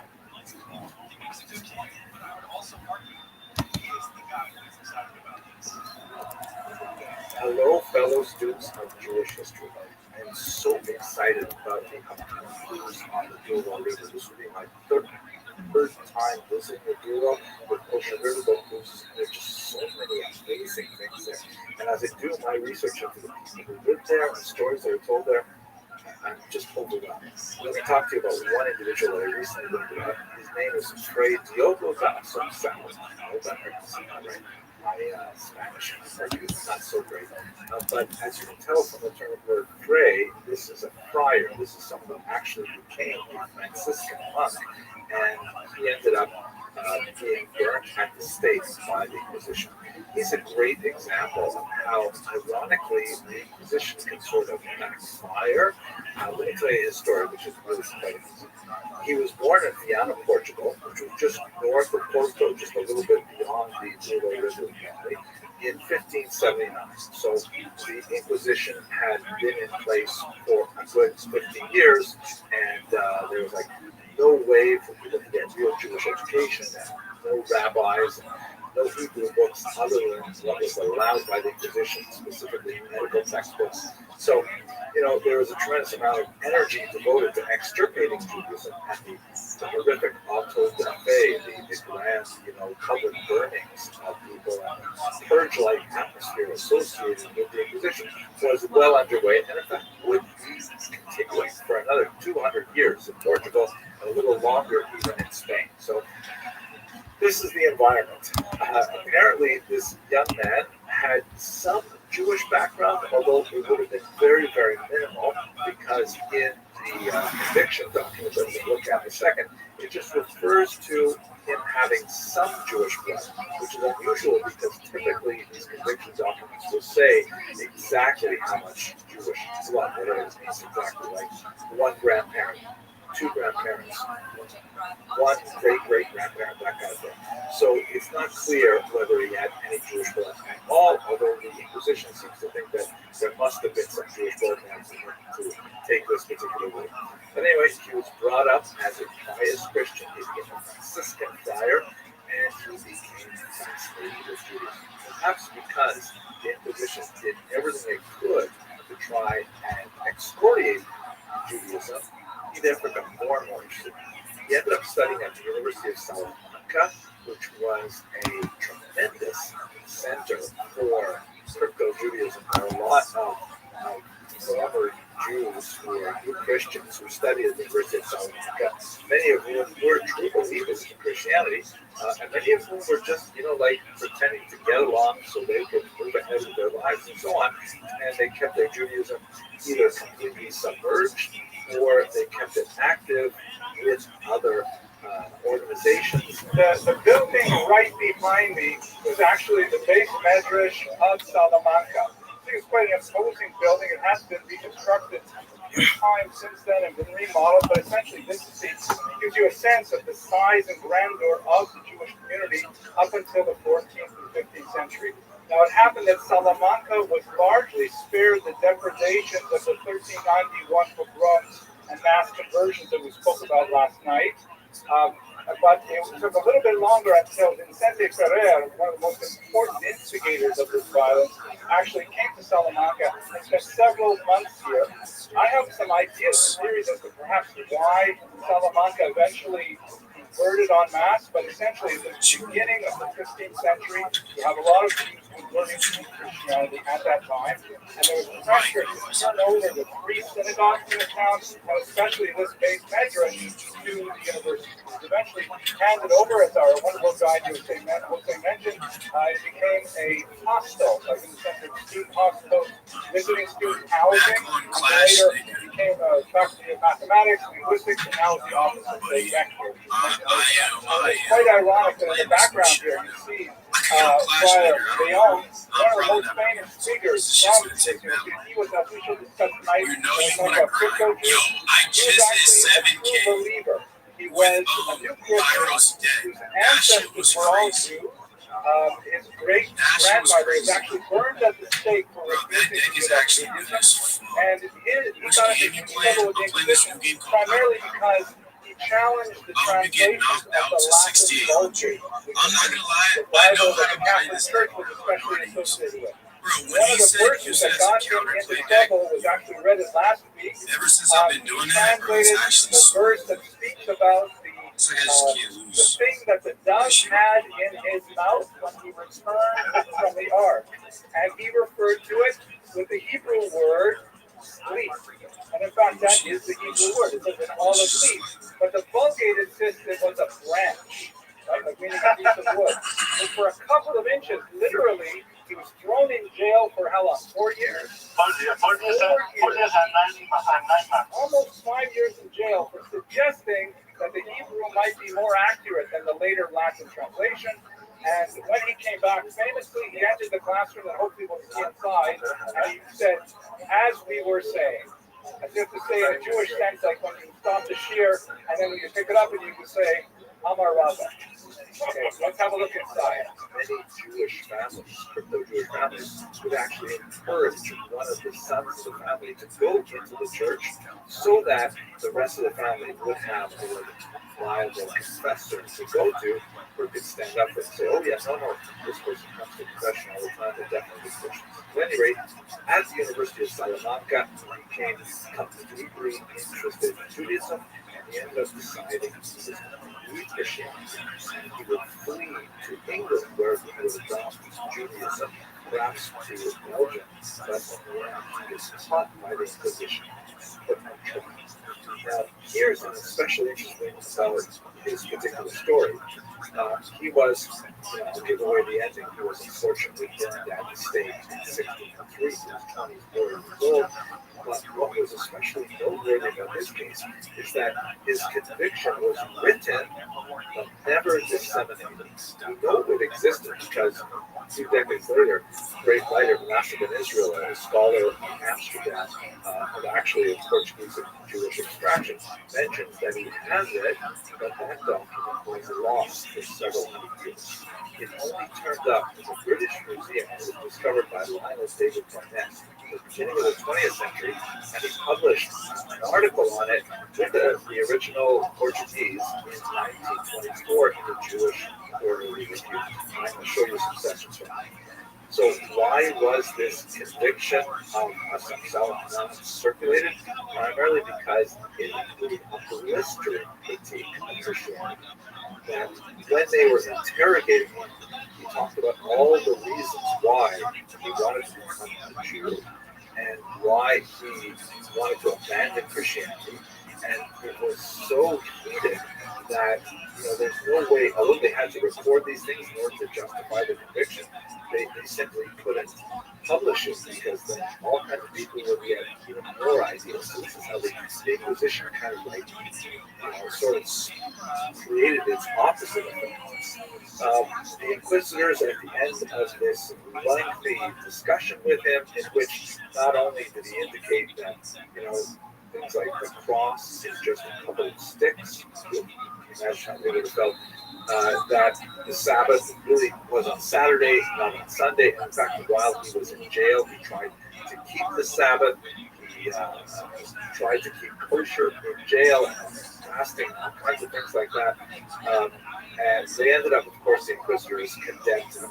And at the end of this condemnation, they utter this stock phrase, which appears at the end of almost all of these condemnations, that the church excommunicates him completely, but they beg that the secular authorities not proceed to the penalty of death or the shedding of blood. This is, by the way, how the Inquisition would work, that typically the church would make the decision, and then they would so-called relax the person to the secular authorities who would decide what they were going to do. Then, of course, the secular authorities would decide whatever they wanted. In many cases, they would burn the individual at the stake. The secular authorities would occasionally offer a small mercy by garroting the individual, meaning strangling them before they set them on fire. But the church would also engage through the secular authorities in the burning of people in effigy or having their bones unearthed and then burned. And at the end, of course, all of the property of the victim would go to the royal chamber, which was part of the profits and the locals. A certain amount would also go to the church, a certain amount would also go to the people who denounced them, so it was definitely economically a self-sustaining kind of enterprise. At any rate, this entire document is recorded, and then there's a little note, because it's transcribed by a Jewish writer, phrases added after the name of the justices: may the Lord destroy them, and may God give vengeance to the penitent for his blood. Amen and amen. Now, this particular story reverberated throughout early 17th century Europe, so much so that it motivated secret societies in the name of Saint Assumpção in places like Peru, where there was a large contingent of people who felt very much like this particular individual. Fascinating story. We're going to see many of these stories along the Missouri River and see where they happen and get a sense for what a difficult period must have been like. I hope you'll have the opportunity to join me on this cruise, but if not, really looking forward to sharing with you our discoveries on this channel. Thank you very much for listening. Pamela Anderson in recent years, we all knew people that grew up in the 90s that remember the 90s. Pamela Anderson was that girl, right? Everyone wanted to look like her, everyone wanted to be with her. Hello, fellow students of Jewish history. Today, we're going to look at this fascinating individual, Captain Antonio Carlos de Barros Castro. He lived between 1887 and 1961, and he was perhaps the single most influential figure in creating a revival of Portuguese Jewry that is still very active and very vibrant today. First of all, he was descendant of crypto Jews. His grandfather first told him, although his mother and his grandmother were not Jewish, his grandfather shared with him that he was one of the many Portuguese Jews who had had their Judaism submerged by the forced conversion of 1497 and essentially driven into hiding by the Inquisition that followed. So he thought that was a very interesting kind of fact. And in fact, he had experienced some anti-Semitism because even though on a halakhic, Jewish legal level, he would not be considered Jewish by rabbinic standards, at least not until his conversion, which happened later, he nevertheless experienced anti-Semitism. That's one of the ironies of the Jewish condition in the modern era. At any rate, he was a war hero during World War I, and while he was in service in the Portuguese army, he met a Jewish chaplain, and he learned a lot more about Judaism from this foreigner. In 1920, he elected to go through a formal conversion process, which he completed in Tangier. He was circumcised, and he took the name Abraham ben Rosh, Abraham the first, as it were, the son of the head, as it were. And shortly thereafter, he married a very prominent woman of the Portuguese Jewish community. And after his marriage, he became extremely involved in organizing the first Jewish community in Porto, 424 years after it had been formally dissolved. Fascinating. He did so much more after this. Now, one of the things that he was so involved in is what we call the rescuer of Portuguese Jewry. He was convinced that there were tens of thousands of people like him who had some connection to Judaism and longed to return. And the fact is that in 1910 there was a coup in Portugal, and 1911 a new constitution was written that formally declared the freedom of religion. Title I, Article 4 said liberty of conscience and creed is inviolable. And number 6 says no one can be persecuted on religious grounds nor questioned by any authority with regard to religion professed. This was just like a tremendous turnaround after the Portuguese Inquisition. So he said, listen, with all of this, we can go out to all of these people who had been for 500 years, 25 generations, been practicing Judaism in secret, and we can say, hey, you can come back now. Now, these people, of course, were called Marranos. The term Marrano is generally accepted to be a derogatory term. It comes from the Castilian word for swine, and most scholars today prefer the term converso or crypto Jew, hidden Jew, or even new Christian, which was the term that was applied to them by the church. In Hebrew, the term would be B'nai Anusim, the children of the force, meaning they were forcibly converted to Catholicism. For his part, the captain actually preferred that term Marrano, which was in wide circulation, but he derived it from a Hebrew root. He said that Marranos came from the word Mar, which means bitter force. They had been forcibly converted bitterly to Christianity. But anyway, what did he do? So he was extremely active in recreating the Jewish community, first in Porto, which had a secret Jewish community. You can see here on one of the streets, which I had the privilege of visiting with Kosher River Cruise 13 years ago, and I hope to go again this year.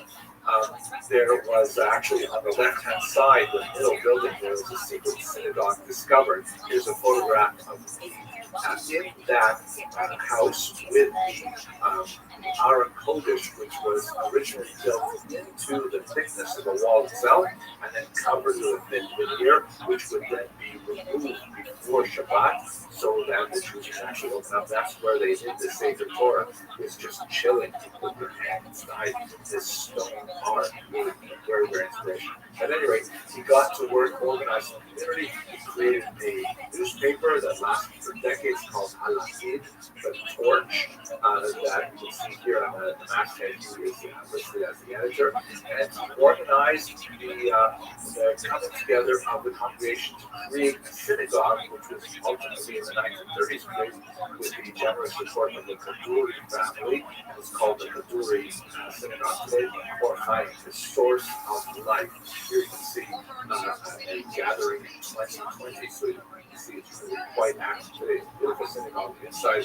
I especially appreciate visiting it because the psukim, the verses of the Torah that are written around the synagogue, all speak to this idea of return after long absence. It's absolutely fascinating. He created a yeshiva as well called the Rosh Pinah, which means the cornerstone, which of course invokes the passage of Tehillim that says that the stone that the builders rejected has now become the cornerstone, which has tremendous reverberations for anyone who's affiliated with understanding of the Abrahamic experience. One of the really interesting debates that occurred while he was active in this regard is how does one treat the actual religious content of the behavior that the crypto Jews had been practicing as they were in the process of returning to Judaism. Baruch Mastro, who himself was a traditional Jewish study, he published in his newspaper many articles on Talmud, on Jewish history and Jewish thought and so on. I really wanted to see the community of Portugal join the mainstream of rabbinic Judaism. Every time they brought in rabbis from the outside, they were extremely intolerant of many of the practices that these crypto Jews had developed over 500 years, which were not in harmony with rabbinic law. And the captain's position was that they had to be treated with tremendous respect and slowly brought back from their counter counter halachic practices into the mainstream of Judaism as it had been practiced for 500 years since the Portuguese community was artificially cut off from the rest of Talmudic Judaism. His life was soon taken up with controversy. He was extremely active, going along the Douro River, going to communities like Belmonte and Kosovo and many other places where he found crypto Jewish communities and talked to them about Judaism and brought them back. And he was actually very active on an international level with some great scholars like Cecil Locke and the journalist and historian Sam Wolf, who wrote to him and said, hey, listen, you are going to get into trouble doing this.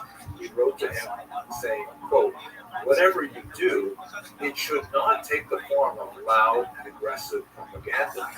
Why? Samuel continued, in the eyes of the church, the vast majority of Moranos are still there to baptize each other. And any action in the form of propaganda to convert them to Judaism would be viewed with that bitter resentment. Those words were emphatic because one of the things that got Captain Baros Mastro in trouble, remember, we're talking now about the 1930s. Although Portugal would assume a neutral stance during the war and actually played a role in rescuing Jews, nevertheless, there's a huge amount of anti-Semitism in the 1930s throughout Europe. Portugal was not exempt. In 1931, for reasons which were unexplained, the army had established effective house arrest. He was required to report to HQ every day of every 6 career soldier in the capital. But at night, he was forced to remain at home. The reason for this became clear in 1934 when the police announced that they had received an anonymous letter denouncing Baros Mastro specifically for his activity in circumcising converts to Judaism. The police investigated, but the denunciations were ultimately retracted, except for 2 who had left the country. Let us recall that, circumcision is, of course, central to the Jewish faith, and Baros Mastro, of course, himself having been circumcised as a result of his 1950. who, of course, advocated for these Moranos who are seeking to rejoin the Jewish community, male Moranos, obviously. In 1937, a politically motivated military trial found that Baros Mastro does not have the necessary moral capacity for the prestige of his official function and the decorum of his uniform. Oh my gosh, this is all because of his activity bringing crypto Jews to traditional rabbinic Judaism. The Porto Military Court disagreed with the military trial, however, and they absolved Baros Mastro, with a judge writing that the evidence based on these denunciations, these were fabrications made out of malicious hatred, and they were very, very difficult to defend against. The conclusion of the judge there was, and I'll quote, is this the evidence that would disable an army captain with a long, exemplary military record? I do not think so, and I believe that it is time to end his distress. In these terms, and on these grounds, it is my opinion that the case should be closed. However, this is in the late 1930s, it's in the lead up to World War II, and the military superior court of discipline had already taken action against Baros Mastro, and although he attempted to redeem himself and he launched a defamation lawsuit against the people who had denounced him, these were dropped when the denunciations were ultimately retracted, but he was never able to be restored to his position. World War II got started and swept away the whole case. Formal rehabilitation of Captain Baros Mastro was only recognized in the year 2012 by the Portuguese Assembly of the Republic. And it was also noted that he would have been made colonel had he not been wrongly removed from the army in 1937. In this regard, he is often been called the Portuguese Alfred Dreyfus. Nevertheless, he was certainly the most influential individual in looking at the state of Portuguese Jewry and attempting to bring them back to traditional Judaism in the 20th century. Wow. Yes, the story. Thank you very much for watching.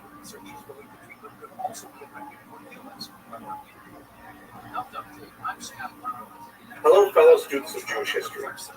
If you have ever wondered how important rabbis or books are to Judaism, you can actually look to the situation in the Iberian Peninsula over the last 500 years, because recall that with the introduction of the Inquisition in the 15th century, and then the expulsion of Jews from Spain in 1492, the forced conversion of Jews in Portugal in 1497, and then the subsequent introduction of the Inquisition there, all books and rabbis and any religious functionary, religious education was officially banned.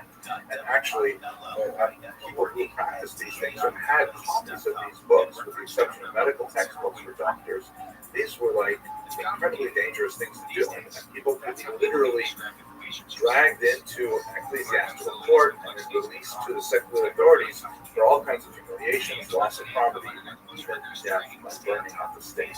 So for the last 500 years, that is about 20 or 25 generations, Jews of Spain and Portugal, that is, I should say, crypto-Jews, because at this point they'd already been forcibly converted to Christianity, had to live without their religious functionaries and their religious texts. So it's amazing that anything survived.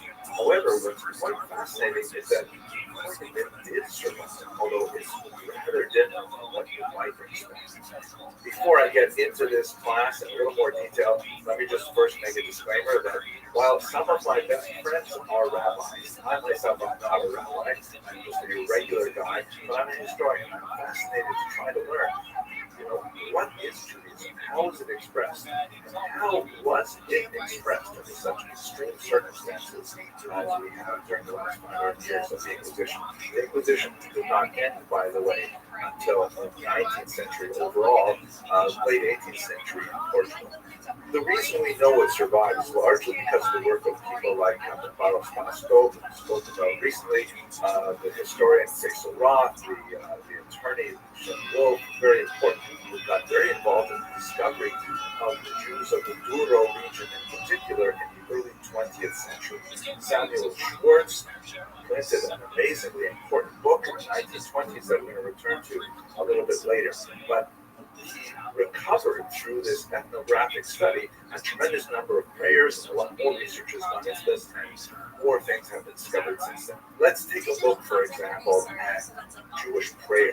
What did that look like when you had no books to guide you in the text, and you had no rabbis to give instruction?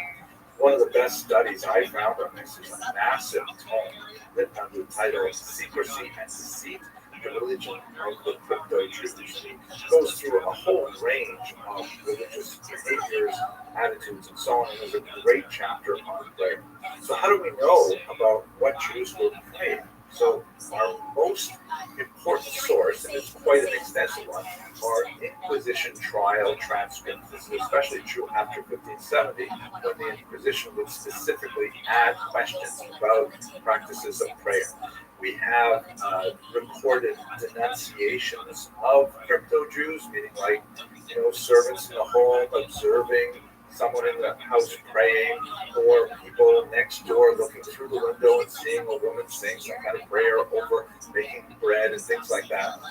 We have the confessions. Quite often these were forced under torture, but they are dutifully recorded, and they describe, the kind of crimes that these crypto-Jews were practicing, in the sense that they were continuing to pray as Jews in whatever way they could. We also have the testimony of guards in prison who observe those individuals who are accused of Judaism, what they would do in prison in terms of their prayers and so on. We have some very, very limited archaeological discoveries, scraps of paper discovered here and there, hidden in walls, a few publications that were issued outside of Portugal and Spain. Obviously, they published these things there, but some of these crypto-Jews would emigrate and then publish things in Portuguese in particular. And then finally, we have the great work of the 20th century ethnographers. So let's try to understand a few elements of what happened to prayer after it was essentially banned. Let us recall that prior to 1492, most Iberian Jews would practice a form of Judaism that would most closely resemble what we call Orthodoxy today, which included, for example, mandatory prayers 3 times a day for men, usually communal prayers. Obviously, communal prayer was one of the first things to go, and with a set liturgy in Hebrew and so on. So what of that was retained? Let's just Yo, babies. okay? All right, My we're on the parents clock. All right, are English French let's get a and rookie they running back. learn Yiddish at home, but they typically Maybe. respond to my What running grandparents backs are in available? English. And then I grew up and I T. would have Benson. entire conversations solely in English with my parents, and I would only pick up a few scraps of Yiddish phraseology from my grandparents. I certainly don't have fluency in it as a spoken language, and that's after only three All right, generations I'm gonna take T. of Benson. dislocation, and Here you are, without babies. any bars to the use of Yiddish language on penalty of Bum bum arrest bum and bum. imprisonment. So we can Trey imagine Benson. amplifying Bum bum that bum bum bum loss of bum. language over 20 Bum or bum 25 bum. Ray Day. when it is illegal and highly He sucked so dangerous much dick last year. anything associated with Unfucking real. prayer. It's amazing that anything survives. Rico So let's look Dowdle. at what did survive. So first of all, physical actions tend to survive. That's interesting because those are things that you can easily demonstrate, like literally. All right, are you done? So, for example, washing hands Yeah, I don't before think so. prayer. Very, very Dog, if anybody's wondering, this is sort of my favorite day on earth. Really? Sort of. Part of me likes this day more than any other day. Why? Because it's sick, bitch. You're fine. Go fuck yourself. Which is, of course, characteristic of the Amidah, the standing prayer or silent prayer, which is central to Jewish prayer. So even though these crypto Jews would not be able to pray the actual text for which this is described, nevertheless, they would always step back 3 steps and forward 3 steps before they began their prayer. Interestingly, shuckling was noted, especially by prison guards. Shuckling, of course, is the motion, the swaying motion, typically back and forth, that occurs during Jewish prayer, something which was noted in the Iberian Peninsula by none other than Yehuda Halevi in the 12th century.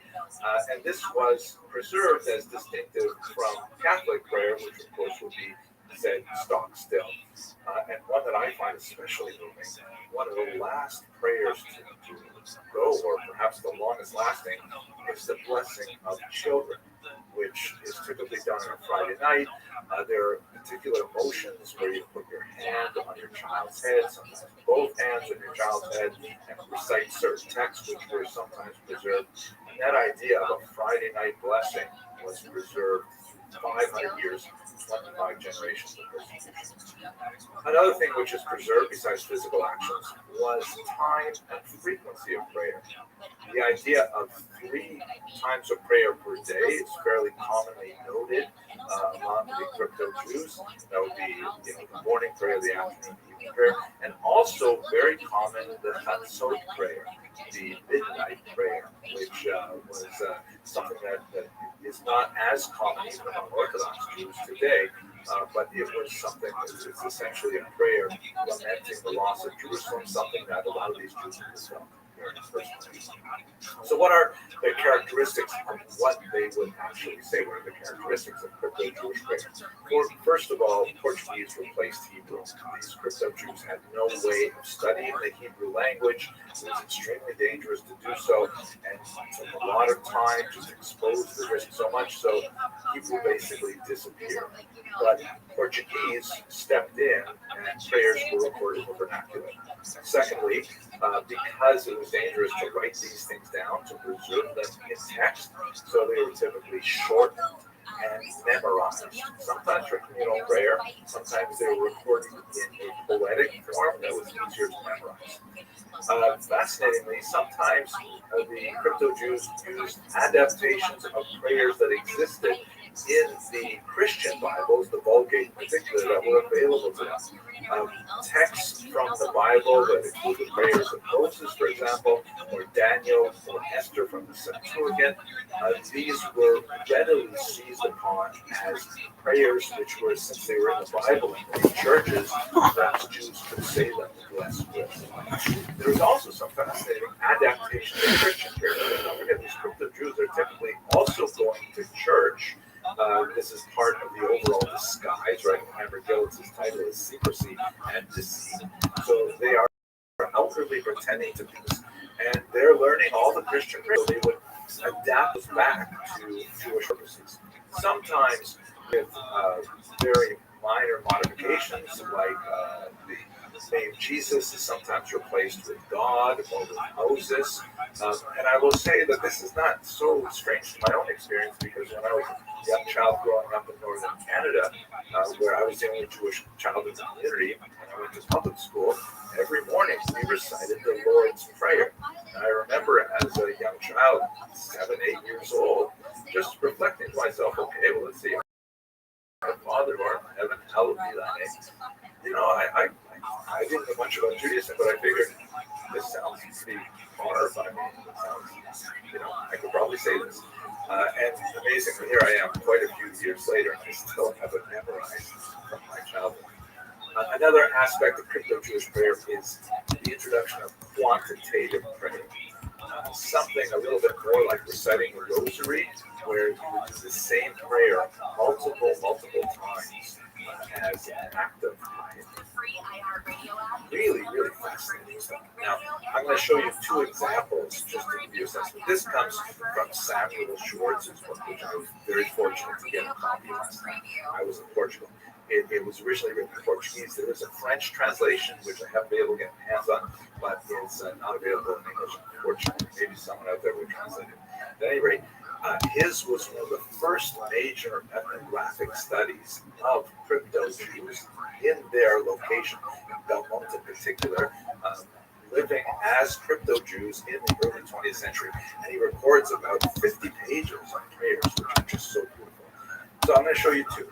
One of these is recited before a fast, and it is important to know that fasting is hugely significant for the crypto Jews.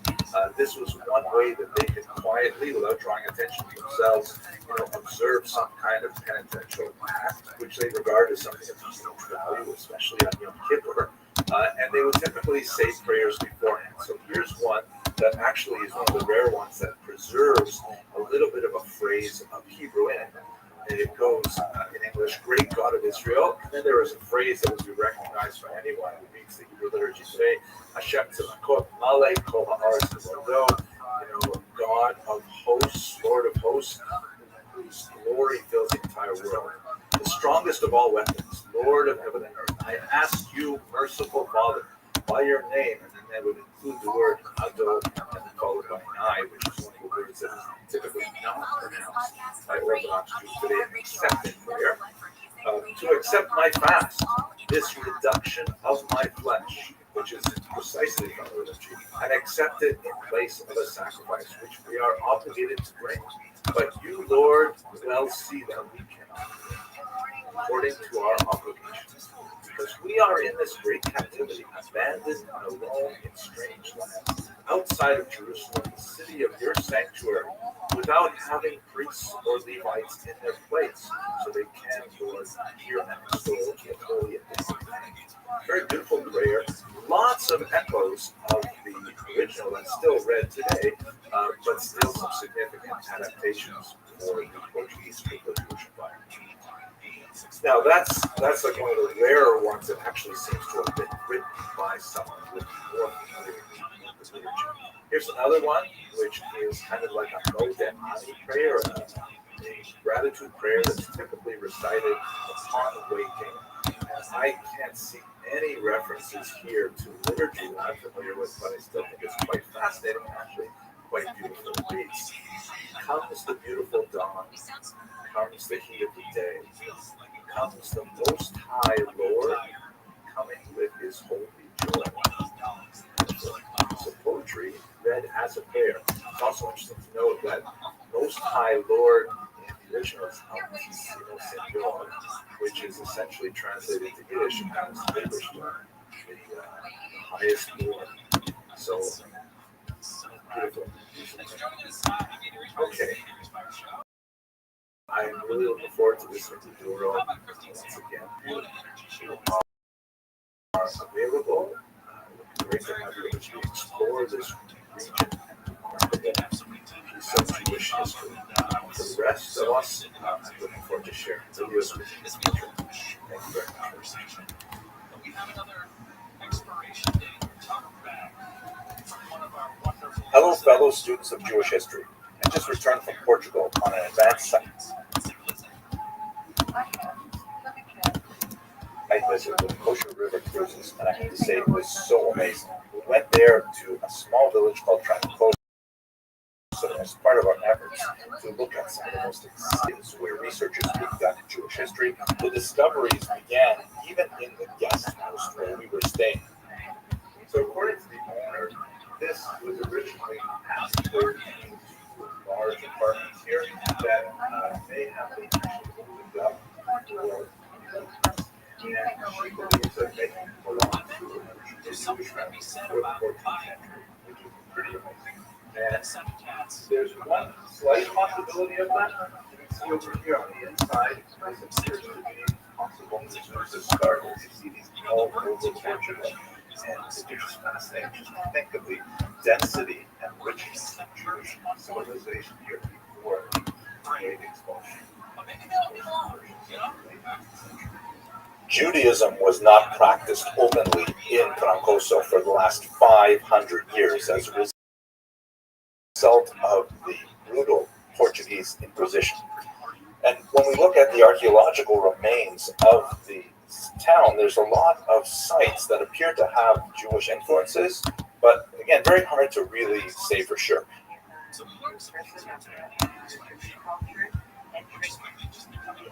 Personal therapy session. This is an interesting story. Not a fashion Maserati driver was arrested in a bus. So they found 9 liters of oxide in the car.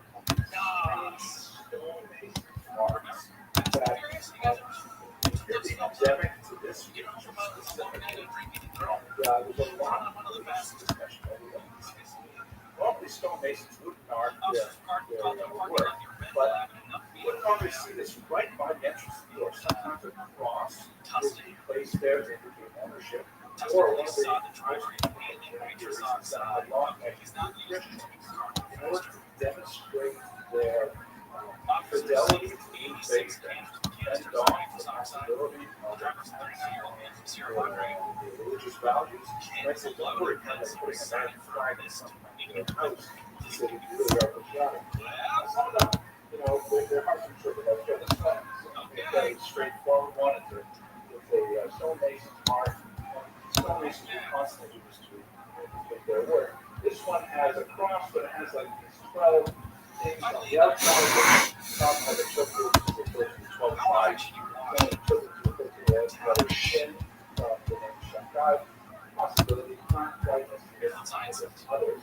Also really important to note, some of these stones are placed in very inaccessible locations, which tends to argue against the possibility that they're trying to broadcast Jewish influences. Some of them, see if you look carefully, this one is guard.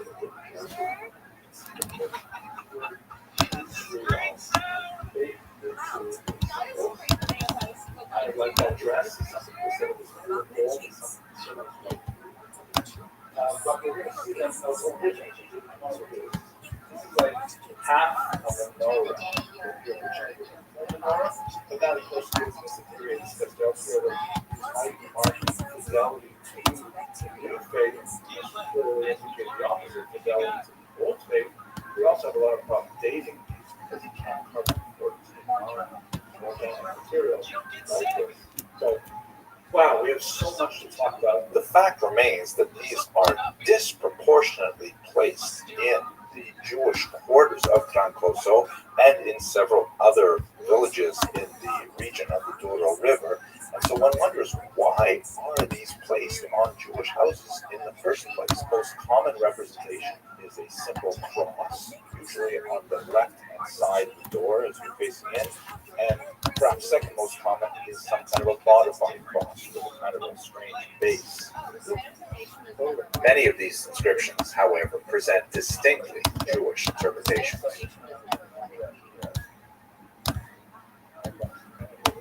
Well, Dr. Lee says you don't have to be that strict. There are general rules for bathtubs. She recommends changing them after 2 uses. If your bathroom is so humid, towels don't dry. Really interesting here. I don't know what this is. Okay, here we go. Got a samak here, and this is a fey. And here's the reish. here, especially famed, is a Dalit for the word Sepharad, or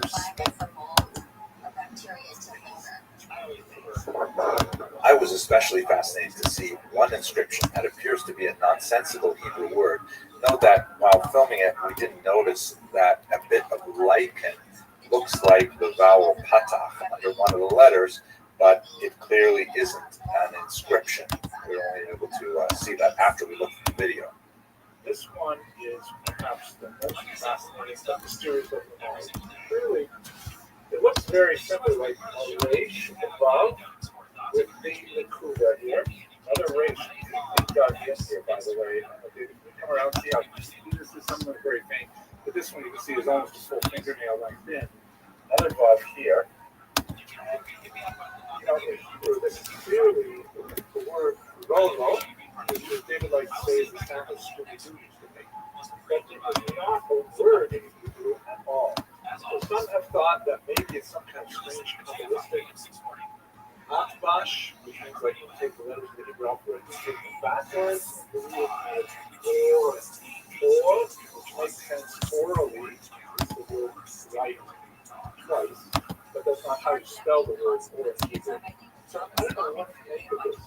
My thought is that perhaps this was carved by someone who was trying to write the Tetragrammaton, the four-letter name of God, and not really know what they were doing, which ironically adds to this bit, because if there is a bit here, there is a small indication of nowhere near a guy, then this could be like part of a hay, which is missing, but incorrectly written. The bud is put there instead, and then there's no second bubble, maybe this is good. Another hay here, again, incorrectly written. It clearly is all on its own. It's on either side. It's on the corner of the building, but here's right, and then it's completed. So it's curious. I will mention, however, that I looked this word up on Google, and it happens to be the name of a famous soccer player. So, I don't know. Watch this market! And for all hostages to come home! 48 hostages are being held by Hamas. About half are thought to still be alive. More public restrooms on LA Skid Row will stay open at least for now. Hello, fellow students of Jewish history. You know, for me, one of the most exciting cities in modern Europe, in terms of Jewish history and in terms of the Jewish presence and future, is Porto, which empties the Douro River into the Atlantic Ocean. And it has a very, very long history of Jews settling there well over 1,000 years. Many of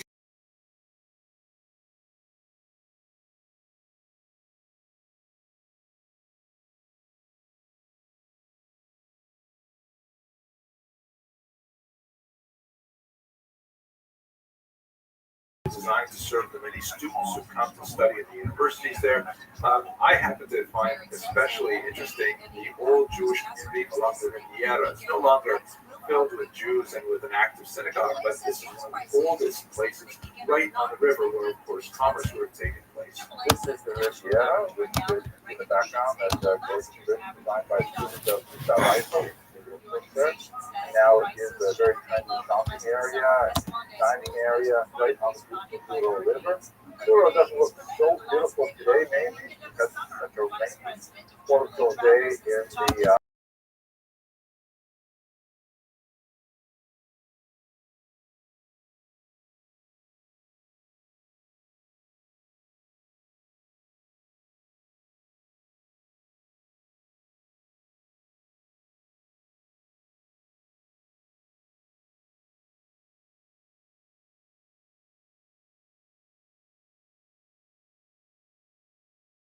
where the actual synagogue would have been located, and it was really quite, distant from the other Jewish communities that were on the other side of the Douro River.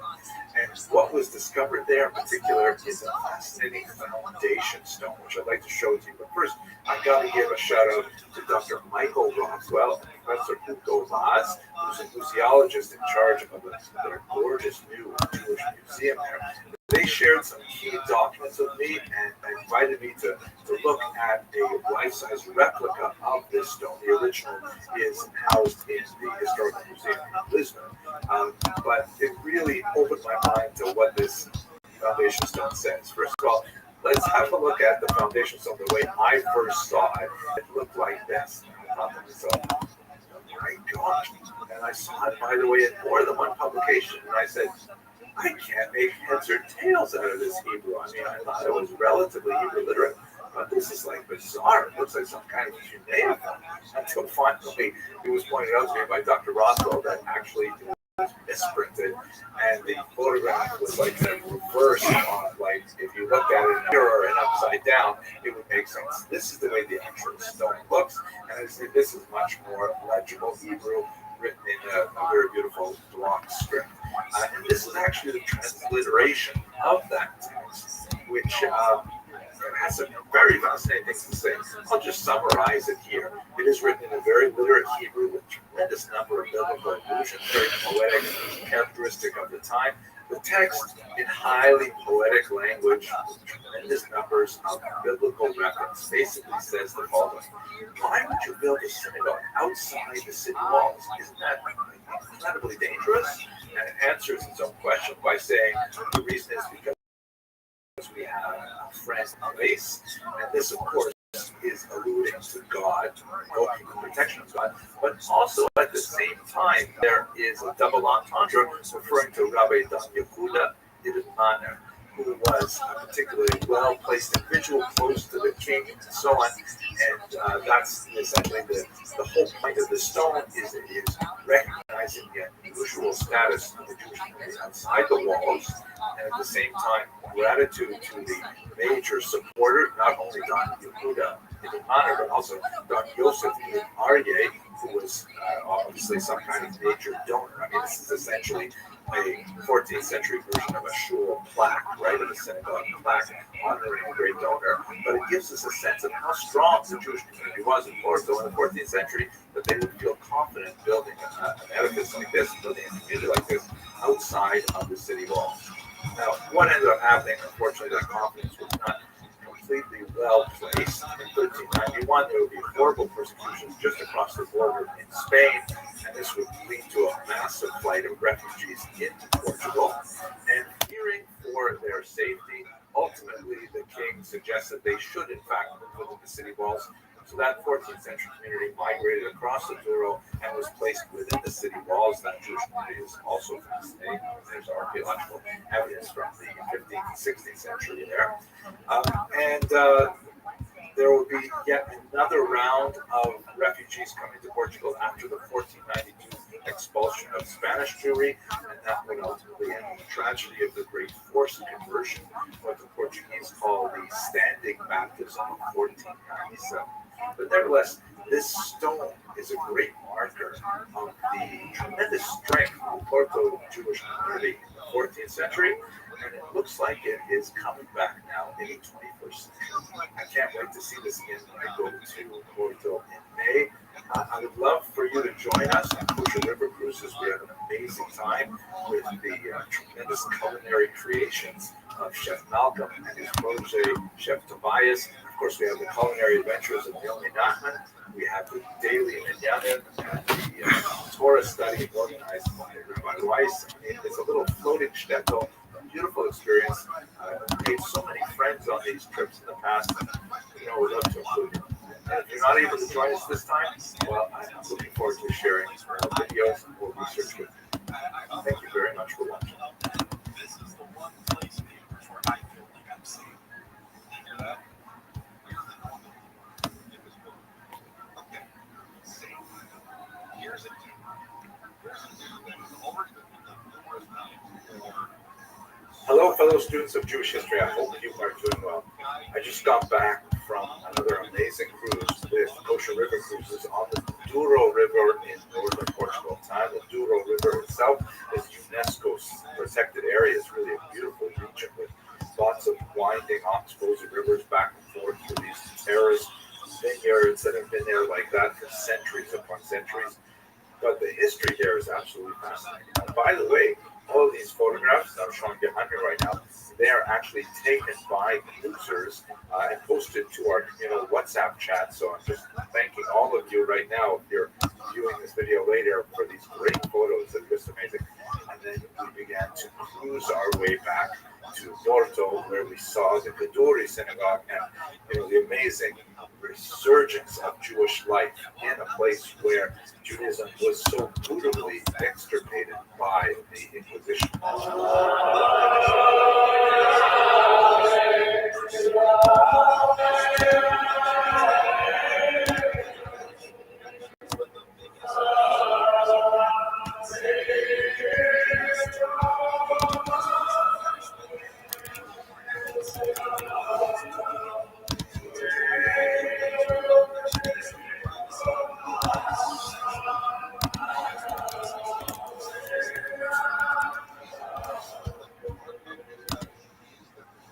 We even saw the most amazing secret synagogue that was discovered in the beginning of the 21st century when they were doing renovations to a particular location, which I'm not going to reveal in this video because it's actually a private venture, it's a private business. But we were able to get access and find this secret Aron Kodesh, this secret ark that had been hidden behind a wall. It corresponds to the testimony of the Rabbi Emmanuel Abuab, who was living in Venice at the time. Absolutely amazing. But the topic that I want to address today is specifically the story of Isaac Cardoso, who is someone that, of course, I've heard about before, but with this particular trip, I really invested in his life story a lot more, and there's something especially relevant for our times today. So Isaac Cardoso was born in 1604 in Troncoso, which is fairly remote. It's a tiny little community of about 2,500 people. What about Isaac Cardoso, who was born in this region? You can see that he's sufficiently famous that the municipality put up this beautiful interpretation center, which is kind of like a sort of a museum, very modern, interesting architecture, and named the street where he was born, Rua Fernando Isaac Cardoso. Fernando was his given name at birth, and of course many Jews had a secular name that was associated with their Christian identity, but as we shall see, Isaac Cardoso turned away from that later in life.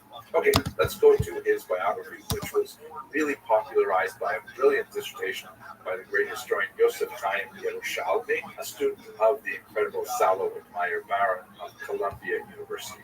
So Cardoso was born in 1604. Recall that this is over a century after all Portuguese Jews have been forcibly converted to Christianity in the year 1497. And he was living under the shadow of the Inquisition virtually his entire life. He was a child prodigy. He eventually went to Salamanca, where he studied like many other people of crypto-Jewish origins, and he became a brilliant doctor. He was ultimately appointed a royal physician in Madrid. He's written quite a few books, not only on science, but also in kind of literary affairs and poetry and things like that. In many ways, he lived a life that would have been regarded as successful by any measure. He had tremendous wealth from his high-ranking position as a member of the royal court, attending to the king. He had, great honor for his many publications and his scholarship, and he was friends with some of the most celebrated literati of the day, in particular, the famed poet Lope de Vega, who will become very important for our story. But just to give you a sense of Cardoso's incredible intellect, later on in life, he wrote one of the very last single-author encyclopedias in a period of human civilization where any one person could possibly have bandwidth to write a one-volume work of everything, right? He wrote this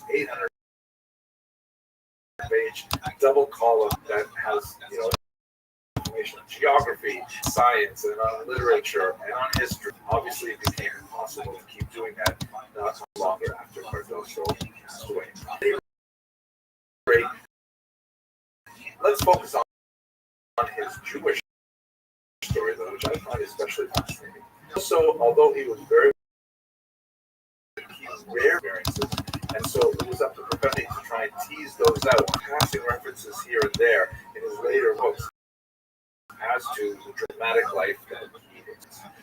We know that in the years 1648, would have been in his mid-30s, he fled all his wealth, his prestige, and moved to the Jewish ghetto in Venice. Recall that up until this point, openly as a Christian, because he converted to Christianity or Buddhism, and this is now the fourth descendant, the fourth generation after this forced conversion.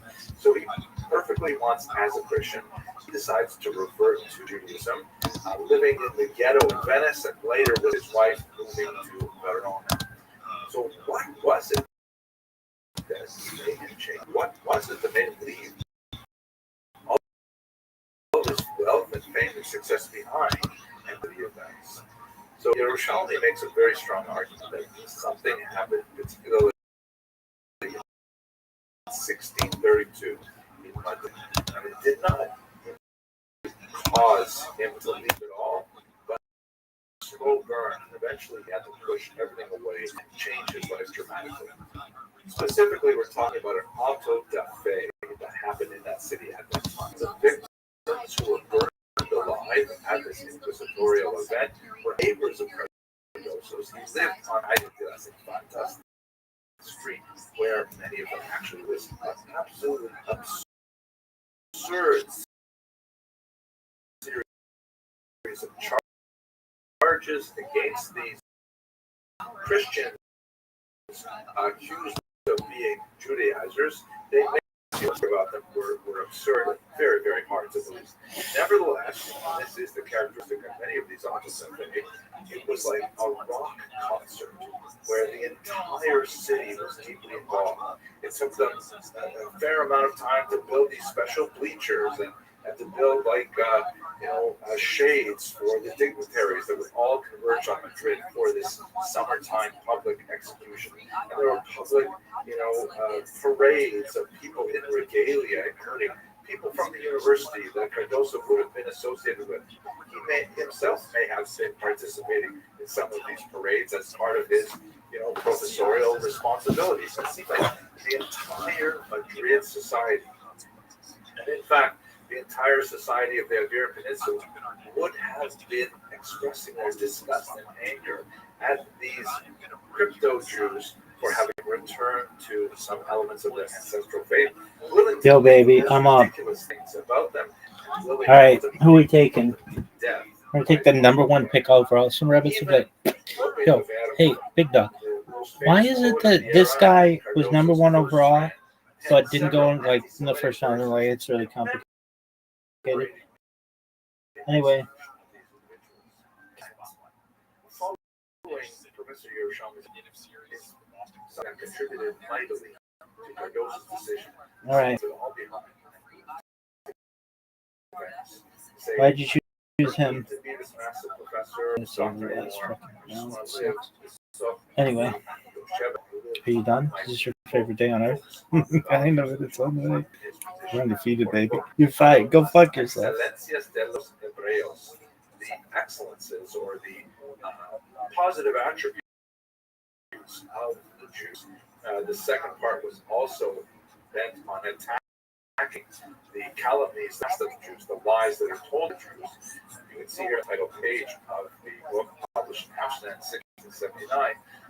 It says, "The one dispersed he will gather me in," which obviously had resonance for Cardoso's fall. And he basically describes how the Jews have been preserving faithfully a tradition that represents. Now, if you'll permit me, I'd like to say something about how I think the experience of Isaac Cardoso is especially significant for us today. Regular viewers of this channel will know that since October 7th, I spent a tremendous amount of time really focusing on the history of Israel, the conflict with the Palestinians, trying to provide some sort of larger context so that people can debate the issues legitimately, reasonably, and in good faith with actual facts rather than slogans and the like. And I think that one of the areas that I find especially tragic is that many very well-meaning, idealistic young Jewish people find common cause with those who support the terrorists who attacked Israel on October 7th and killed so many people and actually took hostages back into Gaza, sparking this entire conflagration. One can't be a human being and not feel the distress of the population in Gaza, the tremendous suffering that this conflict has incurred. And I hope that all parties involved will find a way to create a lasting, enduring peace that will result in the prosperity of all the populations in the region. I believe one of the fastest ways to do that would be for Hamas to release the hostages that it is currently holding under incredibly inhumane, cruel circumstances and send them back to their families. But I'm not a politician. I'm not a general. I don't know how to affect these things. I don't know what is the best way to do that. But let's focus in on those young Jews in a very idealistic manner feel the suffering of the people of Gaza and want to stand in solidarity with their suffering and make the mistake of joining those protests in which the terrorists are praised and that their violence is recast in a euphemistic way as resistance, which it is clearly not. It is simply pogrom violence. And I think to myself, I had difficulty trying to understand how good young Jewish people, what seems to be significant, although that could be inflated because they serve as tokens to support the Hamas movement. How could they be thinking this way? How could they be, thinking if it is appropriate for them? How could they possibly think it's appropriate for them to join with people who would perpetrate violence against anyone, but certainly against their people who are perpetrating logically?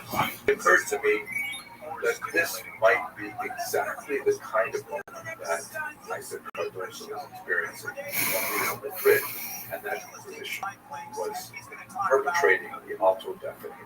We should recall that, the Inquisition had tremendous social support, that there were huge amounts of public, excitement over these massive events that resulted in public executions. And entire cities, countries even, would be swallowed up in this, insane witch hunt for secret Judaizers, and that people would come together for days on end in order to watch the sham trials and execution of a handful of Jews.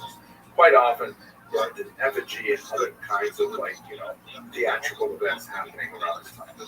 Imagine Isaac Cardoso is there. He's a highly intelligent individual, and he sees everyone is swept away with this enthusiasm, with this bloodthirst that even affected his own mentor, Lope de Verga, who wrote, these awful anti-Semitic verses commemorating the acts of the Inquisition in their desire to make the society, you and I, free of Jews and also ideologically pure. And what kind of strength of character must it take for a person like Isaac Cardoso to stand up and say, wait a second, it seems like the whole world is on one side of this issue, and here the Jews are on another side? Is it possible that the whole world is wrong and the Jews are right? I think it is possible. And I think we see that in Isaac Cardoso's situation. I think we see that in this case, and I don't mean to say the Jews alone are right. I mean the Jews and those who look at the Middle East with some level of intelligence and say that, saying that globalized intifada is somehow a solution to this long-standing and very complex conflict The example of Isaac Cardoso is especially relevant for young Jewish people today on college campuses.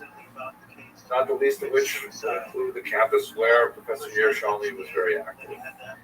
It's an example that we should be thinking about when we look at the issues of the day and wonder, where should our support go? At any rate, I'm really grateful that you were as well. Versus 7 on Homecoming Saturday, October 18th, 5 p.m. Eastern, 4 Central, only on HBCU Go. HBCU Go, that'll be big. This isn't just college football. This is HBCU.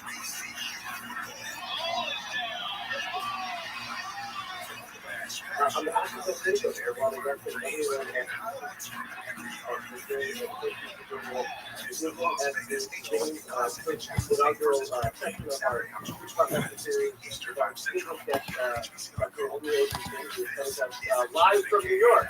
Although it's not Saturday night, we are really very much so Dr. Eggleston's reputation for people and added to the world-renowned I personally have a job for you and privileged to be part of a organization that provides immense content for with literally tens of thousands of users who benefit from this on a daily basis. So it's really exceptional, and we have a wonderful conversation about starting to do just as a reminder, there are different lectures in this series. So with that, I just want to thank you, Dr. Eggleston, and Dr. Eggleston. Thank you very much, Rabbi. That was really welcome. I'm really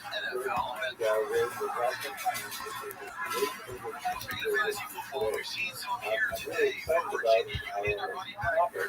What we're really going to focus on is a remarkable period in Jewish history that in many ways has informed the subsequent centuries up into and into our own time. I specifically want to devote 3 lectures to focusing on the incredibly important late 18th century when we had 3 major revolutionary movements animating the Jewish specifically the revolution represented by the Hasidic movement, and then the what's called a counter-revolutionary reaction by the Hasidic, that is the Canadian traditional movement, the Hasidic movement. And by the way, for those of you who are based here, I apologize in advance for my Canadian accent. I realize when I say updates, I should be saying something like again, but I hope I'll be understandable. And then finally, the revolution of the Hasidim, which are the adherents of the so-called Jewish Enlightenment.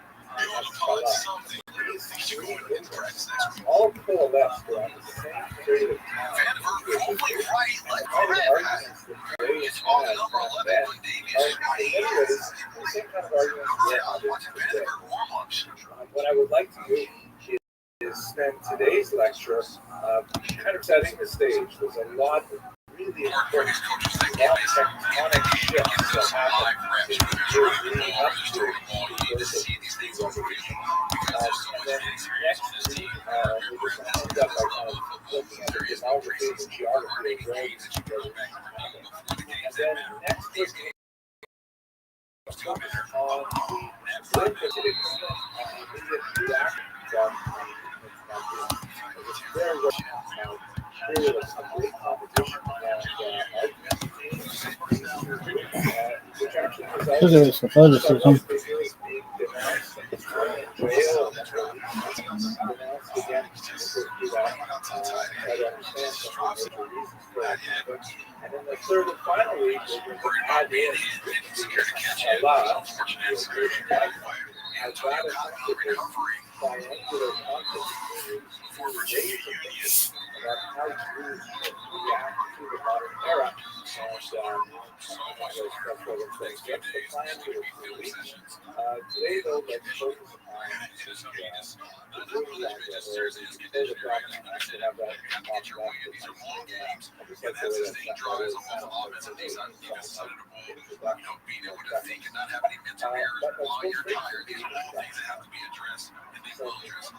scene that many of you may have enjoyed if you're watching the Netflix series Crystal.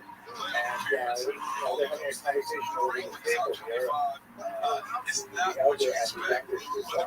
But in many ways, the kind of conversation we're trying to say repetition or reiteration of modernized upgrades of major conflicts of world the framing of the Balkan shot, the way of looking at the world, that is crystallized into what you're saying, Bucky. Three figures in particular exemplify the ways of so they're really just putting this together on the past few weeks. I think they do about that level of one of his latest but his series on Riyadi, known to his followers today as the Ultra-Rebbe, also known as the author of the Tanya and the spiritual father of the Chabad Hasidic. Contrasted to the Ultra-Rebbe is the great Elijah of Vilna, as the Vilna Gaon, the great didactic thinker, who literally opposed, and particularly his literally opposed innovations that were proposed and enacted by the figure and the Hasidic movement. Although, as we shall see, after about 50 years of intense battle, they managed to find a motive to reconcile each other. More difficult, however, is this figure, Rabbi Moses Mendelssohn, who is now being regarded as the father of Jewish language and Kabbalah, who essentially argued that Jews should not regard the outside world as fundamental. That Jews have a tremendous amount of love and science, culture, and literature, poetry, and so on, and they should fully engage in outside society. His reason was directly opposed by both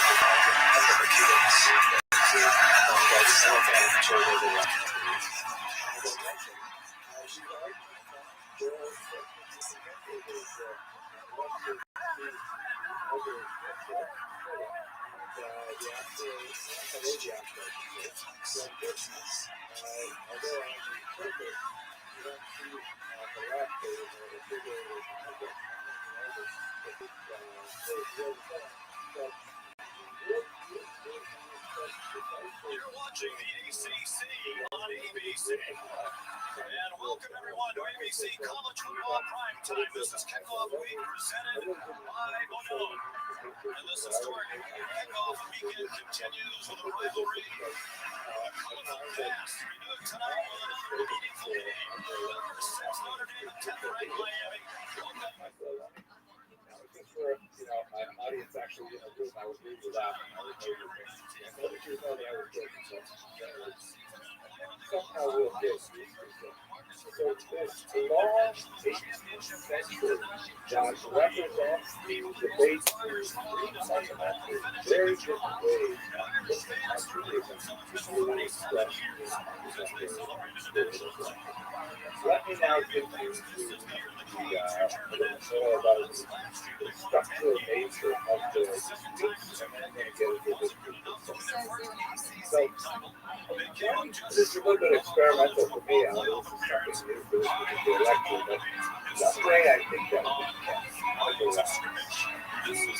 categorize the types of rebellions. I would like to say that each of them, as much as they would like to say that they are really represented traditions, that they are represented something which has a long background, they are each rebellious in their own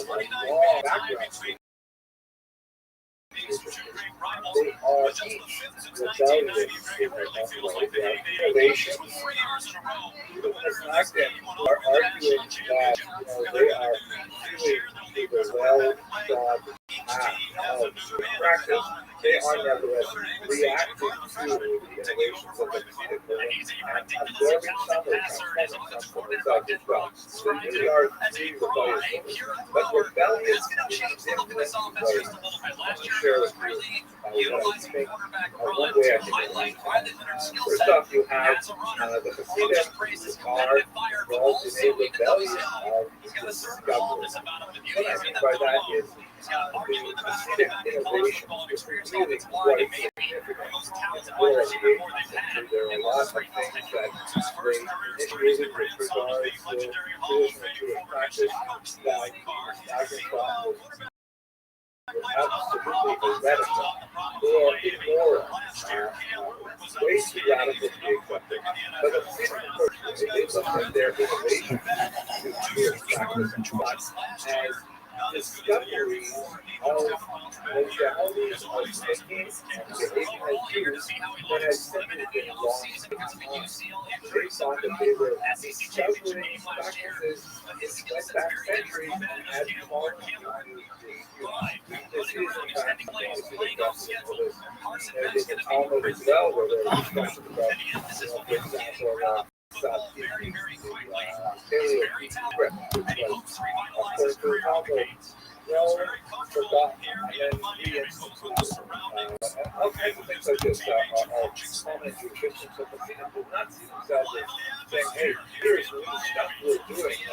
Totally different. Everyone's on the back. They're saying, how wonderful it is that these well springs of knowledge are up and we have discovered these practices. So they see their innovations as restoration.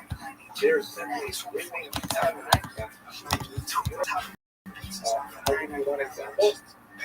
The tremendous inclusion of Lurianic Kabbalah in particular, a series of ideas that were promulgated primarily in the 16th century and stopped with the work of the great philosopher Moshe Cordovero and his student later eclipsed him, Isaac Luria, to expand the explanations of Zohar and the discussions of key concepts like people and various implications of the world and the drama of the Zoharic universe as understood by Rabbi Luria of Yari as being of a divine cataclysm that has to be held off by the behavior of the Hasidic Jews. And so by going back and finding Kabbalah and bringing it into contemporary practice, both in terms of study and in terms of actual behavior, the Hasidim were like engaged in the rebellion of discovery, finding the old ideas, implementing them into new worlds. We'll talk much more about this stuff next week as we focus on the purpose of Hasidim. By contrast, you have the great opponents of the Hasidim. And in fact, that's exactly what the term means. They are opponents. They define themselves literally by opposing the new Hasidic movement. They could have been called usually traditionalists or something like that, but really they found their identity most sharply defined in opposition to the virtue and popularity of the Hasidic. So when you look at their rebellion, and once again, some of the things that the Mishnah began to do after they became conscious of the reality of the threat of Hasidism for the loyalty of the masses in Europe, they argued for some new strategies, some new practices, but argued that they were in fact reification of old practices, not always necessarily precisely the way we described it. And whereas the Hasidim viewed any new innovation, such as the introduction of study of Kabbalah for people under 40, whereas the Hasidim viewed that as a restoration of a prior practice, the Mishnah viewed any such change as antinomian, which is a fancy word meaning against the law, against what is acceptable. To give you a different example, the Mishnah are very particular about times of days for prayer. Right? There's lot of time that is associated with the Shacharit morning prayer, time of day associated with the afternoon prayer, and the time of day associated with Mara, the evening prayer. And all of these times of prayer, of course, are associated with the position of the sun relative to the horizon, right? And certain windows of time, if you've seen any synagogue calendar, there will always have precise times when the Shema has to be recited in the morning, or you can't say Mara for a particular time, things like that. By the way, it's a nice weird joke, I can't help it, I have to tell you. First, Jewish clergymen in outer space. They have a special ceremony. They put a rabbi and priest and a minister on the space shuttle. It's not an offensive ethnic joke. And then they go up and they orbit the world several times, and they come back down. They land at Cape Canaveral, and the journalists are all crowded around, and they say, "So, you're all holy people, men of the job. What did you think of when you were in outer space?" And the Roman Catholic priest says, "I thought of the magnificence of God's creation." And I'm surprised that most people say, "I thought of the very tiniest of things." And they asked the rabbi, and he said, "What had time to think? Shachos min kamara, Shachos min kamara." Hopefully you're laughing. I can't hear you laughing while I speak. But so whereas the Litvaks, also, by the way, it's not again, as we shall see at the end of this lecture, they're associated primarily with the cultural region known as Lithuania, which does not precisely conform to the political boundaries of the country, known sometimes as Lithuania, but they're called Litvaks. Litvaks are typically distinguished from other Jews by their full wit, their scintillating sense of humor, their superior fashion sense, and many other features. So the Snagdim have these very precise periods of time of prayer, and the Hasidim say, you've got it all wrong. It's not about the exact time of prayer, the time of pray. It's about the nature of your relationship to God in prayer. And if you need more time to sleep and prepare yourself in the morning for prayer, then you can just use those regular times. The most important thing is the communication with God, not the communication with yourself. And so the Hasidim had much different times of prayer. The Snagdim said that's totally unacceptable. It is antinomian, and it represents a type of heresy of practice. So there's very dramatic conflicts set up between them. We will outline many of those next week. To give you an example of how innovation was perceived as antinomian by the Snagdim, I'm going to go to a 19th century figure here, very interesting figure, named Moses Schreiber, known popularly as the Assam Sofer, the signature of the scribe, the name by which he was known. And he instituted a stay, which is a little bit complicated to express if you're not familiar with the background of triangles. There's a type of wheat that may not be consumed until a certain date has passed. That type of wheat is called hadash. Right about this day. So the Talmud says, hadash asur Torah. Wheat is forbidden by the Torah. You're not allowed to eat it until after a certain date. And then you're allowed to eat this wheat, which is called hadash. The word hadash means new. So, Schreiber, so famously said with regards to the Hasidic and more importantly the Hasidic innovations, he said, Hadash asur in HaTorah. What he meant by that was not to translate it as the new meat, but anything is ipso facto forbidden by the Torah. We may only rely on things which we have already done in that context. So that's like a really strong statement of this rebellion traditions, and we are going to stick so hard to the past, even more than the past stuck to the past. That's the sense of compassion. So that's true rebellion there, the rebellion of discovery, the rebellion of tradition, which is their opponent, and finally the rebellion. So, Zoo, what's going on, Pam?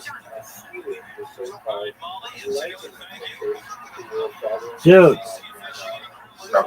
What up, Pimp? How are you?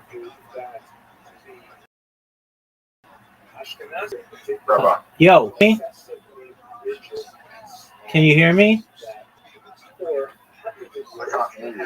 Okay, just one moment.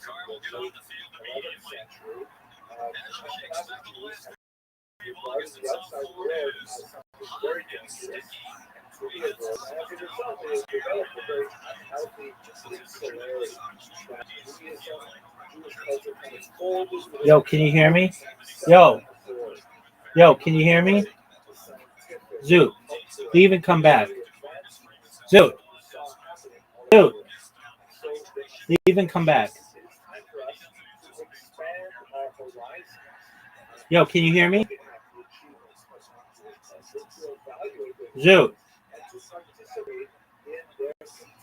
can you hear me?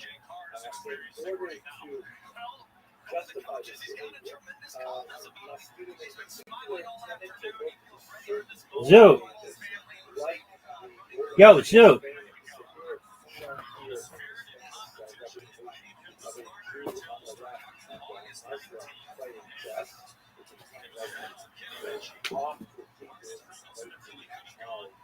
Zoo.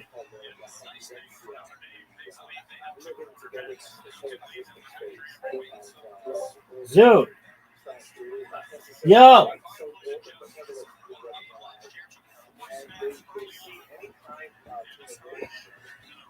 Just one moment, dude. I'm gonna restart my device.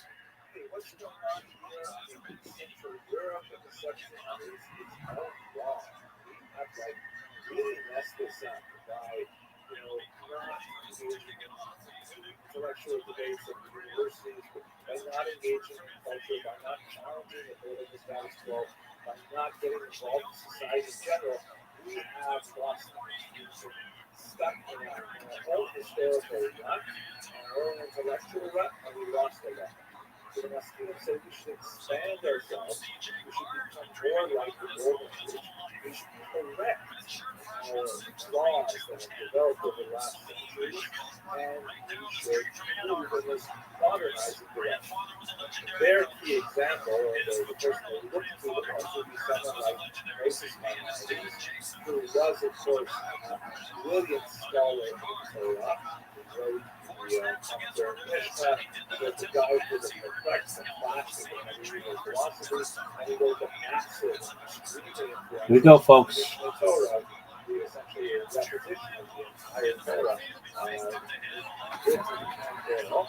and at the same time as he was doing that, he was also a world-class physician, treating royal families in Cairo, and dealing with, and publishing, by the way, in Arabic, tractates on allergies, diet, anxiety and depression.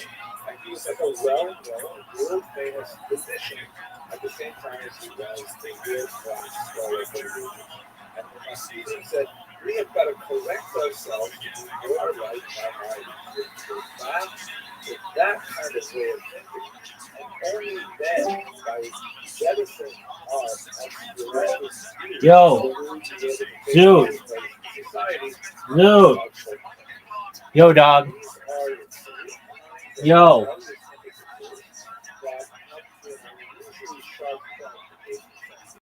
Yo. Yo, can you hear?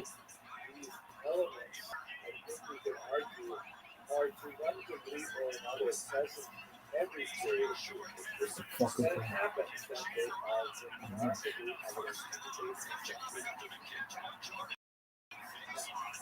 Why the 18th century? So let's go back a little bit to 7th century. see what kind of things were happening that led Jews to this country. One of the most important developments that took place over the course of the 15th, especially 17th century, was the expansion of the Sephardic dynasty. I'm sure you're all familiar that the Jews were expelled from Spain in 1562, and many of them made their way to Portugal, which is just on the western coast of Spain, and then they too eventually had to migrate from Portugal for persecution. Although the experience of Portuguese Jews is rather different than other people, that is that most of the Jews who fled Portugal were in fact already baptized Christians. This had very significant impact on the entire population of rural Jews, not only throughout the Mediterranean basin, but also in Europe. Basically, the story was like this. In 1391, centuries before the Roman there was a mass wave of forced conversion forced conversion is kind of like a difficult topic for the church to deal with. On the one hand, officially, the church has always condemned, at least since the 5th century, they've always condemned forced baptism because baptism against Christianity should be something that a person is willing to. And it loses value if it is forced upon it. So the church has pretty much, most of its history, condemned forced baptism. They happen from time to time, but they typically do not receive official sanction. On the other hand, what do you do with Christians? They have already been subject to forced baptism. At this point, the church was not very clear or consistent. In many cases, the church said, well, we didn't like the fact that someone had explicitly baptized. For example, the son of the rabbi of upper-class France was deceased while he was walking in the forest and dragged to a ditch. This was in the 14th century, forcibly baptized by some pilgrims, and the church upheld his baptism.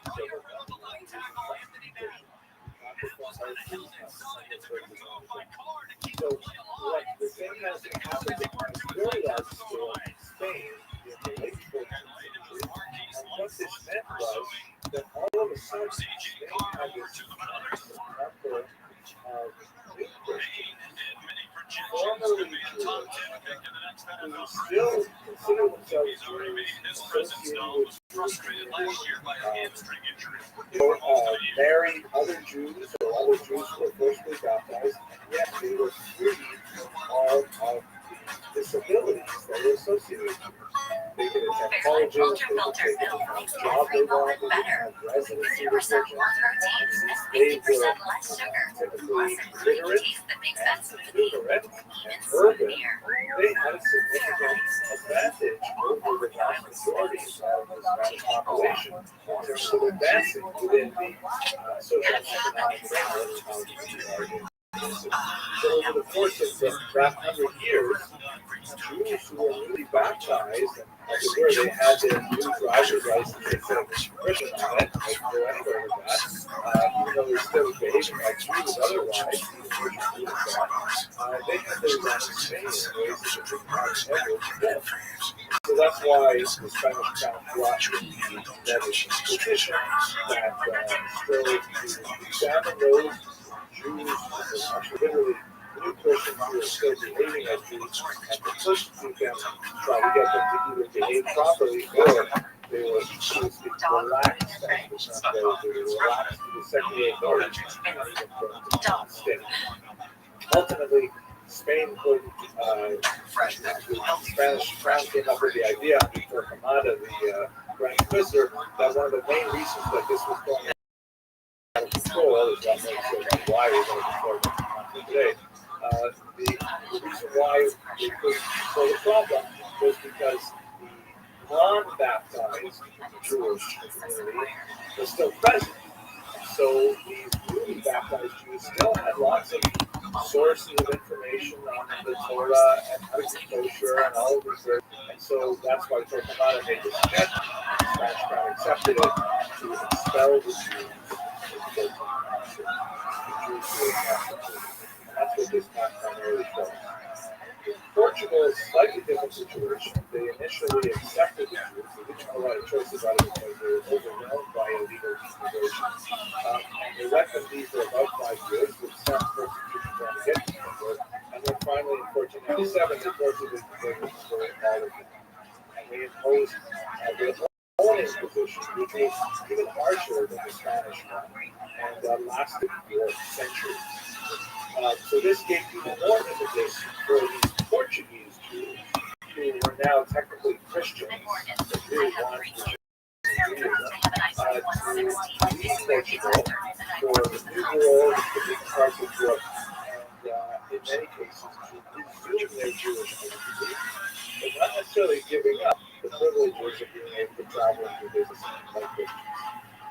I'm going to know this, I'll give you a long preface here, but why is this important to our story? Primarily because they're carrying a significant set of ideas with the classic examples of this.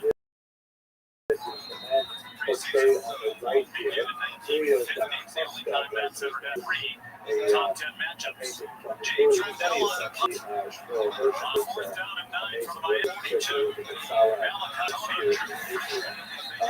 Acosta was one of these Portuguese Jews who was raised as a Christian, and like many of these Jews, he was not even told that he was actually Jewish until he was a young man.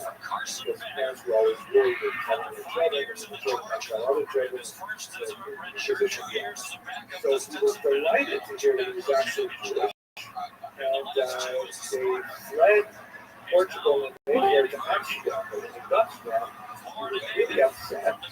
Among other things, he found that the Jewish community was not living up to the standards that he expected of them. He had only encountered Judaism through Christian texts. Hebrew texts, rabbis, Jewish educators forbidden in Portugal. So he read the New Testament and the Old Testament and he figured that's what Jews should be like. And he disappointed to see that Jews sometimes speak Shemara, sometimes Jews don't behave properly. He ended up denouncing the Jewish community in Amsterdam multiple times because he was kind of like, about Tshuva, who says to me, chapter, that cookie, things like that. He was like so difficult, irritating to them in the Amsterdam community out of it. And they ended up ritually, it's communicated 3 times. And unfortunately, he ultimately reached suicide leaving behind an 11-page suicide note that described his religious frustration. But he brought with him a very critical eye towards Judaism that was born from blood. He was not an anti-Semite criticizing Judaism without. He was a Jew trying to discover the Judaism and saying, wait a minute, why are you doing it this way? And why aren't you behaving the way that you're required to behave? It's something for an internal goal. Sitting on his lap in his fanciful portrait, it is unlikely that anything like this ever happened. It's a representation of his young Mario Somoza, also at Amsterdam, who came here by Rothschild as well a few years later, was of course expelled from excommunicated more formally from Amsterdam for espousing radically new criticisms of the Bible. Many ways of reading the Bible that ultimately would influence modern academic study of the Bible and erode traditional Jewish belief. So the Portuguese diaspora, which is spread now throughout the entire Mediterranean basin, Northern Europe, Brazil in particular, made its way up to New York, which was the Afghanistan. They're carrying a different sense of what Judaism is, and they are open to the thought deeply rooted in the past. And so they expose with a broad perspective. To add to that, the tremendous demographic up what's happening in Eastern Europe, specifically in Ukraine, where you have a mass peasant uprising led by Orthodox Ukrainian Asian Cossacks. This is a French ancient architects. They were kind of like outcasts of society. They were unhappy with the feudal status that they were stuck within in Ukraine. They were dissatisfied with the Polish overlords, and they were deeply angry with Jewish police holders called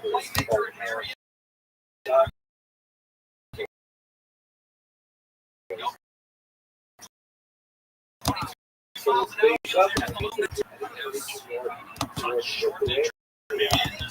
Hard to get a really good handle on these people are estimated about 50,000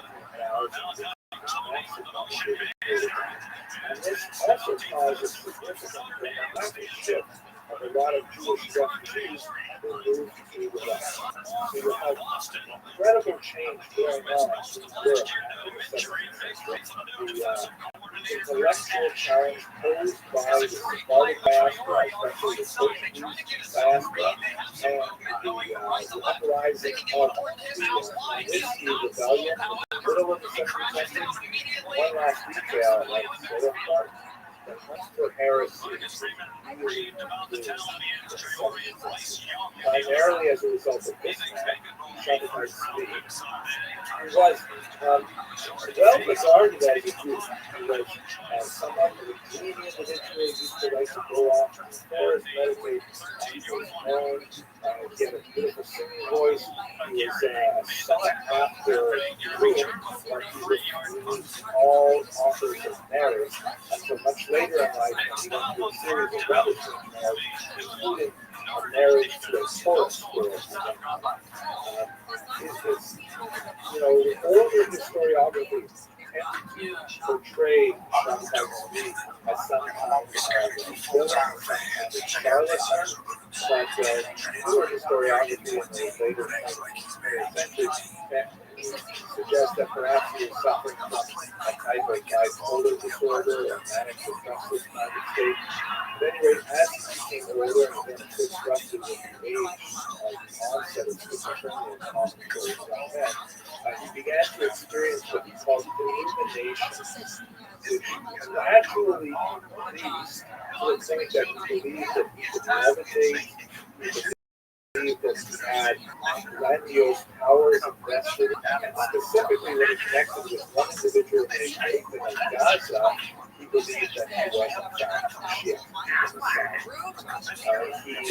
Nathan of Gaza was a propagandist and was able to parlay a lot of the popularity of Shabbatai into a Europe-wide movement, which all over the continent, in particular in Scandinavia and Amsterdam, where we were minutes ago, Jews sold all of their belongings, sold their property at pennies on the dollar in order to follow Shabbatai Tzvi. Shabbatai Tzvi went to arrange a meeting with the Ottoman Sultan, who controlled Jerusalem, and said, okay, here I am, I'm Messiah. It's now time for you to give me Jerusalem. And God himself responded, very nice to meet you, Mr. Messiah. I have a better idea. How about I keep Jerusalem and you convert to Islam? Shabbatai Tzvi converted to Islam along with his wife, and many of his followers were Shabbatai Tzvi is Mashiach, and Messiah is converted to Islam. Must mean that Jews must also go through Islam in order to bring about the final era of the church. These Jews, by the way, were well known right up until the 20th century. They constituted in Syrian and Kurdish politics. But most Jews realized that they had made a mistake by following Shabbatai Tzvi. They returned devastated and penniless back to their homes in Europe, and there was a very sour taste in the collective of guilt and injury over any kind of this Kabbalistic Messiah. So you had surfaces of this, for example, in the Eastern ISIS controversy. one famous European rabbi, had secretly been a follower of Shabbat Tzvi. And as is proved, as this part of the document, this is a Jewish manual were written for various mystical purposes, to bring about healing, or to arrange a match, or some other figurative. And so there's a lot of fighting people to know. Not a follower of Shabbat Tzvi, others saying, so what if he is a follower of Shabbat Tzvi? A lot of conflict. It even affected some such as the Moshe Chaim Sato, as we now, and his book, The Mesilat Yesharim, was made up. Notice widely accepted books today, the and the Hashkalah, all largely books that are called, but in his lifetime, he was mercilessly pursued by people who that he was a follower of Shabbat Tzvi. Many of his opinions, one of the trials that he endured, frankly, his writings were lost forever because in a plea agreement to allow him to escape the arrest of the community there, he agreed to give up his writings, which were in sealed chests, and the rabbi involved in adjudicated case ordered that they be buried. And they were never found. This was the greatest stylist figures of Jewish history, and somewhere his writings are bordering underground. Perhaps one day they will. That's kind of like the intellectual environment in the 17th century is like everyone is looking over their shoulder for possible heresy, for the lingering shadow of Shabbatai Tzvi, and there's the demographic of evil. There's like challenges to really fundamental, basic things. Questions like who wrote the Bible? Like, wow, that's the kind of darkness coming out of Spinoza. All of these things are swirling around Europe when we get to the period of this discussion. Let's have a look at this map and just try to understand where Jesus lives during this period, and specifically where these translates and this map shows you the growth of the Jewish population in 1850, which is really more towards the end period than they're discussing. But the reason I like this map as opposed to another field that is supposed to international Jewish geology, is that it shows some growth, the larger orange circles on top of the So here's a rough map of Eastern Europe.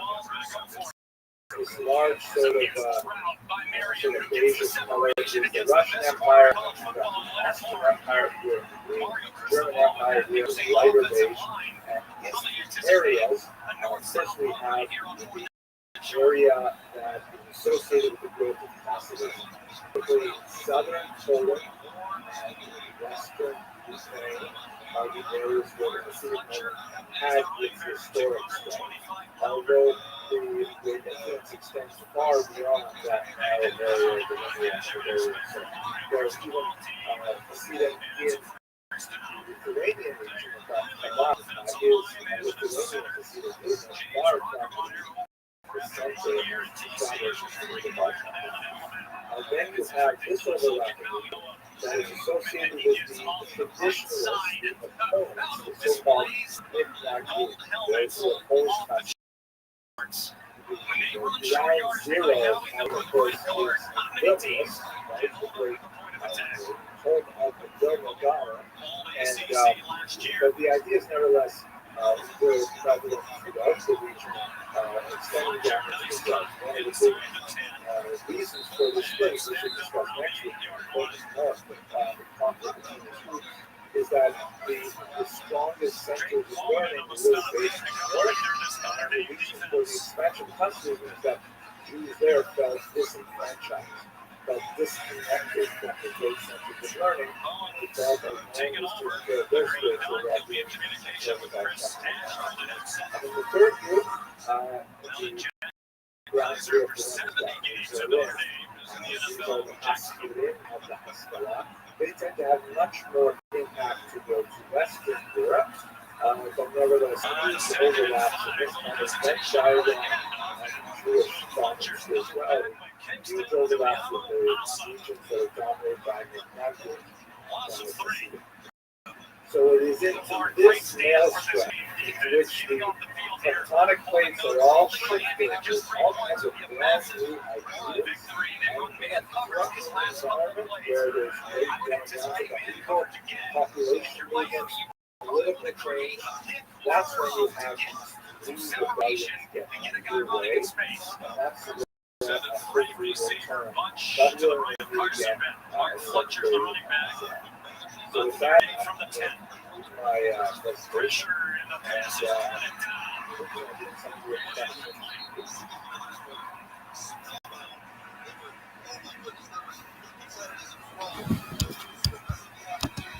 Jared Dawson batted it out of the air. They don't go to the transfer portal often, but he's a newcomer from Louisville. And they bring the pressure right up the middle. They're trying to get Rob and Nick that we just talked about with mesh concept. Two shallow crosses underneath. It creates natural pressure on the defense by running together. However, the pass rush was too much, and a great job by Notre Dame's defense. Davis, the newcomer, those career numbers, dramatic impact on the way Jews thought in the 18th century, and I would like to tender for your consideration that we are still thinking of those ways right now in the 21st century. So my goal last week was to give you some of the precursors to that tumultuous century in terms of Jewish intellectual and spiritual history. Today, I'd like to go a little bit more deeply into the details of how the Hasidic movement was born and how the Messianic movement was also born in reaction to the creation of the Hasidic movement. Ironically, even though the Messianic traditionalists, if you will, known literally as the opponents to Hasidim, that's literally what the word Naged means, one who opposes. Even though they are, have defending the status quo, their vision of the status quo had to change because of their encounter with Hasidism. Even the traditionalists that they claim to be defending is now becoming reformed or revolutionized as a result of their contact with the Hasidim. So that's my goal for today, is to look at the rather nasty clash between the late 18th century. Next week, when we conclude our series, we're going to add to the mix the Maskilim, the Jewish Enlightenment, early based a little bit west in Berlin, and bringing a radical challenge to both the Mishnah that was really resulted in tremendous upheavals in the Yiddish history. Okay, so let us start by beginning with a fairly basic question. What exactly is Hasidism? What does it stand for? So revolutionary about it. So if we try to distinguish Hasidism from the religio-cultural milieu from which it emerged, it becomes actually increasingly difficult to really pin down what is precisely different about Hasidism vis-a-vis this magnetism, the traditionalist background that just to give you a couple of examples, if we make a little chart here that has on the left practices, and then we put in the next column what the Mishnah believe and what the Hasidim believe. It's one of the most basic elements that divides is their relationship to the number 613, which of course is well known to Orthodox in particular. It is the traditional account of the commandments. Refers to in a Talmudic passage without necessarily enumerating these 613. The way it becomes a basis of this as the commentators strive to actually figure out what are the exact 613. Related to this number 613 is this notion that all of those that are explicit in the text of the Torah and those that are explained in more order, for example,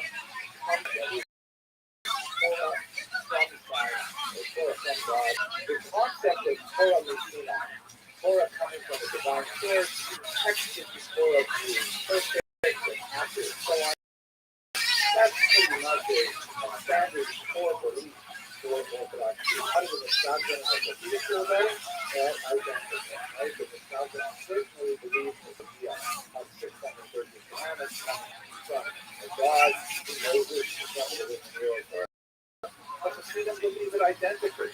They believe it which custom is added on, but even the Sedum, the practical custom, do not recognize them as being a distinct command.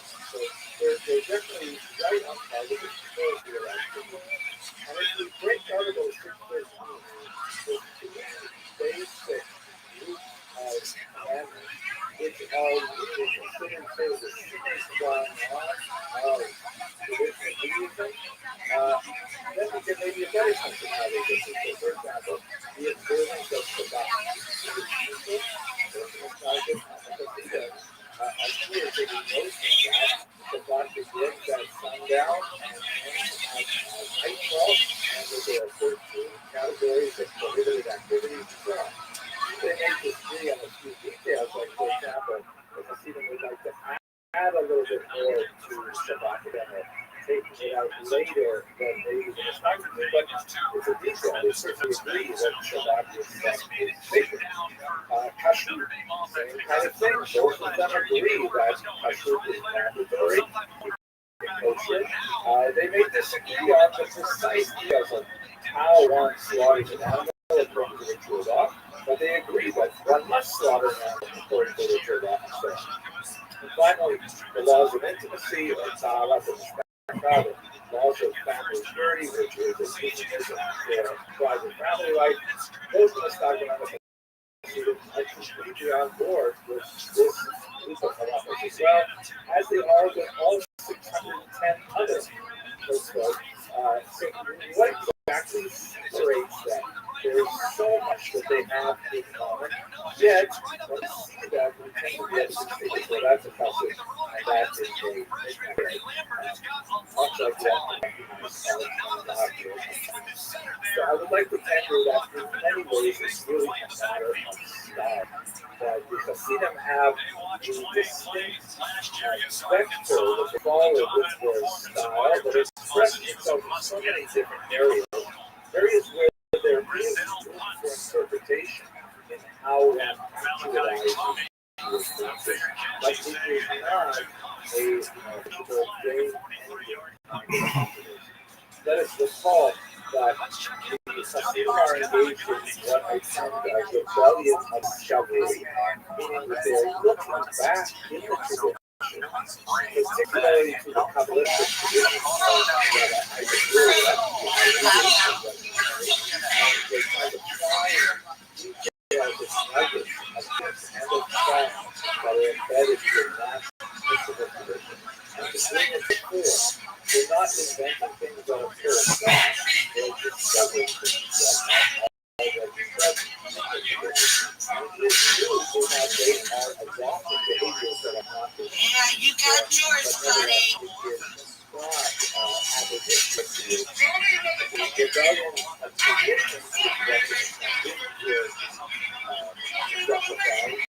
So that they are going to start so fast the tradition as they understand it, although as I mentioned earlier, by the various ancient traditions reified in a model that they understand to be a historical reality that in itself represents the state of the rebellion. So I would like to argue that the style that the Hasidim follows is that they are Jewish, not even more so. And what they do is that they do it yes. It is actually the name that they use to describe themselves. The term Hasidim is hard to translate textbook into English. It's associated with the word chesed, which means kindness, sometimes translated as love and kindness. But the idea behind it is just like a kindness is different from something which is righteous, right? The word for tzedakah, for charity, is righteous because it's the right thing to do. right? Where if someone has a lot of money and someone else has very little money, then it is incumbent upon the person with a lot of money to help out the person with a little money with regards, the basic necessities of life. That's just called tzedek, or righteous. Chesed, however, is going beyond that. Saying, okay, I have helped you out according to what the dictates of the law require. Let's say I gave my 10% in my asset, to the rabbi to distribute to the poor. I get it. I'm exempt. But I see you, I've already, even though I'm not exempt, I want to do more. That's chesed. Next step, Jewish plus. We see this idea of this extra expressed in so many ways in Hasidic practice. I think one, for example, the visible chaos, the growing of the hair by the temples, which is codified in the Bible, but it is sort of in a negative way. It says you're not allowed to shave the sides of your head. But it doesn't say anywhere that you have to let it grow especially long. You're just not allowed to shave it.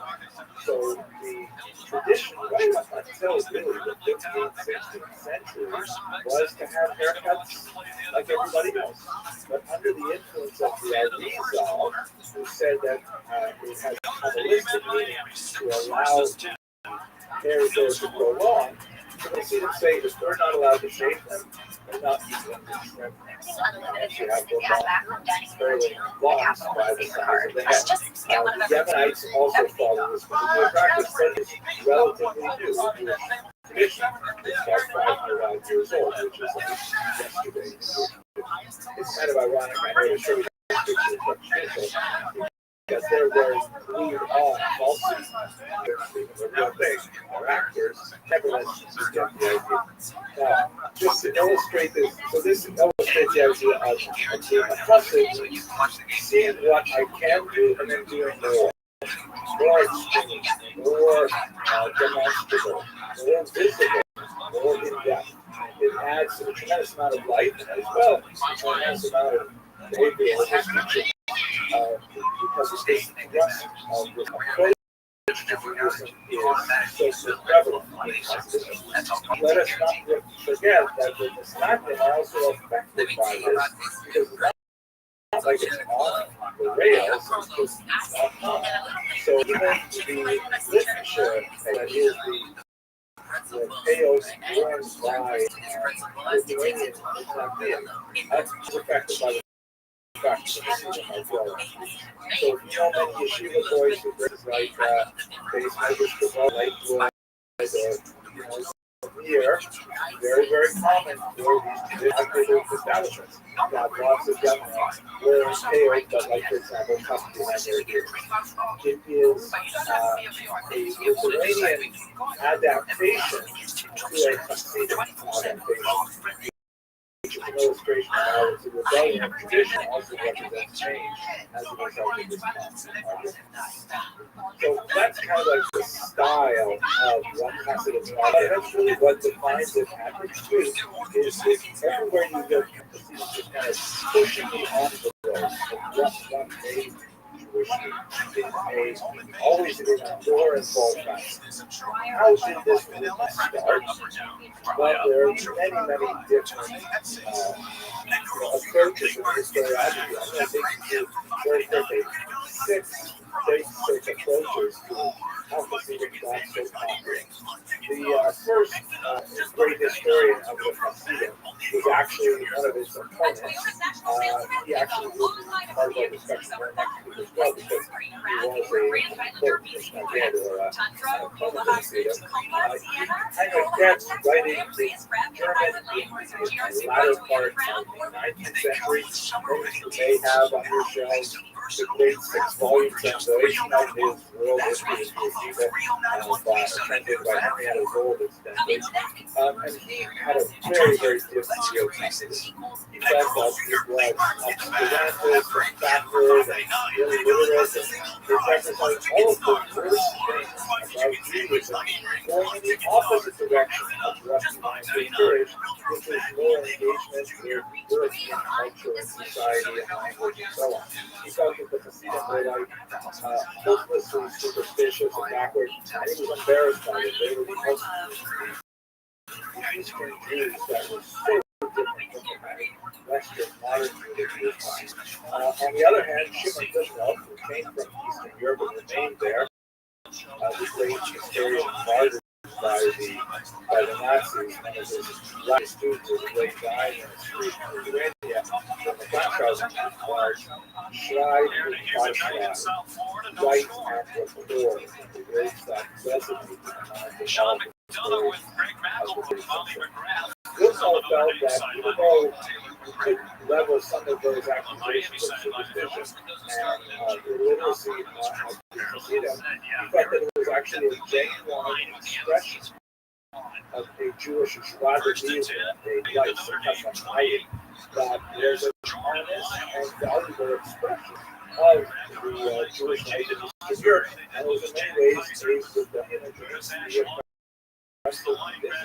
Martin Buber, not strictly speaking a historian, a philosopher rather, never was fascinated with Goodall's approach, and he followed it up by translating many of the Hasidic stories that he encountered, and then just trying to locate the beauty of Hasidism and its appeal in the narrative of its stories that was such an important part of Hasidic teachings. Nevertheless, it's like Goodall argued for a natural wellspring of Jewish wisdom expressed in Eastern Europe. Gershom Scholem, a great expert of the Kabbalah, pioneer and researcher, he said essentially, in a more negative way, that Hasidism was the kind of hangover of the followers of Shabtai Tzvi, discussed last week.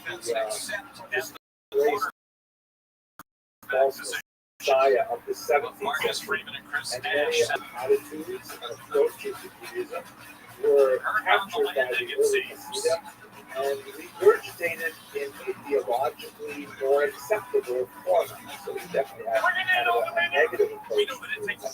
Ben Zimmer, an Israeli scholar, fascinating approach, essentially argues that it was essentially economic in nature. Because of the structure of the Jewish community, you had corrupt rabbis who could essentially buy their position in order to live off the tax receipts for pushing the temple class and so on. And the Hasidim, by following charismatic leaders that were separate from the community, could avoid paying the taxes. Which created an alternate revenue stream and an alternate power structure that allowed Jews to seek out the exterminators.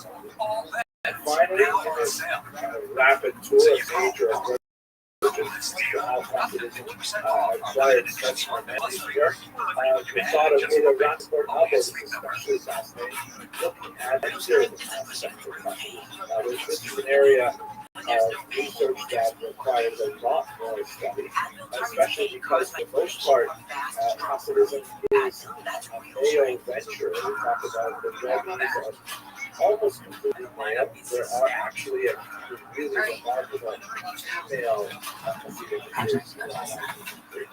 And it's almost always about male Hasidim going to visit their rabbis and getting their teachers. Don't hear a lot about the women, but Ada Rothschild really pioneered the study of the impact of modernization and women's thought on the growth of Hasidism. Too much for us today, but fascinating insight into the approach. So, as you can see from this quick look at 6 important historians, there's no real on a single simple cause that drives the passage. I forgot to mention, by the way, especially in Goodall's work, that many historians felt that the Jews in the southern part of the Hill of Settlements, the region where Jews are allowed to live in Europe, predates the Polish Lithuania, they felt disenfranchised because they are not being served by the great intellectuals of the north, like the Roman. There's really no real consensus single monolithic reason why this even fire, so we have to turn to the actual figure involved. That brings us to a discussion of Wilson Rothschild, who is a great historian who did what was largely impossible for us in the 20th century, which was to get behind the Iron Curtain and actually look in the archives to see what was going on in the Polish-Lithuanian Commonwealth at this time when Constitution was born. So the problem is that for researchers in Constitution, Rothschild did much of his research.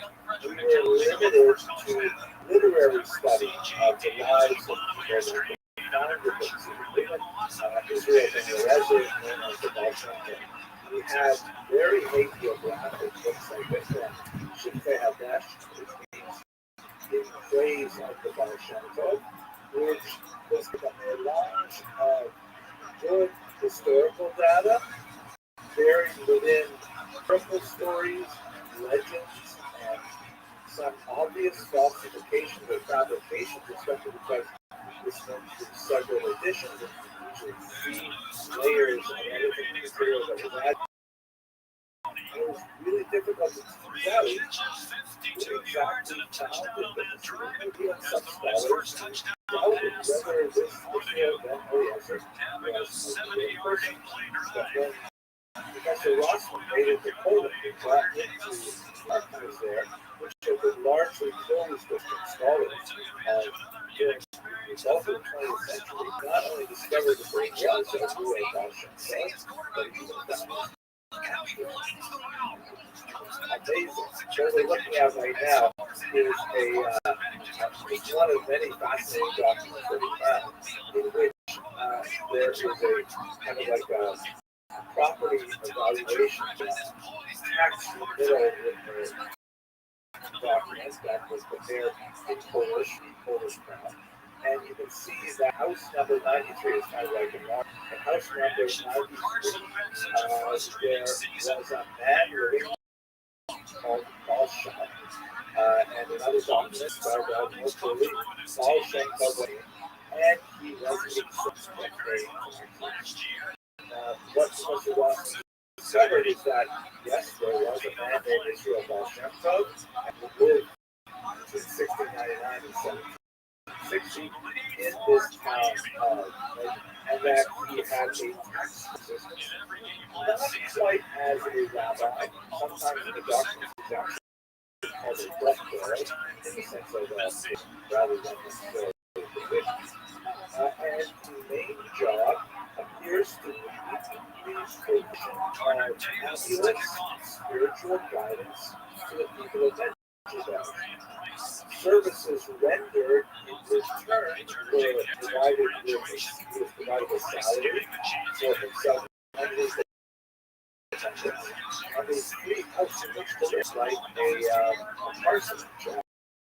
So real figure and served not precisely a rabbi in the sense that we see in other contexts, but really as a chosen Hasidic. So let's try and understand the Bolshevik within the context of his precursors, try to understand why this middle-sized village with a higher person like the Bolshevik in the face of the possibility of traditional.